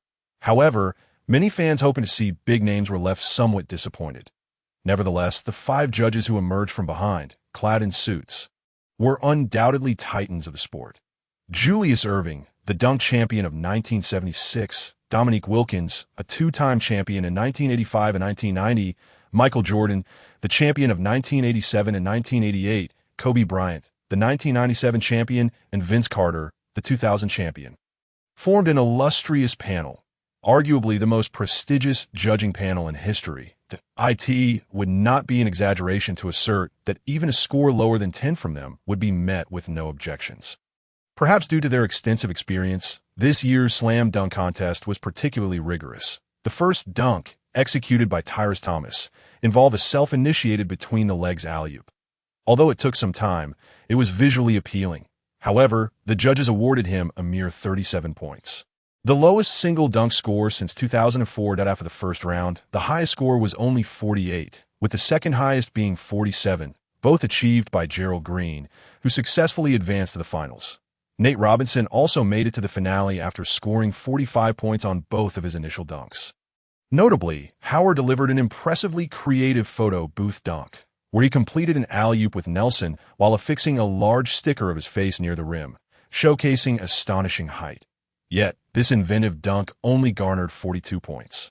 In the finals, Robinson faltered with 2 failed attempts, scoring 39 and 41 points respectively. Green's first dunk also earned him just 41 points, but he redeemed himself with a windmill dunk that soared over the platform, achieving a perfect score and ultimately winning the championship with a total of 91 points.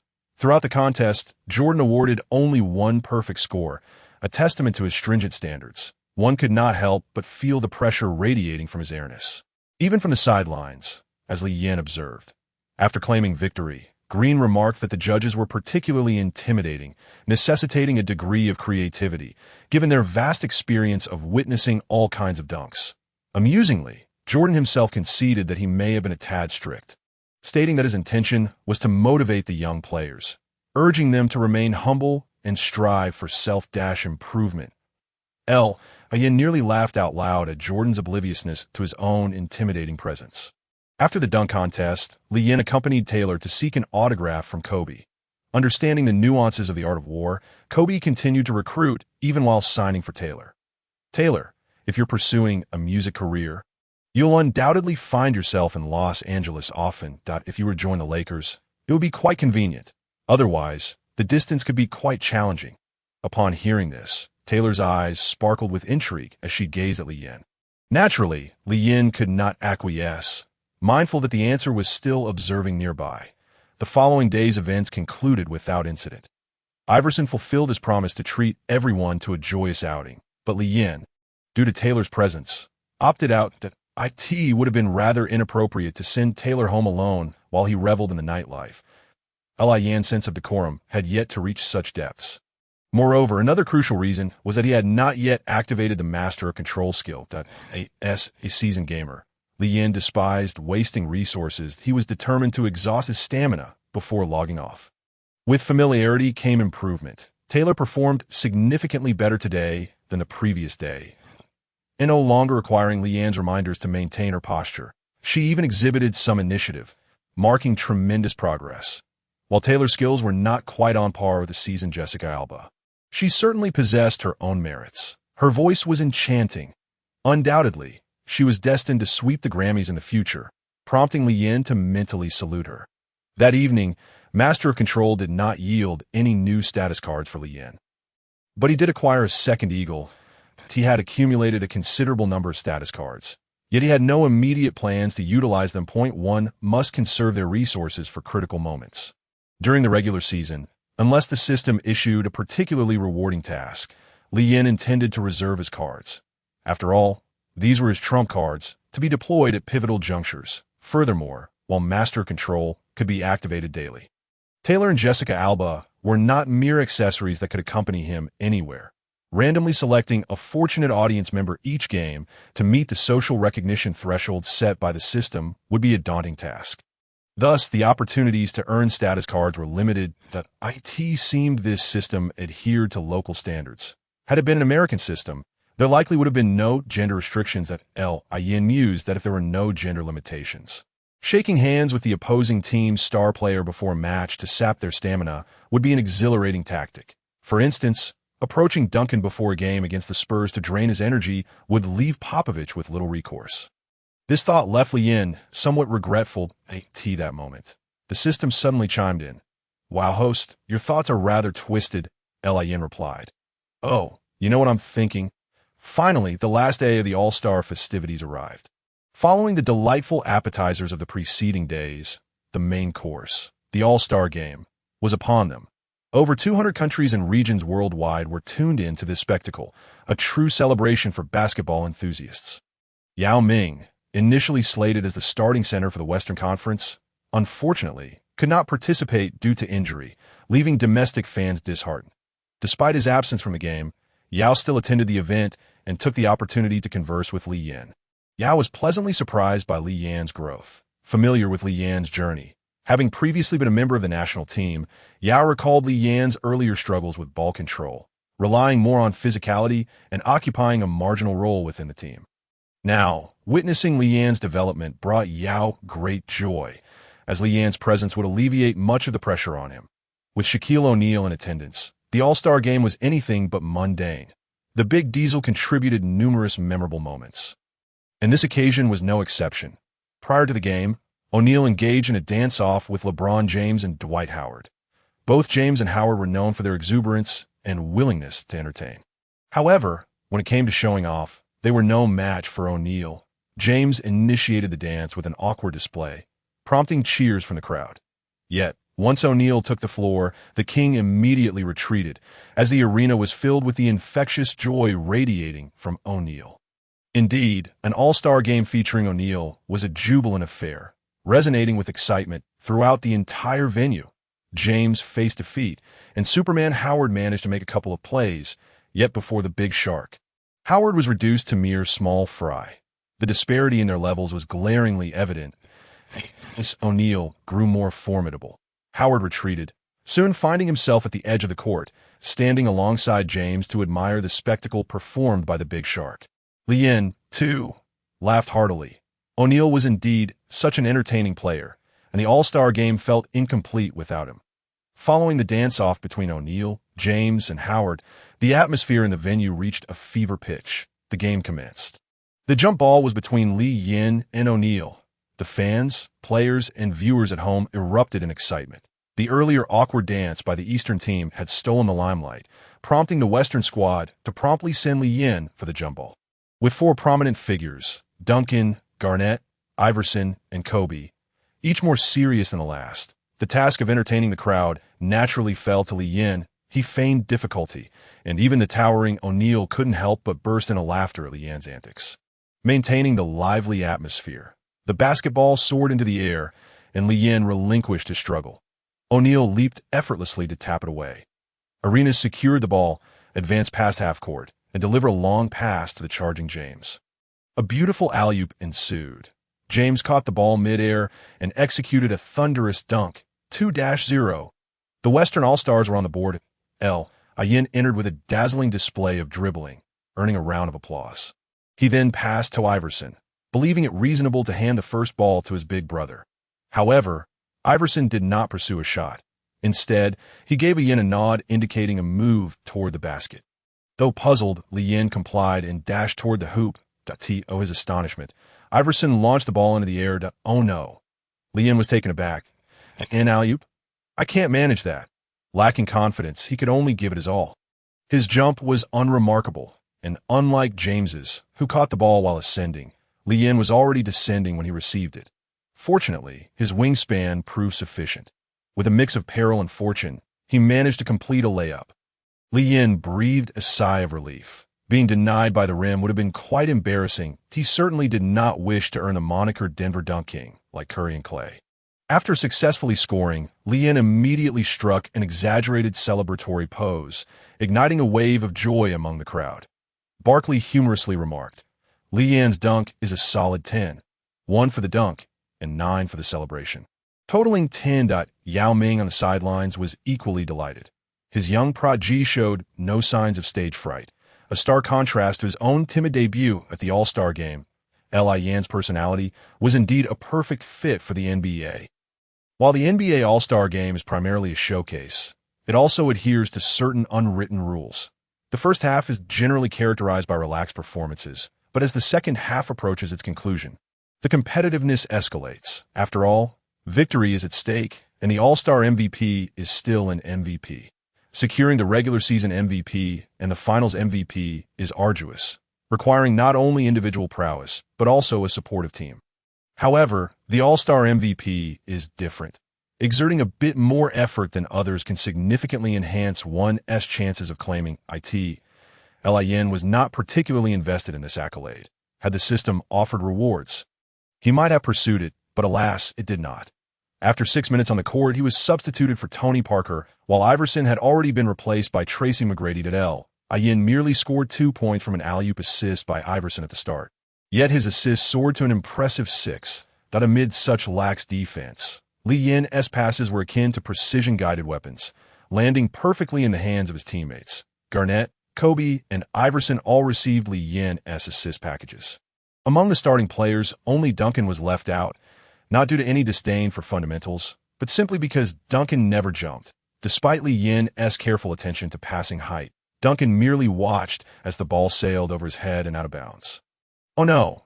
Lin's assist was lost, resulting in a turnover. The All-Star game had undoubtedly become a paradise for alley-oop aficionados and dunk enthusiasts. Fans relished the aerial displays, and stars eagerly showcased their talents for the audience.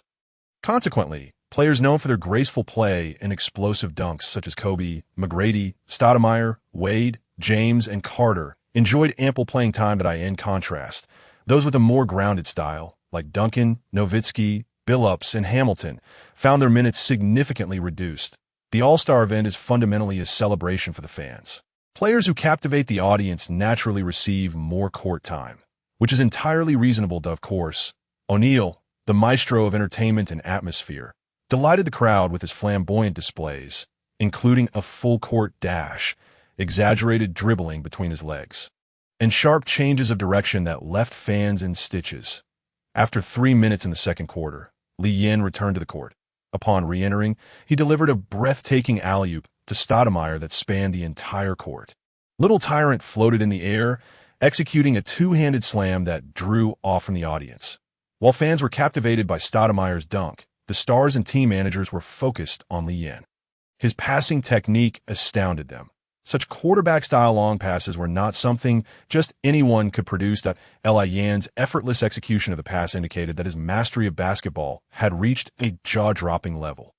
Yet, Lin's performance was far from over in the next play. As the Western All-Stars pushed on a fast break, Lin aimed to surpass the conventional no-look pass with a stunning elbow pass. He left the crowd in awe. His movements were smooth and fluid, executed with an effortless grace. The ball not only deceived the Eastern All-Stars and Lin's own teammates, but it even bewildered the camera operators. McGrady, positioned on the left side of the free throw line, was astonished as the basketball suddenly appeared in his hands. He leaped, executing a mighty windmill dunk, forcefully slamming the ball into the basket. The magician, McGrady's graceful windmill dunk could not overshadow Lin's brilliance. Even casual fans could only rise in applause, exclaiming, "Amazing!" McGrady rushed over to high-five Lin, his previously sleepy eyes now sparkling with excitement. "Lee, your passing is incredible. Watching the highlights didn't do it justice. Playing this game, wow, your passes are so comfortable." He continued, "Next season, consider Houston. I, along with Yao and the entire Rockets team, would welcome you with open arms." Lin replied, "Thank you, T-Mac," but before he could finish, Kobe approached with a grin, whisking McGrady away. McGrady, naturally skeptical, retorted, "Kobe, you're really blowing smoke now. You're not even writing it down." On the sidelines, Iverson observed the scene with a twinge of sadness, thinking, "Damn, these guys are trying to steal my thunder." Initially, only players from the Nuggets had experienced Lin's passing, but now numerous stars from the West had shared that privilege. The difference between watching Lin pass and receiving one of his passes was stark. Iverson noticed the star-studded group gazing at Lin with adoration, feeling a mix of jealousy and frustration. However, who could resist having a magician on their team? Essentially, Lin was an outgoing and lively young man. And amidst the chorus of oohs and ahs, he lost himself in the accolades. The thought of coasting was long forgotten as he captivated everyone with his astonishing passes. The All-Star Game's viewership soared, and numerous fans on online forums extolled its virtues. Seriously, This is the most exhilarating all-star game I've ever witnessed. Dunks are child's play. Come witness the performance of the Chinese magician. U1T regret it. Absolutely marvelous. The camera struggles to keep pace with Li's passes. The challenge of capturing close-ups is exceedingly great, prompting the director to abandon the effort. Once Li Yan secures the ball, the lens is swiftly pulled back. Truly impressive, reminiscent of the Showtime magic, akin to that of a maestro to a flawless white chocolate. If you will, Li Yan's no-look passes, elbow assists, and an array of dazzling bounce passes leave everyone in awe. In comparison to Li Yan, the other point guard's monotonous passes seem rather pedestrian. Even the legendary Magic Johnson, present at the scene, finds himself astonished by Li Yan's display as he glimpses his younger self in Li's passing artistry. Wow! Magic Johnson does not conceal his admiration for Li Yan. I would recommend the Lakers spare no effort to secure this young talent. He is simply exceptional. His court awareness and vision evoke memories of my own days on the court. Haha, Larry Bird chuckles. Magic, are you sure you're not praising yourself? You always said I was showboating, but now that you're retired, you're far more flamboyant than I ever was. Larry Bird continues with his playful jabs. Ha ha ha. Magic Johnson joins in the laughter. Let us be honest. Let us be honest. As the third quarter concludes, the Western All-Stars lead the Eastern All-Stars 117-106.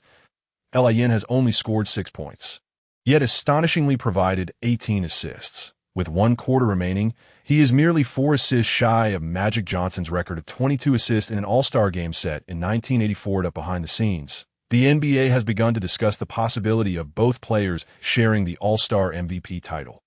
Traditionally, the player with the highest score from the winning team receives the All-Star MVP. However, despite Li Yan's modest scoring, his performance is undeniably captivating. But if all goes according to plan, Li Yan is poised to set a new record for assists in a single game, making him equally deserving of the All-Star MVP title, contingent upon the Western All-Stars securing victory. The fourth quarter commences swiftly. The Eastern All-Stars suddenly surge, with LeBron and Wade executing successive drives for points. While Arenas sinks a three-pointer on the defensive end, the Eastern team intensifies their efforts, catching the Western team off guard. The score quickly ties at 121-121. The atmosphere on the court grows tense, prompting the Western team to call a timeout. Kobe, T-Mac, and others adopt serious expressions, leaving Li Yan somewhat perplexed until he overhears a conversation between Kobe and T-Mac. It turns out that last year's Houston All-Star game was clearly T-Mac's domain, with all Western players feeding him the ball, making the MVP title seem destined for him. However, LeBron and Wade from the East had no intention of facilitating that, launching a counterattack in the fourth quarter. The Eastern team ultimately triumphed 122-120, completing a comeback victory. T-Mac, despite scoring the highest with 36 points, regrettably missed out on the MVP title.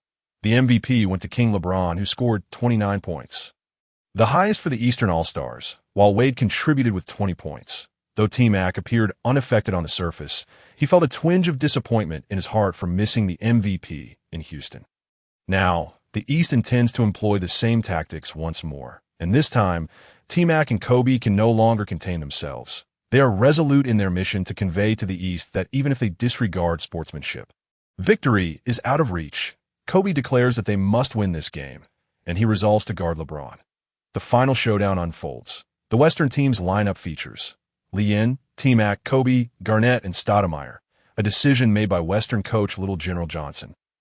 This lineup boasts remarkable agility and offensive prowess with Kobe and T-Mac. Remarkably, Kobe is the shortest player in this formidable assembly. Even those unfamiliar with basketball can recognize the defensive intensity of this lineup. In the words of Little General Johnson, this arrangement can unleash havoc on the Eastern team. Of course, the decision to employ this lineup is also motivated by Li Yan's proximity to Magic's record. While Kobe and Stoudemire are currently the highest scorers in the West, deserving the opportunity as coach, the Eastern team features Arenas, LeBron, Wade, Bosh, and Howard. Sitting on the sidelines, Shaq O'Neal feels fortunate not to be in the game, as he would surely be exhausted. The Dwight Howard is equally bewildered by the Western lineup. What on earth is this? The game resumes. After crossing half court, Li Yan passes to T-Mac, faced with LeBron. T-Mac's previously relaxed demeanor vanishes. He solemnly declares to LeBron, "LeBron, I'm serious now. LeBron and Wade exchange glances, sensing the fierce determination emanating from Kobe and T-Mac. This game is about to become a true contest. T-Mac feints with the ball, executing two seamless crossovers that LeBron, momentarily caught off guard, regains his position that T-Mac effortlessly rises for a jumper, leaving LeBron, who has just steadied himself, with no chance to react. The basketball arcs gracefully through the air. Swish! It's nothing but net point 123 to 121. It's utterly transcendent. One may question T-Mac's leadership abilities, yet his individual talent is beyond reproach. LeBron, left with no options, feels the weight of the moment, as few in the league can match T-Mac one-on-one. On the Eastern team's possession, Arenas brings the ball past half-court, while Li Yin remains intensely focused on defense. Arenas surveys the court, feeling a tinge of frustration. The Eastern lineup appears somewhat unbalanced, lacking players who can effectively stretch the floor. Arenas contemplates that aside from himself, the others' three-point shooting is hardly reliable. In a typical game, Wade, LeBron, and Howard could easily overpower their opponents with sheer athleticism. However, this is a rare high-stakes matchup. Kobe, T-Mac, Garnett, Stoudemire, and the young Chinese prodigy before him, for gifted players with long wingspans, render Kobe the least athletically gifted of the bunch, an astonishing thought. Arenas signals to LeBron, passing him the ball while moving to create space. Alas, Arenas acknowledges he has done his best. LeBron, guarded closely by Kobe, finds himself in a challenging situation. This veteran is genuinely competing, and with LeBron's physique, he can't easily dominate Kobe. However, LeBron is astute. He beckons Howard for a screen. The Dwight quickly positions himself. Boom! Howard's screen is solid, and as Kobe navigates around it, he is momentarily delayed. LeBron drives into the paint. But Garnett's help defense looms large, presenting an obstacle. Normally, LeBron would swiftly pass the ball, but in an all-star game, he wishes to push his limits. With powerful legs propelling him, LeBron leaps high, confronting Garnett mid-air. This is a pure contest of athleticism between two giants. LeBron seems to have the upper hand as he elevates above Garnett, the rim tantalizingly close. LeBron, watch out! Wade's voice pierces through from behind. In the midst of their aerial duel, LeBron feels the pressure of Garnett's defense, but remains undaunted, reveling in the moment. He hears Wade's warning, but feels no need for caution. He is ready to showcase the brilliance of the chosen one. As James swung his arm in a sweeping motion, he was poised to execute a thunderous dunk. However, an overwhelming force intervened, causing the basketball to slip from his grasp.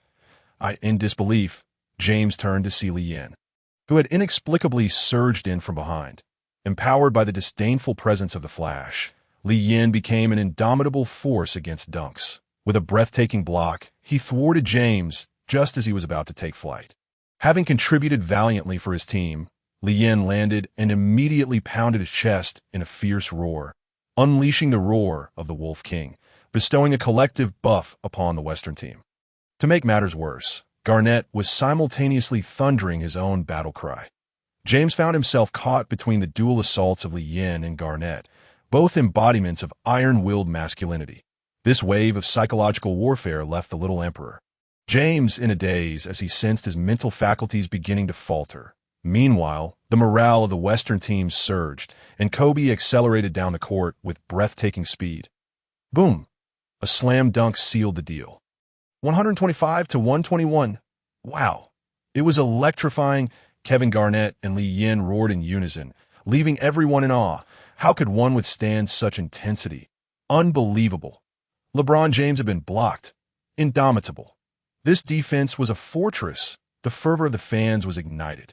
After witnessing an entire game of dunking exhibitions, they relished the heightened competition on the court. In the subsequent play, Bosch's mid-range shot was emphatically rejected by Garnett, and Li Yin seized the ball. Orchestrating yet another fast break, Stoudemire caught Li Yin's assist, completing an alley-oop point 127 to 121. The Western team dominated both offensively and defensively, leaving the Eastern team in shambles, even after calling a timeout. The situation for the Eastern team showed no signs of improvement. The game had fallen into the rhythm of the Western team, with the point differential rapidly widening. The Eastern team had abandoned any hopes of catching up, and the intensity of the game began to wane. The only remaining suspense was who from the Western team would emerge as the highest scorer. Yes, the Western team made their final offensive push.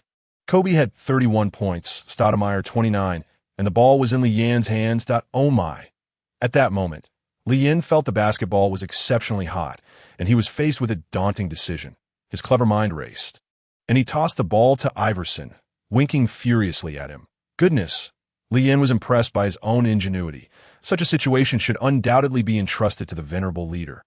Iverson, taken aback, thought to himself, "This little rascal is clever, avoiding the villain role and passing the burden on to me."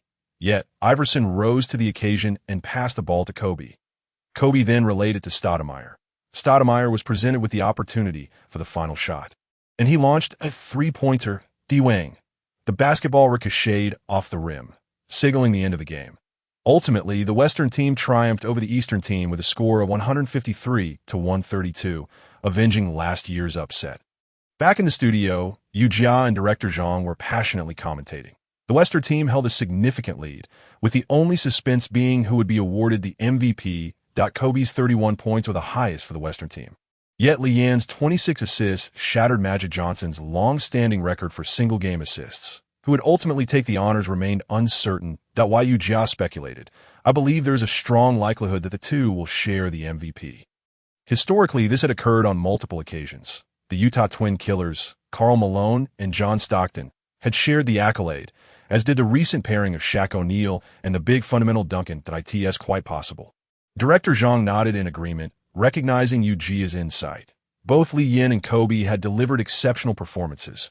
While typically, the highest scorer from the winning team is awarded the MVP, Li Yan's performance was undeniably impeccable. In my view, Li Yan's display today was the best of the game, surpassing that of Kobe. Director Zhang continued. Wow. Yu-Jia was taken aback. It was rare to hear such word from Director Zhang. As is well known, Director Zhang is a devoted Kobe fan, often criticized by many fans for excessively praising Kobe, leading them to jokingly refer to him as Wei Ping Bryant. Director Zhang clarified, "I am merely speaking the truth." Kobe's performance was stellar, yet Li Yan breaking Magic Johnson's record, which had stood for over 2 decades, is simply remarkable. Others shared the same sentiment as Director Zhang and Yu-Jia, despite Smith's recent double date with a donkey due to Li Yan's influence. He believed Li Yan was more deserving of the MVP. Naturally, if Li Yan were to share the award with Kobe, it would bring joy to all. Soon, David Stern took to the stage, smiling as he announced the grand prize of the match. The 2006-2007 NBA All-Star MVP is. Stern understood the atmosphere and paused momentarily before delivering the news in one breath. Kobe Bryant and Li Yan. Let us congratulate them. As soon as the announcement was made, the crowd erupted with excitement. If you hadn't watched the game and simply saw the result, you might question how this emerging Chinese player could share the All-Star MVP title with the formidable Kobe Bryant. Is there an inside story? Did the NBA favor Li Yan due to the Chinese market? However, if you had witnessed the entirety of the match, you would be captivated by Li Yan's performance. His dazzling passes and unparalleled court vision made it clear that he was undoubtedly the brightest star of the All-Star game. With 26 assists, the MVP title was rightfully his. Amidst the cheers of the crowd, Kobe and Li Yan raised the MVP trophy together. Countless cameras focused on this moment, with flashes illuminating the scene. Kobe turned to Li Yan and whispered at L. Yan initially thought it was yet another unremarkable recruitment pitch. But it was not. Kobe softly remarked, "Li, you have proven yourself to be an exceptional player, making the All-Star starting lineup in your rookie season and winning 2 MVPs. Wow, that's incredible." However, Kobe paused before continuing. "You will undoubtedly face different treatment in the upcoming games. No longer will anyone perceive you as just a sidekick to Allen Iverson or Carmelo Anthony. You will be the focal point of the opposing team's defensive strategies. Many players will seek to gain attention by defeating you, and you will encounter various challenges. Li, hold on. Once you surpass this stage, everything will open up for you." Kobe spoke fervently, and even he was unaware of why he felt compelled to share so much with Li Yan. He simply had a profound admiration for the young L. Yan nodded appreciatively, fully recognizing the importance of Kobe's advice. "Thank you, Kobe, I will work hard," Li Yan responded solemnly. Li. Kobe handed the MVP trophy to Li Yan, insisting, "Take it. This trophy holds great significance for you to L. Ian was taken aback with joy. Just as he was about to express his gratitude, he noticed Kobe waving him off. It's fine. I already have one at home. After the award ceremony, numerous stars approached to congratulate Lee Yin. Garnett, McGrady, Duncan, Wade, James, and of course, the two Denver icons, Iverson and Anthony. The stars, possessing a penchant for gossip, were particularly curious about what Kobe had said to Lee Yin. Lee Yin candidly replied, "Kobe told me that the future is mine." James, internally, was taken aback. "What? Am I leaving?" After bidding farewell to numerous icons, Lee Yin was set to undergo a special interview. Taylor Swift unabashedly expressed her delight. Linking her arm with Lee Yin's, "Darling, you are simply incredible." Yin handed the trophy to Tay, gently saying, "I have another interview. Will you wait for me at the hotel?" Tay obediently nodded, leaning in to whisper in Lee Yin's ear, "Darling, you've worked hard. Tonight, you can just lie back, and I'll take care of everything. Oh my." Lee Yin glanced around, relieved to see no one nearby. Such inappropriate remarks shouldn't be made so casually.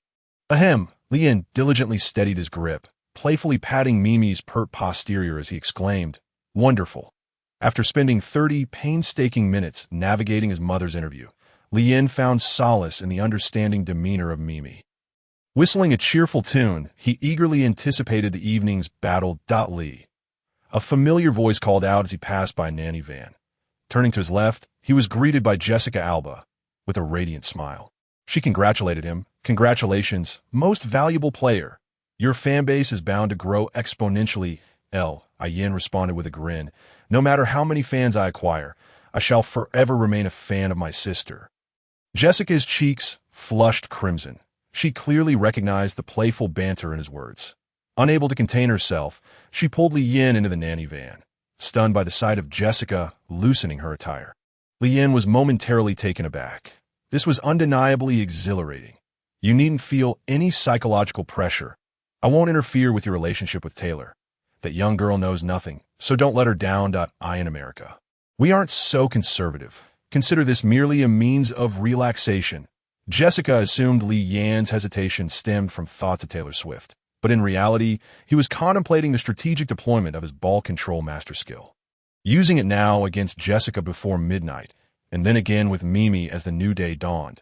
Such a flawless plan. Soon, the nanny van began to sway rhythmically as Lee Yin engaged in a continuous battle with both Jessica Alba and Taylor Swift. The frenzy across the ocean in China was palpable.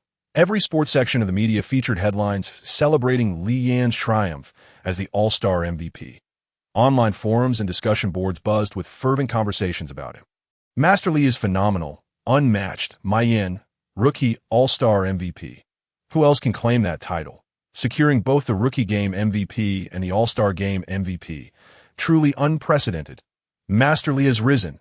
No one dares to label you an actor anymore. No more pretense. I admit it, I am a devoted fan of Master Lee for 30 years. Unbelievable. 30 years ago, Master Lee was but a tadpole. Master Lee's ball handling skills had reached an extraordinary level. He must have been tirelessly honing them through the night. Exactly. I assure you, Master Lee is likely practicing even now. Hard work pays off. Success is never achieved without effort. Can our domestic roughnecks not learn from Master Lee? Look at him, rising at 3 in the morning to practice ball handling. This is what a quality idol looks like. Master Lee radiates positivity. Lee Yin captivated the hearts of all Chinese basketball fans with his performance. Following the All-Star game, news outlets across the nation lauded him. Even the primetime news at 7 o'clock dedicated a full minute to report on his achievements. Upon seeing the coverage online, Lee Yin was moved to tears. "Mom, I have made it." Having experienced an unforgettable All-Star weekend, Lee Yin embarked on a new chapter in his professional career. Despite the challenges ahead, he was brimming with confidence. Memories of his favorite song from his past life flooded his mind. "Where's the world filled with flowers? If it truly exists, I shall seek it out. I yearn to stand atop the highest peak, unperturbed by its sheer cliffs. Perhaps my hands are clumsier than my feet, yet I am willing to explore endlessly, dedicating all my youth without regret. The brilliance of life cannot be witnessed without perseverance. Rather than merely surviving, I choose to burn passionately Iverson feared no challenge, for as a man of systems, what could anyone use to challenge him? Mimi reluctantly bid farewell, preparing to return to Los Angeles to work on her new album. Meanwhile, Iverson would reunite with his teammates, as the Nuggets were set to commence their first game post-All-Star in Orlando. "Lee, your performance at the All-Star was outstanding," Kenyon Martin's booming voice echoed. "Winning MVP in your first All-Star appearance. You're on par with LeBron James when he entered the league." Kenyon Martin genuinely rejoiced for Iverson, who hurried over to embrace him warmly. Iverson had thoroughly analyzed footage of the Magic. Their point guard, Jameer Nelson, was a shorter, stockier player excelling in pick-and-roll scenarios, adept at ball handling and shooting. His defensive capabilities were somewhat limited by his height. But he was tenacious in his confrontations that a little cannon-type point guard, Iverson mentally assessed. T183 cm. Nelson shared Iverson's position, yet it was unlikely that the Magic would pit him against Iverson. The true adversaries would be the forwards. The Magic's lineup boasted Grant Hill, often heralded as Jordan's successor, along with the Turkish magician Hedo Turkoglu and the tenacious defender Trevor Ariza. Grant Hill had once been deemed the closest player to Michael Jordan. His skill set was comprehensive, and at the height of his career, he was a versatile warrior capable of fulfilling any role a team required. The term point forward gained traction during Hill's time, and triple-doubles came effortlessly to him. If he were focused on scoring, 30 points in a game would merely be a fundamental task. Had Hill maintained his health, he would have posed the most daunting type of opponent for Iverson, as his physique, speed, and physicality could effectively suppress Iverson. Regrettably, following severe ankle injuries, Hill could no longer match his former prowess. However, this was fortuitous for Iverson. Besides Hill, both Turkoglu and Ariza possessed unique attributes that made them formidable. While Iverson studied his opponents, they too were analyzing him. Hedo Turkoglu was among them.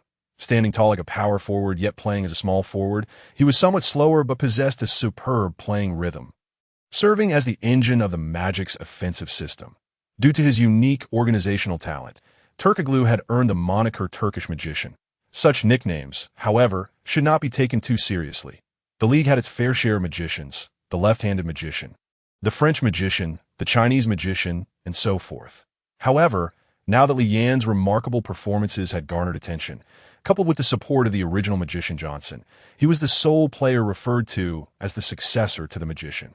Others had been relegated to mere knockoff versions, akin to the distinctions drawn between Levine, Irving, and their Golden State counterparts. This infuriated Turkoglu, who had held the title of Turkish magician for several years. Why was he now labeled a counterfeit? Was it merely because Iverson had shattered the magician's assist record? It was merely an exhibition game, and Turkoglu found it lacking in persuasive power. He was determined to personally defeat Iverson to demonstrate to the world. He was indeed the stronger of the two. The Turkish magician surpassed the Chinese magician. Now, the opportunity had arisen.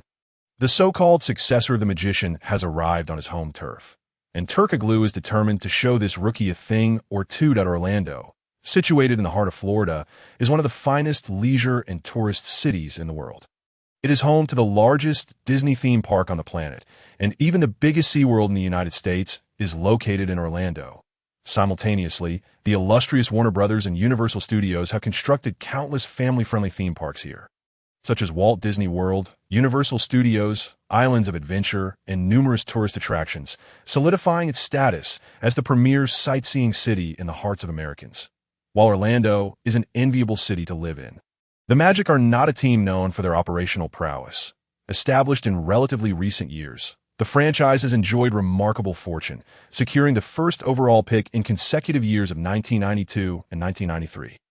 They subsequently acquired the legendary Shaq O'Neal and the dynamic Anthony Hardaway, forming a potent inside-outside partnership. The Magic swiftly ascended to prominence within the league, finishing the 1995 season with a record of 57 wins and 25 losses, earning them the top seed in the Eastern Conference. They triumphed in the playoffs, defeating the Celtics, Bulls, and Pacers, boldly advancing to the finals. Notably, they faced a Bulls team bolstered by the return of Michael Jordan. Yet the Magic exhibited no fear, demonstrating youthful tenacity as they eliminated the Bulls, a testament to the audacity of youth. Despite being swept by the Rockets in the finals, the future appeared bright for this young Magic squad. However, the Golden Duo could not continue their development together, as everyone recognized O'Neal's dominance, while the short-sighted Magic management believed he was unworthy of a maximum salary. Ultimately, after the Los Angeles Lakers offered him a max contract, O'Neal departed without hesitation. The Magic's poor decision-making did not end there. They once inadvertently dissuaded the big, fundamental Tim Duncan from joining due to a comment made by Coach Doc Rivers regarding family members on the team playing. Shortly thereafter, they signed Grant Hill, who unfortunately never managed to maintain his health even for a single season, rendering the dream pairing of Hill and Tracy McGrady a mere fantasy. Yet, fortune favored the foolish. The Magic once again secured the first overall pick, this time selecting center Dwight Howard. Although Howard fell short of O'Neal's caliber, the current league landscape lacked the abundance of elite centers that once dominated. Howard's offensive skills were rudimentary, relying primarily on alley-oops and offensive rebounds. With his only notable move being a clumsy turnaround shot, his shooting percentage left much to be desired. Nevertheless, his extraordinary athleticism allowed him to anchor the Magic's interior defense. And in the prevailing environment, as long as he did not face heavyweights like O'Neal or Yao Ming, Howard's offensive contributions were more than sufficient. The Amway Center, home of the Orlando Magic, was filled to capacity. This season, the Magic's performance saw a significant uptick, rekindling the enthusiasm of their fans. The visiting Denver Nuggets faced a chorus of boos during warm-ups. However, head coach George Karl noticed that Lee Yin remained unaffected. In Karl's eyes, Lee's mental fortitude rivaled that of established stars like Allen Iverson. I had his own unique method for coping with pressure. Whenever he felt tense, he would pull up the system panel to review his stats. As a child of the system, he had little to fear, armed with attribute points and status cards. Whether it was the brash Turkoglu or even a genuine magician, if Lee Yin were provoked, he would not hesitate to go all in, even at the risk of stunting his development.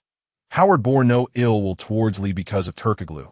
During warm-ups, he approached Lee with a friendly greeting. "If you join the Magic, we could become a golden duo, just like Shaq and Penny. Just throw the ball over my head, and I'll find a way to slam at home. I chuckled. Just a reminder, don't throw any of my shots back at me today." As the pre-game ceremony concluded, the starters remain on the court. For the Nuggets, Lee Yin, Allen Iverson, Carmelo Anthony, Kenyon Martin, and Marcus Camby. Their lineup was relatively stable, with J.R. Smith and Nene Hilario poised on the bench. For the Magic, Jameer Nelson, Grant Hill, Hedo Turkoglu, Darko Milicic, and Dwight Howard. With the sound of the referee's whistle, Howard and Camby squared off for the jump ball. Although Camby was typically proficient in this regard, he faced the young Beast Howard, whose physical prowess was on par with that of LeBron James, an extraordinary talent. Howard won the tip and directed the ball to Nelson. As Nelson advanced past half-court, he passed to Turkoglu. Turkoglu possessed a deft hand in orchestrating the offense, standing tall at 208 centimeters with impressive court vision, initiating a pick-and-roll at the top of the arc. He successfully located Howard beneath the basket. Boom! The Beast caught the ball and unleashed a thunderous dunk, leaving Camby powerless to respond. That Howard's physique resembled an inverted triangle, while his lower body strength was average. His rough technique meant that if he could not bully his way past defenders, he would struggle considerably. To Howard's Achilles' heel was the steady, heavy-set centers, particularly the big Yao Ming, who made every encounter with Howard seem effortless, often reducing the Beast to mere pedestrian performances. Camby's build, however, played into Howard's hands. When it came to athleticism, few could rival the Beast. On the Nuggets' possession, Lee Yin brought the ball over half-court, executing a pick-and-roll with Kenyon Martin before penetrating the lane. Milicic, the Magic center, switched onto lead, a former second overall pick from the celebrated 2003 draft class. Milicic possessed height, physique, speed, agility, and strength. Many scouts once believed he had talent rivaling that of LeBron James. Regrettably, he was drafted by the then-dominant Detroit Pistons, where he saw only scant minutes during garbage time. While his contemporaries James, Wade, Anthony, and Bosh thrived, Milicic became the subject of ridicule among fans, often referred to as a human victory cigar. I effortlessly executed a spinning top move to elude Milicic, turning to finish with a layup for 2 points. On the Magic's next possession, Turkoglu once again delivered an assist to the Beast. Anthony's defensive capabilities had always been a mystery. He could stand toe-to-toe with superstars like James and Kobe, yet would inexplicably lose focus on defense. Clearly, Turkoglu had yet to reach a level that commanded Anthony's respect. Howard received the pass beneath the basket and soared for another emphatic dunk. Boom! The score now stood at 4-2. Camby's physical confrontations were somewhat lacking. Against an opponent like Howard, he found himself at a disadvantage that on the sidelines. George Karl furrowed his brow, recognizing that tonight's beast Howard posed a significant challenge for the Nuggets. The formidable Howard, with his sheer strength, had already made Camby suffer with his relentless attacking style. With explosive athleticism coupled with unparalleled agility, Howard undoubtedly deserved the reputation of a player who could rival LeBron James at his peak. As Howard showcased his prowess, the Magic continuously fed him the ball. Although Turkoglu was somewhat flamboyant, he possessed a remarkable ability to orchestrate plays. His success rate following screens was notably high, leaving Carmelo Anthony to bear the brunt of the criticism. Faced with Turkoglu, Anthony seemed to lack enthusiasm. After a screen, he appeared to vanish from the play. Additionally, when Howard was double-teamed by Camby and Kenyon Martin, he adeptly distributed the ball to the perimeter. Turkoglu and Jameer Nelson became the primary beneficiaries of Howard's assists. Their three-pointers were remarkably accurate, while Nelson found himself closely guarded by Iverson, with Lee Yin quick to cover any occasional lapses. The issue lay with Turkoglu, as Anthony's defensive intensity was lackluster, failing to stick closely to him. This allowed Turkoglu ample opportunities to shoot with ease from beyond the arc. Consequently, Turkoglu emerged as the standout player for the Magic. Aside from Howard, the first half concluded. The score stood at 56-56, with both teams evenly matched. Turkoglu had an impressive tally of 12 points and 6 assists, while Lee Yin recorded 6 points and 8 assists. Although the two did not directly face off during the game, in a certain sense, Turkoglu had the statistical edge. Hido, you played magnificently. The passes I received today were exceptionally comfortable. Howard praised Turkoglu in the locker room. Giving him a thumbs up, known for his amiable nature, Howard embodied the spirit of joyful basketball, and he was lavish in his compliments for Turkoglu. Meanwhile, Nelson chimed in with a grin. Indeed, what Chinese magician? He can't even compare to you. He merely rides on the coattails of AI and Melo. If he can't contain Melo, what is he worth? You are the true successor of the magician. Amidst the praises from his teammates, Turkoglu stood tall, relishing the moment. What could be more exhilarating than standing atop the recently acclaimed Chinese magician? With a slight smile, Turkoglu responded nonchalantly. These are mere titles. There is nothing to contest. I do not aspire to be anyone's successor. I am simply Hido Turkoglu. In that instant, Turkoglu felt a surge of confidence, shedding the label of the Turkish magician, embodying the essence of a formidable deity reborn, radiating an aura of dominance. The second half commenced. Turkoglu received a pass from Howard beyond the arc and confidently sank the shot. Amidst the roaring cheers of the crowd, Turkoglu let out a triumphant roar, rushing towards Lee Yin. Hey, Chinese kid, you're not so impressive. Lee Yin was momentarily speechless. After all, Turkoglu had merely scored against a distracted Melo and now sought to taunt him. IT was akin to someone relishing a sweet melon while disparaging the vendor selling pancakes. This melon is delightful, but your pancakes are trash. Such actions lacked logic, yet the fans reveled in the spectacle, fervently cheering for Turkoglu from the stands. Emboldened, Turkoglu stepped forward, challenging Lee Yin. Lee, dare you face me? Instantly, Lee Yin's temper flared. What audacity! A player who had not even secured a reward dared to provoke him. Glancing at George Karl on the sidelines, who was already troubled by Anthony's defense, Lee Yin sensed an opportunity to disregard Anthony's feelings. Karl nodded and called out, Carmelo, switch with Lee. As Lee Yin approached Turkoglu, he declared, as you wish. During the Nuggets' possession, Iverson advanced with the ball, while Lee Yin positioned himself in the low post, a tactic crafted by Karl based on player attributes. Lee Yin established his position with his back to the basket, allowing Iverson to feed him the ball effortlessly. Holding the ball, Lee Yin faced Turkoglu's defense. After a couple of dribbles, he skillfully utilized footwork to shake Turkoglu off. His movements were as graceful as a butterfly, captivating onlookers. This was the Magic's home court, and Lee Yin was not afforded any star privileges that a nearby bald referee scrutinized Lee Yin's footwork intently. Though it appeared somewhat suspect, he could find no fault. Yin evaded Turkoglu, and Howard swiftly approached. Enraged by Lee Yin's footwork, Turkoglu charged in, Surrounded, Li Yin remained unperturbed. His exceptional court vision allowed him to find a solution instantly. With a flick of his wrist, he passed the ball through a narrow opening. The ball found its way into Camby's hands, who executed a powerful one-handed dunk, concluding a long-awaited play. Turkoglu's speed was not impressive. Even somewhat sluggish, he relied on his intellect and rhythm to play. However, this was precisely where Li Yin excelled, as masterly specialized in dismantling smart players. After just a few exchanges, Turkoglu was already sweating profusely. This was perplexing. No matter what method he employed, the Chinese kid always seemed to shadow him. Outwitted in both intellect and rhythm, Turkoglu was left with only his 208 centimeters frame.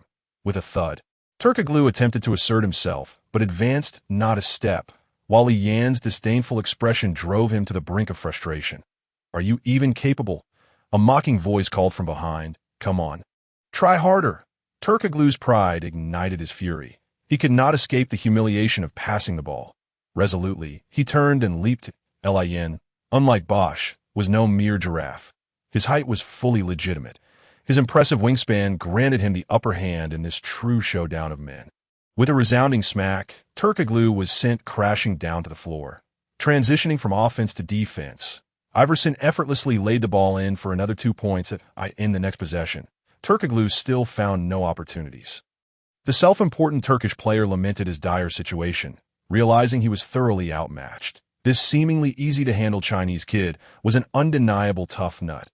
After facing repeated setbacks, Turkoglu contemplated retreat. Yet Li Yin had no intention of letting the Turkish player off the hook. Continuously dribbling, Li Yin varied his pace to disrupt Turkoglu's balance. Turkoglu could hardly fathom being toyed with in his own domain of rhythm. Soon he found himself drained, his footwork and center of gravity faltering. With a thud, Turkoglu crumpled to the ground. Helplessly watching as Li Yin sped away, Li Yin executed a Eurostep layup with finesse, glancing back at the beleaguered Turkoglu with a sneer. "Clear him away." Next, Li Yin showed no mercy towards Turkoglu, fully intent on annihilating him. To be honest, Li Yin had been quite modest. He had not exploited his rising fame for self-promotion nor claimed to be a trendsetter. He understood that everything he achieved was built upon his performance on the court, which fueled his dedication to rigorous training and fulfilling system tasks, all aimed at becoming increasingly formidable. What was Turkoglu? Really, the system hadn't even deigned to assign him a task, and Li Yin had no intention of acknowledging him. Yet if Turkoglu insisted on stirring the pot, well, heaven's misdeeds may be forgiven. Self-inflicted tribulations are inescapable. As Li Yin turned around, looking down from his elevated stance at Turkoglu, a scene reminiscent of a world-renowned masterpiece was captured in that moment. Allen Iverson seemed to glimpse his former self. In the domestic broadcasting studio, Yu-Ja excitedly elaborated. Li Yin has floored Turkoglu and effortlessly scored 2 points. Turkoglu's expression is one of dejection, resembling a lost child. Yet, Li Yin harbors no intention of sympathy. Approaching Turkoglu, Li Yin, towering above, evoked a sense of time travel, as if he were witnessing the shadow of Allen Iverson from 6 years ago. Such dominance. This is Li Yin. Coach Zhang also expressed his enthusiasm. Unlike Yao Ming's reserved demeanor, Li Yin has transformed into a different person since joining the NBA. That he is confident, cheerful, and resolute, never shying away from challenges. What cannot be achieved by me will only serve to strengthen me. This embodies the Mamba mentality. Yu-Ja interjected, "Coach Zhang, I was referring to Iverson, not Kobe." "It doesn't matter," Coach Zhang replied. "You see, Li Yin recalls Iverson while I see him reminiscent of Kobe, which further underscores Li Yin's prowess. He has truly captivated us." Internally, Yu-Ja thought, "Impressive, Coach Zhang." After being outmaneuvered by Li Yin, Turkoglu appeared utterly lost. His performance on both ends of the court plummeted, as the Magic struggled with offensive stagnation and defensive lapses. The Beast Howard became a mere glue man, endlessly attempting to cover for his teammates. Even with his extraordinary defensive skills, the Beast found himself overwhelmed on the offensive end. Howard, starred to passes, was effectively neutralized. His lackluster post play consisted solely of hurling the ball toward the basket, leaving the outcome to chance. Following halftime, the Nuggets unleashed a 14-4 run, swiftly widening the gap. The Magic were compelled to call a timeout. Kenyon Martin approached Li Yin to celebrate with a high five. Having reached the finals twice with Kidd, Martin, despite not securing a championship, made the All-Star team in his fourth year. Jason Kidd had a significant impact on Martin's career. After leaving the Nets for the Nuggets, Martin had squandered 2 seasons, acutely aware of the importance of a great point guard. Lee, your game has evolved. I can sense your footwork has sharpened, and your drives have become more remarkable. Kenyon Martin's words were not mere flattery. Lee Yin's driving ability now boasted a rating of 90, enhanced by his skills, marking a stark contrast to his previous self. With the situation under control, the Nuggets felt at ease. Anthony jokingly suggested that Lee Yin should adopt a catchy nickname. Feeling that Chinese magician lacked originality, a memorable nickname can significantly enhance a player's persona. Fans often find it easier to recall nicknames than actual names. Akin to Flash for Dwayne Wade, who is currently enjoying immense popularity. Lee Yin chuckled, noting that when it comes to nicknames in the NBA, one must look to Shaq O'Neal, who seemingly coined Flash and also bestowed Paul Pierce with the moniker The Truth. Then I shall be known as the most handsome man in the NBA, Lee Yin jested. Due to Taylor Swift's influence, Lee Yin had garnered some fame in the entertainment industry, with his looks winning over a considerable female fanbase. Recently, he was even dubbed the most handsome man in the NBA by a prominent gossip outlet. Haha. Iverson laughed from the side. Lee, that's not good. What about my pride? You must first become the most handsome man on the Nuggets. You still have a way to go to surpass me. Sweet Melon Anthony likewise expressed his dissent. Thanks to Lee Yin's performance, Turkoglu was stripped of his confidence. After the timeout, the Magic substituted Trevor Ariza for Turkoglu. The Turkish magician needed a moment on the bench to collect himself. Ariza, with his superb athleticism, long wingspan, and exceptional explosiveness, was a considerable asset, though his offensive skills were rudimentary and his shooting inconsistent. His defensive prowess had secured him a spot on the Magic roster. Ariza was acutely aware of his role. Once on the court, he focused entirely on Lee Yin felt the pressure as Ariza's intense gaze bore down on him. Reminiscent of those he had seen in international news, in places where zero-cost shopping thrived, there was always a group of individuals with fervent, obsessive gazes. Yin immediately heightened his awareness, knowing that under such circumstances, a determined opponent could be formidable. Offense was not Ariza's forte. Even during his season with the Rockets, when he enjoyed unlimited firepower, he averaged only 14.9 points with a dismal shooting percentage of 39. Currently, Ariza had yet to develop a three-point shot.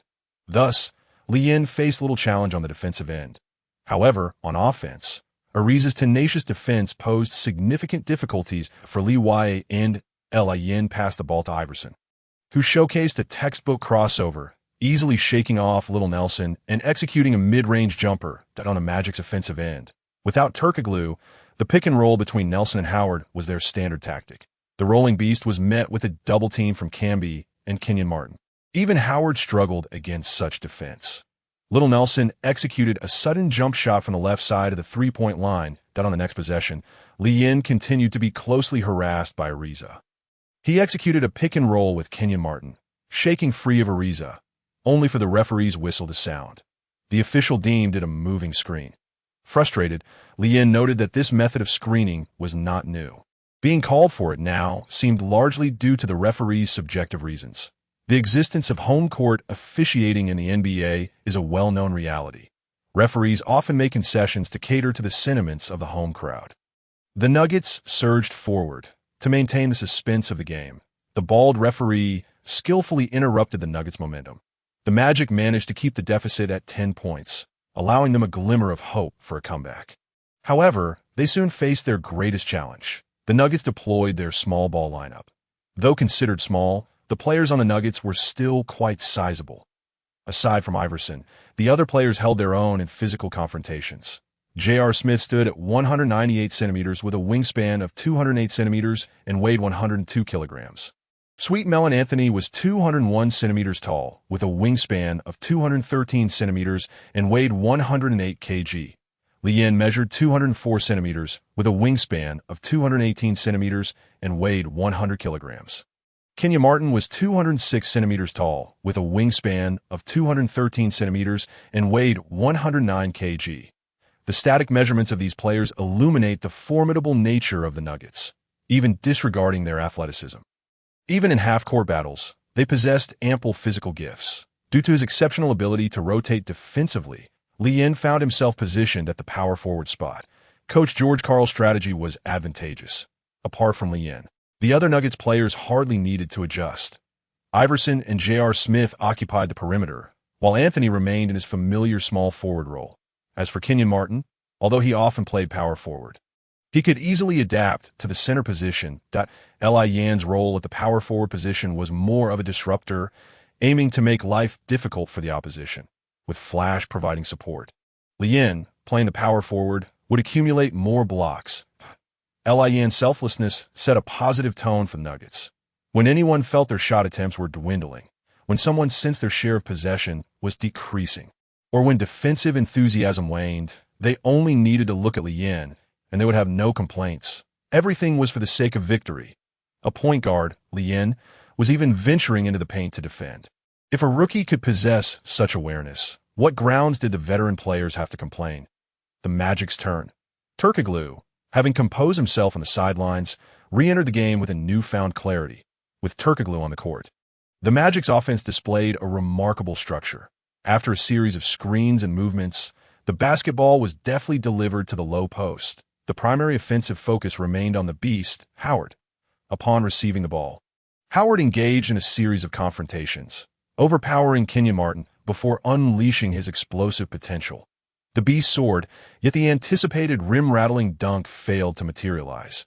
Meanwhile, Lee Yin, arriving in the nick of time, leaped from the side like a divine apparition, executing an impeccable swat on the basketball. The Flash's disdainful glance highlighted Lee Yin's extraordinary anticipation and timing, causing the basketball to slightly alter its trajectory due to his interference to D-Wang. The basketball struck the rim's edge and bounced up. Kenyon Martin secured the rebound and promptly passed it to Lee Yin. The swift transition from defense to offense represented the Nuggets' tactical advantage. The fans of the Amway Center were left astounded by the whirlwind that was the Nuggets. A 5-on-3 situation unfolded, a scenario Lee Yin relished. For the Magic's defenders, surrendering resistance became the judicious choice. Otherwise, Lee Yin's magical passing would only deepen their humiliation. This time, Lee Yin did not feign misdirection, leaving the overconfident Magic players looking foolish. Anthony received the pass and smoothly initiated his drive to the basket. Wow. Lee Yin astonishingly blocked Howard, showcasing his remarkable shot-blocking prowess. Yu Jiajie remarked. The Nuggets launched a fast break, leaving the Magic utterly outpaced, presenting a 5-on-3 scenario. Lee Yin passed the ball to Anthony, and, amusingly, the defender opted to mark J.R. Smith instead.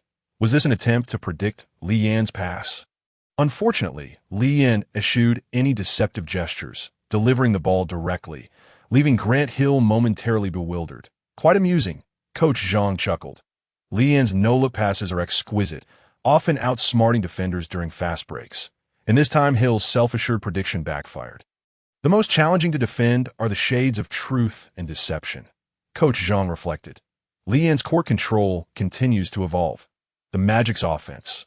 After bringing the ball up court, Little Nelson passed it to Turkoglu at the arc to orchestrate the play. Turkoglu sought to involve Howard in the paint. His vision was crystal clear.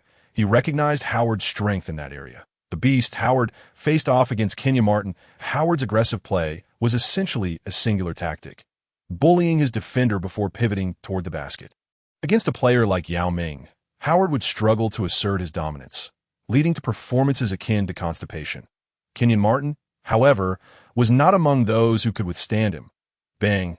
Howard overpowered Kenyon Martin, pivoted, and prepared to leap towards the rim. Lee Yin, already too late to jump, opted instead to embrace Howard. Beep beep.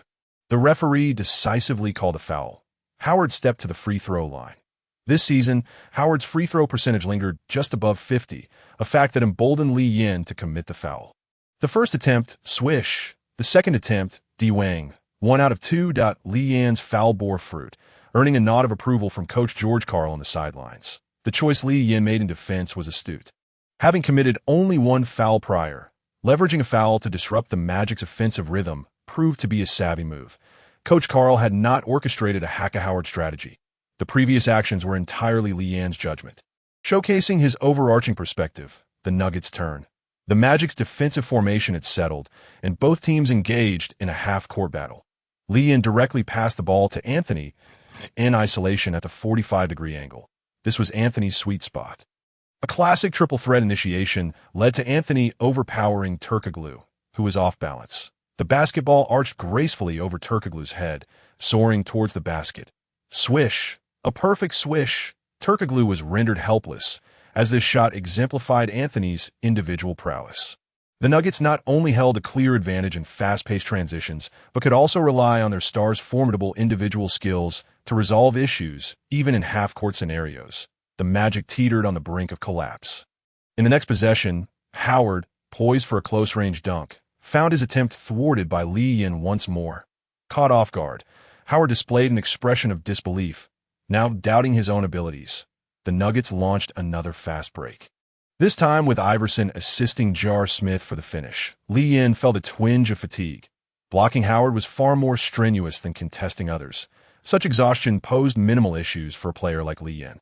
Activating the Wolf King's roar, he sought a brief respite, feeling still parched and searching for a power bank on the sidelines.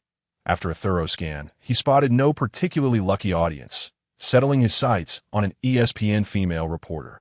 In Lee Yin's recollection, this voluptuous figure had not shied away from criticizing him. Nicole held a disdain for Lee Yin's flashy style, deeming it mere attention-seeking. Yet, when Lee Yin extended his hand toward her, Nicole found it impossible to refuse. This was merely professional decorum, not an attraction to his looks. Nicole mentally reassured herself. However, as an inexplicable sensation coursed through her, she succumbed, feeling as if all her strength had been siphoned away. She collapsed to the ground, her face flushed. Oh God, is this what love feels like? Refreshed, Lee Yin re-immersed himself in the game. As for the reactions of the fortunate spectators, he remained indifferent, lacking any intent for long-term collaborations. On the court, the Magic players appeared increasingly bewildered by the Nuggets' rapid-fire offense. Struggling to keep pace in transitions and faltering in half-court battles, they questioned the significance of continuing in this manner. As the fourth quarter commenced, the Magic team continued to resist for a few minutes, but the deficit had already swelled to 26 points and was steadily increasing. The Magic opted to substitute all their starters, conceding defeat, while the Nuggets took advantage of the situation to sound a retreat. Lee Yin, seated on the bench, took a moment to rest and closed his eyes to rejuvenate, during which he accessed the system. Name: Lee Yin. Vertical jump, 65 cm. Running jump, 82 cm. Speed, 78. Strength, 80. Ball handling, 92. Passing, 98. Driving to the basket, 93. Layup, 86. Dunk, 70. Post-up, 88. Hook shot, 88. Mid-range shooting, 79. Spot-up three-point shooting, 79. Off-the-dribble shooting, 58. Rebounding, 73. Blocking, 80. Stealing, 85. Help defense, 88. On-ball defense, 82. Stamina, 86. Charisma, 98. Tactical acumen, 100. Skills, 1. Ball handling master, 2. Playmaking virtuoso, 3. The flashes sneer, 4. The Wolf King's roar, 5. Mamba mentality, 6. Spinning top, 7. Lightning whip, 8. Phantom steps. Attribute points, 9. Overall evaluation, 89. All-star level. Through the accumulation of training and competition, Lee Yin's attributes were consistently on the rise. His post-up ability, bolstered by the Phantom Steps attribute, had reached 88. Mid-range and spot-up three-point shooting had both climbed to 79. Merely a step away from 80. However, his off-the-dribble shooting, due to insufficient practice, remained a meager 58, representing the most significant gap between him and elite scorers on the defensive front. Lee Yin's improvements were particularly substantial. With all his defensive attributes exceeding 80, blocking at 80, stealing at 85, help defense at 88, and on-ball defense at 82. It was evident that even without the enhancement of skills during a game, Lee Yin had already become an elite perimeter defender. The only regret Lee Yin harbored was the stagnation of his foundational attributes such as jumping, strength, and speed, which, along with his capabilities in passing, ball handling, and driving, had not progressed beyond 90. It appeared that enhancing foundational attributes and those exceeding 90 through training and competition was an exceedingly slow process that a pragmatic individual, Li Yin, found hardware challenging. Thus, he contemplated the benefits of a cheat. Considering the considerable boost to his speed and driving from the reward of the Iverson task, he resolved to allocate his attribute points to passing and ball handling, foundational elements of his role as a point guard. After expending all 9 attribute points, Li Yin's ball handling surged to 100, while his passing reached 99. This was an extraordinarily impressive figure, elevating his overall evaluation to 90, face star. Li Yin felt immense satisfaction and aimed to secure one more attribute point before the regular season concluded. Striving to elevate his passing to 100 for a fulfilling season, the final buzzer echoed. The score settled at 109-90, with the Nuggets securing a comfortable victory over the Magic. The Nuggets' big three delivered steady performances. Anthony with 28 points, 5 rebounds, and 2 assists. Iverson with 24 points, 3 rebounds, 3 assists, and 2 steals. And Li Yin contributing 10 points, 15 assists, 7 rebounds, 4 blocks, and 2 steals. Following the conclusion of the match, ESPN's female reporter, Nicole, eagerly approached to interview Li Yin. Although slightly fatigued, she swiftly posed her question. Li, what are your thoughts on securing the victory on the road? Li Yin was somewhat taken aback. He held a vivid impression of Nicole, who, beyond her ample figure, often posed rather incisive questions. Gentle inquiry, such as today's, was indeed rare. Basic skills are paramount. Li Yin succinctly replied. Nicole continued, do you have any comments regarding Turkoglu's remarks before the game? Nothing much. The game was exhilarating, and I look forward to our next encounter. Li Yin responded, wishing to avoid prolonging the conversation with her. After the interview concluded, Nicole turned off her microphone and camera, shyly inquiring, Li, what do you think of me? Observing the bashful Nicole, Li Yin recognized this must be the effect of his ball-handling master skill. As even someone like Jessica Alba would struggle to withstand Li Yin felt that if he wished, he could even go to a hotel with Nicole tonight to play cards. However, he was not one to be so casual, especially given the numerous instances of NBA players facing bankruptcy due to chaotic personal lives. While being called daddy by others might be gratifying, sharing his wealth was another matter entirely. Relationships were priceless, and discussing money seemed trivial. You possess commendable professionalism. I believe you should praise me more. Li Yin jested. No. Nicole retorted, I meant to ask from a man's perspective. Do you find me appealing? Li Yin pondered briefly before responding. I rather enjoy learning English, and if someone could sing well, that would be delightful too. Nicole, exasperated, felt that this individual was not giving her the attention she desired. After defeating the Magic, the Nuggets continued their road journey. Without any system tasks to fulfill, Li Yin focused on playing his supporting role while honing his skills.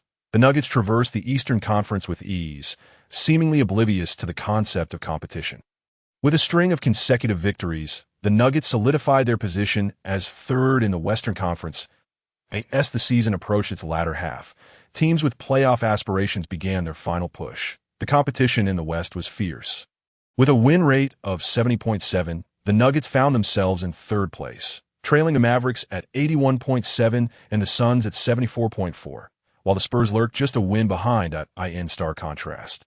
The Eastern Conference leaders, the Pistons, struggled to penetrate even the top 4 in the West, finding themselves needing to negotiate with the Rockets and Jazz to secure a 5th-place position. The disparity between the strength of the Western and Eastern Conferences had become increasingly apparent in recent years. In truth, once a team emerged from the West, their chances of clinching the championship were considerably high. Over the years, aside from the Pistons' 5-star lineup and last season's Heat, who had each secured the championship twice, the remainder of the titles have been monopolized by Western teams. Li Yin continued to hold the top position in the Rookie of the Year rankings, having garnered the award for 3 consecutive months.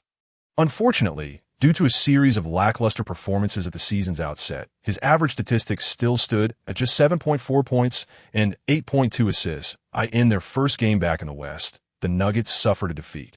In San Antonio, the Spurs executed a high-level team basketball strategy, with Tim Duncan dominating the paint, leaving the Nuggets' 3 big men thoroughly outclassed. The Spurs' perimeter players, Tony Parker and Manu Ginobili, showcased exceptional efficiency, and to make matters worse, The Spurs' previously unremarkable bench player, Matt Bonner, hit 7 three-pointers. Despite the golden duo of Anthony and Iverson combining for 69 points and Lee Yin dishing out 16 assists, the Nuggets still fell to the Spurs. 98-106, indeed. The Spurs of odd-numbered years proved to be a formidable opponent. The Nuggets aspire to clinch the championship, yet they cannot evade the formidable Spurs. The difficulty level of the Western Conference schedule is evidently a notch above that of the Eastern Conference. Following their defeat to the Spurs, the Nuggets returned home to engage in a high-scoring duel against the Phoenix Suns. Ultimately, it was a last-minute three-pointer from Anthony that secured a narrow one-point victory for the Nuggets. However, during this match, Marcus Camby sustained an injury to his right knee. With an anticipated recovery period of 3 weeks, that Camby's injury serves as a wake-up call for the Nuggets, for the seasoned players. Rest is of paramount importance. The sustained competitiveness of Tim Duncan and the Spurs over the years can be attributed to the strategic brilliance of Popovich, but he has masterfully employed rest tactics throughout the regular season, ensuring the veterans' physical condition is optimally preserved. Although the Nuggets may not achieve the same level of load management as the Spurs, George Karl is consciously reducing the playing time of veterans like Iverson. In instances of back-to-back games, Karl opts to allow Iverson and others to take appropriate breaks. Although this has resulted in some losses, the physical condition of the Nuggets players has markedly improved. Lee Yin, in particular, is in excellent shape. During games without significant responsibilities, he plays with a focus on preservation. Moreover, with skills like the Master of Control, Lee Yin does not experience excessive fatigue from the games. Notably, during this period, Lee Yin has accumulated several status cards. Since the All-Star break, he has not practiced his English for quite some time. Upon arriving in Los Angeles, after matches against the Lakers and Clippers, Lee Yin engaged in in-depth conversations with Jessica Alba and Taylor Swift. Jessica Alba maintained a rather pure relationship with Lee Yin. However, Tay-Tay exhibited a more clingy demeanor. Upon seeing Lee Yin in Los Angeles, she prioritized companionship over recording music. "Darling, I miss you so much," she exclaimed, enveloping Lee Yin in a warm embrace. Infatuated, Tay-Tay had eyes only for Lee Yin. With a gentle laugh, he asked, "Why aren't you focusing on recording?" To which she playfully replied, "I just want to be with you." She then added, "By the way, I wrote a song that's perfect for couples to sing together. We should give it a try." Lee Yin was taken aback, realizing that Tay-Tay was already drawing inspiration from her life experiences. Indeed, a true creative artist, singing duets would not pose a problem, provided he wasn't woven into the lyrics. As being referenced in a song is hardly a fortuitous affair. Tay-Tay's voice was undeniably enchanting. As Lee Yin galloped through the game, he could also enjoy the soundtrack, a feeling that was nothing short of exhilarating. As April arrived, the Nuggets found themselves in Houston facing the Rockets. This matchup, a Chinese derby, captivated the attention of fans nationwide. The Nuggets had arrived in Houston 2 days prior to the game. George Karl recognized the significance of this match for Lee Yin and informed him during practice that he could play with greater freedom. Naturally, Iverson and Anthony had no objections that Lee Yin, however, did not harbor a strong desire to showcase his skills. He merely expressed to Karl his wish to defend against Tracy McGrady. This was not an attempt to complicate matters for himself, but rather a directive from the system. If he could limit McGrady's scoring to under 25 points, he would be rewarded with an attribute point. From a matchup perspective, either Lee Yin or Anthony would take on the task of guarding McGrady, rather than relying on the melon to bring his defensive prowess. Lee Yin opted for a more diligent approach. Karl readily agreed, acknowledging that Lee Yin defending McGrady was indeed a wise choice, given their similar physical attributes. Crucially, Lee Yin's defensive commitment was unparalleled, something Anthony could not match. With top-tier defensive awareness and adequate height and wingspan, the main challenge in defending McGrady lay in withstanding his explosive first step. That McGrady's rapid initial stride is a nightmare for all opponents. Standing nearly 205 centimeters tall, he is exceptionally tall for a guard, and his first step is both long and quick, allowing him to easily leave defenders behind. Consequently, it is rare to see McGrady employing intricate dribbling techniques. He simply does not require them. Whether moving left or right, a single step suffices to shake off his defender. Lee Yin matched up well physically, but whether he could contain McGrady would depend on his performance in the moment. Before the game, Li Yin received an invitation from Yao Ming as the greatest player in the history of Chinese basketball. Li Yin had followed the NBA ever since Yao's entry in 2002. He has always held deep admiration for this pillar of the Chinese national team. Even before his own journey, when he was exasperated by a Polish legend, he often mused about how much better things would be if Yao were still playing. Now, upon receiving Yao's invitation, Li Yin gladly accepted. Yao was equally keenly aware of Li Yan's progress. As a center, he understood how vital a good guard is for a big man. Since Li Yin began making a name for himself at the point guard position, Yao had been following his games closely, delighted by his advancement in recent years. If one were to compare the frontcourt, the Chinese team posed a substantial challenge to the world's elite. The real shortcoming lay in the backcourt, where Liu Wei's fundamentals were solid, yet his physical attributes paled in comparison to guard from the USA and Europe. When the Chinese team faced off against top international squads, they could hold their ground in the first half, occasionally even gaining the upper hand, only to struggle in the third quarter and falter in the fourth. Such narratives were all too common. Beyond the player's own physical stamina issues, the absence of a proficient ball handler proved to be more critical. Relying on Yao to dominate inside every possession, it was inevitable that his energy would wane in the second half, given his physical toll. The gravest concern arose when opponents employed full-court pressure, leading to a flurry of unforced errors, particularly pronounced in the latter stages of the game when fatigue set in. With Li Yin on the team, however, everything was poised to change. The upcoming Beijing Olympics might just be the moment when the Chinese national team astonishes the world. Upon meeting Yao Ming, Li Yin felt a tinge of nervousness. Although he had utilized Yao's memes humorously in the past, conversing with him in person felt entirely different. Yin finally understood the sentiments of Shaquille O'Neal at 204 centimeters. He felt like a mere dried fish beside Yao. After exchanging pleasantries, their conversation naturally gravitated towards basketball. As the elder statesman, Yao offered Li Yin numerous pieces of advice, both on and off the court. With high emotional intelligence, Yao's counsel resonated deeply with Li Yin. Little Li, play well. Once Jillian joins the NBA next season, we'll have 3 NBA players, Yao sighed, acknowledging the future rests on your shoulders. My injuries are becoming more frequent. Yao had maintained impressive attendance in his first 3 seasons, playing 82, 80, and 80 games respectively. However, injuries had plagued him since last season, causing him to miss over 20 regular season games in the past 2 seasons.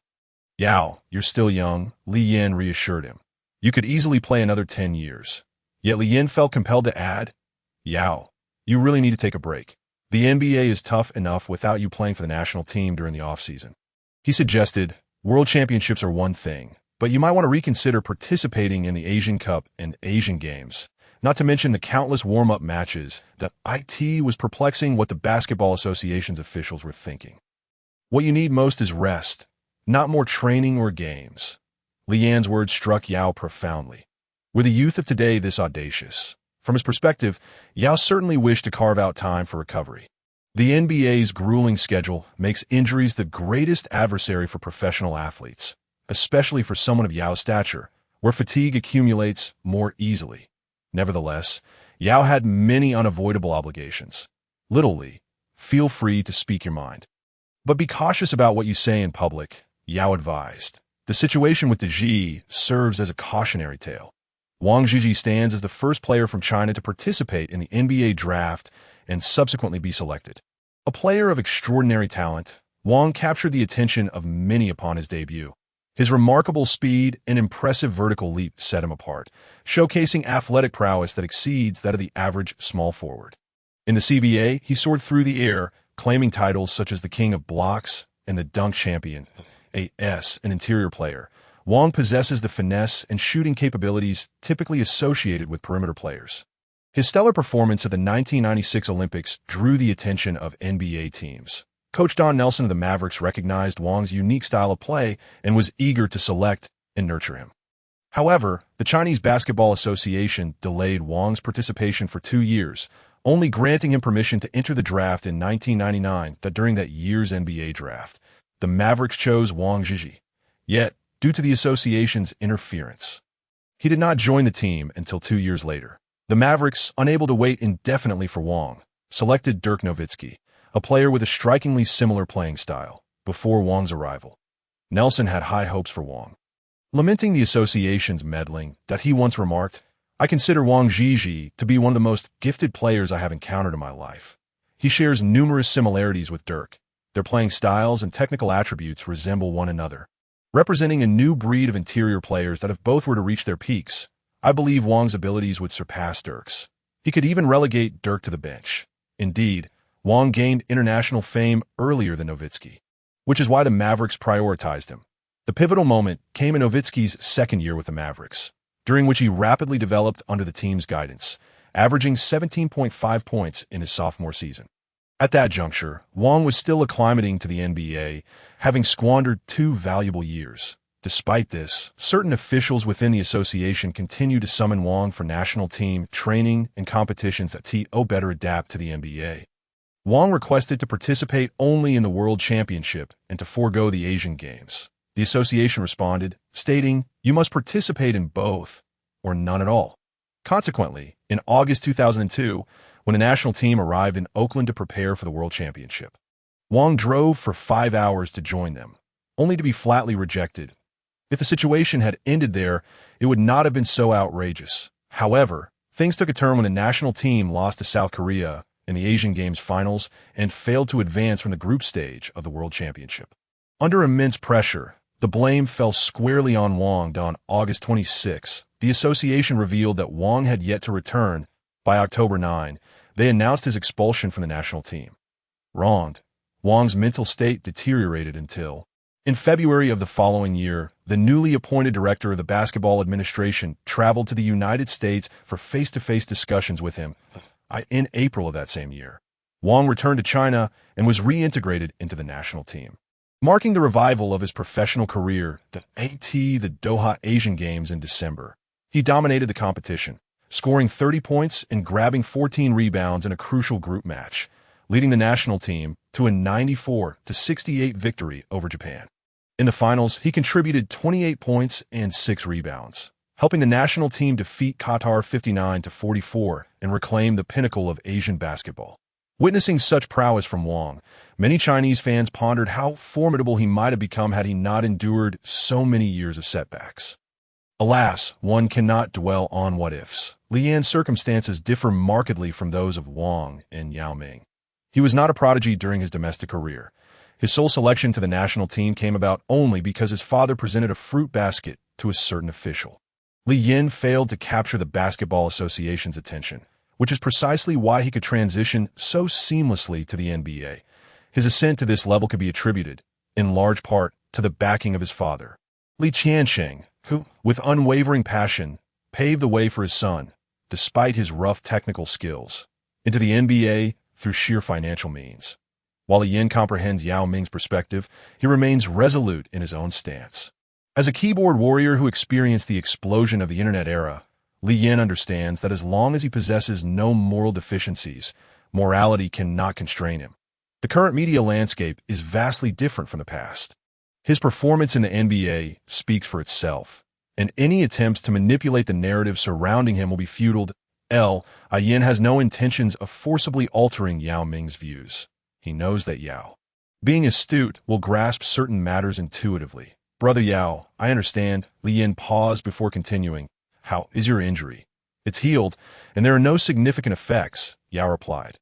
"Well, Brother Yao, take care of yourself. Your weight is quite substantial. The pace of the NBA is quickening, so be sure to rest and alleviate fatigue." Understood. I'm looking forward to making a statement at the Olympics right here at home." Li Yin engaged in extensive conversation with Yao Ming, noting the latter's profound emphasis on the Olympics, much of which revolved around the 2008 Games that on April 2, at the Toyota Center in Houston, a sea of fans gathered.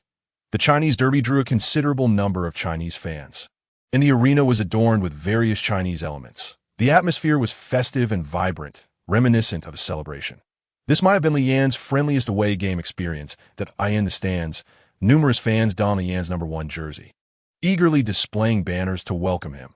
Ladies and gentlemen, we present to you a highly anticipated matchup. The Houston Rockets host the Denver Nuggets. Both teams boast Chinese players, Yao Ming and Li Yin, in a contest dubbed the Chinese Derby. Currently, both teams are performing well, with the Nuggets positioned third in the Western Conference and the Rockets fifth in a fiercely competitive Western Conference. Both teams have carved out their own niches. The Rockets' strength undoubtedly lies in their interior presence, with Yao Ming, the little giant of China, boasting impressive averages of 25 points, 9.4 rebounds, 2 assists, 0.4 steals, and 2 blocks this season, demonstrating undeniable dominance in the paint. A healthy Yao Ming is regarded as the premier center in today's NBA. Ian's meteoric rise in 2007 makes him a leading contender for Rookie of the Year, heralded as the successor to the Magician. And considered a rare basketball genius in China over the past few decades, as the regular season reaches its final stretch, both teams are expected to give their all. Analyst Yu Jia and coach Zhang passionately commentate from the studio. The Chinese Derby, the Yao versus Li showdown, is not merely a celebration for fans. It holds profound significance for the entire domestic basketball community. Countless fans sit glued to their televisions, captivated by this momentous clash. The atmosphere at the Toyota Center is electric. Following the introductions, both team starters remain on the court. For the Rockets, Rafer Alston, Tracy McGrady, Shane Battier, Chuck Hayes, and Yao Ming. For the Nuggets, Li Yin, Allen Iverson, Carmelo Anthony, Kenyon Martin, and Nene Hilario, with Marcus Camby recently recovered from injury, poised on the bench. Nene, the 7th overall pick alongside Yao, takes the center position to match up against them as the teams jump for possession. Although Yao's leap may not be high, his height advantage is apparent, allowing him to secure the ball. Alston advances past half-court and passes to McGrady to Ian stands resolutely before McGrady, his focus unwavering. With no gaps in his defense, McGrady refrains from forcing a play and passes to Yao inside. The Rockets' tactics are highly structured. Due to weight gain, Yao has become the league's foremost low-post threat, but has sacrificed some mobility. The Rockets predominantly engage in half-court offense, relying on the scoring capabilities of Yao and McGrady. Alston and Battier serve as spot-up shooters, while Hayes at 6'8" struggles to contribute offensively. Facing Nene, Yao establishes his position, engages in a couple of physical encounters, and executes a mid-range shot with a slight fadeaway. Swish. The score is 2-0. Yao Ming opened the scoring, eliciting a resigned smile from Nene, standing before Yao Ming, who towers at 211 centimeters and weighs 113 kg. Nene felt as diminutive as a dried fish, left to await his fate at the hands of this behemoth. The Nuggets' interior defense was indeed at a loss. Yao Ming's offensive arsenal was far too extensive, completely eclipsing the simplistic approach of a brute like Howard. As the Nuggets initiated their offense, Li Yin advanced to the front court and delivered the ball to Anthony. In terms of offensive prowess, Anthony was an undeniable force, capable of maneuvering the basketball into the hoop against most defenders. With his classic triple threat stance, he launched himself powerfully into the paint. Battier was pushed aside by Anthony, and Yao Ming could not provide adequate defense. While Hayes was effectively blocked by Kenyon Martin, Anthony effortlessly sank a mid-range shot. The score stood at 2-2. On the Rockets' turn, after crossing half-court, the ball was once again fed into the low post for Yao Ming. His looming presence demanded attention, prompting the Nuggets to double-team him on the second possession. With no opportunity to shoot, Yao quickly passed the ball back to McGrady. Positioned at the high post, McGrady engaged in the Rockets' straightforward yet effective strategy, showcasing various isolation plays while others stood ready for spot-up shots that McGrady aimed to take on Li Yin one-on-one. Bang! Bang! McGrady faked, then broke through with a step. Li Yin was well prepared and matched McGrady's initial move. Unable to finish his first attempt, McGrady quickly regained control, changing direction for another stride that he created space for a shot and executed a smooth pull-up jumper. Li Yin, having stabilized his balance, rushed to contest the shot. Although the ball was altered, it bounced on the rim twice before finally dropping through. Swish! The score was now 4-2. Despite Li Yan's commendable defense, there was an element of luck in McGrady's shot. The Nuggets' turn came next, with Kenyon Martin quickly inbounding the ball. Li Yin received it and immediately accelerated. The Rockets appeared unprepared, caught off guard by the Nuggets' swift play. Iverson easily laid the ball in for 2 points. The score was tied at 4-4. The Rockets' offense resumed. McGrady himself brought the ball past half-court, but Li Yin denied him space, applying direct pressure, Trading stamina for stamina, Lien held his ground, aside from the roar of the Wolf King. He could recharge as well. With numerous female fans cheering from the sidelines, the master of control had little difficulty showcasing his skills. This time, Yao Ming set a solid screen for McGrady at the high post. His robust frame, proving formidable, Lien was effectively pushed off course. Although there were hints of a moving screen, the referees opted not to call IT, as Lien anticipated McGrady's smooth shot. Anthony rushed in for a contest, causing McGrady's mid-range attempt to clang off the rim. Nene secured the rebound. Wow. Lien gave Anthony a thumbs up, recognizing the critical nature of that defensive play. The Nuggets' offense continued. McGrady appeared lackluster, leading those unfamiliar with him to believe he was merely coasting to Lien sought another screen, with Nene shadowing McGrady. Seizing the moment, Lien slipped into the paint, executing a Euro step with a change of pace. As Yao Ming closed in for a defense, Lien wisely opted not to challenge him directly, instead passing the ball to Kenyon Martin on the flank. Martin soared for a dunk, boom. The rim reverberated. The score was now 6-4. Upon landing, Martin flashed a thumbs up to Lien. Nice. Following the opening of the game, the Nuggets' offense flowed seamlessly to Lien's tempo, and passing rhythm invigorated his teammates, enhancing their performance. The Nuggets thrived with a multifaceted attack, showcasing high efficiency. Meanwhile, the Rockets relied on the brute force of Yao Ming and McGrady for scoring, with the Nuggets resolutely double-teaming Yao. This allowed the Rockets' perimeter players some open looks. Yet Alston and Battier struggled with their shooting accuracy. The Rockets found themselves in a precarious position. Jeff Van Gundy called a timeout, dissatisfied with his team's performance. Allowing the Nuggets to establish such rhythm highlighted the Rockets' insufficient defensive intensity. Despite not scoring himself, Lien orchestrated the gameplay, demonstrating remarkable selflessness while contributing significantly on both ends of the court. The Rockets' efficiency waned. With Yao Ming facing double teams, they failed to capitalize on opportunities from beyond the arc. After the timeout, the Rockets made adjustments that bore fruit. McGrady penetrated, drawing defenders and creating chances for Yao Ming. The connection between Yao and McGrady yielded consistent points, with Yao effortlessly converting opportunities. His fundamental skills were unmatched by the talents of any contemporary player. The Rockets' offense saw improvements, yet their defense struggled to contain the Nuggets. Lien advanced to the front court. He changed direction with the dribble. McGrady momentarily lost focus, allowing Lien to slip past him. With impeccable timing, he spun away from Yao Ming's block, executing a looking back at the moonbank shot that found its way to the hoop. The score was now 23-14. Lien quickly found his rhythm. And under his deft guidance, the Nuggets seized the initiative in the game that, as the first quarter drew to a close, both teams sent in their second units. On the Nuggets side, George Karl opted for Iverson to lead the second unit. With both Iverson and J.R. Smith possessing strong individual skills, they had the ability to create their own shot opportunities. Unfortunately, neither Iverson nor Smith found their shooting touch, and the Nuggets missed the chance to extend their lead. Fortunately, Iverson, with his wealth of experience, swiftly adjusted his approach, opting to attack the Rockets' interior. The Rockets' front court featured the formidable duo of Mr. Mutombo Dikembe Mutombo and Uncle Howard Howard. Iverson played shrewdly, being an old teammate. He understood that the African Mountain Mutombo, despite his age, still held significant rim protection capabilities. Thus, Iverson chose to focus his attacks more towards Howard's side, that in contrast, J.R. Smith exhibited a more reckless approach. As Iverson drew the Rockets' defensive attention, J.R. Smith charged into the paint. Confronted by the aging African Mountain, J.R. Smith decided to showcase his hang-time ability. He leaped, engaging in aerial combat. Smack. A resounding rejection. The ageless Mutombo denied J.R. Smith's dunk attempt with a single hand.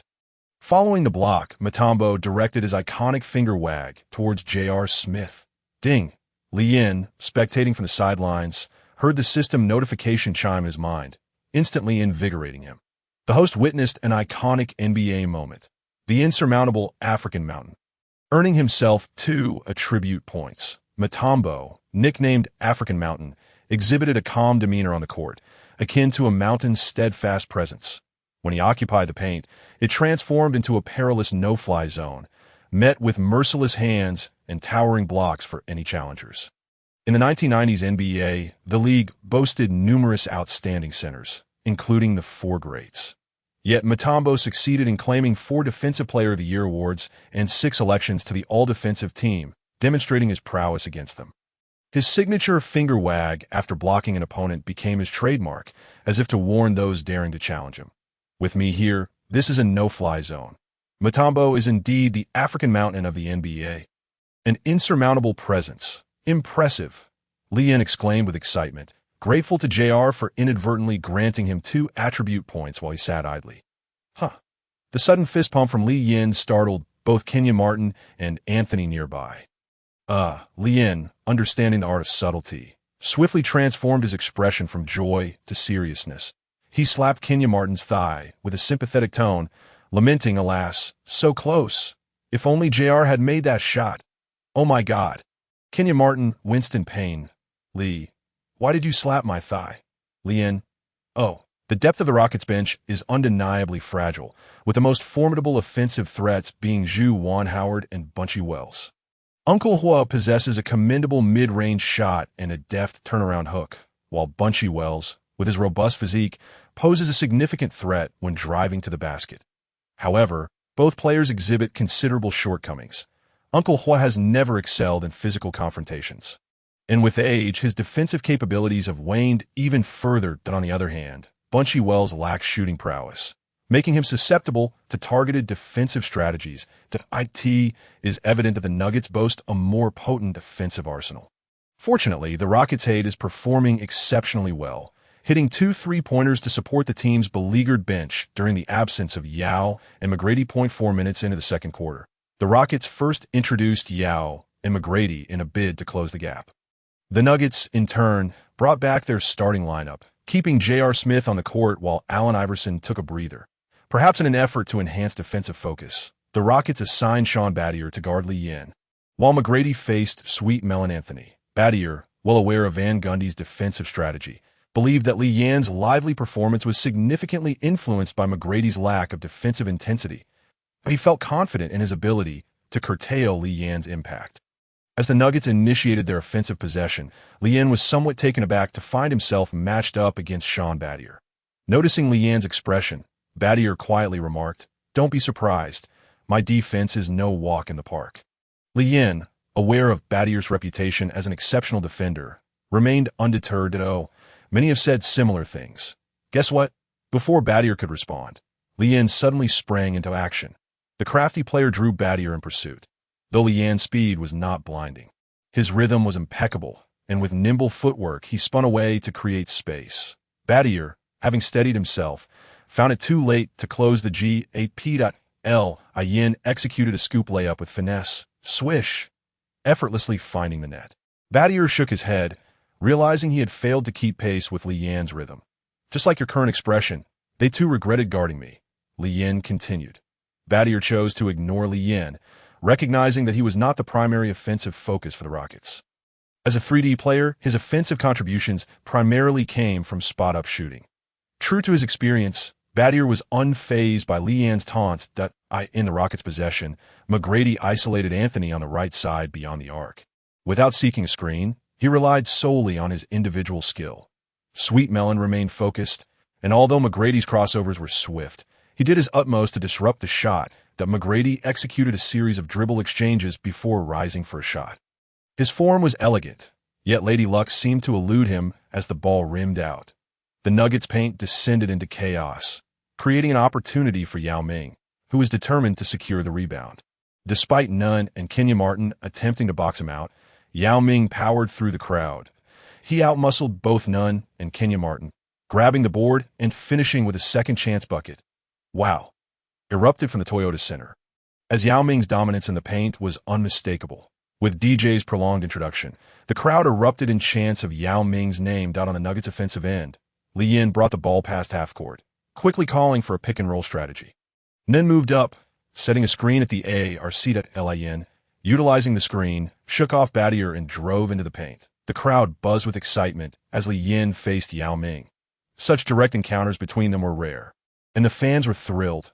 This time, Lee Yin opted not to pass. He intended to make a move. With a Eurostep that faltered slightly, he made a long stride toward the basket, attempting a reverse layup. Displaying confidence in his skills, Li Yin executed the maneuver, but Yao Ming, anticipating the play, opted for a gamble on the timing.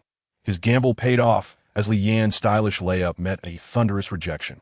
Smack! The ball sailed out of bounds. Damn! Li Yin felt a pang of disappointment. Hearing Li Yan's exclamation in Chinese, Yao Ming felt a sense of camaraderie. Huh! He chuckled, little Li, always with the flashy moves. Lin. Seeing Yao Ming smile, joined in the laughter, though their reasons for amusement were different. Yao Ming's smile reminded him of the widely circulated memes online. While one could argue there was a distinction, they were nearly identical. Lin lamented, wondering why he couldn't receive a reward for witnessing Yao Ming's meme-worthy expression. Was he truly so insignificant? Li Yin utilized the pick and roll to shed barrier, finding himself mismatched against Yao Ming. This marked a rare direct confrontation in the match. Wow! Li Yin's ball handling was remarkably polished, his rhythm impeccable, leaving Yao Ming struggling to keep up. As the rhythm shifted, Li Yin maneuvered to the opposite side, attempting another reverse layup. Alas, Yao Ming appeared to have predicted Li Yan's intentions, and with a mighty swat, beautiful. Li Yan's rhythm change was exquisite, and while it was unfortunate that the shot did not fall, Yao Ming's defensive prowess was equally impressive. Yao's anticipation was crucial, as he was not fooled by Li Yan's feint. Perhaps this was the essence of experience. In the broadcast booth, Zhang and J.R remarked on the unfolding drama. This may have been their most neutral commentary, and certainly the match with the least tension for domestic fans. Regardless of who emerged victorious, the shared joy of Li Yin and Yao Ming was palpable. In the Rockets' possession, Yao Ming was in splendid form, instilling confidence in his teammates. After a series of cuts and passes, the ball found its way into Yao Ming's hands that he dribbled, backing none down toward the basket. Rising for a hook shot, D-Wang, just missing the mark. Yet Yao Ming was in a rhythm, leaping to grab the rebound. Against none, Yao Ming exerted absolute dominance. He elevated for a dunk, a play that would typically be a sure thing. However, on this occasion, Li Yin had already set his sights on Yao Ming. As Yao Ming prepared to unleash his hook shot, Li Yin surged toward the paint. With a powerful leap, he executed a perfect block. Smack! Li Yin met the basketball with precision, sending it sailing out of bounds. Yao Ming could hardly believe it. Having just swatted Li Yan's shot, he was now on the receiving end of a rejection. Damn it! Yao Ming realized he had been careless, failing to evade the challenge. Huh! Li Yin exclaimed with delight. Yao Gus still loves tomatoes. Yao Ming, fully aware of Li Yan's jest, chuckled in return. You little rascal. So pleased to block me that, of course. I just swatted the league's top center. The light-hearted banter between Yao Ming and Li Yin was friendly, and domestic fans beamed with joy at the sight of their camaraderie on screen. The Rockets prepared to inbound the ball. This time, Li Yin was unable to provide timely help, leaving Yao Ming in the paint against none. Though none jumped with all his might, he was overwhelmed by Yao Ming, who executed a powerful one-handed dunk. Nen not only suffered the indignity of being blocked, but was also sent sprawling out of bounds by Yao Ming's massive frame. Boom! The scene was utterly ferocious. Li Yin approached, helping Nunn to his feet. Nunn, with a rueful smile, asked Li, how did you manage that? A behemoth like Yao is impossible to handle. Li Yin smiled and remarked that it was merely a coincidence. In the Nuggets' possession, Li Yin once again employed a pick and roll, forcefully penetrating the Rockets' interior defense. He then delivered a precise bounce pass to Carmelo Anthony, stationed on the right side of the free throw line. As Tracy McGrady rushed to help defend against Li Yin, Battier had yet to arrive on the scene. Anthony effortlessly sank the mid-range shot, demonstrating his solid shooting fundamentals. Such shots are practically a certainty for him. Observing that the Rockets' entire defensive line had been thoroughly read by Li Yin, Yao Ming could only shake his head in resignation.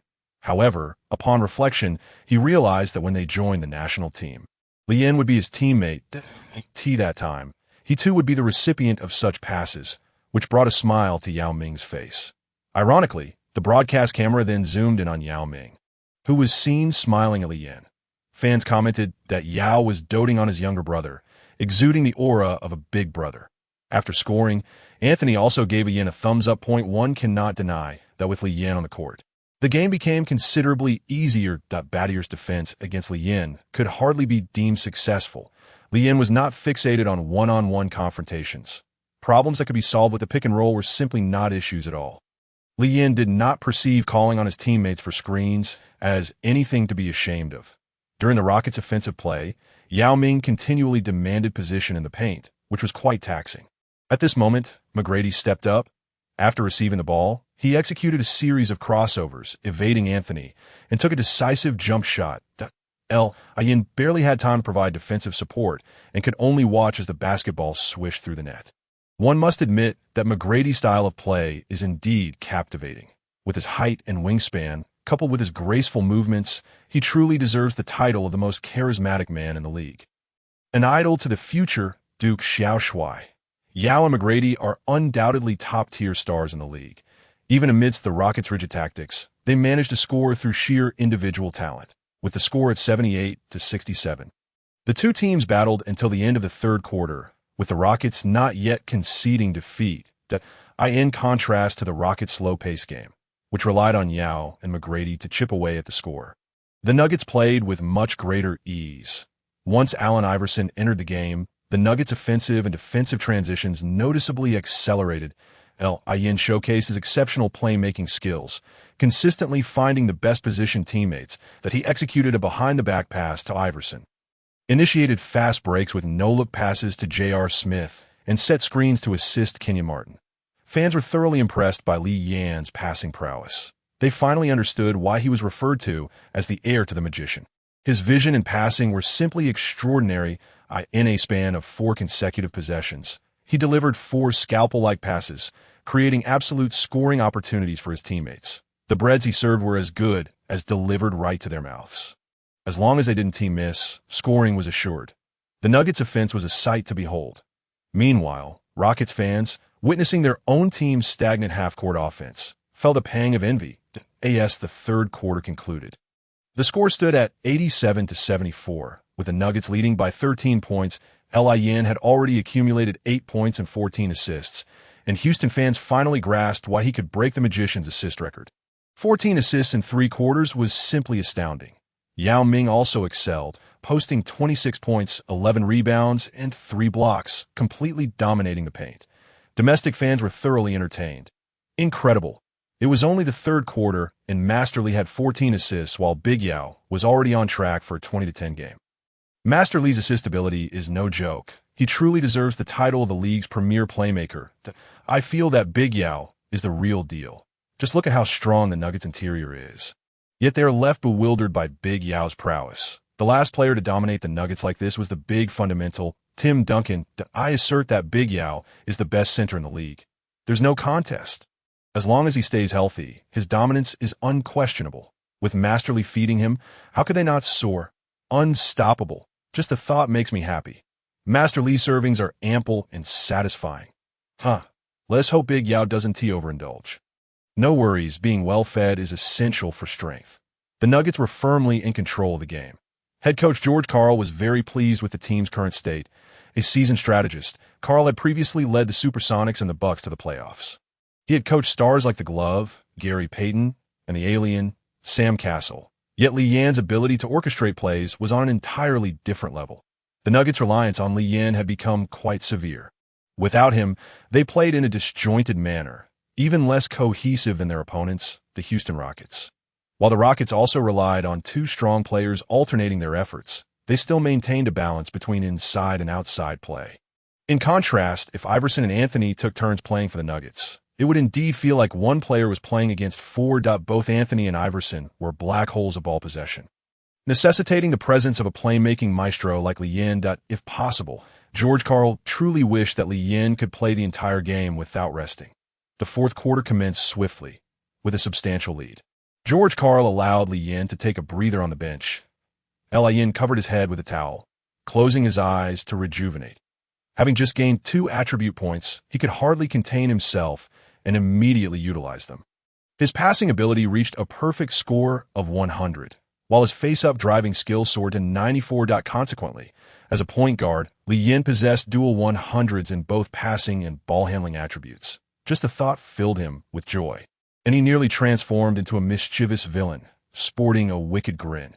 Exiting the system, Li Yin resumed watching the game. To his astonishment, he discovered that the Nuggets' lead had dwindled to just 7 points in the blink of an eye. Most alarmingly, he learned that McGrady had drained 3 consecutive pull-up threes to start the fourth quarter. Oh no, Li Yin thought, realizing the gravity of the situation, and he quickly inquired with an assistant coach about McGrady's scoring. 26 points, Wang Defa. Had his attribute points just flown away? This was Li Yan's first failed task, and as a self-proclaimed wool sweater, he felt as if he were being torn apart. This sensation was even more unbearable than when others criticized him. Anger surged within Li Yan as he abruptly stood up. Just then, George Karl was preparing to send Li Yan back onto the court. Seeing Li Yan's expression, he mistakenly assumed that Li Yan was upset about the team losing their lead. "We still have control of the game. Just play normally," George Karl reassured him. "I know." Li Yan nodded in response. Damn it, just the thought of his attribute points vanishing made him feel irritable. In the Nuggets' possession, Li Yan brought the ball past half court, with Battier assigned to defend him. To be honest, neither Battier nor McGrady posed much of a challenge for Li Yan. The opponents who exerted the greatest pressure on him were still Kobe and Wade. Both offensively and defensively, they pushed the limits, and Li Yan particularly disliked intense physical confrontations as they drained his stamina excessively. Kenyon Martin proactively moved to the top of the arc to set a screen, providing Li Yan with ample space. This time, Li Yan neither took the shot himself nor passed to the rolling Martin. Instead, he delivered the ball to the wide-open J.R. Smith on the opposite wing. Fueled by frustration, Li Yan didn't care about the difficulty of the shot and directly employed his master distribution skills that J.R. did not hesitate. Upon receiving the pass, he launched the shot. The basketball arced gracefully through the air and swooshed through the net point 94-84. J.R. Smith three-pointer helped the Nuggets regain their footing. J.R. rushed over, eager to celebrate with Li Yan, but Li Yan merely offered a simple high five. Li Yan addressed J.R. Smith, saying, "J.R., when you receive the ball on the perimeter, just shoot without hesitation." J.R. Smith was perplexed as to why Li Yan appeared somewhat irate. However, Li Yan's words posed no challenge for J.R. whatsoever. Not only was he capable of shooting when unguarded, but even when closely defended, J.R. would still take the shot with audacity. Tracy McGrady, with his seemingly half-asleep eyes, nonetheless regarded Li Yan with a glimmer of intensity. Li Yan's presence stirred a sense of trouble for McGrady, and upon his return, the Nuggets swiftly regained their composure. This was certainly not favorable news for the Rockets. McGrady initiated the play, dribbling the ball across half-court while being closely guarded by sweet Melon Anthony. McGrady's offensive style remained straightforward yet effective, as he adjusted his rhythm with a series of crossovers. Just as he created space from Anthony to rise for a jumper, Li Yan emerged unexpectedly from nowhere. With remarkable speed, as McGrady leapt, Li Yan deftly swooped in and swatted the ball away. Without any unnecessary movements, Li Yan promptly transitioned into a fast break. The steal was utterly unforeseen, catching everyone off guard. By the time Alston chased back, Li Yan had already charged past half-court with the ball. Although his speed was not extraordinary, the distance he had covered was substantial, leaving the Rockets' defenders devoid of the motivation to pursue. Unhindered, Li Yan embarked on a smooth run, executing a one-handed slam dunk with relative ease. Boom! The score now stood at 96-84, after McGrady's efforts had narrowed the gap to 7 points. Mere seconds later, the deficit had ballooned back to 12. Typically, such moments should have united fans and the team in solidarity. Instead, many Chinese fans in attendance were fervently cheering for Li Yan, which dealt a heavy blow to the morale of the Rockets. The players of the Rockets found themselves feeling as if they were surrounded by enemies. Li Yan, now more focused than ever, finally understood why some players engage in certain actions to channel their emotions. In a sport characterized by intense physical confrontations, players often unleash greater power when immersed in emotion. Li Yan showcased his full capabilities on both ends of the court, leaving no skill unused. Bolstered by the master of assists, the Nuggets displayed astonishing offensive efficiency, while on the defensive end, Li Yan continually provided extensive help defense. Fans in the arena and those watching on television were left in awe. Li Yan's defensive coverage resembled that of an outside version of the big-ticket Kevin Garnett. Both players shared a similar iron will, and many fans believed that Li Yan's version of chest-thumping roars was even more commanding than Garnett's. Although Garnett's facial expressions conveyed a wilder demeanor, Li Yin was undeniably more handsome than the gleaming Garnett.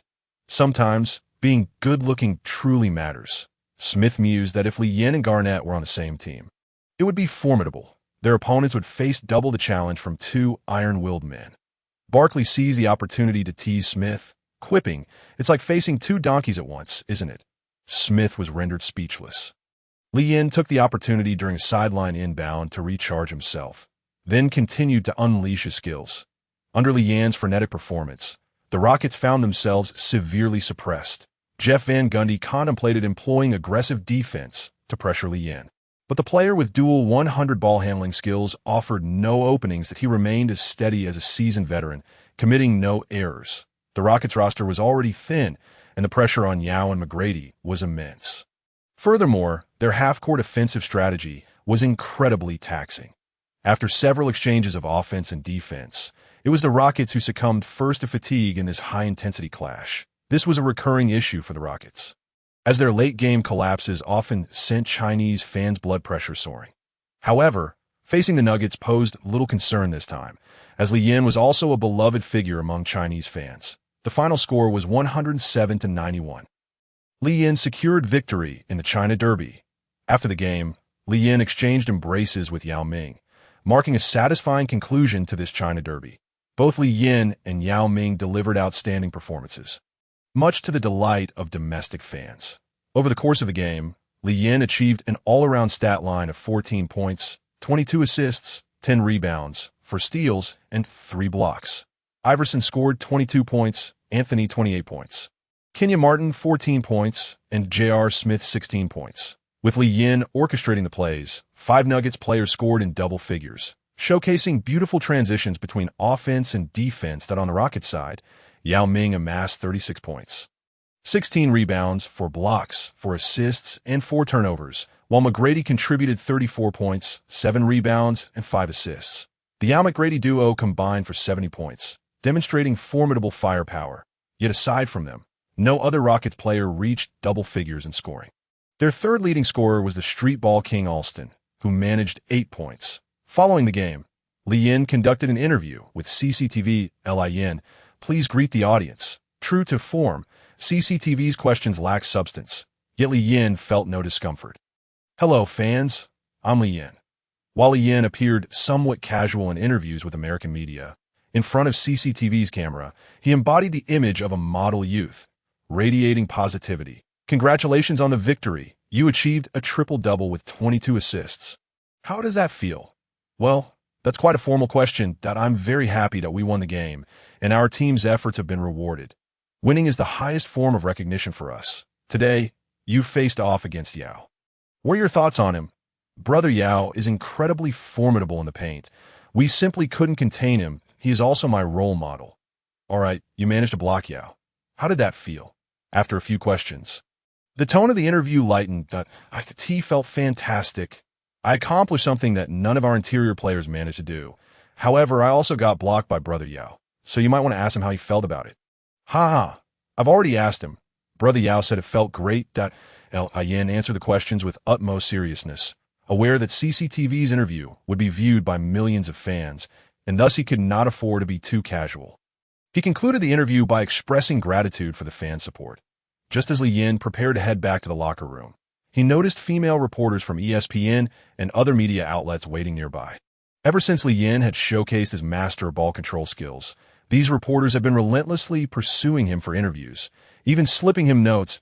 Yin felt a headache coming on. These power banks had become rather addicted.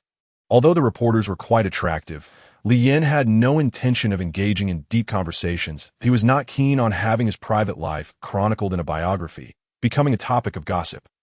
Following the game against the Rockets, Li Yin's remarkable performance made headlines across major media outlets. Yin with 22 assists, a super triple-double, truly deserving of the title magician. With Li Yin, the Nuggets are an entirely different caliber of team. Li Yin's triple-double, coupled with Yao Ming's 35 and 15, showcased the impressive performance of the core of the Chinese national team. The Chinese national team may emerge as a formidable rival to the Dream Team. Assists flowing like water, Li Yin is the new generation's god of point guards. Li Yin's popularity has surged to unprecedented heights, with numerous media outlets proclaiming him as the preeminent point guard in the league. His performance has garnered widespread recognition and acclaim, leading many to assert that had it not been for his lackluster display in the initial 20 games, he might have well claimed the title of assists leader and secured a spot on the All-Star team. However, not everyone holds Lee Yin in high regard. Chris Paul, the star point guard of the Charlotte Hornets, harbors doubts about Lee Yin's prowess, suggesting that his rise is merely a product of media hype rather than genuine skill. In Paul's eyes, he remains the superior player. Following the China Derby, the Denver Nuggets arrived in New Orleans to face the Hornets, presenting Chris Paul with an opportune moment to prove himself. The team checked into a luxurious hotel they have long collaborated with. As NBA players require oversized beds to ensure restful sleep conducive to peak performance, Lin, enjoying the privileges of a star player, occupies a lavish single suite. The Nuggets arrived in New Orleans the previous night, having no game scheduled until the day after tomorrow, allowing the players freedom to explore the city. Anthony and Iverson organized a team-building event, and not wanting to appear aloof, Lee Yin naturally joined the two veterans. Thus, the Nuggets set off in grand style for the nightclub. Although coach George Karl disapproved, he refrained from intervening. For in America, such liberties are deemed priceless. Upon entering the private booth, a throng of eager women approached, fully aware of the NBA stars in their midst. Despite their imposing physiques, these women were astute. They knew that associating with such wealthy individuals could lead to lucrative opportunities, perhaps even securing their financial futures. Unlike other players who reveled in the company of women, Lee Yin sought no companionship. For him, strangers, particularly those of dubious origin, posed risks he preferred to avoid. He aspired to emulate Magic Johnson, yet he had no desire to follow in the footsteps of a player whose career was marred by illness. Instead, he placed his trust in Taylor and Jessica Alba, whose qualities he deemed both high and hygienic. Yin abstained from flirtation, idly sipping various beverages. To Lee Yin's astonishment, Anthony had invited Chris Paul to join them. Aware of their camaraderie as Banana Boat brothers, Lee Yin found it rather excessive for them to frequent a nightclub together before a game. After consuming copious amounts of drinks, Lee Yin felt the urge to relieve himself and made his way to the restroom. Coincidentally, Paul also entered the restroom. With Mellon present earlier, Paul had refrained from making bold remarks to Lee Yin. Now, in this intimate setting, Paul seized the opportunity to speak. Lee Yin was engrossed in his business at the urinal. Paul approached the adjacent stall. He remarked, "Lee, your recent performance has been commendable, but do not let it inflate your ego. Soaring too high often leads to a fall. That crucial moment." Lee Yin was too focused to respond, diligently checking his equipment. Paul, drawn by Lee Yin's concentration, instinctively glanced in his direction. He swallowed hard, taken aback by the impressive sight before him. This was the size he had always dreamed of. After Lee Yin finished, he turned to Paul, who discreetly tucked away his own equipment. "There's something you need?" Lee Yin inquired, having not fully grasped Paul's earlier remark. Paul, seemingly still in shock, momentarily forgot his purpose. Observing Paul's stammering, Lee Yin recognized his intent to provoke. Unexpectedly, even without direct confrontation, he had managed to intimidate Paul with mere presence. "Are you all right, young man?" Lee Yin clapped Paul on the shoulder and continued in English. "What I meant was to keep up the good work." With that, he left Paul alone, unbothered by the notion of waiting for others in the restroom, a habit he associated solely with female classmates from his school days.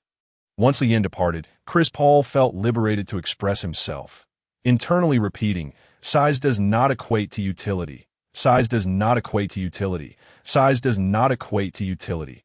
It must be said, Paul's psychological self-affirmation proved effective. As he soon regained his confidence at the pre-game press conference, Chris Paul, now the Hornet King, naturally became the center of media attention. He displayed remarkable eloquence, adeptly handling a barrage of questions.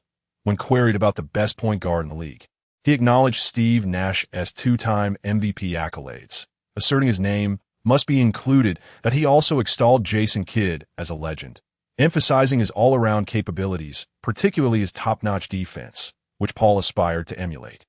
Paul's responses were artfully crafted, recognizing Nash's two MVPs as the pinnacle of achievement for point guard since Magic Johnson. But he contrasted Kidd's defensive prowess with Nash's, subtly elevating his own status in the process.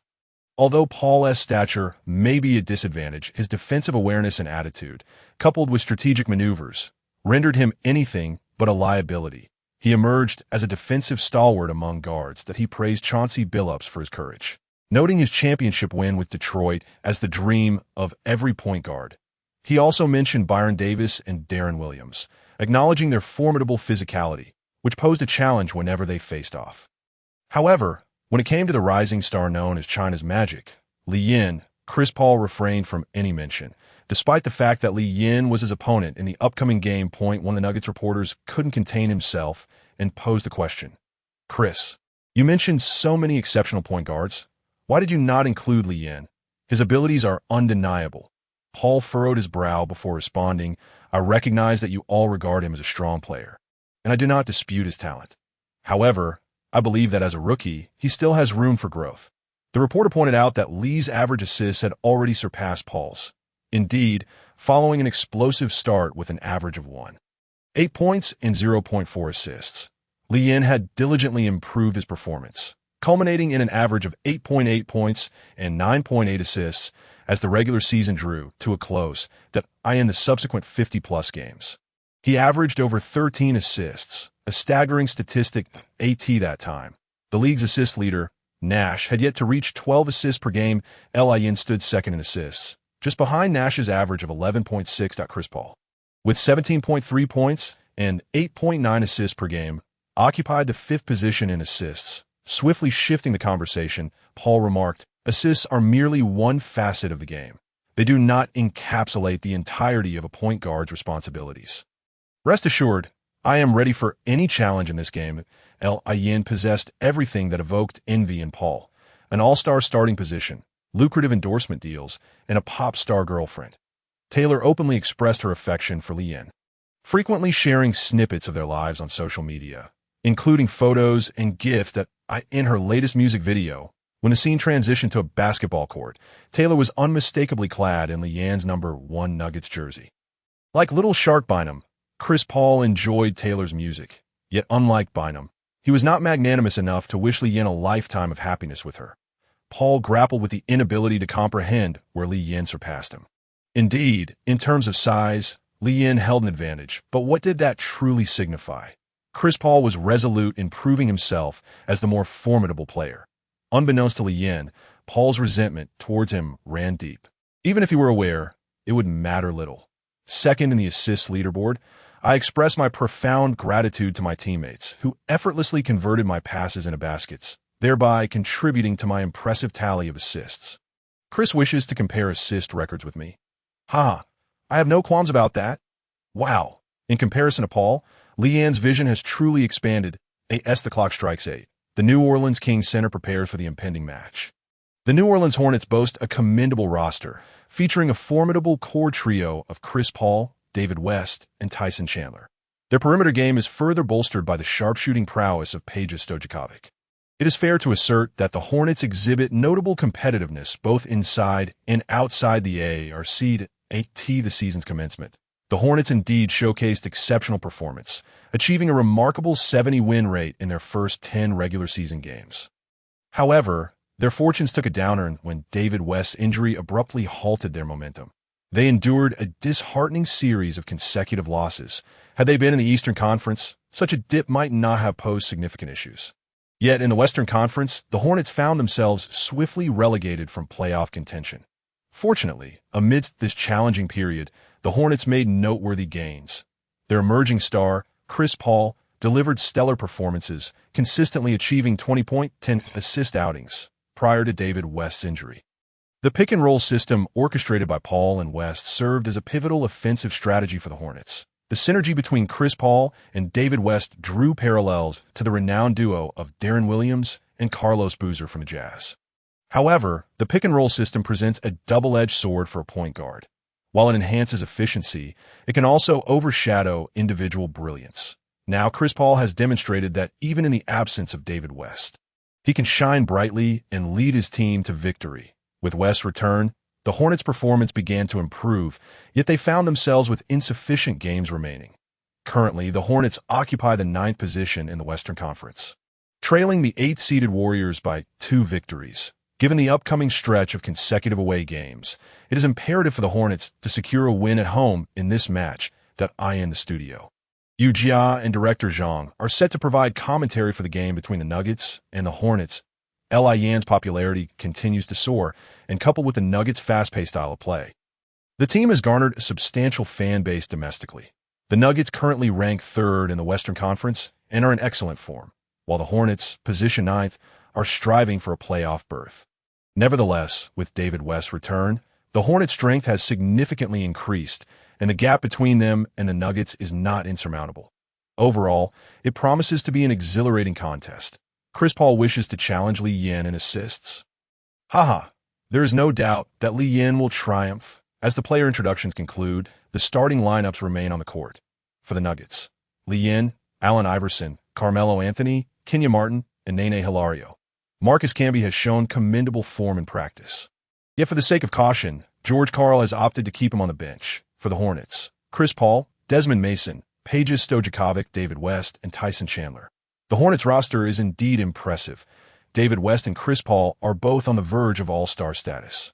While center Tyson Chandler possesses exceptional physical attributes and formidable rim protection skills, small forward Peja Stojakovic, during his tenure with the Kings, was a three-time All-Star and renowned for his three-point shooting prowess. Desmond Mason, who swings to the shooting guard position, is also a commendable role player. Point one can say that the Hornets have meticulously constructed their team around Paul. If the Hornets can maintain the health of their roster, they will be highly competitive. The Hornets do not suffer in terms of size at their player positions. Aside from Paul, their players boast impressive heights. Yan's counterpart is Desmond Mason, whose remarkable athleticism allows him to execute acrobatic dunks. Famously winning the NBA All-Star Slam Dunk Contest in 2001 as a swingman, Mason captivates countless fans with his aggressive and visually appealing style of play. With considerable strength, his back-to-the-basket game is his forte.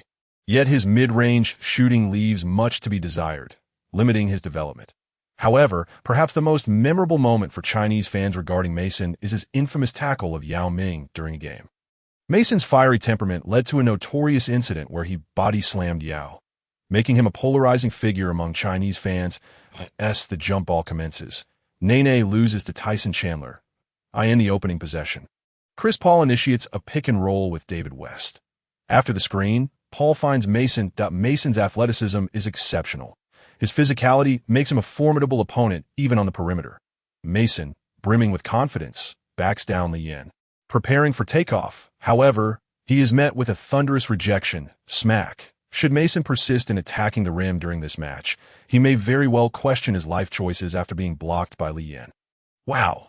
In the very first possession, Li Yin delivered a resounding block to Mason. Our impressions of Mason often revolve around his rough fouls against the towering Yao Ming. In truth, Mason possesses remarkable athleticism and a strong inclination to attack the basket. Yet Li Yin stands as the foremost shot blocker among guards. That play was truly satisfying. Yu Jia remarks, transitioning between offense and defense, the Hornets swiftly fall back. With no fast break opportunities, Li Yin deliberately slows the pace. Awaiting the positioning of the interior players in a half-court set, Li Yin passes the ball to Iverson and then relocates to the wing.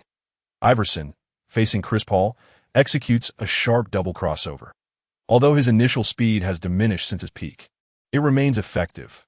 Iverson shakes free from Paul and drives to the basket, drawing the Hornets' defense. He then dishes the ball to Li Yin, who continues his drive, finishing with a scoop layup before Tyson Chandler can recover. 2-0. Iverson has undergone significant transformation since joining the Nuggets. Had this play occurred during his tenure with the 76ers, he would have taken the shot himself. Now, the Hornets take their turn. Chris Paul brings the ball past half court as Iverson applies defensive pressure. Paul maintains his composure, and with Iverson slightly out of position, he accelerates past him. Simultaneously, an opportunity arises for Mason. Yin has thoroughly studied Mason's playing style. The coaching staff's pamphlet has nearly worn out from his perusal.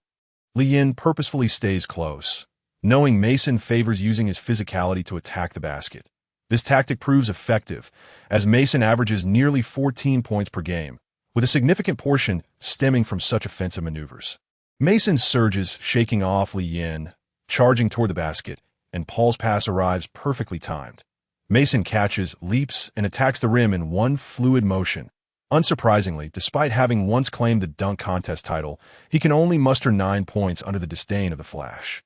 Smack! Another chase-down block. This time, Nene secures the ball and quickly passes it to Lin pivots, his expansive vision encompassing the entire court. Following Iverson's defensive lapse, they have a significant advantage in transition. Lin spots Iverson sprinting down the court. He lifts the ball, extending his arm gracefully forward, and the basketball seems to possess a mind of its own, finding Iverson in full stride. With ease, Iverson lays the ball in .4-0. After the opening, the Nuggets firmly seized the advantage on the court on the Hornets side. It was ultimately West's mid-range jumper that broke the deadlock, following 2 consecutive blocks against Mason. Paul began to consciously filter the ball to him during his playmaking. With no pressure on the defensive end, Lin also made it difficult for Mason on the offensive side. Mason was left bewildered after a series of back-to-the-basket moves. Known for his short temper, Mason, frustrated by the defensive pressure, resorted to reckless gambles that he attempted to steal the ball directly, which played right into Lin's hands. Lin effortlessly completed a 3-point play. With consecutive breakdowns on both ends, Mason's mentality became somewhat unhinged. During a confrontation, he made a pushing motion, which was promptly caught by the bald referee. In less than half a quarter, Mason had been blocked twice, stolen from once, and accrued 3 fouls on the defensive end in an efficient manner. Even the Hornets fans could no longer tolerate it. Mason appeared utterly foolish in front of Lin. Domestic fans watching on television felt a sense of vindication, as this reckless player, who had maliciously fouled Yao Ming, was benched by Lin in just 5 minutes. Roaring, Mason was swiftly substituted out. Yu Jiao watched the commotion with great delight. There was no choice but to take him out. It had only been 5 minutes, and he already had 3 fouls. Coach Zhang was also amused. He's been thoroughly outplayed by our Lin. Mason's once proud back-to-the-basket game found no footing. Lin's physicality was commendable, and crucially, Lin is a master shot blocker, with only he and Dwayne Wade averaging over 1 block per game among all NBA guards. Mason, having suffered 2 blocks right from the start, must have been feeling utterly despondent. But our fans must be feeling quite satisfied. Coach Zhang chuckled. Let us keep our commentary objective, Yu Jia reminded earnestly. Hey, who says we aren't objective? Coach Zhang countered, confident. Ask our viewers if they think our commentary is fair. If the fans feel it's fine, then it's fine. With the score at 14-6, the Nuggets had surged to a small climax, prompting a timeout for the Hornets. Hornets head coach Byron Scott replaced the dazed Desmond Mason with Rasul Butler. Standing at 201 cm, Butler and Mason represent 2 extremes. Butler excels in 3-point shooting and defense, embodying the quintessential 3-and-D player. Butler boasts a 3-point shooting percentage of 37 this season, which is commendable in today's era. He has scored over 30 points in 2 games this season, including a career high of 33 points against the Bulls. Once Butler finds his shooting rhythm, he can be quite explosive offensively. Upon returning from the timeout, Chris Paul initiated a pick and roll, a classic maneuver of his. Utilizing the screen for a mid-range shot is one of Paul's standard scoring methods. Lin rushed to provide support, while Iverson switched to guard Butler. Paul's vision was equally expansive, allowing him to effortlessly pass the ball to Butler. Standing at 183 cm, the answer Iverson found himself at a disadvantage against Butler's shot, as the Hornets executed their mismatch strategy. Butler launched a 3-pointer, swish, 14-9. The Nuggets turned out Lin passed the ball to Carmelo Anthony at the 45-degree angle, a favored isolation area for the Mellon brother. Lin maintained a precise control of the game's tempo, exerting considerable effort to keep Anthony and Iverson focused and engaged. Stojakovic had the height advantage, yet Anthony's physicality proved stronger. Utilizing his strengths, Anthony powered through Stojakovic, driving into the paint. Tyson Chandler's help defense came a beat late, allowing Anthony to hit a mid-range jumper. 16-9. The Hornets' turn. Their offense continued to revolve around Chris Paul, still matched against Iverson. Both standing at 183 cm, Iverson and Paul epitomize 2 distinct styles of play. Iverson, an aggressive player, has executed countless crossovers, even leaving peak Jordan in his wake. The 1.83-meter Iverson has clinched the scoring title 4 times, an extraordinary achievement amidst giants. Paul, on the other hand, is a traditional point guard, possessing exquisite ball-handling skills and a knack for orchestrating plays.